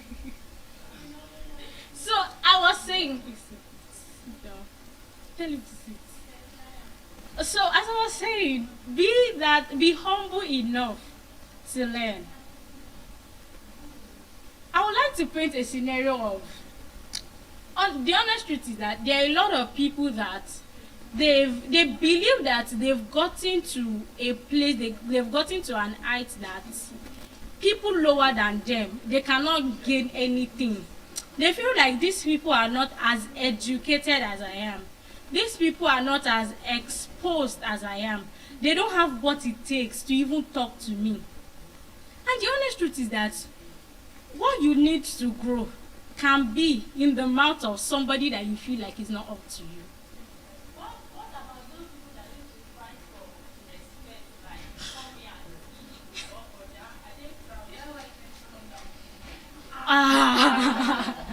and see, okay, confession time. Well, for me, I feel like when you were giving birth to, when they were naming you, I'm not sure that there is any naming ceremony that your parents will say, so from today, we name our child Auntie Biliki. Thank you. So when you want to start calling this child, you start calling this child Auntie Biliki or Auntie Angela or brother Taiwo or brother yes, or brother Dr. T. Like Auntie Barrister Favor. And then somebody was talking, a speaker was talking about how, you know, it's even obvious, we cannot see it in our environment. There is that one woman in that your neighborhood that will say that, she Taiwo Jegbeni. Like, is Taiwo your head? So you be calling her Mommy, Auntie Taiwo, or Mommy, Brother Taiwo. I'm sorry I'm using your name. But there's that woman, there's that one woman. You be like, you just want to call her that, okay, Mommy, this so. But if you don't have the auntie, they feel like you are disrespecting. And for me, I feel like you calling people name doesn't mean you disrespect them. But of course, our culture believes that you have to add these titles to people's name to respect them. So there's a way that you can even call somebody auntie something, and you see this is, you'll be getting something like the word just with humble, you said. Yes, exactly. The way you call the person with your tone, your intonation, it will just be obvious that you don't respect this person. You are just calling the person for calling sake. You hear something like with due respect. No, that's not. Yes, I remember what I wanted to say. There is this English word that you use, because anytime you hear that word, just know that after it is insult. With all due respect. Yes. Just know that after, with all due respect, it is insult that is coming after it. Thank you. And that is why I say you should surround yourself with true tellers. People that will hype you the right way and not the wrong way. So thank you, Ajayi Oluwatimilei Joy. I appreciate you. Thank you. So, KSO, please, and please, thank you. Be humble enough not to distract your fellow speaker. So, to answer your question, so it's not necessary that, of course, because of the culture and Nigeria that we find ourselves, you tend to add auntie and the light. But I'm just saying that you had the auntie and the brother doesn't mean you respect the person. You hear something like Auntie Biliki, just like the person, like, of course, the name part, you are respecting the person, but the other parts, you hear something like Auntie Kidi, because I will slap you. Are you truly respecting that person? Of course not. So please, that will bring me back to where I started from. Yes. It will bring me to where I started from. Pride is a dangerous place for anyone to be in. Yes. Please. If you'd like to ask questions, please go ahead and ask questions. Okay. Yes, exactly. If you are proud, nobody will love you. Just like the lady that is talked about. The lady that just knocked on the room door, you met people in there, you did not greet. You were just doing things anyhow. Would you say, of course, I love my other roommates, as I've mentioned their names earlier. Do you think that if I see that person, I'm going to relate the same way I relate with this my roommate to that other person? No. If you are too proud, people will not love you, and it will push you into isolation. Because when people don't love you, they won't correct you. When people don't love you, they will not advise you, because they feel like you believe that you've arrived. Yes, the person will miss opportunities. Thank you. It's just obvious that you followed my lessons, and I'm grateful. It will lead to fall, exactly. I don't know about that, but it will lead to fall. So be humble enough. Be humble enough to listen to correction. Never believe and never believe, never ever ever ever believe that there is anybody that is too young, too low, too, it's just there. Like the person is just too low to your level to advise you. Take advice. Listen to instruction more. Okay. I think you should tell us more about that. Parents should listen to their children. Okay, can you please paint a scenario or give us example? It is well. And that will bring me to my conclusion. I would like to conclude by saying that there is something painful about life. Life will not beg you to learn, and that is the most painful part. Life will not come pleading to you, begging you that, please learn, please learn, please learn. No, it will not beg you to learn. If you refuse to learn, life will move on without you. Opportunities will pass, people will grow, and time will go. And one day, you will look back and realize that you actually did not lack potential, but you lacked humility. So be smart enough to learn so you can grow. Because in life, it is not what you know that determines your future. It is what you are willing to learn. So be that person that wants to learn. Be that person that is curious. Be that person that wants to grow. I remain Oluwatoyin Odejide. And right now, I'd like to pass on the mic to the next speaker. Thank you. Good morning, everybody.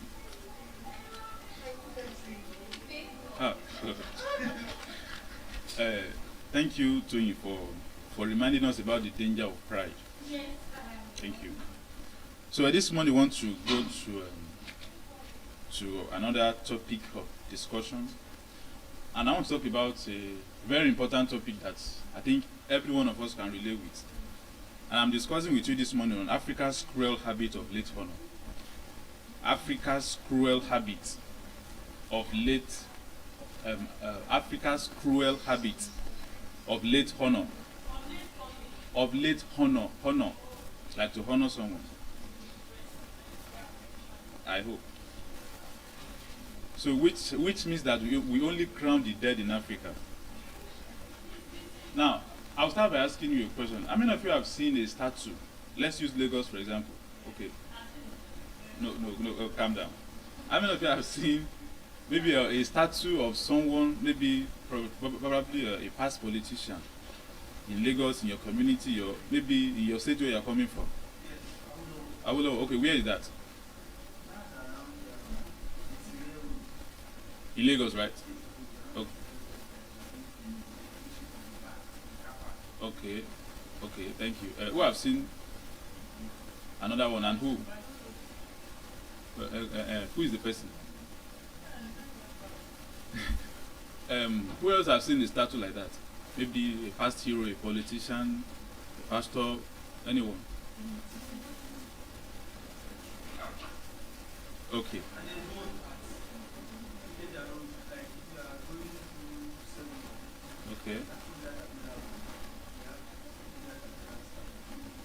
Okay, okay, yes.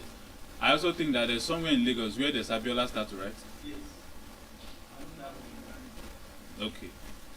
Now, I want to discuss with you briefly, I hope to be brief, about what I call Africa's cruel habit of late honor.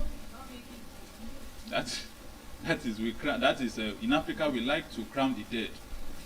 And what I mean by that is this. In Africa, the problem is not about talent. Sometimes the problem is not about heroes. We have heroes. But just that the heroes we have, most of the time, if not all the time, we do not recognize them while they are alive. And one thing, no, not you, and then one thing that does is that because we do not recognize them when they are alive, by the time they will die, we will now see the needful of the things they've been wanting to do all through their life. So Africa does not, did not, has not lacked heroes in any way. But what we lack in Africa is timely honor. We do not know how to honor our heroes on time. For example, how many of you watched the last AFCON tournament? You watched the last AFCON tournament? Okay. I expect all the guys to watch. The ladies can be excused, but if you are a guy you did not watch, I'm disappointed. Dr. T, AFCON. Yes. Oh, jeez.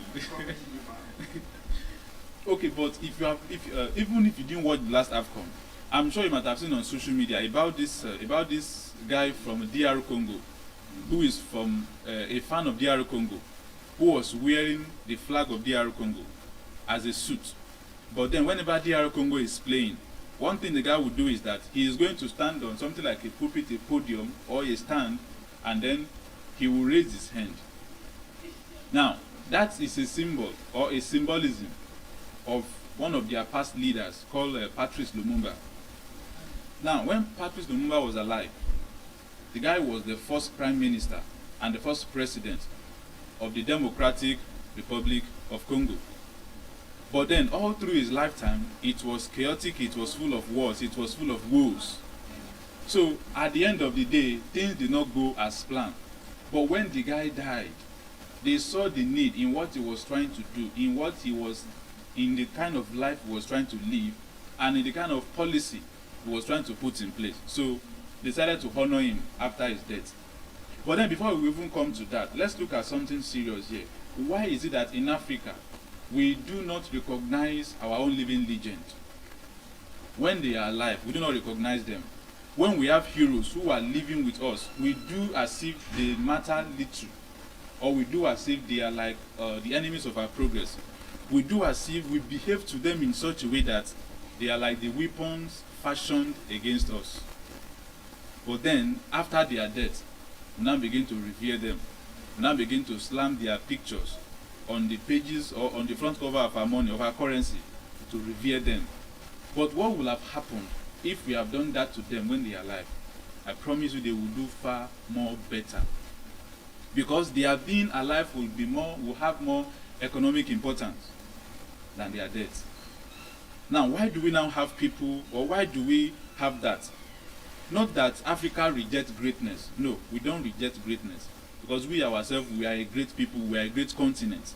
And all the nations in Africa, definitely we are great. Also, we do not ignore truth. But the problem is that we postpone it.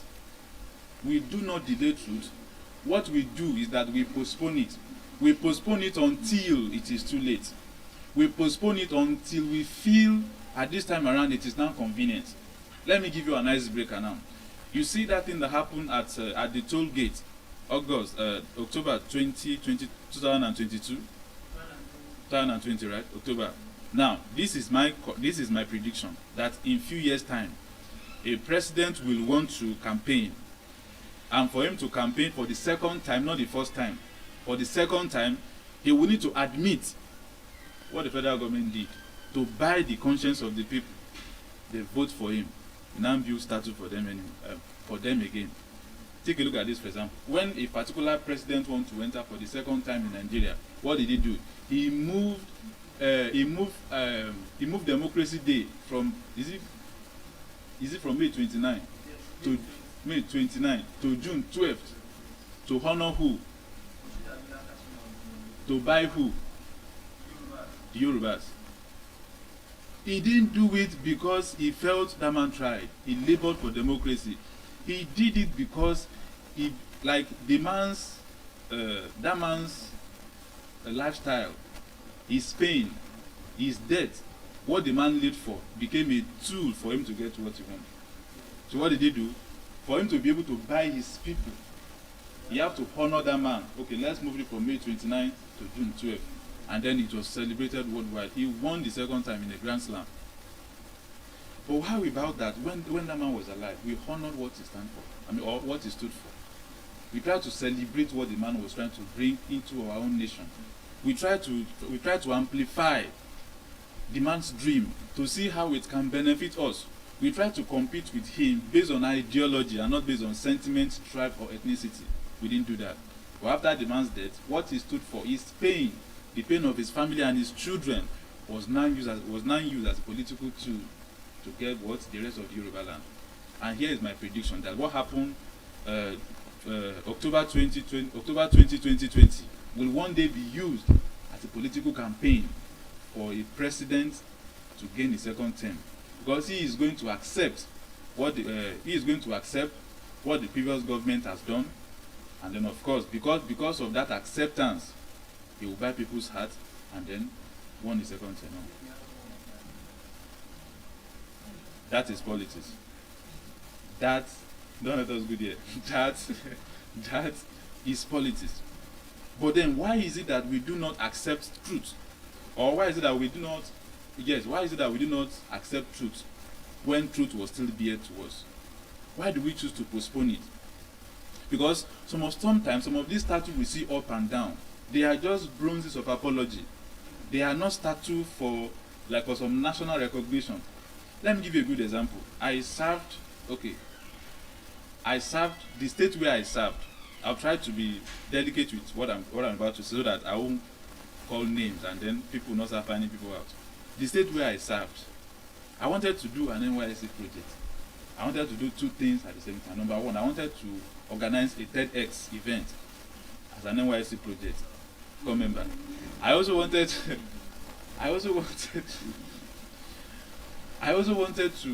build, of course, erect an NYSC statue in the community where I was living. I have all these things mapped out. I have them all mapped out. But then I cannot push the TEDx first because it's not a physical project like that has a monument. But for that to be able to stand, I have to push the statue first. So I pushed the statue. My then LGI accepted it. Now I started gathering money, of course, I'm sending out letters, and then money was coming in. Now what happened was that where the king gave me, okay, put the statue here. We started working on that place. Of course, we bought cement, we bought sand and blocks. We started working. The king sent somebody that we should remove it from that place and go elsewhere. Remember, we've wasted resources there. I took the picture. I sent it to my LG that Eloma, this and that, and then I showed her the picture. We moved from that place, we moved to a different site. I mean, the new site that I was given. We started working. The king sent somebody again. That is material one wasted. No, we paid necessary due, but then that was affected because of tradition.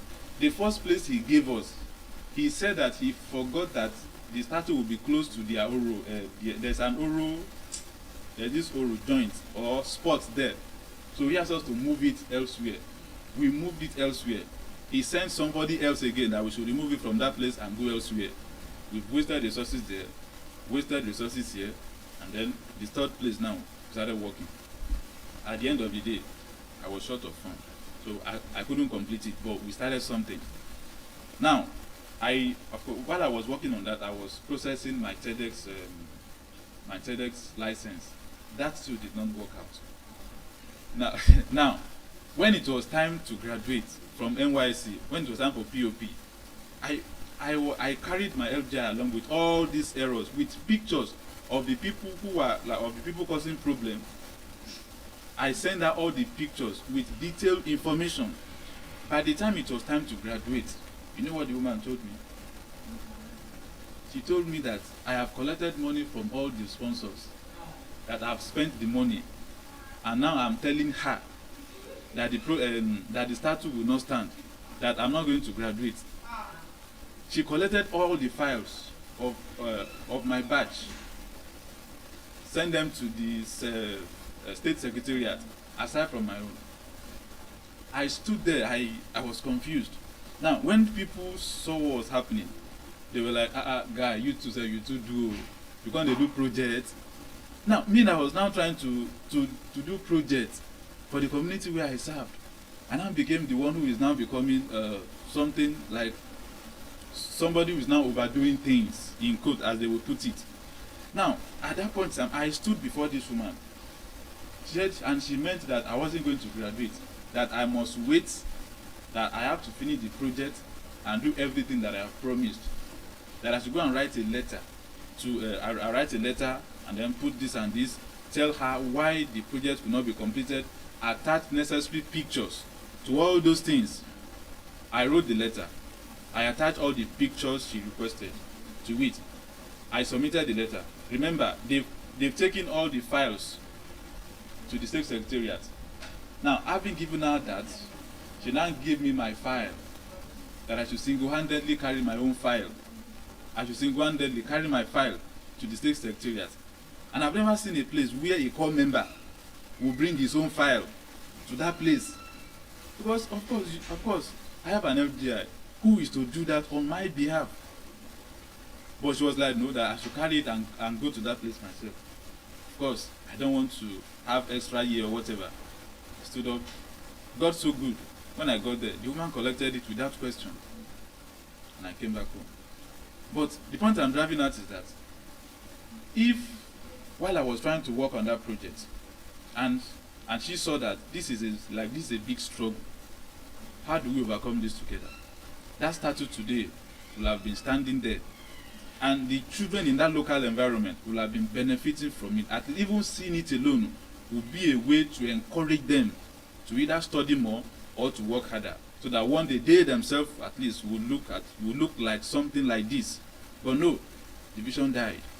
Not the fact that the money failed, but the fact that she was aware of every stages and the struggle that I was passing through, of course, either with the king, with the Omonile.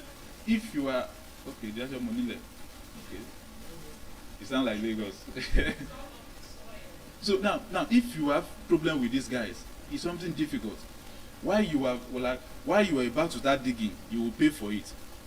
While you are about to, if you are about to maybe to concretize something, to deck it, you pay for that. And imagine, where is this money coming from? Is it coming from the money people contributed? I sent her all these details, yet she stood on her ground that if that thing is not completed, I'm not graduating. I mean, I'm not passing out. At the end of the day, I passed out. But then, that letter she asked me to write, the day I came for my certificate, I saw it on her table. Because she told me that she was going to take the letter to allow her for them to approve my passing out. But I saw the letter on her table, which means that she was just trying to be funny. But then things change. What I want to bring out from there is that, see, when that opportunity was there for us to come together to build a statue for that community, I won't be there forever. She won't be there forever. It was what? It was bashed. Now that, of course, my service has ended many years ago. Now that the service year has ended, we now have to start looking for ways to now go back to now go and do the statue, regretting why the statue should have been done in the first place. But then we are now trying to do it now. Which means that the same thing that happened there happened in our political environment. When we have heroes who are living with us, we either try to assassinate them, we either try to persecute them, we either try to cut them low that they cannot rise, and immediately they died. Few years later, we now pretend to see things in what they do. Some of the statues you see today, they are not real statues. I can tell you 90% of them, if they are attached to politics, if it is for religion, it's a different thing. If they are attached to politics, they are just an apology to get another political favor from the catchment area that man controlled when he was alive. Like Abiola, for example, is from the western region. So for you to be able to, and of course, these people, the people from the southwest, they revered him so much. So for you to be able to gain their favor, you need to massage something effectively that unite those people. That is why we are where we are today. So let's look at why we fear living heroes. When heroes are alive, why do we fear them? Number one here is because they are inconvenient. Of the truth, they are inconvenient. Take, for example, let us mention names. Look at Showore, for instance. I'm not an ardent follower of Showore, but I can tell you that I don't support some of the things he's doing. Look at him, for example. Now, look at Peter Obi, for example. A man who will tell you, I've been here before for the past 8 years, 4 years, go and verify. And for the past 8 years, 4 years, they've not sent EFCC after him. But yeah, are these not the people that we should revere? Let his enemy die, for example. Give it 5 more years later, you will see he start to somewhere as the first governor who is so this and this and this and that. While he was alive, why don't we amplify what the man is standing for? Because they are inconvenient. They are inconvenient because they ask questions that cannot be ignored. They will ask you for accountability. He will tell you, while I was here, I paid all these people. Now that you are there, why can't you pay them? What's changed? Because of those questions which are not convenient for them or which they are not willing to provide answers to and for, what would they do? They ignore it and try to persecute him and try to cut him down. Also, we see that there is the disrupt system, a corrupt system that has been going smoothly, in quote, that has been going smoothly. Somebody will just wake up one morning and will just ask one funny question. Maybe VDM just wake up tomorrow morning and just release one document. You know, these days he just releasing document. He just released one, I think one for sure a few days ago. Now, some of these people, I'm not saying all the time that they are morally upright. No, they cannot be always morally right. But sometimes they are standing for something that we share in common. They are standing for a particular belief in politics that we share in common. Instead of us to amplify that for the national good, we try to see how to massage something that disunites us. For example, they will tell you, where is it from? Is it not from Cross River? Don't mind those Niger Delta. Simple. And then off they go. Because we have seen that we are first of all from Niger Delta before we are Nigerian. You are either firstly from Yoruba before you are Nigerian, or you are firstly from Kaduna before you are Nigerian. There is no nation that will grow that way. We will be retarding on a daily basis. Also, they demand courage from you. They demand courage by questioning our cowardice. They will demand courage from you. They will ask you to stand where you feel you cannot stand. They will ask you to stand. That is why we have activists. That is why we have activists. Most of the time, human rights activists. Because they understand what human rights is. And they know how vulnerable we are as a citizen or as citizens who know little or nothing about our rights. So because they know it, they demand courage from the governor, from the president, from the lawmakers to stand to do that which is right. And because of that, it is not convenient for people, for powers that be. So what would they do? They say how to sideline them. They wanted to sideline a woman one day in the Senate of Nigeria. It was so terrible that they had to sideline her. And they stopped her from going for a women UN conference. Who do they choose to go for her? A man. And sometimes you are like, even primary school children don't think that way. A woman ought to go for a women program. Say, okay, that woman should not go. Even if the woman is not going, let a woman go instead of her. You now choose a man to go for a woman. How now? Not as a speaker. It's not as if she's not. You know, sometimes you see men as guest speakers in women's program. It's a different one. This one is UN women program. And then you are seeing the man coming in Agbada. Sometimes, well, don't let us go into that gender thing. So also, we see that it exposes our compromise. Sometimes how we deal with the white.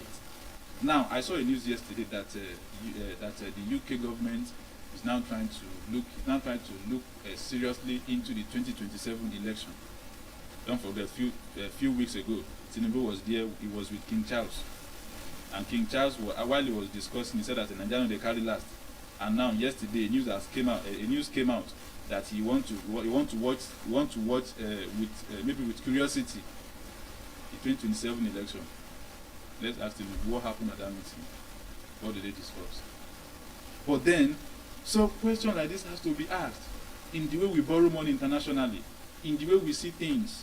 Look at, for example, I think that would be Uganda. The current president has been there for over 40 years. And a young adult who is trying to contest for him, I think currently the guy is either on the run or is in prison. Or is in a cell. Why? Nobody wants their secret to be exposed. Everybody wants to keep something. And because of the density of our secrets, what are we going to do? We have to either persecute whosoever wants to bring it out, or do whatever it is to make sure they don't speak out. Also, they raised the cost and the bar for integrity. Before, the cost for integrity could be maybe 7 meters or 6 feet. But because of they themselves and what they have done and what they are doing, they raise the bar beyond the reach of the people who are willing to compromise. And also, they cannot be controlled. The heroes, the living heroes, they cannot be controlled because they know what is right. They understand what the country is standing for. They understand what the youth of the citizens should be. They understand what the right of women should be. They understand the right of man in his house and then how politics should be run. So these ones cannot be controlled otherwise. They understand the extent to which if you are submitted to somebody loyally in a very blind way, they understand the cost. So because of that, they cannot be controlled. And another reason why we fear living heroes is the fact that they threaten the existing of a structured power. They threaten the existence of a structured power, a power that is structured to corrupt, power that is structured to manipulate, power that is structured to bring down. When the living heroes understand that power, one thing they will do is to see how to bring that power down, how to threaten that structure. Also, they challenge a society to be ready. And most of the time, society is not ready to run with them the way they want to run. Society most of the time is not ready to run in the same pace as the living heroes are willing to run. Because sometimes they see things differently. They see development, how it is being done in other states. They see how other states is running to meet up. They see how other people, other citizens of the world, they see their transportation system, they see their economy, they see, of course, the standard of living. And because of what they have seen, they know how possible it is and how simple it is for it to be done here. Because of that, they will challenge the current structure. And because of how lowly we human beings think sometimes, it could be in Nigeria, in Ghana, in Africa, Sierra Leone, anywhere, Liberia, Libya, because of how simple it is for our mindset to be softened sometimes, we cannot see what they see. And by the time they are painting the picture for us, it's as if it's coming in a very high resolution that we cannot comprehend. And once someone's heart has been softened, the government can easily change the heart of those people against the Savior who should have saved them. That is why we are where we are today. Also, they remove comfort. They remove the comfort of blame. Sometimes a government will come and tell you, okay, I accumulated these billions of debt from this government. Once that one leaves, another one will say, actually, I also accumulated this $1 trillion debt from this company. I mean, from the previous government. Then the problem is, then the question is, where is this money going to? What has this money been used for? That thing they use it for, has it not yielded enough to pay back, of course, to pay back those loans? Why do we keep on owing? And why do we have to leave loans behind for the succession of people who are coming in? So also what we see here is that they attack risk to live around them. They attack, it attracts risk for people who are living around them. Take for example, let's use VDM for instance. It is risky for people he call his friends, for people he call his family, because there's something about power.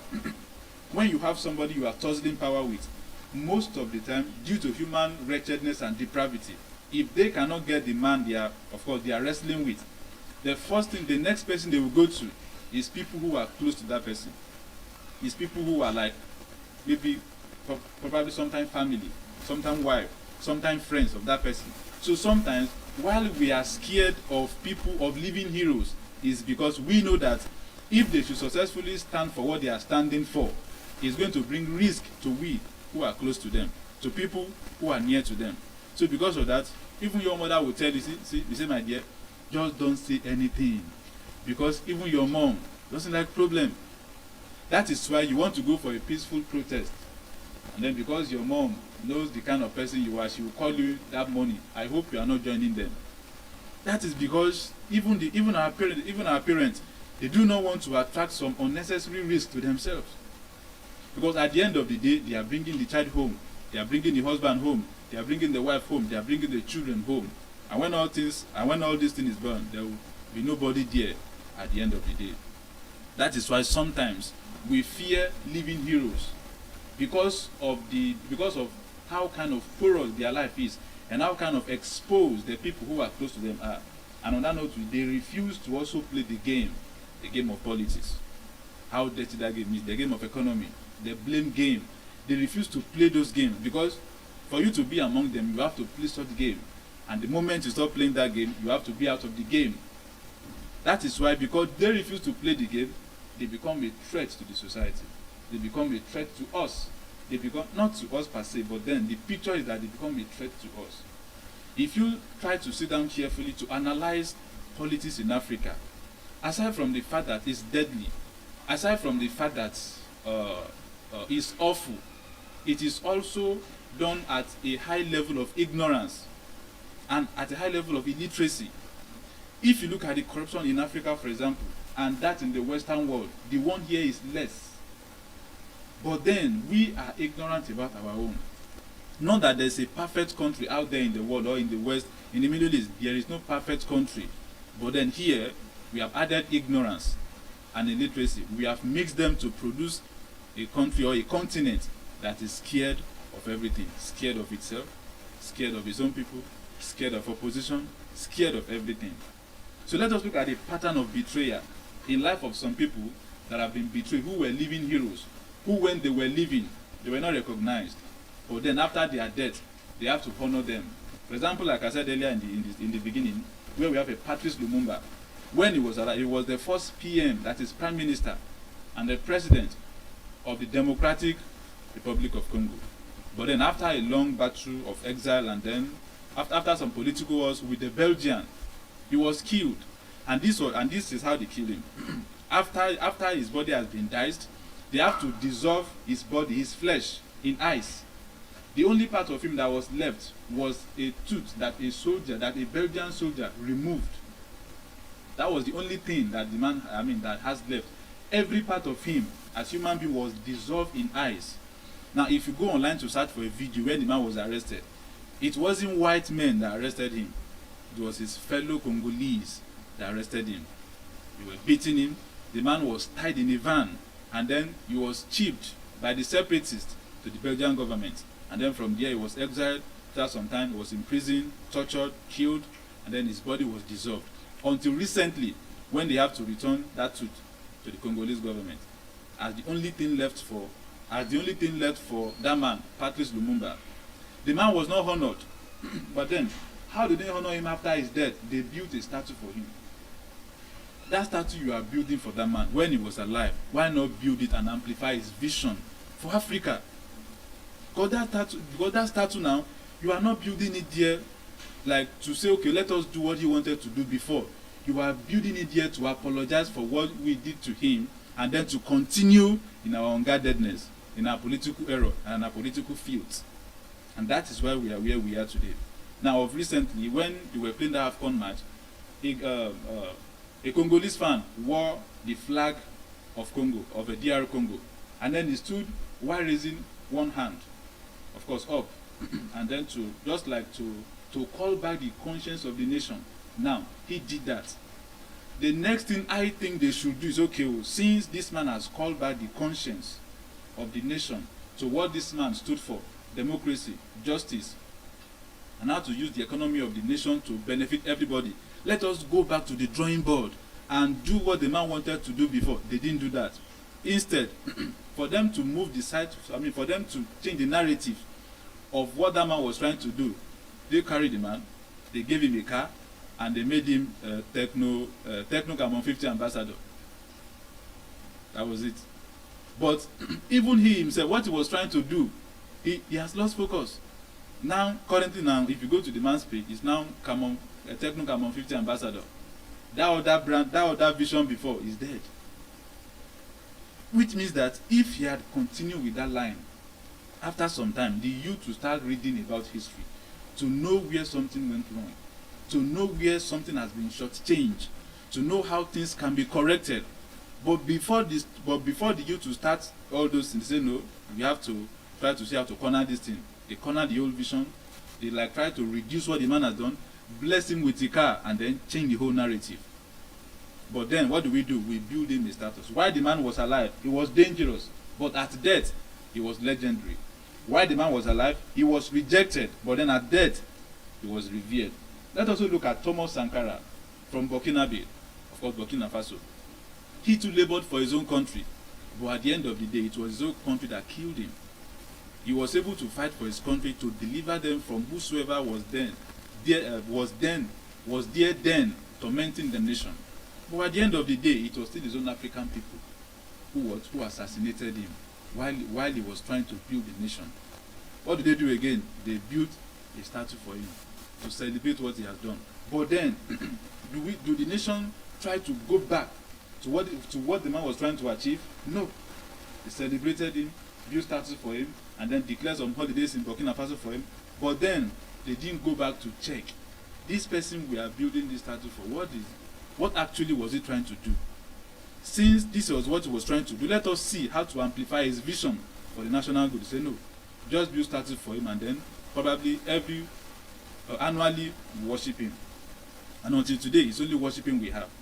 Also, let us look at the Kwame Nkrumah. This is, in quote, the bestest man in Africa. When you look at Ghana, for example, the man was able to shape Ghanaian. In 1957, he was able to lead, of course, the comrade that led to their independence. But then, because of his vision, because of how, in quote, how forthright, how rude he was with his vision, after some time, of course, he was exiled, and he died in 1972. Who led to that? Not just white men. White men sometimes cannot function without the help of a black man to bring a black man down. They cannot function for themselves. They need somebody who will be the one to tell on that other person. Because from there it becomes so easy. For example, currently now, for the past 3 years, there has been over 10 assassination attempts on Ibrahim Traore of Burkina Faso. But then, who are the ones trying to kill him? Not that the white sent a white assassin from their country to come there to kill him. All these things has been done by black men. I don't pray they succeed. But let us just say hypothetically they succeed. In the next 5 years, they are going to build another statue for him. But what he was trying to do, no government will want to continue it. Kwame Nkrumah, in fact, after he died, they call him the Osagyefo. Osagyefo in Ghana means the Redeemer. You see how we play with language. Osagyefo means the Redeemer. Now, he was trying to redeem you people. Redeem you from what? In 1957, after their independence, he called a meeting together of all African countries and told them he said that the independence of Ghanaian will mean nothing if all the nations of Africa has not gained their own independence. That for that independence of Ghana to be a lasting one, to be what they will enjoy, all the nations of Africa will have to enjoy that same independence. And he was fighting for one Africa, until one day, of course, another party from Ghana as well worked against him, exiled the man to Romania, and I think he died in Bucharest in 1972. What did they do again? They declared a public holiday for him in Ghana. But what was he trying to do then? Has it been accomplished? No. Also, if now come to Nigeria, we have a Kanule Benson Sarowiwa, popularly known as Ken Sarowiwa. He was also a teacher, a television a teacher, a script writer, and of course, human activist. He fought the military government during his own time about the exploration of oil in Niger Delta State. At the end of the day, we all know where it ended. He was killed. And today, the government cannot even say, let us bring out the books of this man. Give it to all our children to read. Let them see where we are coming from. But because I think somehow, some way, probably there is a level of fear in our leaders' mind, or kind of, what do? They shut down history. If you go to schools today now, there is no history, like there is no history in the subject they are doing. So the schools who are doing it are just doing it because, okay, let it not be that our children does. But then, based on curriculum, little or nothing has been done about history. And one thing we know is that even the history we have as a nation today is not written by us. And like Chinua Achebe said, he said that if the lions do not have their own historians, the tale of the hunt will always benefit the hunter. You will never see a tale of the hunt or a story of the hunt where they will tell you the lion killed this and this hunter. No, until the lions have their own historians, the tale of the hunt will always benefit the hunters. Who are the hunters here? The whites.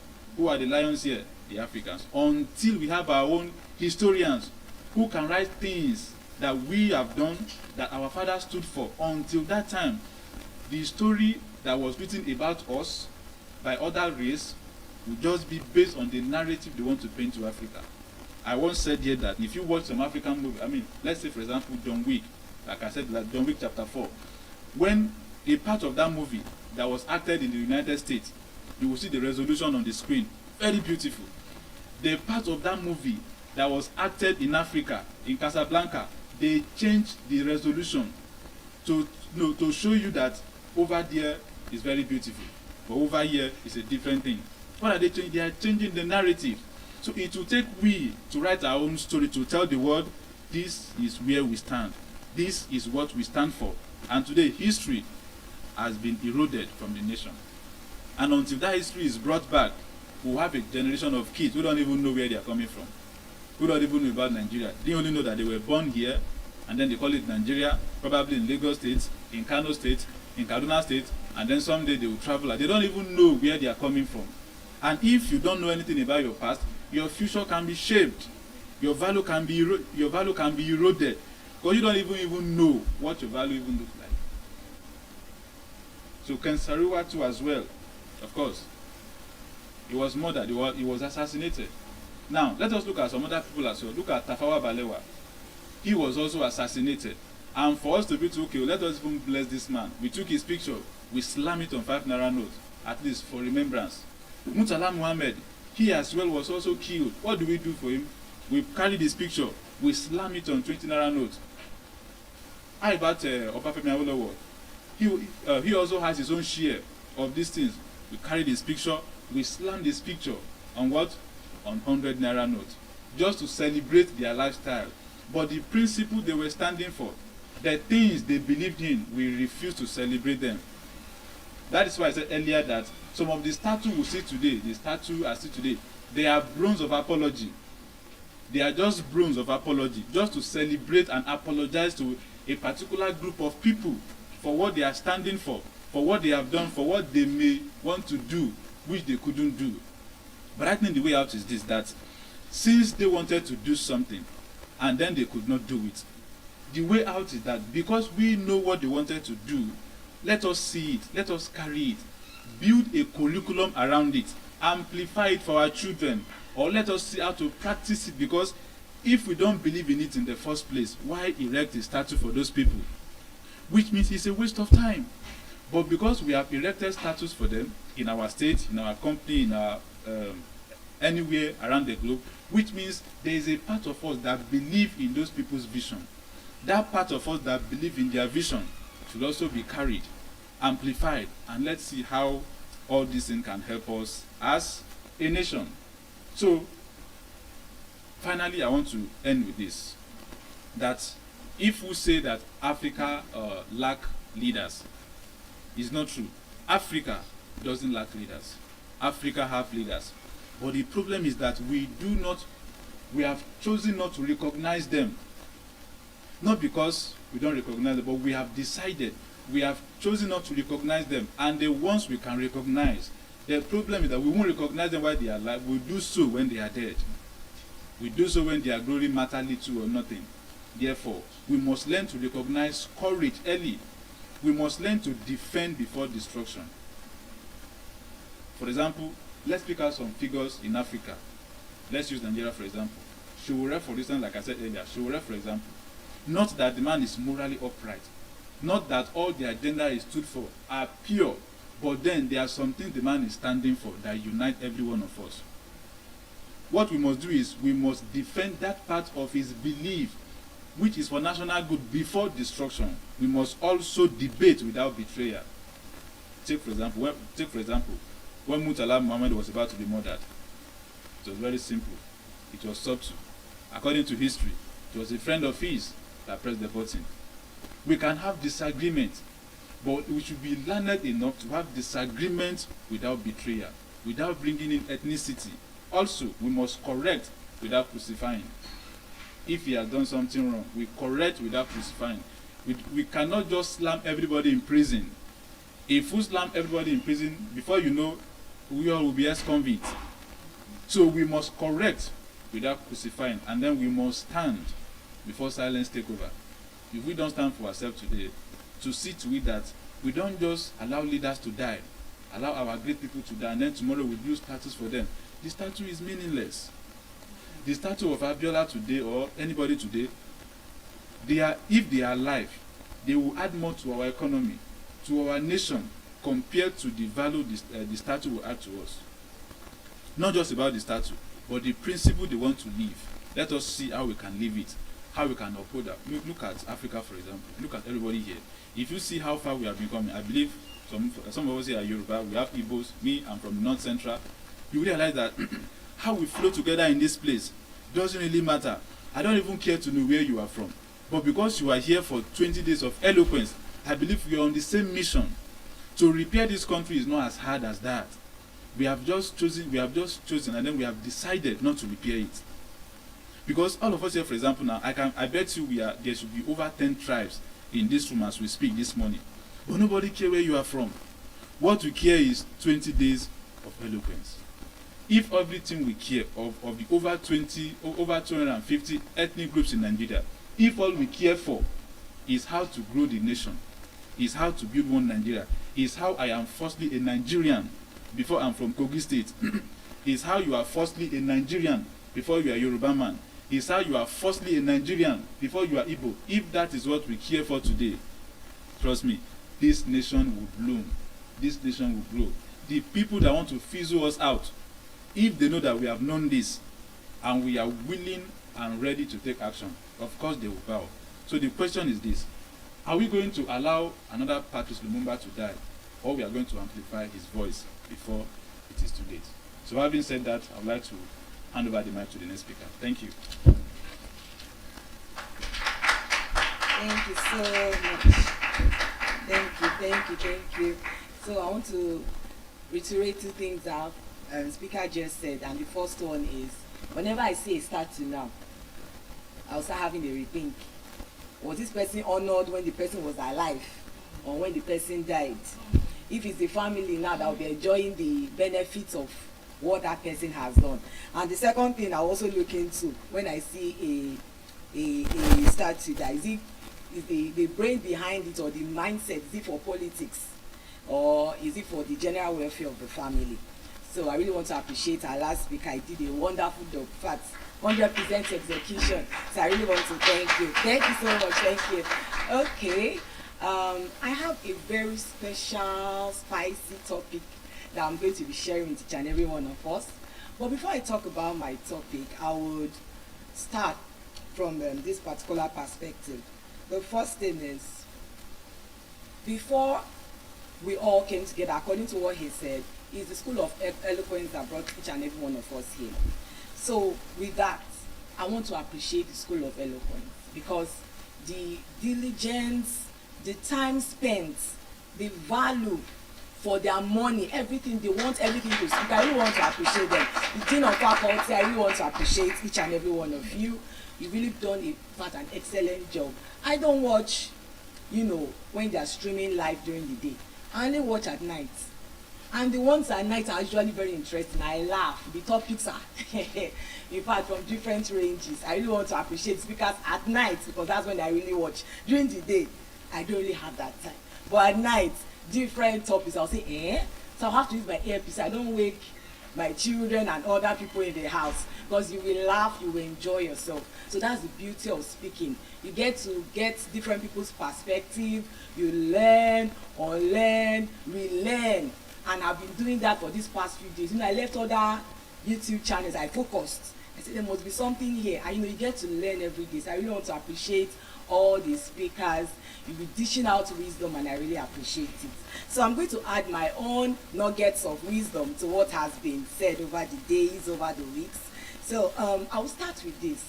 While growing up, we always told different tales, different stories of different animals, and we've learned a lot of lessons from that. I have two special stories I want to talk about. Before I say my own story, I'm still going to ask anyone in the room if you have any tale or any story that you have been told while growing up. But while you are still thinking of your answers, let me start with the first one, the tortoise and the hare. Who has heard that story about that story before? Okay. For some people, I'm not raising up their hands. Okay, so let's just say we need to refresh their memory. So the story is about a tortoise and a hare. We all know the tortoise is very, very slow. Takes one step at a time, just keep moving at its own pace. While you have the hare is very fast. Anytime the tortoise is moving, the hare will just pass by and say, you are still here. I've gone to the market. I've come back. You've never left your house. You are still moving. So he kept teasing the tortoise. So one day he said, okay, it's time for us to have a competition. First person to get to the finish line is the winner. Tortoise said, okay, you have been teasing me. It's another time to tease me again. Let's go.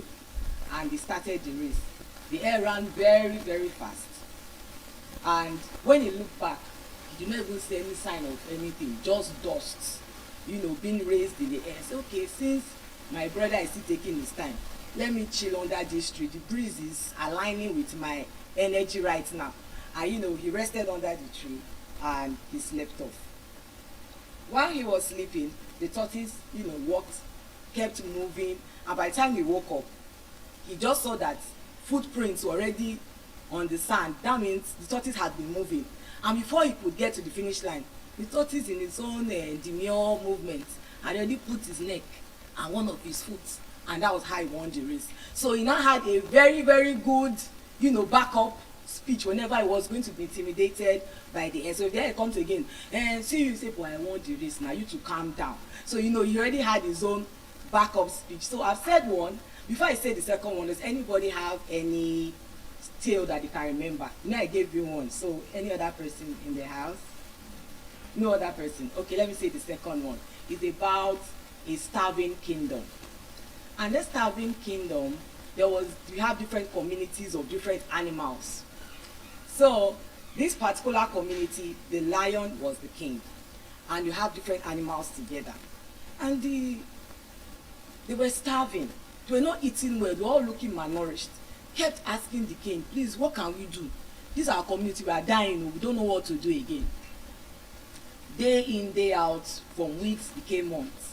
And the next thing that happened was the king said, don't worry, let me sleep over it. This thing is getting prolonged. And at night, he paced to and fro. He paced to and fro, to and fro, to and fro. And alas, he came up with an idea. So the next day, he told the monkey, the town crier, go and call everybody. In fact, this idea that I have, we need to start working on it today. So the monkey was so happy and he went around the town and called people together that it's time for a new dawn in the town. And everybody gathered, they were excited. When they gathered, the lion now said, yes, we have a solution. The monkey was not lying. Now, this person, you are growing rice. You are growing beans, you have gari, you have processed it, but you are not sharing it. So let's do something. Let's build a very big warehouse. Anything you produce, bring it there. Then we're going to have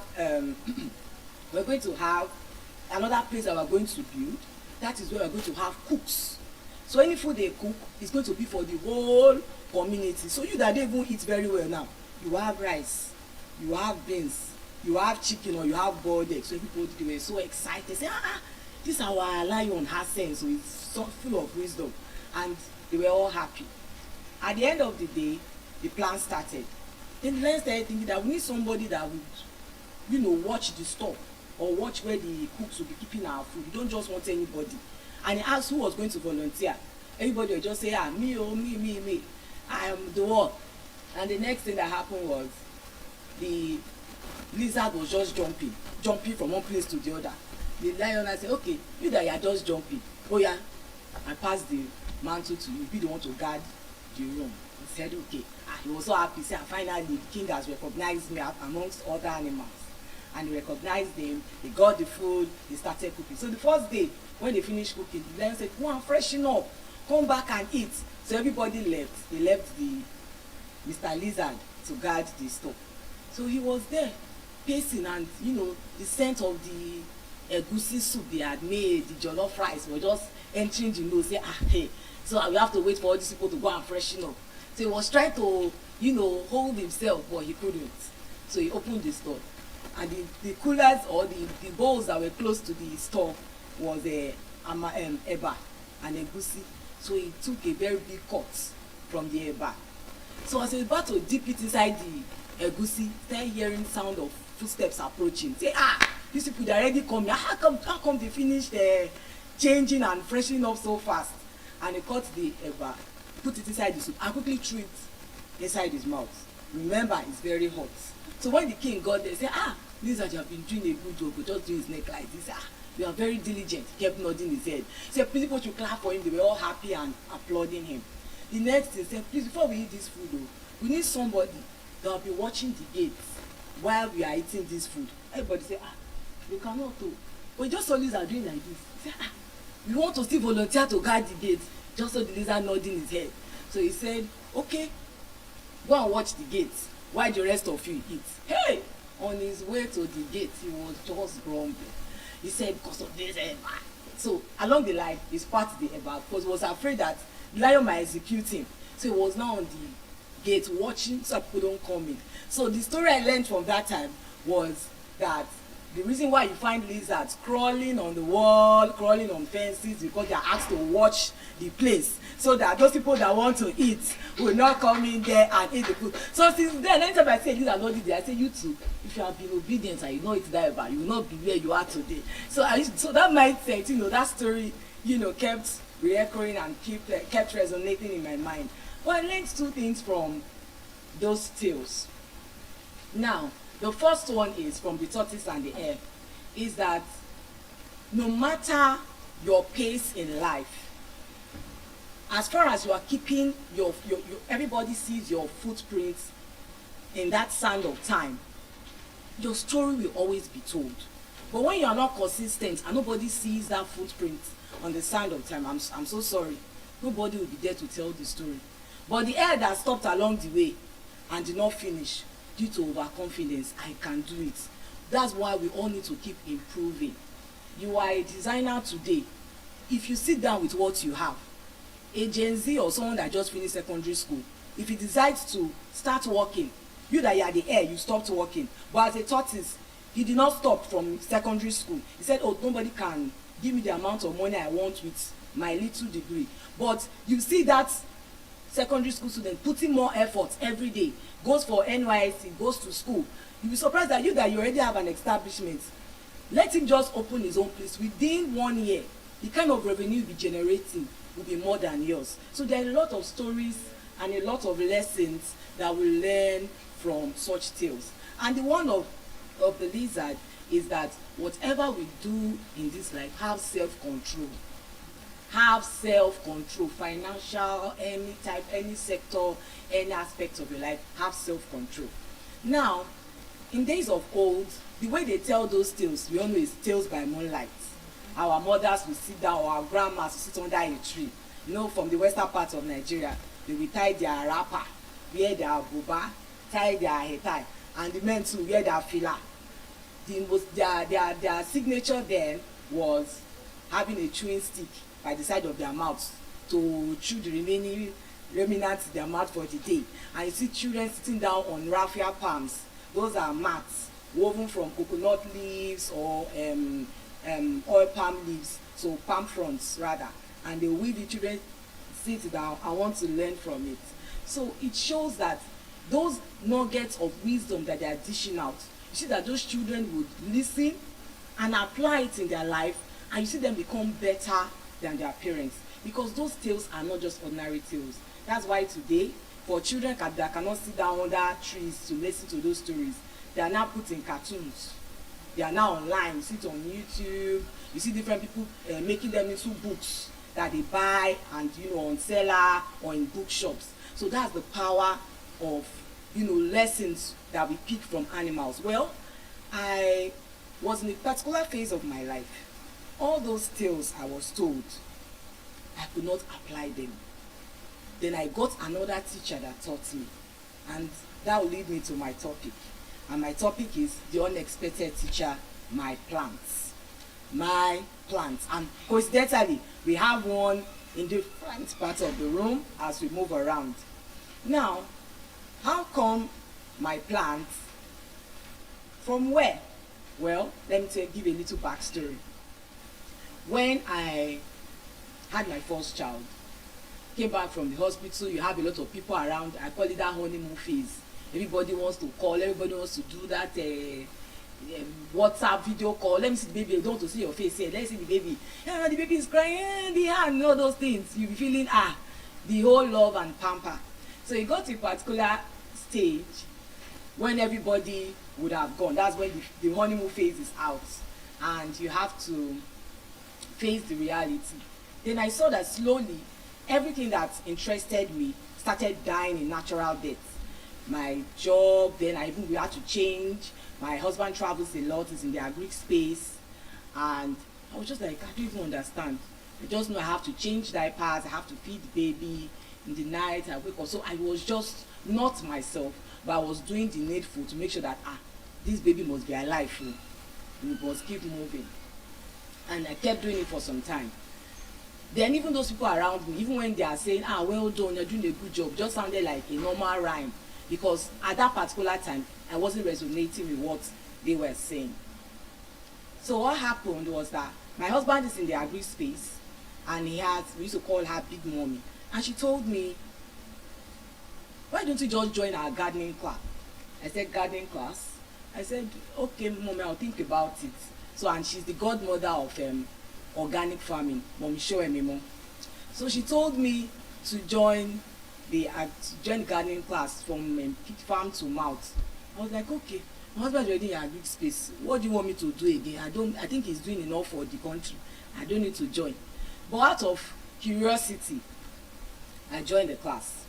And the first thing that interested me was when she said, if you know you want to learn something and you know you want to really enjoy this class, just drop a fruit on the group chat. People started dropping oranges, mangoes, strawberry, grapes. I said, this class might be interesting. It even looks colorful from the fruits they were dropping. That's what caught my attention. Then anytime you are doing something in gardening or food, she won't even give you a reason to be discouraged. She will tell you, Ma, I don't have money for you. Say, use this other thing as alternative. Start with this one. Don't do this one. So I noticed that she was always encouraging us. She didn't even give us any reason to see any barrier in gardening or in agriculture. So I started my own. I got my own pots. Because we had interlocking in the house, so I had to get pots and everything. And I started planting. I started growing. Someone now called me, you're not supposed to be resting. When you are resting, the baby is supposed to be, when baby is sleeping, you are supposed to be resting. And I told myself, I can't sleep, my plants, I've not watered them this morning. Say, you're not a plant mom. I said, who's plant mom? I said, oh yes. So I now said, okay, thank you. She said, okay, take care of your plants. So, welcome to the family. I didn't even answer. I just said, okay, bye. And that was how the conversation ended. I was like, I can't be a plant mom. Subconsciously, I didn't know I was a plant mom. I would see myself early in the morning when my baby is sleeping. I would rush outside. Hope the sun is setting where my plants are. Have I put enough water? It's like these nutrients, they are making the leaves to wilt. I don't understand what's happening here. And over time, when you now call me, plant mom, how are you doing? I say, I'm fine, we thank God. Because subconsciously, I found myself caring for something outside being a mother.